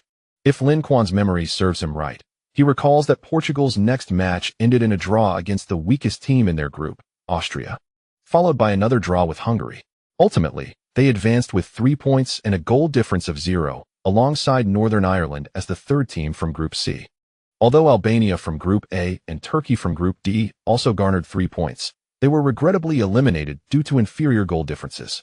Historically, this European Championship witnessed Portugal drawing 6 out of 7 matches in regular time, earning them the title of Kings of Draws. Nevertheless, Portugal's resilience is commendable. In the round of 16 against Croatia and the final against France, they succeeded in defeating their opponents after dragging them into extra time. However, Lin Quan feels that it may be challenging for Portugal to create another miracle this time, as Spain, if they secure first place in their group, would face Portugal in the round of 16. Chapter conclusion. Chapter 174. Spain triumphs with a 3-0 victory. Del Bosque's tactics prove effective on June 15. During the second round of the European Championship group stage, the French team continued to exhibit a slow start. In their match against the weakest team in the group, Albania, they failed to score throughout the 90 minutes of regular time, with Giroud unfortunately hitting the post once again. Just when everyone thought they might be held to a draw by Albania, the French suddenly found their rhythm during stoppage time. Griezmann and Payet scored consecutive goals, leaving the Albanian players and all spectators utterly astonished. If they possess such talent, why wait until the last minute of the match to showcase it? Although the victory was not particularly elegant, the French secured their second consecutive win, thereby advancing to the next round a match early. Moreover, thanks to another match that ended in a draw between Switzerland and Romania, the French also locked in their position at the top of the group early. Now, they can start contemplating their opponents in the knockout stage. Not only the French, but the English also displayed some improvement. In the second round, the English team triumphed 2-1 against their fellow countrymen, Wales. Although Bale opened the scoring, the English team ultimately emerged victorious thanks to goals from Vardy and Sturridge. It has become evident that while the British may falter in external conflicts, they excel in civil strife.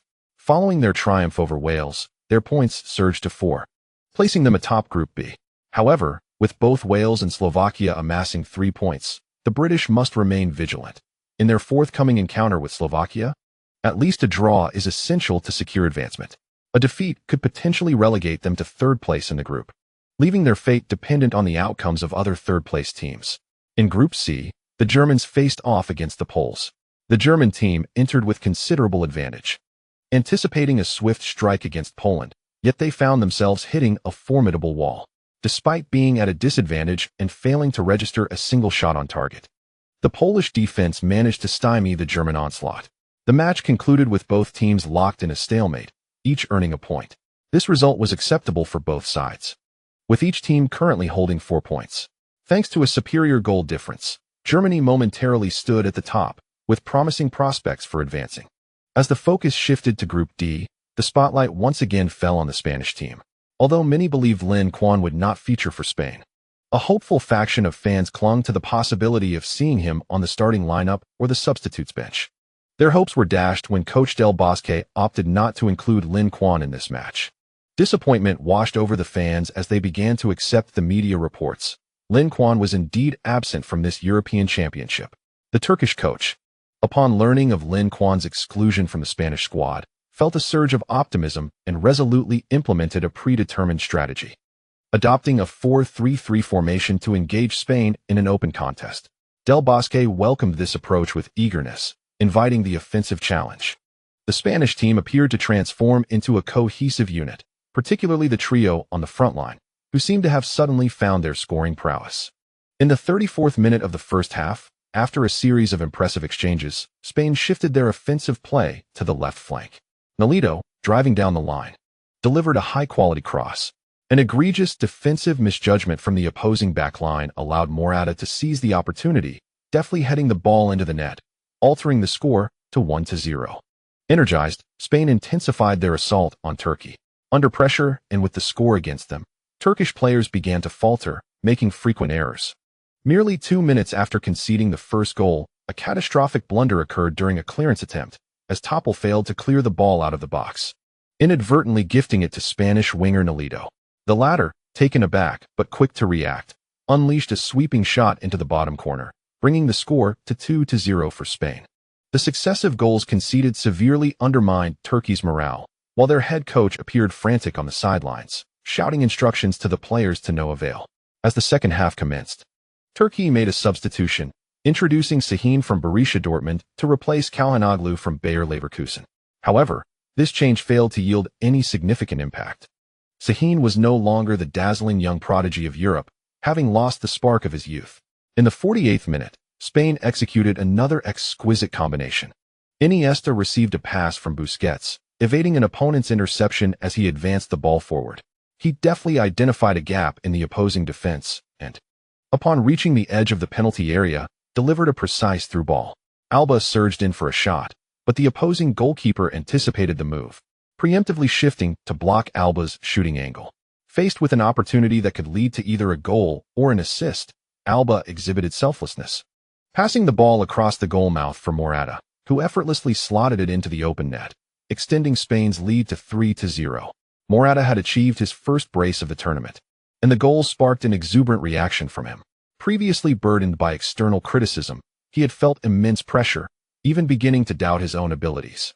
Moreover, in the lead-up to this European Championship, his agent had informed him that representatives from Real Madrid would be present to assess his performance, a matter crucial to his potential return from Juventus.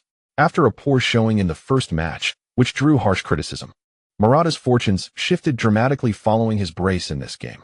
Spanish fans now regarded him as the team's new savior, hoping he would carry the flag for Spain in the absence of their talisman, Llorente, and create new miracles. The cheers and applause from the fans, combined with his fervent desire to impress his new club, transformed Morata into the most spirited player on the pitch. Even after achieving his brace, he remained unsatisfied, eagerly participating in every challenge, determined to score a third goal and secure the tournament's first hat-trick. In the 49th minute, Morata attempted a header at the back post, but it narrowly missed the target, costing him the chance for a hat-trick. In the 64th minute, Spain earned a free kick, which Ramos took, striking the wall and resulting in a corner. Following the corner kick, both Morata and Ramos leapt high to contest the ball, but neither secured the first touch, allowing the opposing defenders to clear it. The 68th minute presented Morata with the best opportunity for his hat-trick. Spain executed a combination play in the attacking third, and after receiving a diagonal pass from Iniesta, Morata, in his eagerness, opted for a long-range shot instead of advancing further. Unfortunately, the opposing goalkeeper was able to dive and parry the ball away. Subsequently, Spain made substitutions, with David Silva and Fabregas being taken off the field. The defending champions appeared poised to conclude their efforts. Following the loss of midfield support, opportunities for Morata and Nolito significantly diminished, and for the ensuing 20 minutes, neither side managed to score. Ultimately, the match concluded with a score of 3-0, allowing Spain to secure a second consecutive victory and advance from the group stage a round early, despite the absence of their key player, Lin Quan. While 3 goals would typically be commonplace for the former Spain team, achieving such a feat without Lin Quan is truly remarkable. Additionally, this scoreline marks the largest margin in this edition of the European Championship. The teams participating in the Euros are generally formidable, making it challenging to achieve substantial score differences. In tournaments of the caliber of the European Championship and World Cup, the intensity of competition surpasses that of club matches significantly. In the Champions League and domestic leagues, players often resemble laborers, merely clocking in and exerting effort proportional to their remuneration, only driven by their coach's motivation during title pursuits. However, in national team competitions, especially in events like the World Cup and European Championship held every 4 years, players do not require external motivation. They are inherently driven to excel for their country.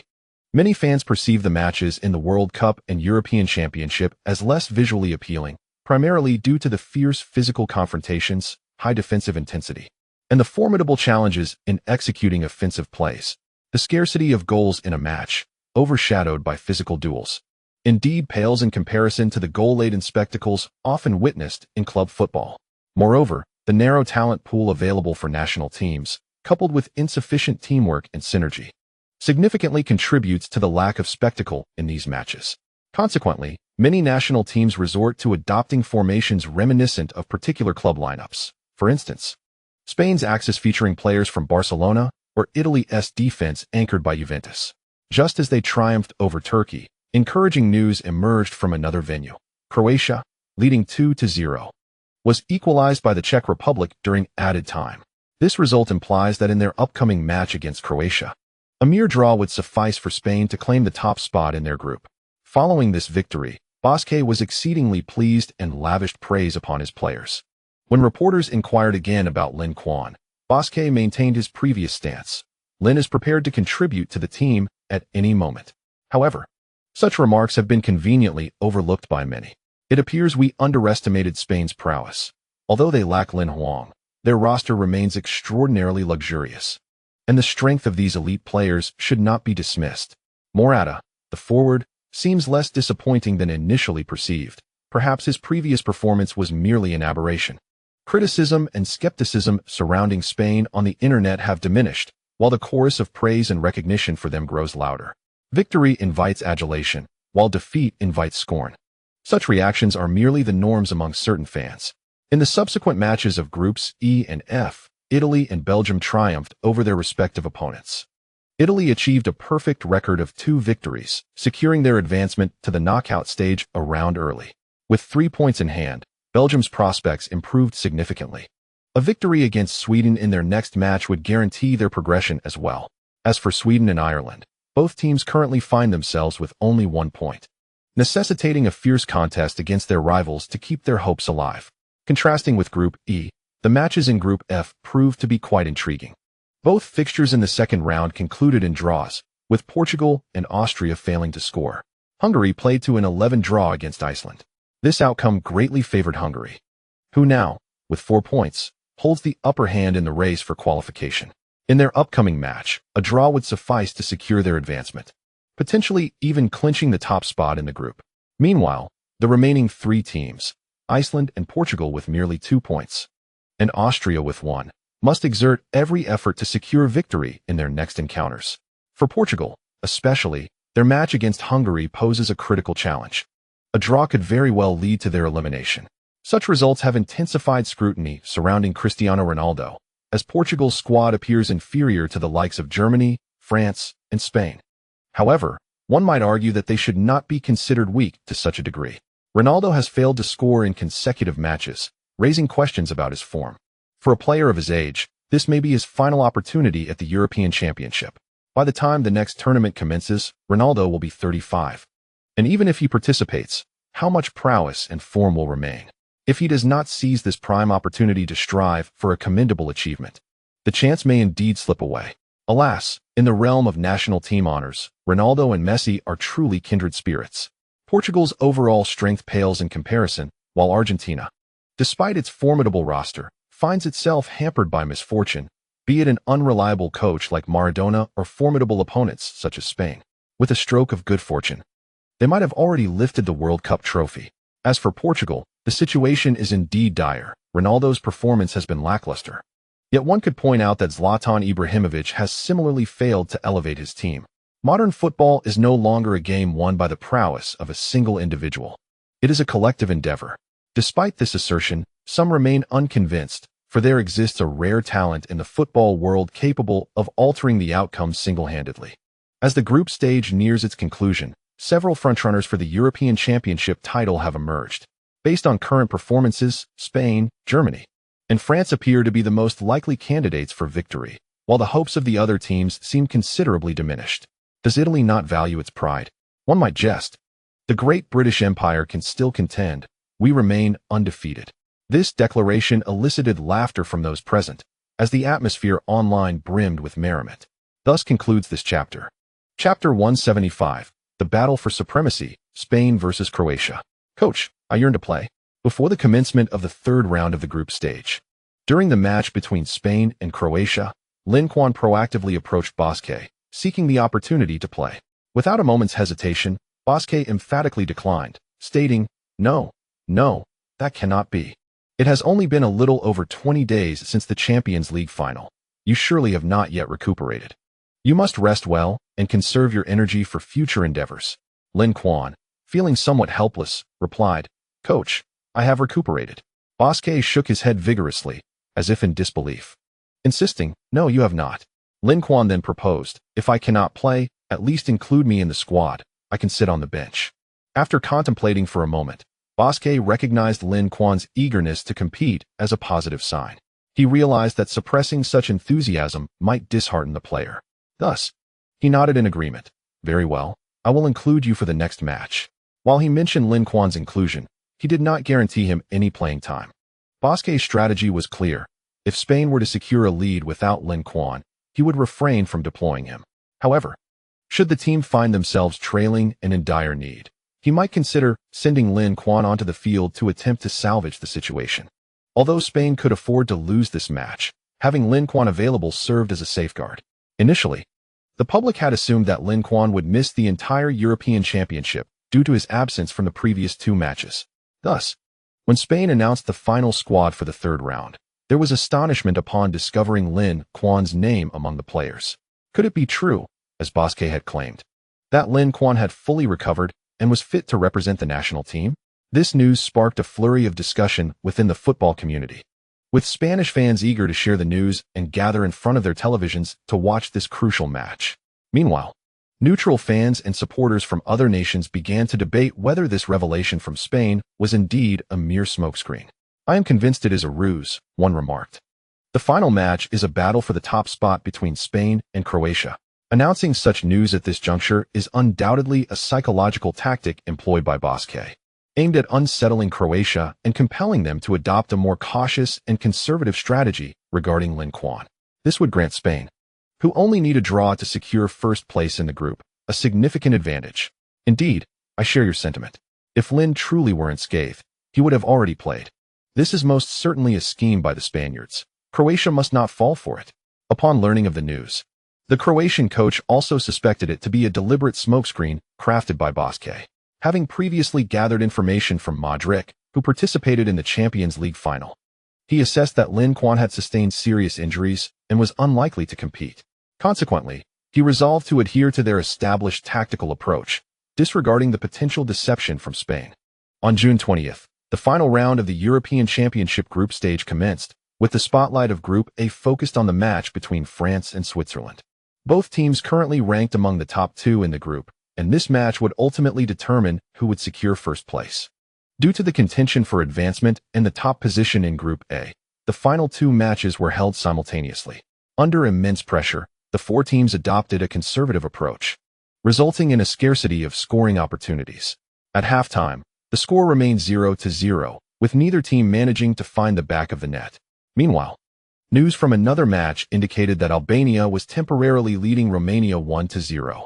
This development was fortuitous for both the French and Swiss teams. Should Albania triumph over Romania, both teams would secure progression. As a result, Switzerland adopted an even more cautious strategy, playing on home soil. France seized the initiative to attack as their opponents became increasingly defensive. However, fortune eluded them as numerous attempts on goal yielded no results, with Pogba's shot striking the crossbar. Ultimately, after 90 minutes, the match concluded in a stalemate, allowing both teams to advance. In the other match, Albania's victory over Romania by a score of 1-0 also saw both teams exit the tournament. The situation in Group B was markedly more dramatic. England, perched at the top of the standings, faced Slovakia in the final round, intending to play conservatively. However, within a mere 11 minutes, news broke that Ramsey had scored for Wales. This placed Wales ahead of England in points, prompting a sense of urgency among the English players.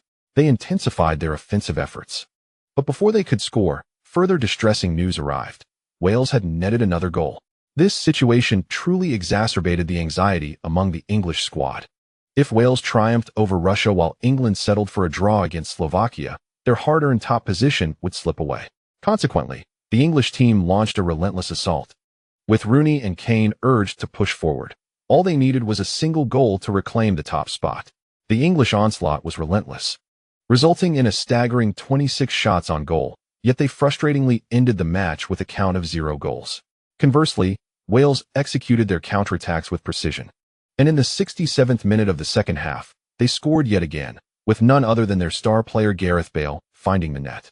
With this victory, Wales surged ahead of England, claiming the coveted top position in Group B, while England fell to second place, facing the prospect of a challenging opponent in the next round. Following this match, the English players faced harsh criticism from their home fans for being outmaneuvered by their rivals, an embarrassment compounded by the fact that they had been gifted a favorable situation. In contrast to the suspenseful encounters in Groups A and B, Group C's matches unfolded with far fewer surprises. Germany effortlessly secured a commanding victory over Northern Ireland in the final round, with the latter team struggling to mount any offense, managing only a single shot throughout the match, let alone finding the net. In another match, Poland triumphed over Ukraine, also securing a spot in the next round, albeit finishing second due to a lesser goal difference compared to Germany. In this round of competition, Group D once again became the focal point of attention. The reason is none other than the extensive roster released by Spain. With great curiosity, everyone eagerly anticipated whether Lin Quan would make an appearance. The answer remains uncertain. While his presence was absent from the starting 11, he was spotted on the substitutes bench. Compared to previous instances where one could only search for him in the stands, seeing him on the bench is already a significant advancement. Last time he was in the stands, this time on the bench. Will he next grace the starting lineup? Optimistic fans have begun to count on their fingers, speculating when Lin Quan might take to the field as a starter. Meanwhile, skeptical supporters have yet to quell their doubts. In such a crucial match, Bosquet has not chosen to field Lin Quan, suggesting that he is indeed not fully recovered. I suspect that Bosquet is employing a ruse, keeping Lin Quan on the bench to create an illusion of his imminent participation, thereby increasing psychological pressure on the opposing players and coaching staff. Even those convinced of Lin Quan's injury and unlikelihood to play cannot help but feel a flutter of anxiety upon seeing him on the bench, let alone the rival players and coaches. Thus, the fans' analysis holds merit, for Lin Quan undeniably possesses such a menacing presence. Knowing full well that he cannot participate due to injury, his mere presence still incites wild speculation, inevitably affecting the opposing team's mindset. Who would have thought that Bosquet, this old tactician, is indeed a maestro of psychological warfare? Observing the cameras and the spectators frequently glancing toward his bench, Bosquet nodded with satisfaction. Is this psychological strategy? Perhaps. Lin Quan's intimidating presence in the stands pales in comparison to that on the bench. As long as he remains by the sidelines, the opposition must remain on high alert, constantly wary of his potential rise to action. This relentless psychological influence will undoubtedly bolster Spain's chances of victory. In fact, Bosquet may have overlooked another factor. Upon seeing Lin Quan seated on the substitutes bench, Spain's players felt an instant sense of security, as if someone had their back, enabling them to play with greater confidence and proactivity. Once the match commenced, Spain played with remarkable resolve, determined to launch an offensive against Croatia. Morata continued his excellent form from the previous match. Merely 7 minutes into the game, Silva delivered a brilliant through ball from the right flank, and Fabregas's shot from the right side of the box was parried by the advancing goalkeeper, allowing Morata to follow up and score, bringing the score to 1-0. Spain took the lead, and Morata elevated his tally in this European Championship to 3 goals, momentarily tying with Bale at the top of the scoring charts. What a splendid display! On the sidelines, Bosque, witnessing his disciples swiftly seize control of the match, was elated, clapping vigorously and embracing his colleagues in celebration. On the substitutes bench, Lin Quan, who had been chatting with teammates, found himself momentarily captivated by the unfolding spectacle. Morata's final shot lacked technical finesse. Even a 3-year-old could have managed it. However, his movement prior to the shot was remarkably astute, and his instincts were sharp. This player undeniably possesses the foundation of a top-tier forward. Yet his shooting technique requires further refinement. At times, it seems that his final touches are neither meticulous nor judicious. He could certainly benefit from observing the likes of Messi and Ronaldo, who are exemplary sharpshooters. After taking the lead, Spain played with increasing aggression, nearly besieging Croatia. During this period, Spain created numerous opportunities but regrettably failed to capitalize on them to extend their lead. Instead, just before the end of the first half, they were caught off guard, allowing Kalinic to score and equalize the match. The late equalizer undoubtedly affected the morale of the Spanish team. Nevertheless, Bosque refrained from blaming his players. Instead, he encouraged and even praised them. From the sidelines, it was evident that Spain had improved significantly over the 3 matches played without Lin Quan. The first match had been the most chaotic and disorganized, while the second saw them find their rhythm and new attacking avenues, performing much better than in the first. By the third match, there was yet another marked improvement. The forwards exhibited increasing synergy, and the team began to resemble a smoothly operating machine, their form fully restored.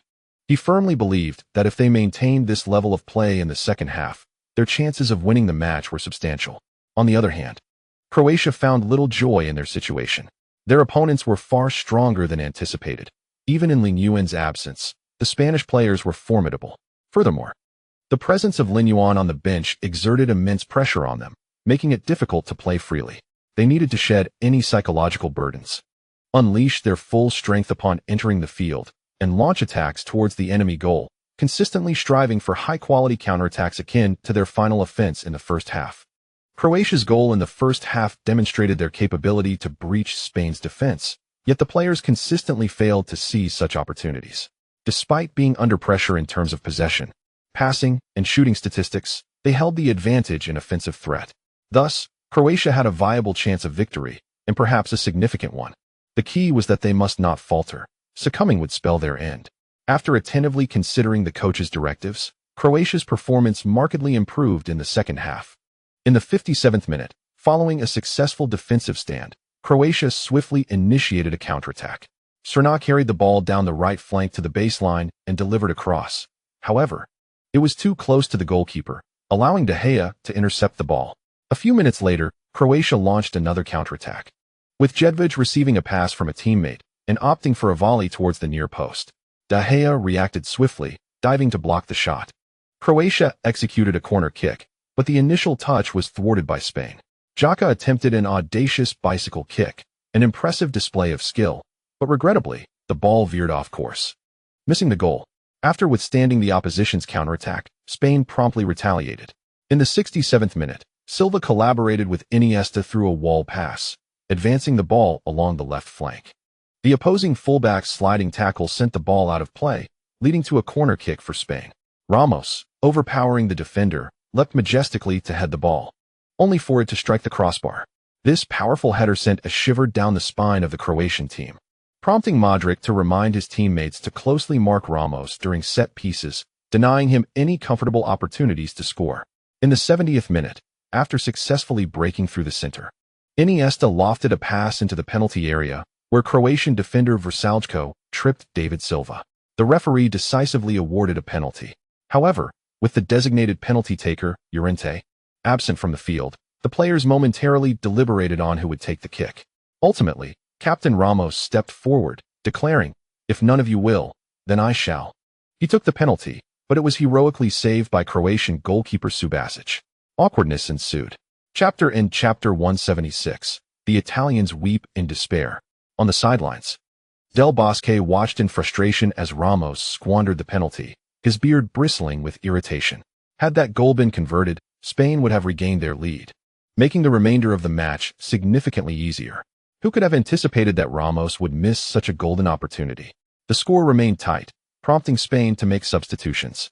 Thiago entered the field, replacing the fatigued and underperforming Fabregas.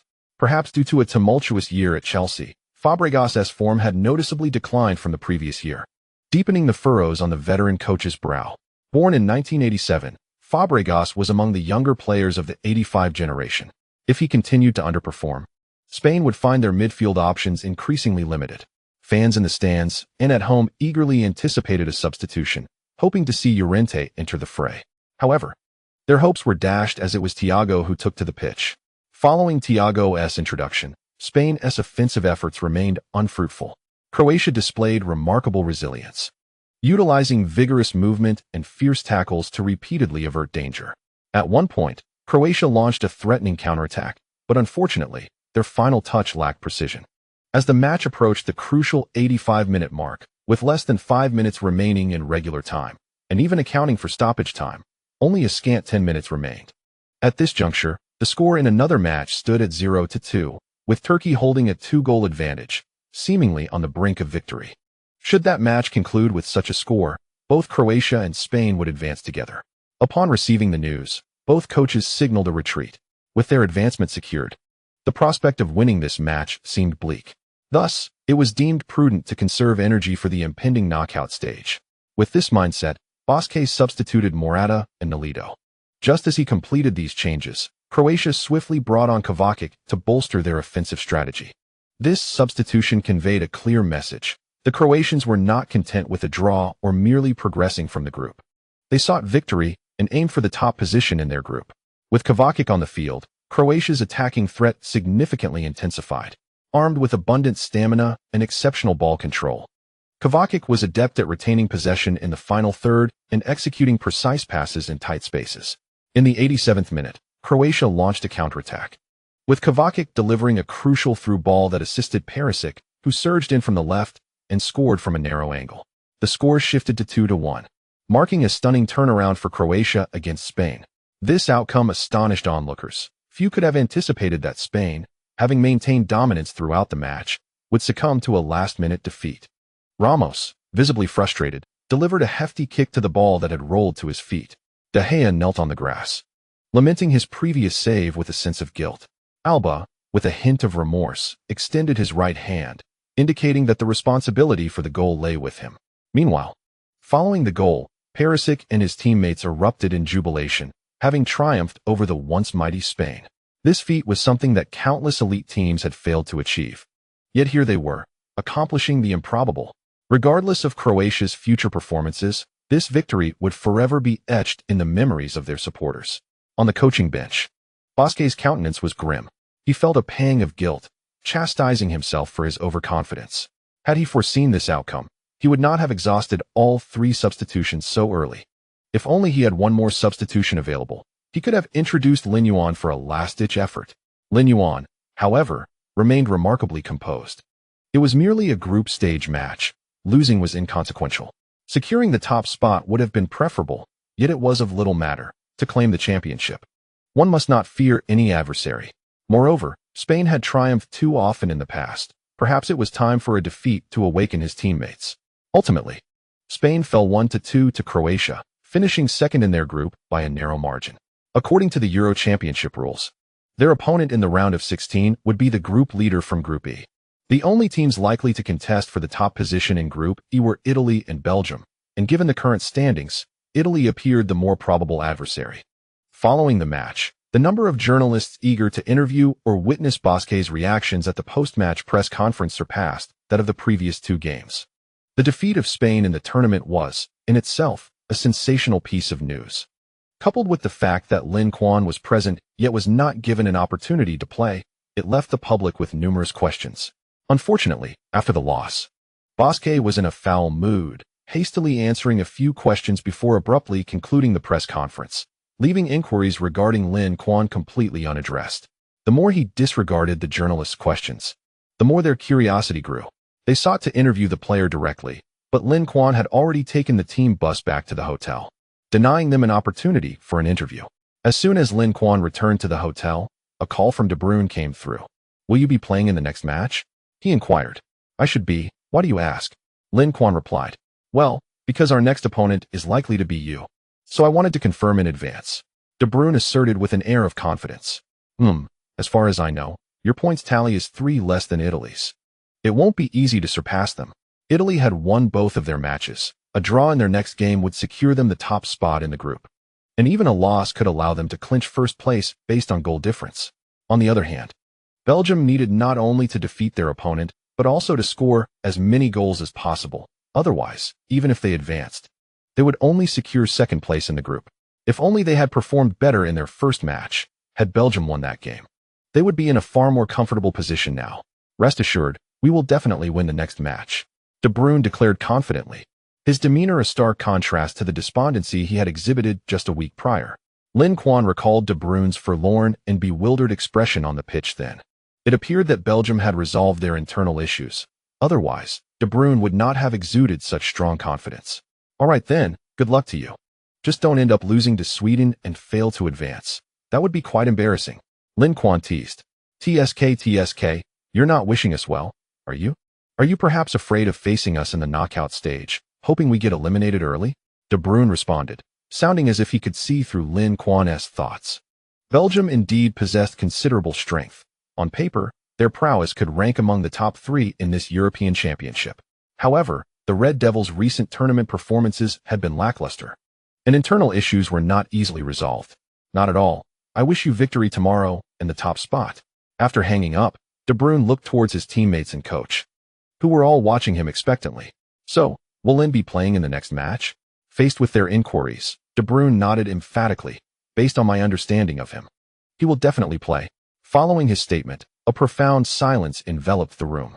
Belgium's coach, Wilmots, clapped his hands to draw everyone's attention before speaking. "We need to alter our strategy for tomorrow's match." Meanwhile, in Group E, aside from Belgium, the Italians were also keenly observing any information regarding Lin Quan, despite the widespread speculation surrounding Lin Quan's severe injury preventing him from participating.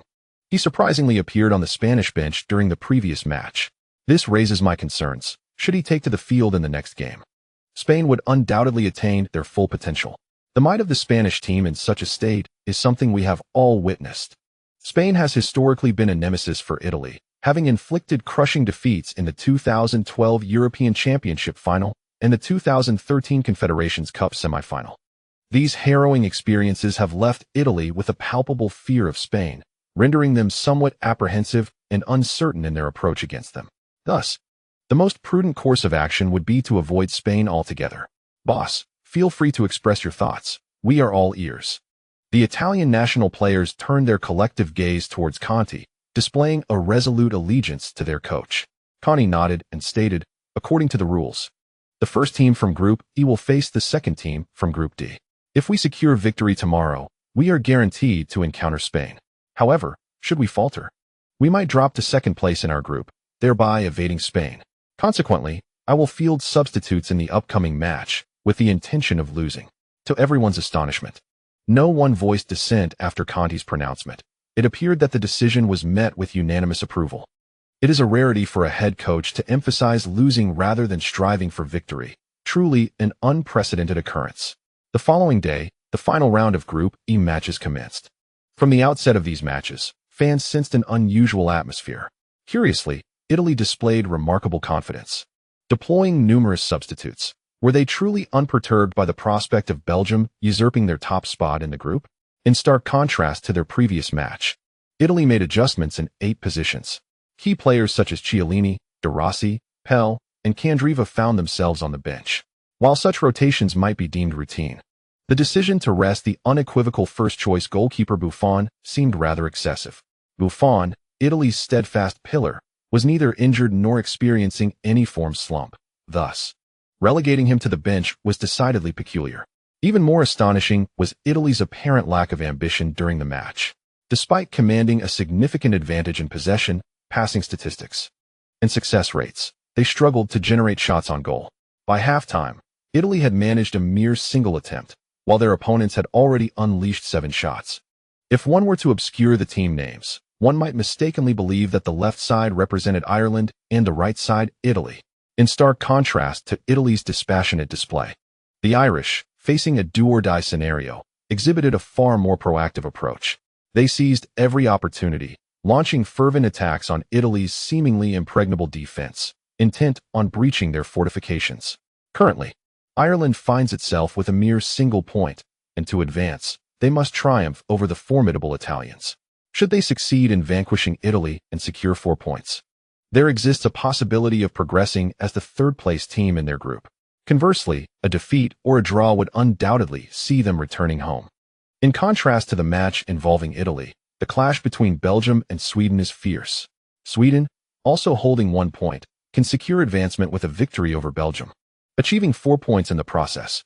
For Belgium, the stakes are equally high. A loss would mean elimination, making it imperative that they do not falter. Both teams are demonstrating unwavering resolve in their offensive strategies, with a rapid pace that has resulted in nearly 20 shots on goal within the first half alone. De Bruyne's performance today is markedly improved. His presence is felt on both offensive and defensive fronts. His diligent defensive efforts culminated in a breathtaking interception on the goal line, without which Belgium might have found themselves trailing. The match is intensely contested, yet the elusive goal remains absent, heightening the anxiety of players and fans alike. Consequently, the physicality of the game escalates, leading to a flurry of yellow cards. As the clock ticks past 80 minutes in both encounters, the score remains a stalemate at 0-0, with neither side managing to find the back of the net. The tension among fans and coaches reaches its zenith as they watch this match while closely monitoring the other. As time progresses, the hearts of the 4 nation supporters race with anticipation. In the 84th minute of the second half, the deadlock is finally broken in the match between Sweden and Belgium. Belgium's captain, Hazard, steps up to assist his teammate, Nainggolan, in scoring, granting Belgium a crucial 1-0 lead.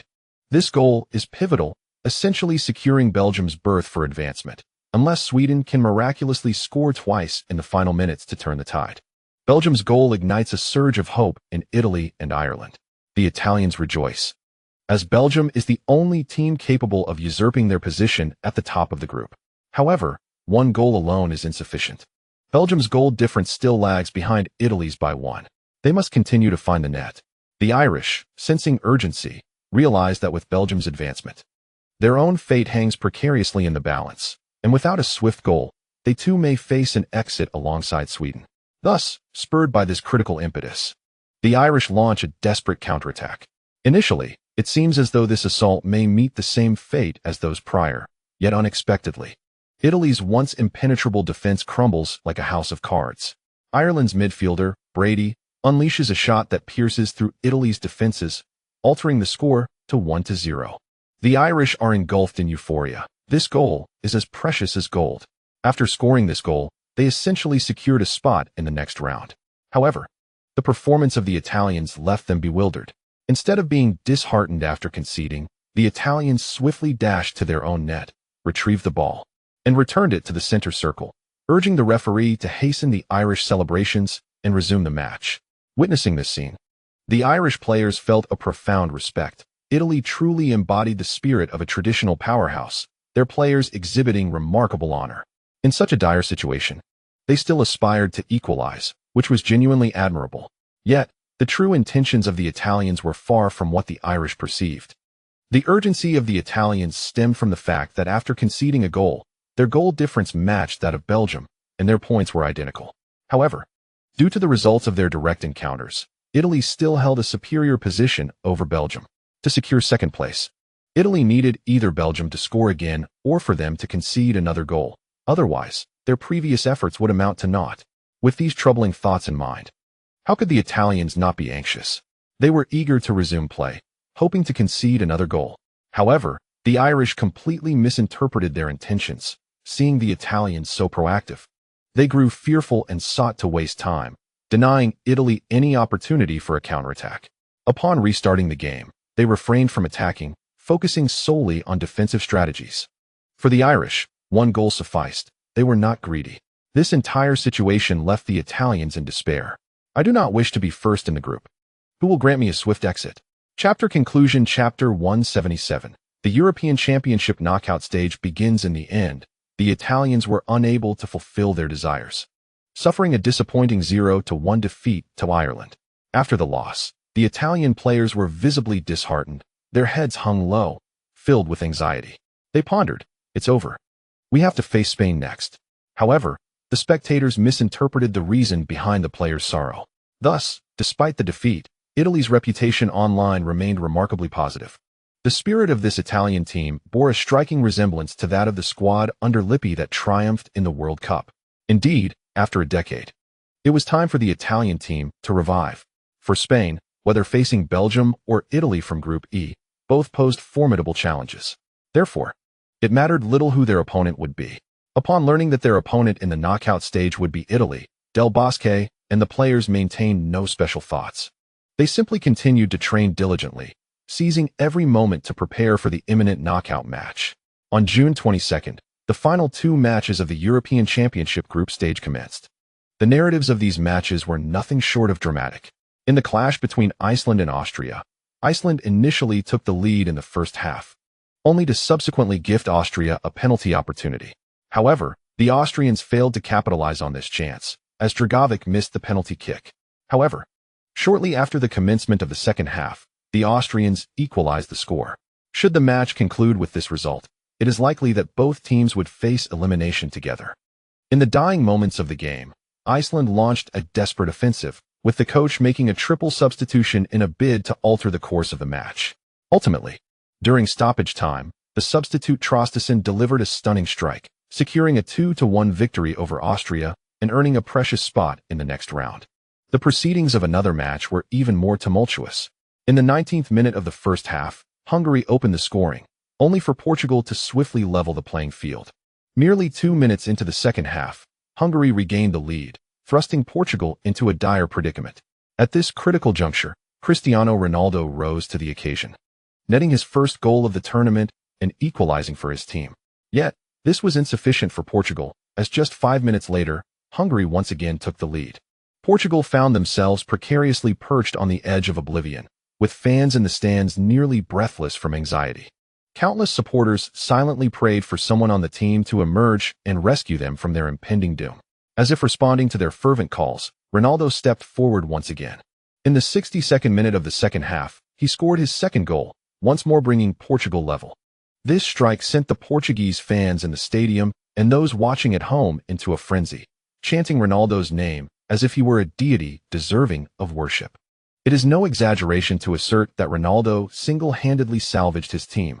Though both sides endeavored to alter the score thereafter, the 3-3 stalemate persisted until the final whistle. Following the draw, Hungary advanced to the next round as group leaders, boasting 5 points and a goal difference of 2, while Portugal, with 3 draws and 3 points, edged out Albania and Turkey to secure the last ticket to the knockout stage. Thus, the roster of the 16 Euro was unveiled. With the matchups for the next round firmly established, Switzerland versus Poland, Wales versus Northern Ireland, Croatia versus Portugal, France versus Ireland, Germany versus Slovakia, Hungary versus Belgium, Italy versus Spain, and England versus Iceland. Upon seeing their forthcoming adversaries, the French and English teams shared a laugh, for their opponents appeared relatively weak, presenting a high probability of advancing to the quarterfinals.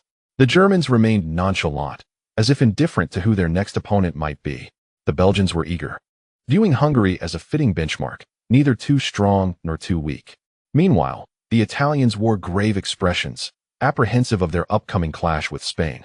With a week remaining until the knockout stage, all teams rushed to prepare fervently.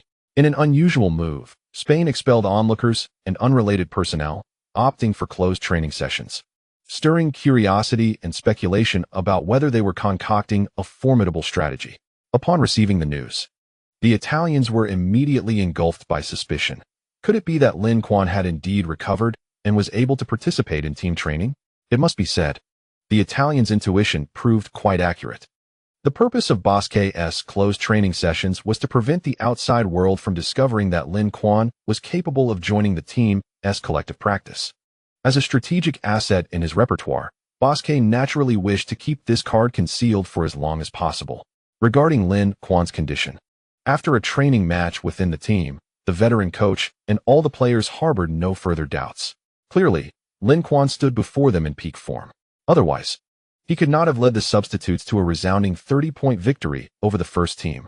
On June 25th, the round of 16 in the European Championship commenced with a clash between Poland and Switzerland. The strengths of both teams were closely matched. Poland boasted a top scorer like Lewandowski, while Switzerland showcased remarkably adept defensive capabilities. This made for an intensely contested match. In the 39th minute of the first half, Poland struck first, only for Switzerland to valiantly equalize during the second half through a counterattack.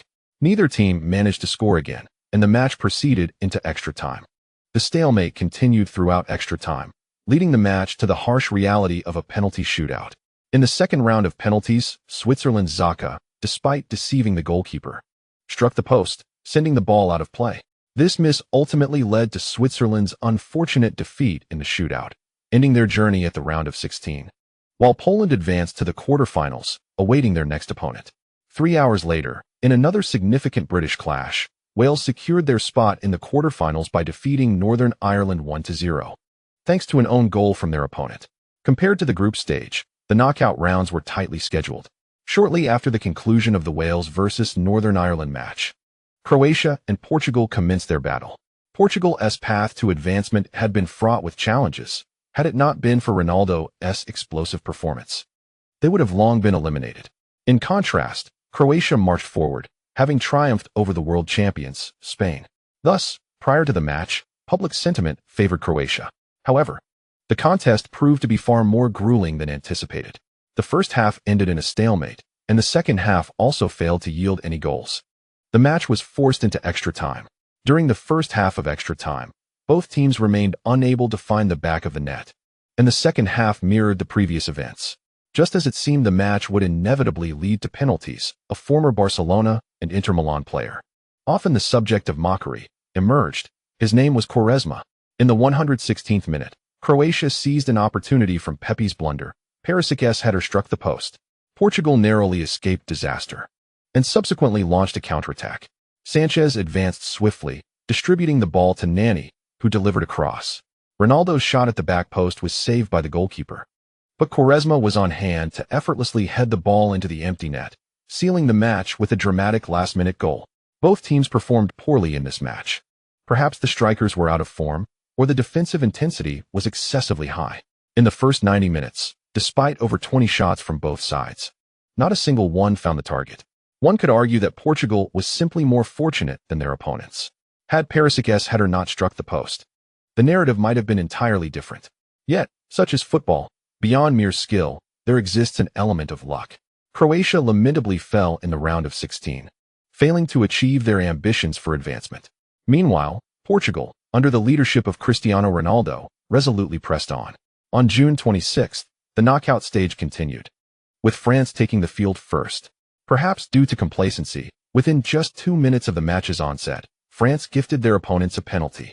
The Irish graciously accepted this opportunity, altering the score to 1-0. Many French supporters, having just settled into their seats, were taken aback to find their team trailing.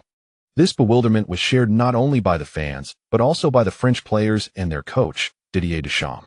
Frustrated, the French even began to jeer at their own players, exclaiming, "What kind of disgraceful performance is this?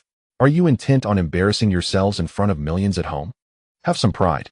During halftime, the typically mild-mannered Deschamps could no longer contain his ire, unleashing a tirade at the players that lasted well into the break. Perhaps the coach's passionate exhortation struck a chord, or perhaps it was their own pride that refused to endure such humiliation. Following the restart, the French mounted a fierce resurgence. Griezmann netted 2 quick goals in the 58th and 62nd minutes, helping turn the tide of the match. Witnessing their team rise to the occasion, the fans in the stands regained their smiles, enthusiastically rallying behind their players. Ireland, being the weaker side, soon faltered under the relentless assault of the hosts. One of their center backs was even shown a red card for a foul, leaving his team at a disadvantage. With a lead and an opponent reduced to 10 men, the outcome of the match became increasingly certain. France triumphed over Ireland with a score of 2-1, advancing to the next round. Elated by their victory, the French took to flaunting their success. In response to the boastful French fans, the Germans calmly stated, "Allow us to show you how a true powerhouse secures a win." They proceeded to score goal after goal, triumphing with a resounding 3-0 victory, even after missing a penalty. Slovakia was left utterly defenseless, thoroughly dominated throughout the match. Observing the Germans' formidable display, the French found little to celebrate. While both teams emerged victorious, the Germans did so with remarkable ease. It is worth noting that Slovakia's strength surpasses that of Ireland, yet against the might of the German team, they resembled mere children, completely lacking the capacity to retaliate. Reflecting on the French team, their encounter with Ireland was fraught with challenges. If they were to face the German squad while still reeling from the profound impact the Germans had previously inflicted upon them, the European Red Devils would emerge, illuminating the world with a masterclass in football, demonstrating their prowess with the ease of slicing through vegetables. Against the leaders of Group F, the Belgians delivered an astonishing score of 4-0. In this match, Belgium showcased a plethora of attacking talents, with Alderweireld, Batshuayi, Hazard, and Carrasco each finding the back of the net.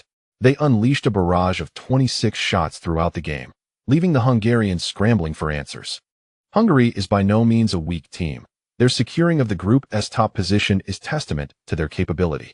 However, they were unfortunate, facing Belgium, arguably the strongest second-place team across all groups, next to Spain. Furthermore, Belgium possesses a front-heavy squad, with an offensive arsenal that is exceptionally formidable. With the likes of Hazard, De Bruyne, Lukaku, and Carrasco, if their synergy is on point, few teams in Europe can withstand their attacking onslaught. The unfortunate Hungarians, despite enjoying a greater share of possession and attempting 15 shots, simply could not compare in terms of attacking efficiency. They lacked a midfield maestro like De Bruyne, capable of delivering pinpoint, surgical passes.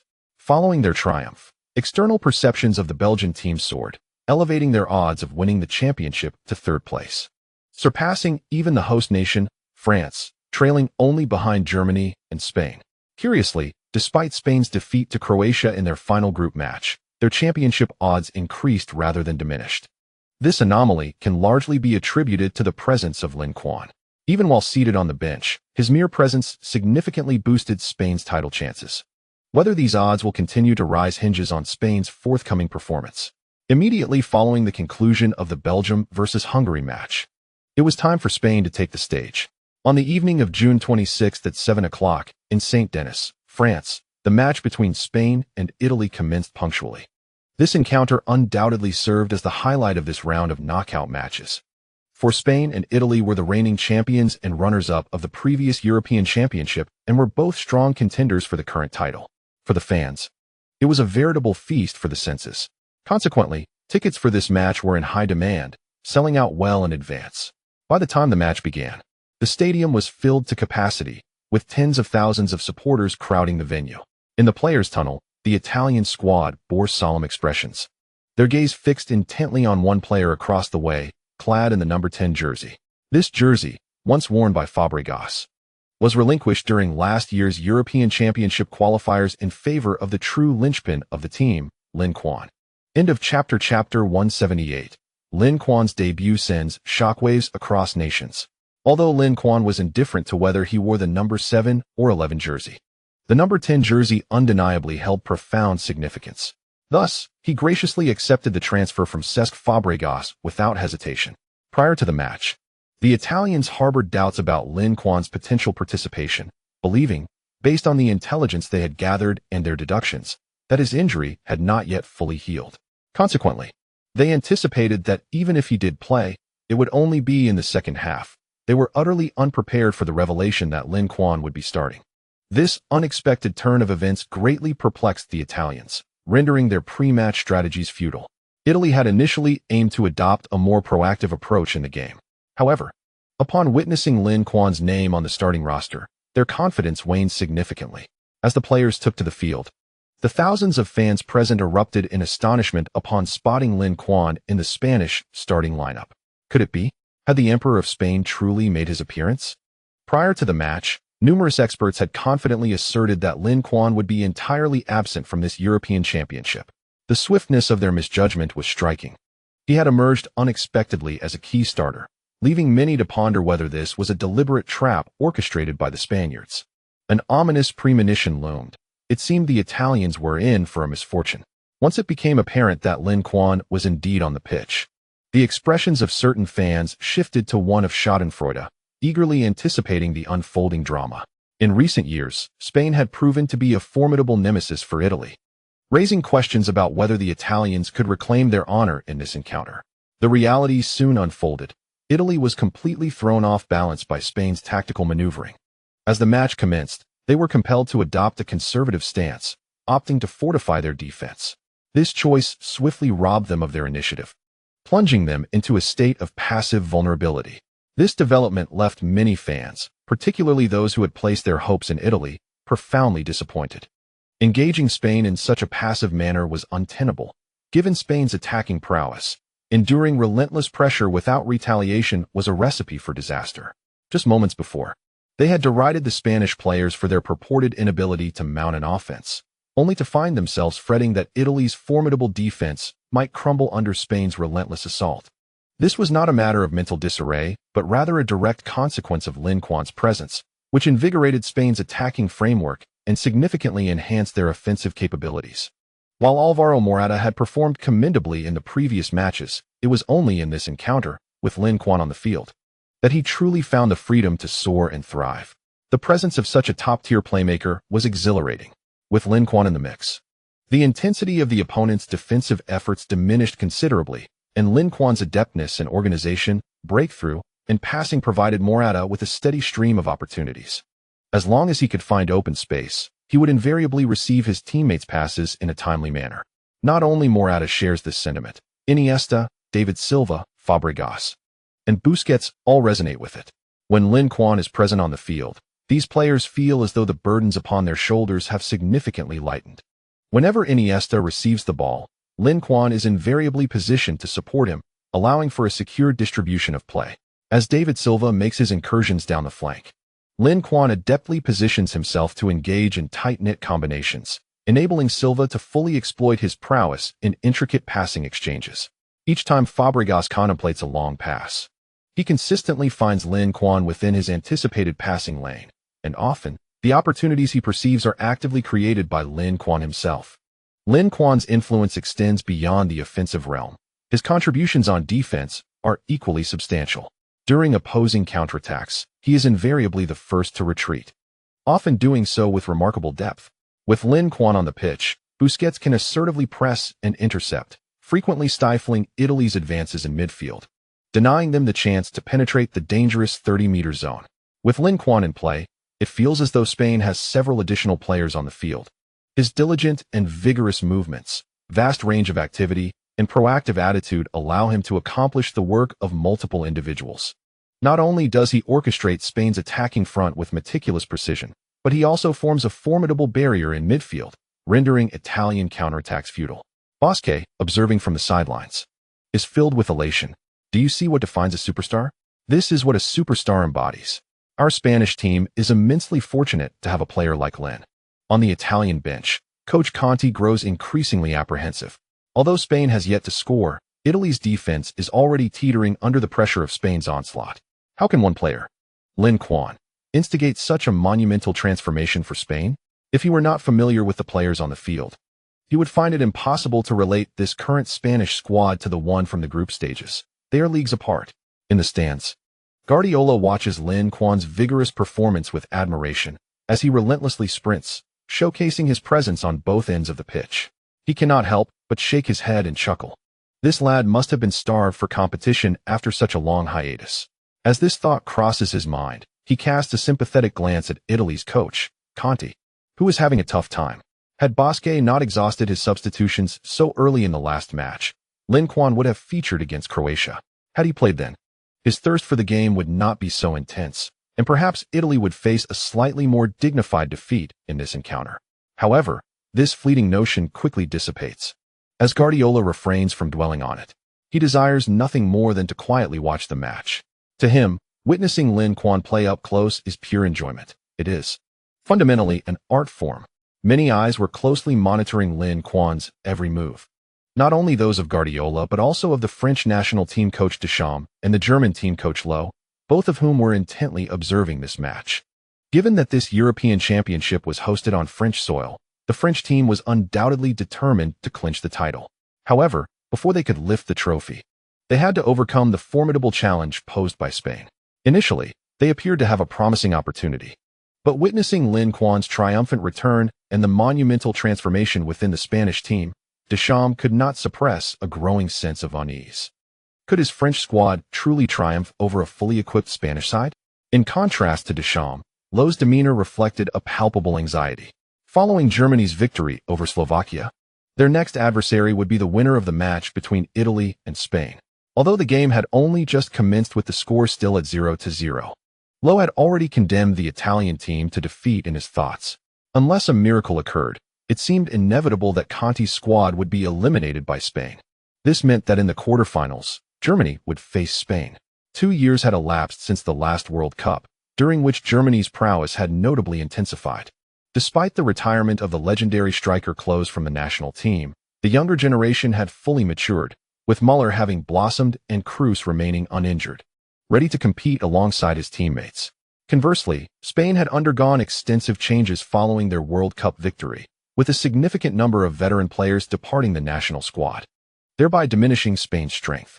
Consequently, when compared to 2 years ago, Germany's odds of victory had, surprisingly, improved.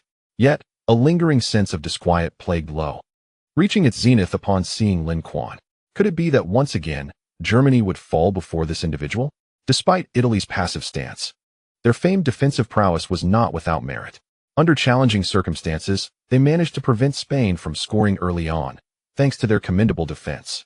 30 minutes into the first half, the score remained 0-0, and although Italy's statistics were disheartening, nearly indicating a complete defeat against Spain, they had steadfastly held on in the most crucial column, the scoreline. This offered a modicum of relief to the Italian players, who had initially struggled intensely, nearly gasping for breath under the pressure of their opponent's onslaught. Having endured the most arduous half-hour, the confidence of the Italian players began to resurge. They had gauged Spain's offensive capabilities, recognizing their formidable attacking strength and Lin Quan's extraordinary individual skill. One-on-one defense proved almost futile against him. To contain him, a concerted effort was necessary. Yet, the Italian defense excelled at teamwork, and through the coordination of their 3 defensive lines, they successfully safeguarded their goal against the oncoming threats. Despite appearing somewhat passive and even beleaguered at times, the outcome remained favorable. As long as they persist and seize opportunities to score even a single goal against their opponent, victory in this match will undoubtedly be theirs. Should circumstances prove dire, they could simply extend the game into extra time or even a penalty shootout. While they may not rival Spain in offensive prowess, they have yet to fear anyone in terms of defense. After 30 minutes of relentless assault, Lin Quan discerned that Italy's defense was formidable and not easily breached. The opposing players seemed to share a singular intellect. With one player moving, the entire defensive line shifted, leaving scarcely any openings. Regardless of who possessed the ball for Spain, once they crossed the midfield into Italy's territory, the Italian defense would immediately adjust, forming an impenetrable barrier aimed squarely at the ball carrier. Italy's defensive strategy is meticulous, maintaining distances between players that are neither too close nor too far apart, making it exceedingly difficult to pass the ball through the spaces between them. Such gaps are mere traps deliberately left by the opponent. To attempt to pass through them would likely result in interception. Moreover, transitioning the ball across the field to the less guarded side proves impractical.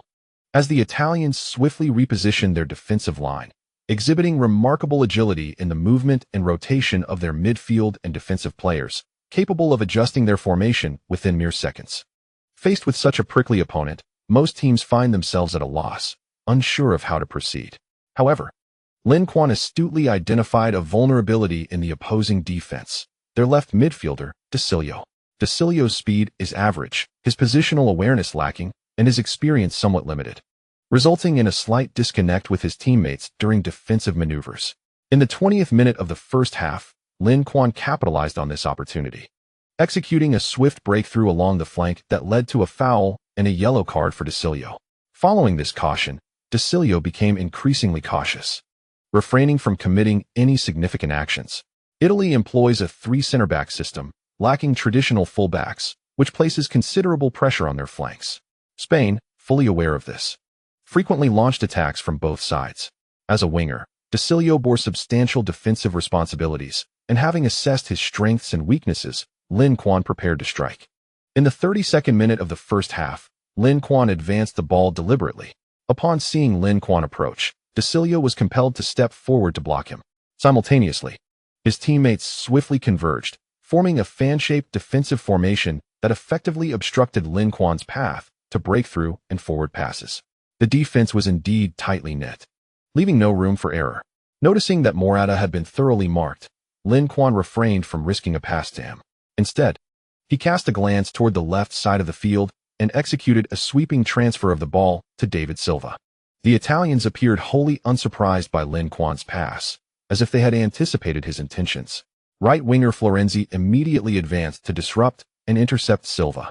Nearby, De Rossi, Parolo, and Barzagli swiftly moved in, constructing an impenetrable defensive line on the left flank. As David Silva halted the ball and lifted his gaze, he realized, to his astonishment, that the opposition was resolutely denying him any opportunity. Alas, they had misjudged the situation.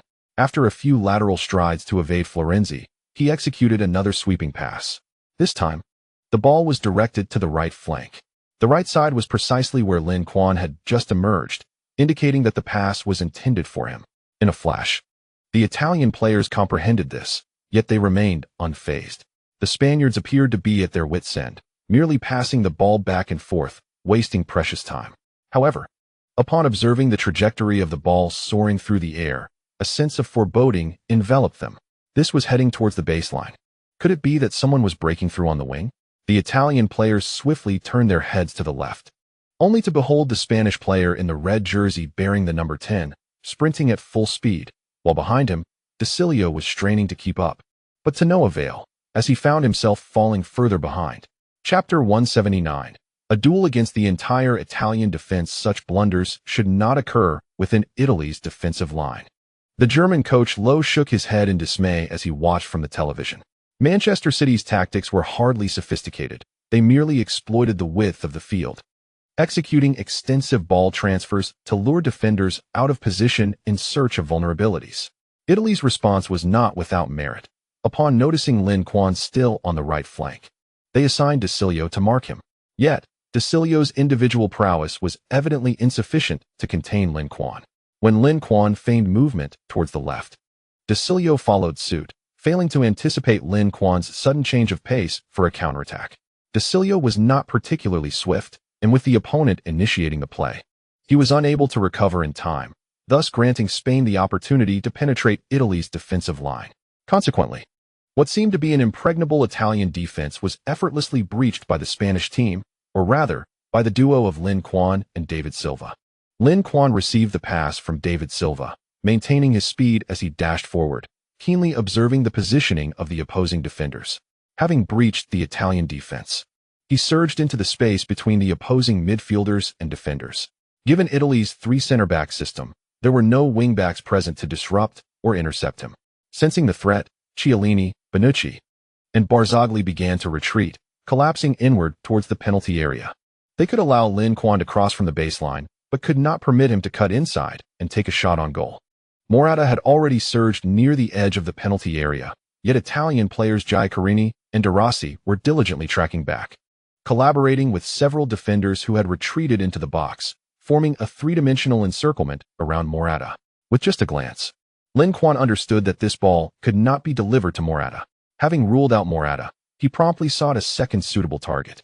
David Silva, positioned on the left flank and at a considerable distance, found himself unable to bypass 2 or 3 defenders to deliver the ball to an opponent. A lofted pass would only hinder the tempo of the attack, causing the team to forfeit the opportunity for a swift counter. Thus, Silva was promptly eliminated from consideration, leaving only Iniesta as the remaining option. In the process of retreating, De Rossi noticed Lin Quan casting a glance at Iniesta. With his vast experience, he immediately discerned the opponent's intentions and swiftly altered his strategy, delegating the task of marking Morata to a teammate while he charged towards Iniesta. De Rossi, Possessing both offensive and defensive capabilities, displayed exceptional mental fortitude, epitomizing a midfielder of world-class caliber. Under his vigilant watch, Iniesta found himself devoid of any passing opportunities, thereby diminishing Lin Quan's options further. Morata was not viable, nor was Silva, and neither was Iniesta. With other players positioned behind Lin Quan, it appeared he had no choice but to pass back. However, contrary to everyone's expectations, Lin Quan continued to advance with the ball. What was he attempting? Did he dare to take on our entire defensive line? The Italian fans in the stands were left astounded. Before Lin Quan lay a formidable defensive line comprised of Chiellini, Bonucci, Barzagli, and the legendary Buffon, forming the renowned BBC quartet. This defense could easily be regarded as one of the strongest in contemporary football. Had these players been a touch younger, the term one of could be entirely omitted. This line had repeatedly aided Juventus and the Italian national team in repelling adversaries. A classic defense forged through the crucible of competition. The faith Italians placed in their defensive unit far surpassed their trust in the offensive combinations. Thus, when they witnessed Lin Quan daringly attempting to challenge Italy's entire backline, a wave of anxiety swept through the crowd. This young man was audacious. Go on, Chiellini, Barzagli. Bonucci, teach this lad a painful lesson and show him our might. While the Italian fans brimmed with confidence in their team's defense, Chiellini and his comrades appeared rather grave. This was not their first encounter with Lin Quan. In last year's Champions League, Juventus had faced Manchester City twice. During those matches, it was these three who stood guard over the back line, and they had suffered greatly at Lin Quan's feet. Thus, upon seeing Lin Quan charging towards them with formidable intent, alarm bells rang in their minds, and they heightened their vigilance. Among the BBC trio, Chiellini was the first to act. Instead of recklessly advancing, he positioned himself strategically, compelling Lin Quan to slow down and creating opportunities for his teammates to intercept or reclaim the ball. The trio moved in perfect harmony as Chiellini made his move. Bonucci and Barzagli swiftly followed suit. Their roles were clearly defined. One advanced to intercept, another provided cover, and the last applied pressure from the flank. As Lin Quan decelerated, he immediately found himself ensnared by the three defenders, with the risk of losing the ball imminent. Lin Quan was acutely aware of this predicament. He cast a glance at Morata, who was seizing the opportunity created by the movements of Barzagli and Bonucci to surge forward. Upon noticing Lin Quan's actions, Barzagli hesitated momentarily before opting to stay close to Morata. As Morata's teammate, Barzagli was well aware of his capabilities. Though Morata could be erratic, often squandering golden opportunities, when in form, he wielded a formidable prowess that could not be overlooked. Unfortunately for Barzagli, Morata had been in fine form throughout the recent matches, compelling Barzagli to acknowledge the threat he posed. Although it was quite challenging to pass the ball from Lin Quan's position to Morata's feet, the latter was no ordinary player. He was a superstar renowned for crafting miracles. What seemed nearly impossible to others often unfolded at his feet, making Barzagli reluctant to gamble, as a miscalculation could lead to dire consequences. Barzagli's decision significantly diminished the threat posed by Lin Quan on the flank, prompting him to decisively execute a feint, changing direction and advancing laterally towards the left side of the field. This maneuver instilled a sense of urgency among the Italian defenders, as Lin Quan stood isolated on the right, lacking support. However, should he manage to penetrate the left flank, the dynamics would shift dramatically. As he advanced towards the left, he would draw nearer to Morata, potentially facilitating a brief exchange of passes between them, a hallmark of Spanish football, thus necessitating vigilance from the Italians. Chiellini and Bonucci promptly followed Lin Quan's movements, maintaining their focus on him, while simultaneously orchestrating an offside trap for Morata, preventing Lin Quan from delivering an immediate pass. Upon observing Morata in an offside position, Lin Quan wisely refrained from making an immediate pass. Morata, in turn, had to halt his advance into the penalty area, retreating a few steps to prepare for the ball. This was a setup for Lin Quan to assist him. Witnessing this, Barzagli swiftly intervened, positioning himself between Lin Quan and Morata to sever the connection and thwart their collaboration. With the prospect of passing to Morata extinguished, Lin Quan quickly sought another teammate to receive the ball, and this time, David Silva, surging in from the left, emerged as the most fitting choice. Not only were they teammates on the national team, but they also played together at the club level, having developed an exceptional synergy through countless collaborations. Should they successfully connect, Italy's goal would indeed be in jeopardy. Consequently, Italy's Florenzi and Parolo swiftly advanced towards the duo. One aimed to obstruct the passing lane between them, while the other charged towards Lin Quan, intent on coordinating with his teammate to fully encircle him. Lin Quan observed their every move with clarity. He indeed contemplated a collaboration with both Morata and David Silva as he drifted left. Yet, his ultimate desire was to deliver the ball to the ever-reliable Iniesta. Regrettably, De Rossi remained unyielding, steadfastly fixated on Iniesta while his teammates were in motion, thereby thwarting Lin Quan's strategy. Faced with this impasse, only one option remained. As Lin Quan dribbled laterally, he abruptly altered his tempo, deftly maneuvering the ball before accelerating toward the Italian penalty area. Standing in his path was none other than the legendary Italian defender, Barzagli. Upon witnessing Lin Quan charging toward him, Barzagli's heart raced. This lad thinks I am an easy target? His intuition proved correct. Lin Quan indeed regarded him as such. Among the trio of Italian defenders, Barzagli was the eldest, born in 1981, now at the age of 35. Although Barzagli's defensive awareness and experience remained sharp, his physical prowess had inevitably declined. Lin Quan had no intention of engaging in any fanciful tricks. He intended to race Barzagli, eager to ascertain who was swifter. The speed Lin Quan aimed to demonstrate transcended mere velocity. It was about reaction time. He did not decelerate. Rather, he accelerated toward Barzagli. This implied their confrontation would be brief, allowing Barzagli only a single opportunity. A misjudgment would spell defeat. Barzagli clearly understood this, sharpening his focus as he meticulously monitored the ball at Lin Quan's feet, preparing for the challenge ahead. The distance between them diminished rapidly. With Lin Quan making the first move, he subtly lowered his left shoulder while nudging the ball outward with his left foot, seemingly intending to maneuver past Barzagli's right side. In the realm of football, experts have extensively analyzed Lin Quan's dribbling techniques, particularly his shoulder drop feint. Like Messi, Lin Quan possessed an extraordinarily quick footwork and an exceptional ability to control and adjust his center of gravity. This capability allowed him to alter his balance at will, even after committing one foot forward, enabling him to choose a breakthrough from the opposite side. Consequently, a defender's experience engaging an opponent's intended direction based on their weight shift became ineffective against such players. One could not easily trust their movements, but rather had to rely on anticipation. Armed with this understanding, Barzagli's immediate reaction upon observing Lin Quan's actions was to question whether it was a feint. No, it was not a feint. At that moment, Barzagli found himself facing away from the goal, with Bonucci to his left and an open space to his right. Passing on that side seemed the most rational option. In a flash, Barzagli made his decision, extending his leg to intercept Lin Quan's anticipated path. However, in that instant of choice, Lin Quan retracted his left foot, swiftly nudging the ball to the right, and with a deft flick of his right foot, he propelled himself forward. In mere moments, Lin Quan adjusted his center of gravity and chose a new trajectory for his breakthrough. At this moment, Barzagli's mind was exceptionally clear.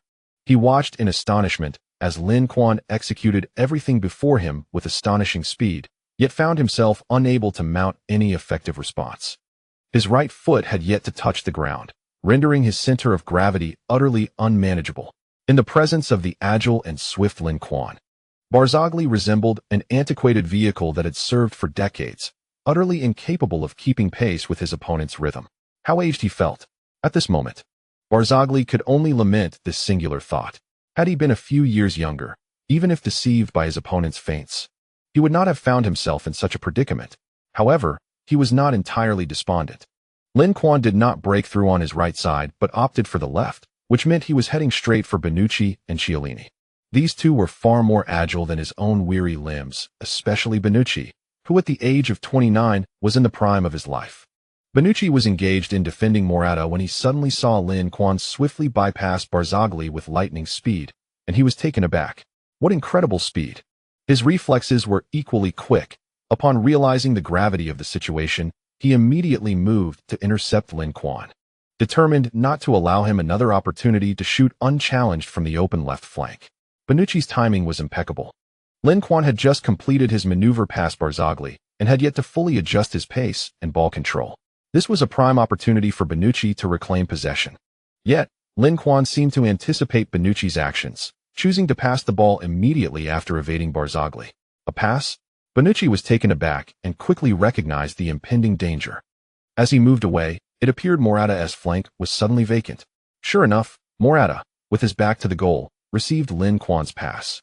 In that fleeting moment of receiving the ball, Morata mentally commended himself for his foresight in turning around early enough to observe Lin's actions. Otherwise, without the ability to see behind him, he would have been incapable of coordinating with Lin.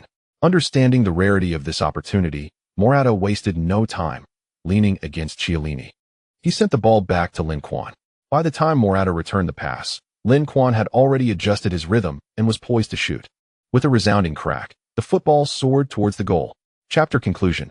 The god of free kicks, Buffon becomes a bygone figure. The ball found the net. An unbelievable goal. Simply astounding. Lin Quan had almost single-handedly challenged the entire Italian defense with sheer personal prowess. In the broadcasting studio of CCTV, the commentators were nearly extolling Lin Quan to the heavens. Yet, the viewers watching the match felt no disagreement with the commentators' praises, for Lin Quan truly deserved such accolades.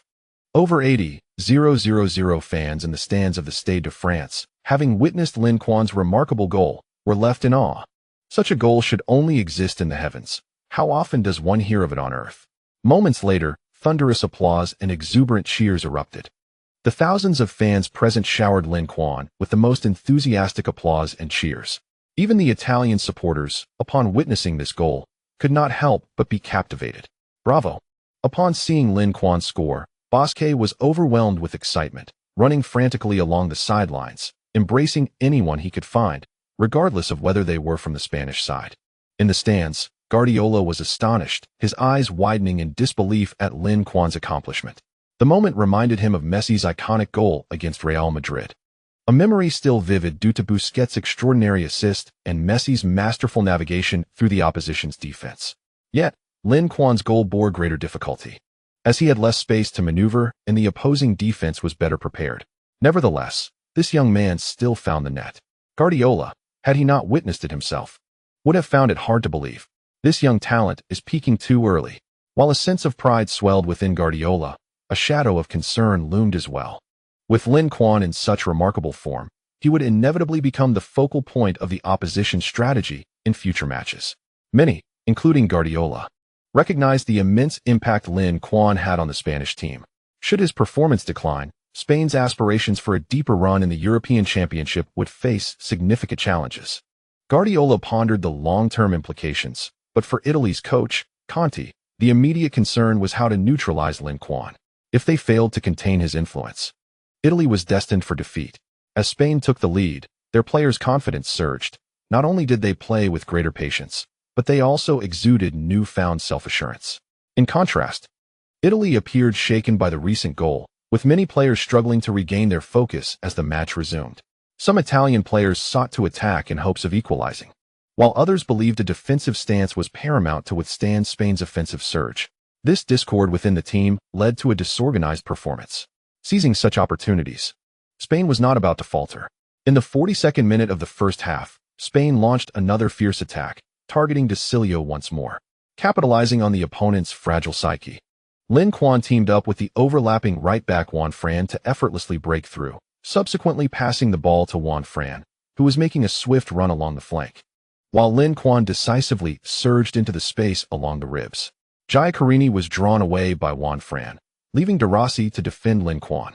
As De Rossi rushed in, Juan Fran returned the ball to Lin Quan, who noticed Parolo moving on the opposite side and seized the opportunity presented by the defensive rotation, delivering a pass from the center. With De Rossi out of position, Iniesta was liberated. As the ball handler Lin Quan pressured the Italian defense, and Parolo had just completed his movement to cover, Iniesta found himself unmarked. The ball arrived at his feet, granting him at least a second and a half to thoughtfully assess the situation. Iniesta paused to observe, with Morata, Lin Quan, and David Silva surging forward.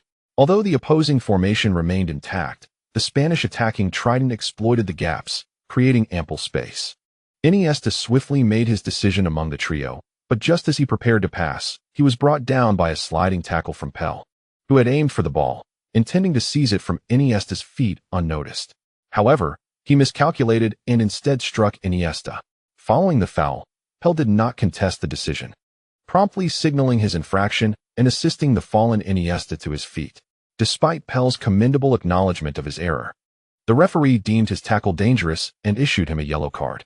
Iniesta grimaced as he rubbed his shin, which had been struck, despite the protection of shin guards. The pain was palpable. Fortunately, Pel had tempered his force at the last moment, averting a more severe injury. Spain's counterattack was thwarted, resulting in a free kick opportunity approximately 38 meters from the goal. Given the distance, a direct shot seemed arduous.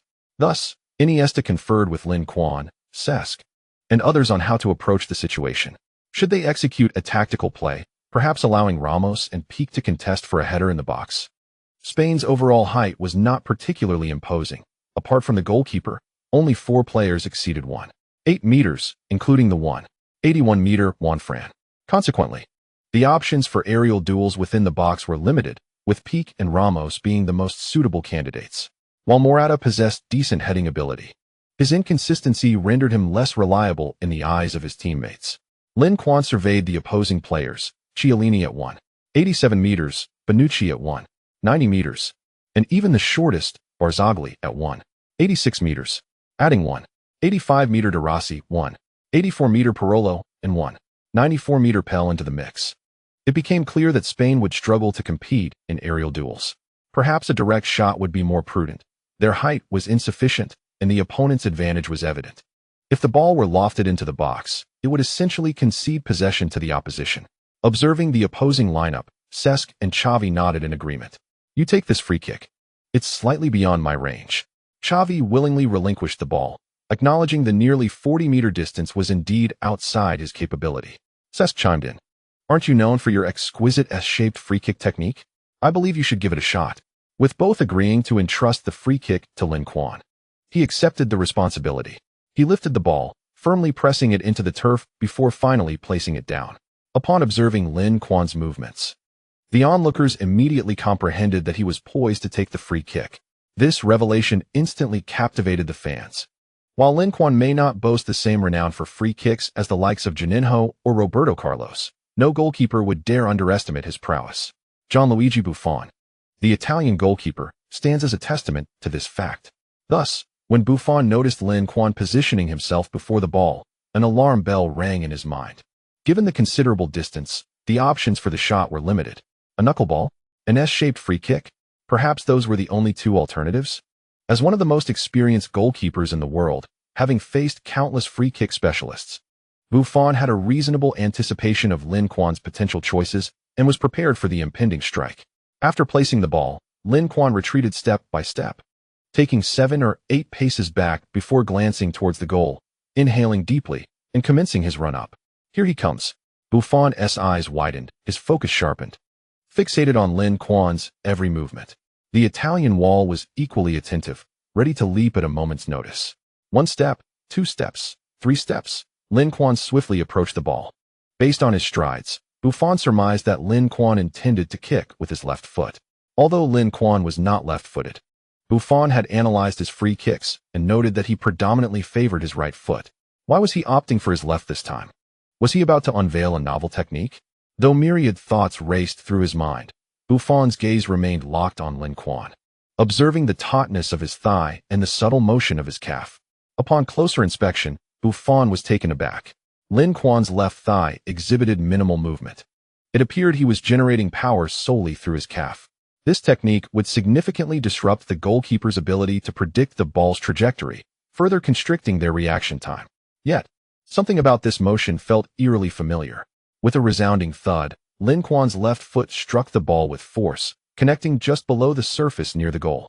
The ball soared into the air, propelled with remarkable speed and a fierce spin.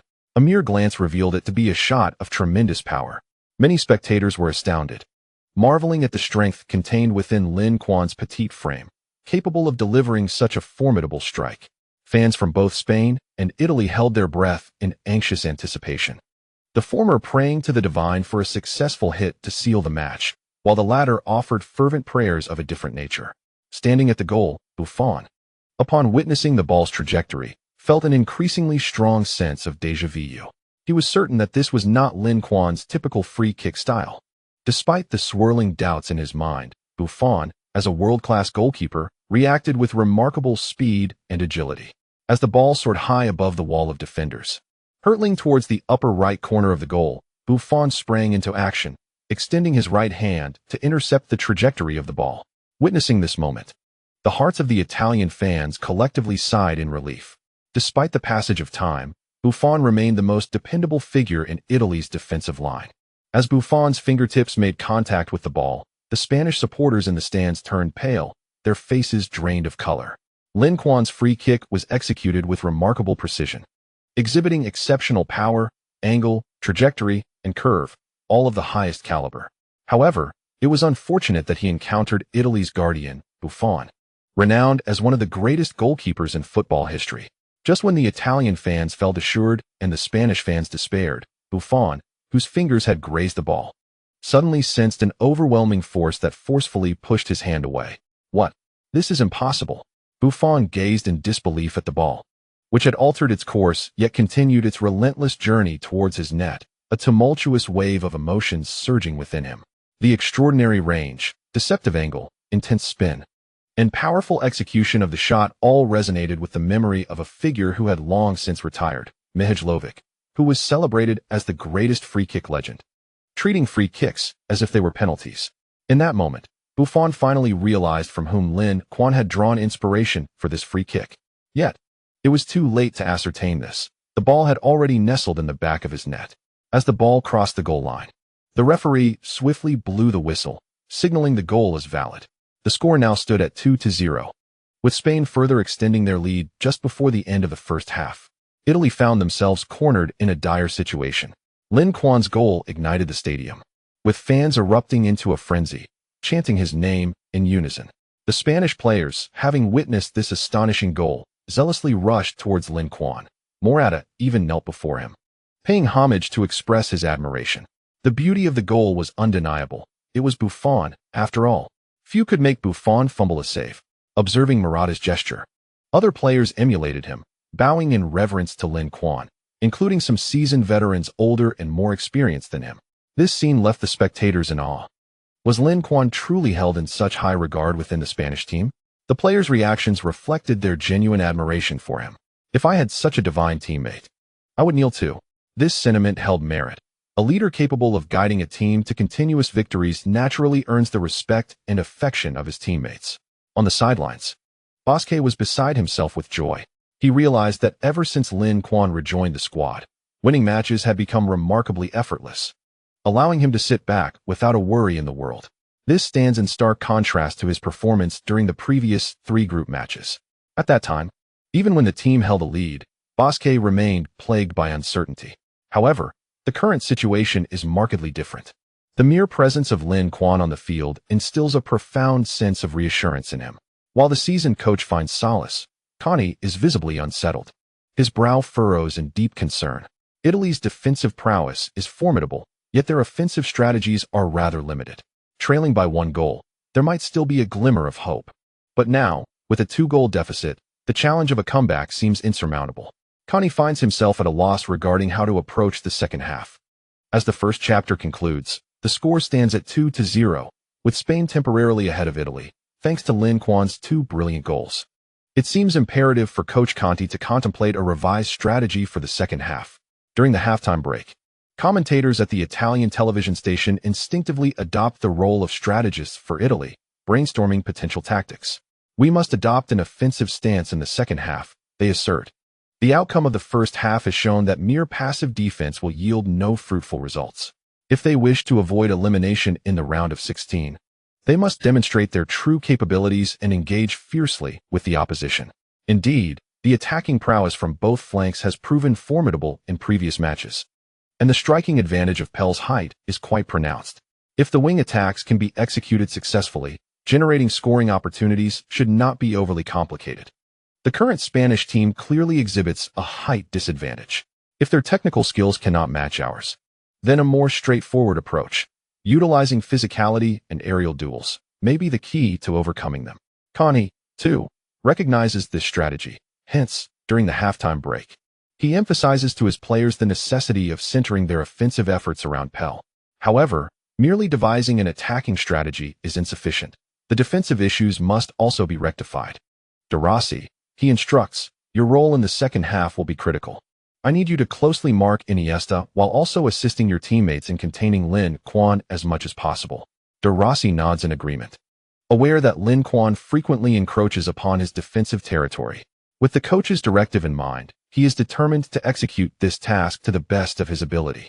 Damien, Connie continues, I will substitute you in around the 65th minute of the second half. Observe the movements of their number 10 from the bench. Once on the field, your primary mission is to shadow him closely, and I permit you to employ any means necessary, including committing fouls. Currently with Manchester United, Damien's eyes gleam with excitement upon hearing the coach's plan. As a member of the Red Devils, he has often faced humiliation at the hands of Manchester City in the Premier League, and he has long sought an opportunity for retribution. Although Damien may not be widely known, his capabilities are formidable, complemented by his distinct playing style. His defensive approach is aggressively physical, often leading him to engage in confrontations that result in fouls or even cautions. In the initial matches following his transfer to Manchester United, he consistently found himself receiving a yellow card whenever he took to the field as a starter, earning the notorious title of the Yellow Card King. Connie hesitated to name Darmian to the starting lineup, fearing his propensity for indiscretions might lead to a second yellow card, plunging the team into an irretrievable predicament. However, when deployed as a substitute, such concerns dissipated. If, by the 65th minute, the team had equalized, there would be no need to risk his inclusion. Conversely, should the team maintain their lead, what was there to fear? A gamble was warranted. Meanwhile, Italy was strategizing on how to confront Spain, while on the Spanish side, Del Bosque was urging his players to remain vigilant, avoiding underestimation and maintaining utmost focus to secure victory. The seasoned coach was filled with exhilaration, as Lin Quan's stellar performance in this match rekindled hopes of defending the European Championship title. Should they succeed, Spain would etch its name in history as the first team to achieve a three-peat in the European Championship. Such an accomplishment would add another accolade to Del Bosque's already illustrious career, enough to sustain him in retirement without further endeavors. Del Bosque had begun contemplating his retirement, planning to step down after the 2018 World Cup at the age of 68, a fitting time to conclude his tenure. By then, Spain's golden generation would likely see many of its stars depart from the national team, necessitating a complete overhaul. He, a man nearing 70, would lack the vigor required to undertake such a monumental task, thus leaving it to younger, more dynamic coaches. In regard to potential successors for the Spanish national team, Del Bosque had already identified an exceptional candidate, none other than Manchester City's current manager, Guardiola. If Spain's glory was birthed from possession-based football, then their decline was inevitably tied to it as well. As the individual who had pushed possession football to its zenith, Guardiola was undoubtedly the most suitable choice to assume the Spanish helm. His rapport with Lin Quan would further facilitate gaining the support of veteran players, allowing him to fully express his tactical vision. With this in mind, Del Bosque resolved that once the European Championship concluded, he would seek an opportunity to converse with Guardiola. Considering Guardiola's remarkable achievements with Manchester City, if he were disinclined to take on the national team, Del Bosque would not impose. Even by 2018, Lin Quan, with his exceptional prowess, would still be young enough to uphold Spain's ambitions. In that case, the old coach might endure a few more years or hand the reins over to Enrique, a product of Barcelona. The 15-minute halftime swiftly passed, and the teams exchanged sides as the match resumed. As the second half commenced, Connie stood resolutely at the sidelines, intently observing every movement of the Spanish team. He aimed to glean insights from their opening tactics to gauge their strategic approach for the remainder of the match. Should Italy continue their aggressive offensive approach as in the first half, or should they adopt a more cautious strategy after gaining the upper hand? The choice made by the opposing team will determine whether Italy's tactics can be effective. As the second half commenced, Spain's desire to attack seemed to wane. Upon regaining possession, they opted for more conservative play, frequently passing in their own half, resulting in a notable decrease in forward passes. This revelation brought a sigh of relief to Conte. Spain's decision to play it safe was certainly not detrimental for Italy, although it heightened the challenge for Italy's offense. Spain's diminished attacking ambition considerably alleviated the pressure on Italy's defense, allowing them to commit more resources to their own offensive endeavors. Within 5 minutes of the second half, the fans at the Stade de France began to notice an uptick in Italy's attacking attempts. Notably, They frequently exploited the overlapping runs of Parolo and Giacorini, weaving through the Spanish flanks with agility and precision. Italy's forward line was characterized by a classic combination of height and strength. Pell, towering and robust, possessed remarkable ability to receive the ball with his back to the goal. In contrast, Eder, shorter in stature, was swift and agile, boasting exceptional finishing skills. Given the opportunity, he could strike decisively. Italy's midfield may not match the luxury of Spain's, thus they wisely chose to forego intricate passing sequences, instead opting for a direct and efficient approach to traverse the midfield rapidly and deliver the ball to their forwards. This straightforward method proved to be quite threatening. In their previous match against Belgium, Italy's tactical approach had dismantled Belgium's opulent midfield, leading to a 2-0 victory.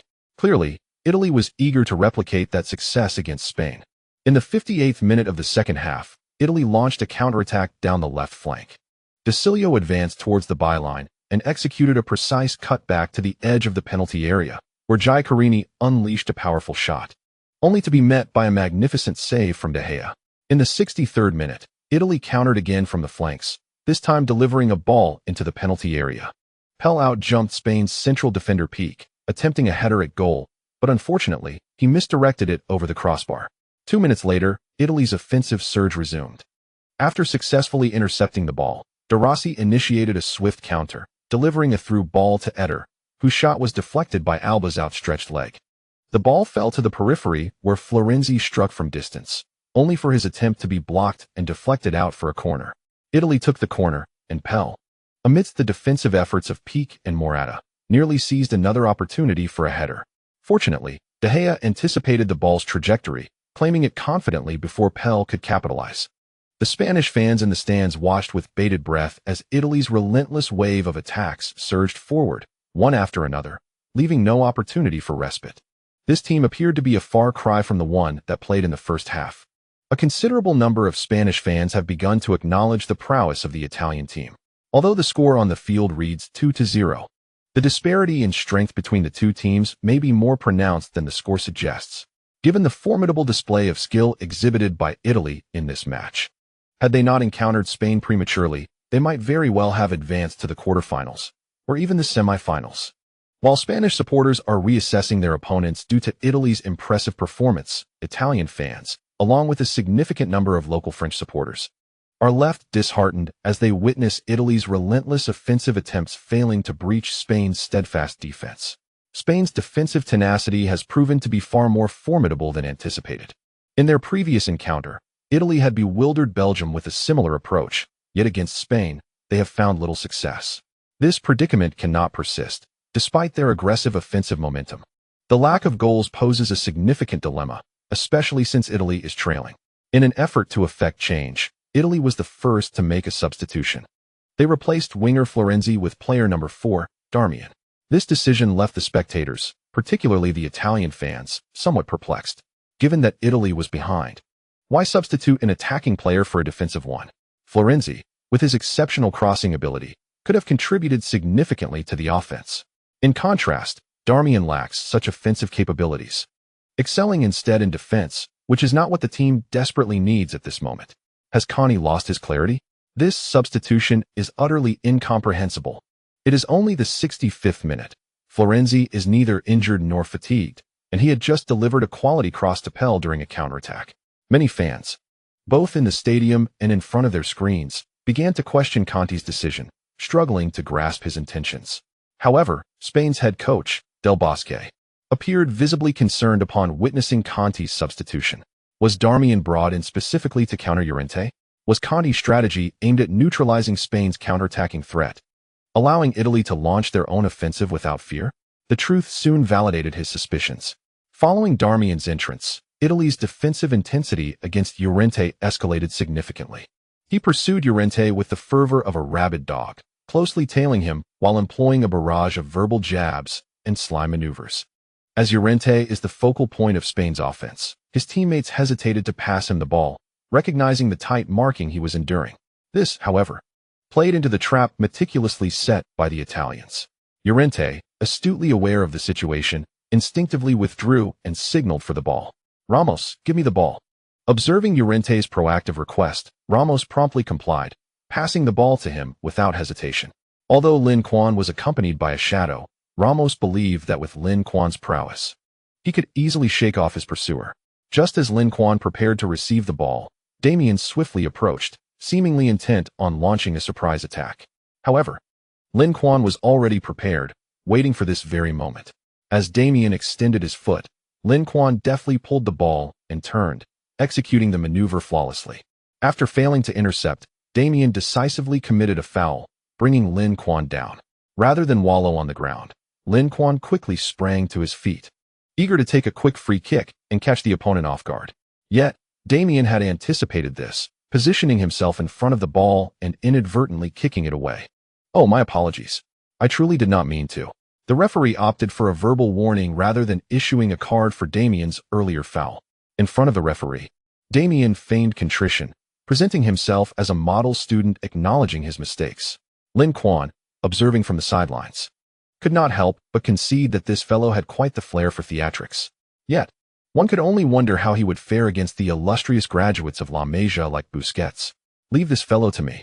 As Lin Quan found himself entangled with Damien, Busquets stepped forward, eager to assist. "Huh, youngster, you're a bit too green to play tricks in front of old Bus." Lin Quan nodded in acknowledgement, accepting Busquets' goodwill. He was not fond of resorting to petty tactics, so he entrusted such opponents to the seasoned Busquets and his comrades. This chapter concludes with Chapter 182. Spain triumphs over Italy, advancing to the quarterfinals. As Lin Quan and Busquets communicated in Spanish, their exchange left Damien feeling uneasy, oblivious to the content of their conversation, which would soon lead to his downfall. Busquets, a seasoned veteran, quickly discerned a strategy after observing Damien's defensive habits. In the 71st minute of the second half, during Spain's counterattack, Lin Quan received the ball and Busquets moved closer to offer support. Lin Quan passed the ball to him, intending to execute a 1-2 play. Busquets, possessing high football intelligence, had previously created iconic assists alongside Messi. Naturally, Italy could not afford to underestimate his threat. Damien, being the closest defender, charged towards Busquets without a second thought. Busquets, however, had already noted his movements and feigned ignorance, deliberately stopping the ball, as if contemplating which teammate to pass to. Seizing the opportunity, Damien lunged forward to intercept. This was precisely what Busquets had awaited. As Damien extended his leg, he simultaneously shielded the ball and subtly leaned into Damien, discreetly nudging him with his elbow. Off balance and startled, Damien felt a jolt of pain, his body nearly losing equilibrium, and as he retracted his foot, he inadvertently stepped on something, almost tumbling to the ground. He was seething with rage, ready to explode, when he suddenly noticed Busquets rolling on the ground, clutching his foot and emitting heart-wrenching cries. For a moment, Damien was utterly bewildered. What was happening? Wasn't it he who had been fouled just moments ago? How was it that the one injured was Busquets? Could it be that he had inadvertently stepped on his foot? Yet, it seemed he hadn't exerted much force at all. Damien was engulfed in confusion, unable to grasp the situation. The two had been so close that the referee could not clearly discern the nature of their contact. He only saw Damien standing unharmed while Busquets writhed in pain, his face pale and anguished. Thus, the referee's immediate impression was that Damien had committed a malicious foul against Busquets. A sharp whistle pierced the air, and with a grim expression, the referee approached Damien, who had only recently been substituted into the game. In front of the gathered spectators, he issued a yellow card to the Italian player. It was only then that Damien realized what had transpired and hurriedly appealed to the referee, indicating that Busquets was feigning injury, insisting he had not made contact. The referee disregarded Damien's protests. Although he had not witnessed Busquets' elbowing of Damien, he had seen the latter step on Busquets' foot. Thus, issuing a yellow card was entirely justified. Though Busquets was howling on the ground, he had been discreetly monitoring the referee's decision. Upon witnessing the yellow card shown to Damien, a wave of joy washed over him. Life is but a stage, and it all hinges on performance.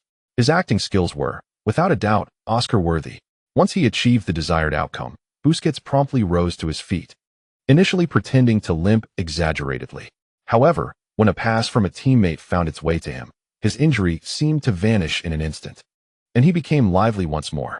Damien, witnessing this turn of events, felt his frustration boil over. This man was playing me. Even a fool could see that he had been outsmarted. In his exasperation, Damien seemed to forget his coach's instructions to focus on Lin Quan and instead became fixated on confronting Busquets. On the sidelines, Conti watched in dismay as Damien lost his composure, completely neglecting his responsibilities, wishing he could rush onto the field and give him a piece of his mind. Damien had a glaring weakness: poor tactical execution, which had hindered his progress and was a significant reason for his diminishing role at Manchester United. Italy, having substituted out Florenzi, weakened their offensive capabilities. Replacing him with Damien had not successfully neutralized Lin Quan's attacking threat, causing the dynamics of the match to shift. After withstanding Italy's frenzied assault, Spain began to adapt to their opponent's style of play, and their performance started to improve. This was evidenced by a marked increase in Spain's offensive threat. Sensing this shift, Busquets decisively made a substitution, replacing Fabregas with Pedro. This signals an intensified offensive. Following Pedro's introduction, Lin Quan slightly withdrew his position, adopting a role akin to that of a shadow striker. The advantage of not being stationed at the forefront is that Lin Quan faces diminished defensive pressure, allowing him to utilize his organizational prowess with greater composure to orchestrate Spain's attacking framework. He adeptly determines whether to spearhead the offensive or to assist his teammates in executing the attack. Rather than shouldering all the attacking responsibilities alone, Lin Quan opts for collaboration with his teammates, facilitating their goal-scoring opportunities. With the vigorous presence of Pedro, the Spanish squad executed several exquisite flank combinations within mere minutes. Although these efforts did not culminate in a goal, they imposed significant defensive strain on Italy, compelling them to reposition their forces to focus on Spain's wing attacks. Noticing the opposing team's concentration of defenders on the flanks and the apparent looseness in the central defense, Lin Quan swiftly adjusted the offensive strategy. In the 74th minute, Lin Quan made a sudden forward thrust with the ball, deftly maneuvering past an Italian defender in the channel before delivering a precise through ball into the penalty area. Morata, with a cunning run, received the ball and shot without hesitation, sending it towards the Italian goal. Regrettably, the goal was disallowed for offside, leaving Morata's celebration short-lived. Nevertheless, Italy seemed oblivious to the vulnerabilities in their central defense, granting Spain another opportunity to replicate their earlier offensive maneuver. In the 76th minute, almost from the same position as before, Lin Quan once again delivered the ball into the penalty area. This time, Morata was onside. However, Buffon anticipated the play and swiftly intercepted the ball. Subsequently, both teams exchanged attacks as time progressed, yet the score remained unchanged. Italy made several substitutions, replacing Eder with Insigne and De Cilio with El Shaarawy. This indicated a desperate push.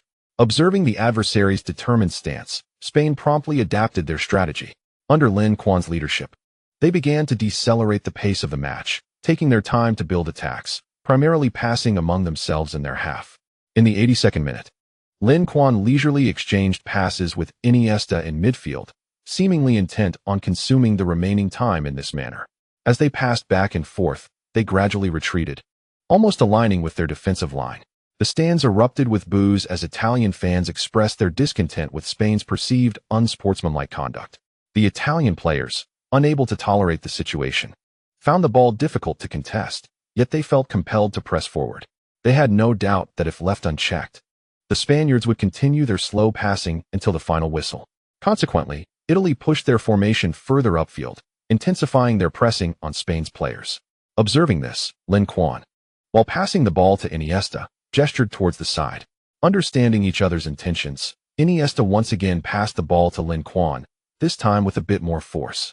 At this moment, the Italian players had already closed in on Lin Quan, and seeing their audacity to employ the same tactic, they approached him without hesitation. However, to their surprise, when Lin Quan saw the ball rolling towards him, he did not receive it. Instead, he feigned a move and allowed it to pass to the flanking David Silva. Caught off guard, the Italian players realized they had fallen into a trap.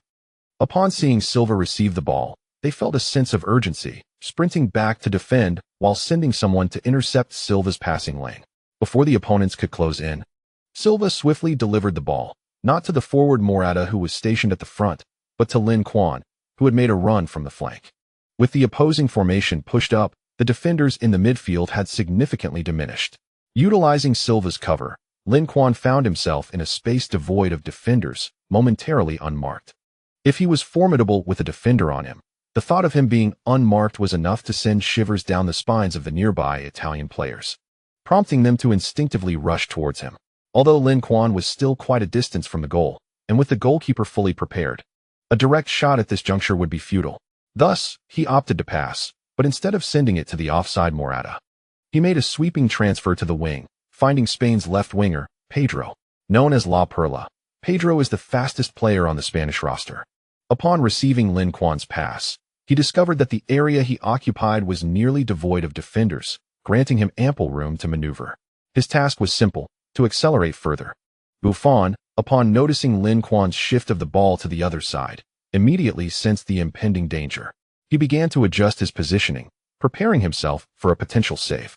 The Italian players worked diligently to recover, yet Pedro's speed was overwhelming.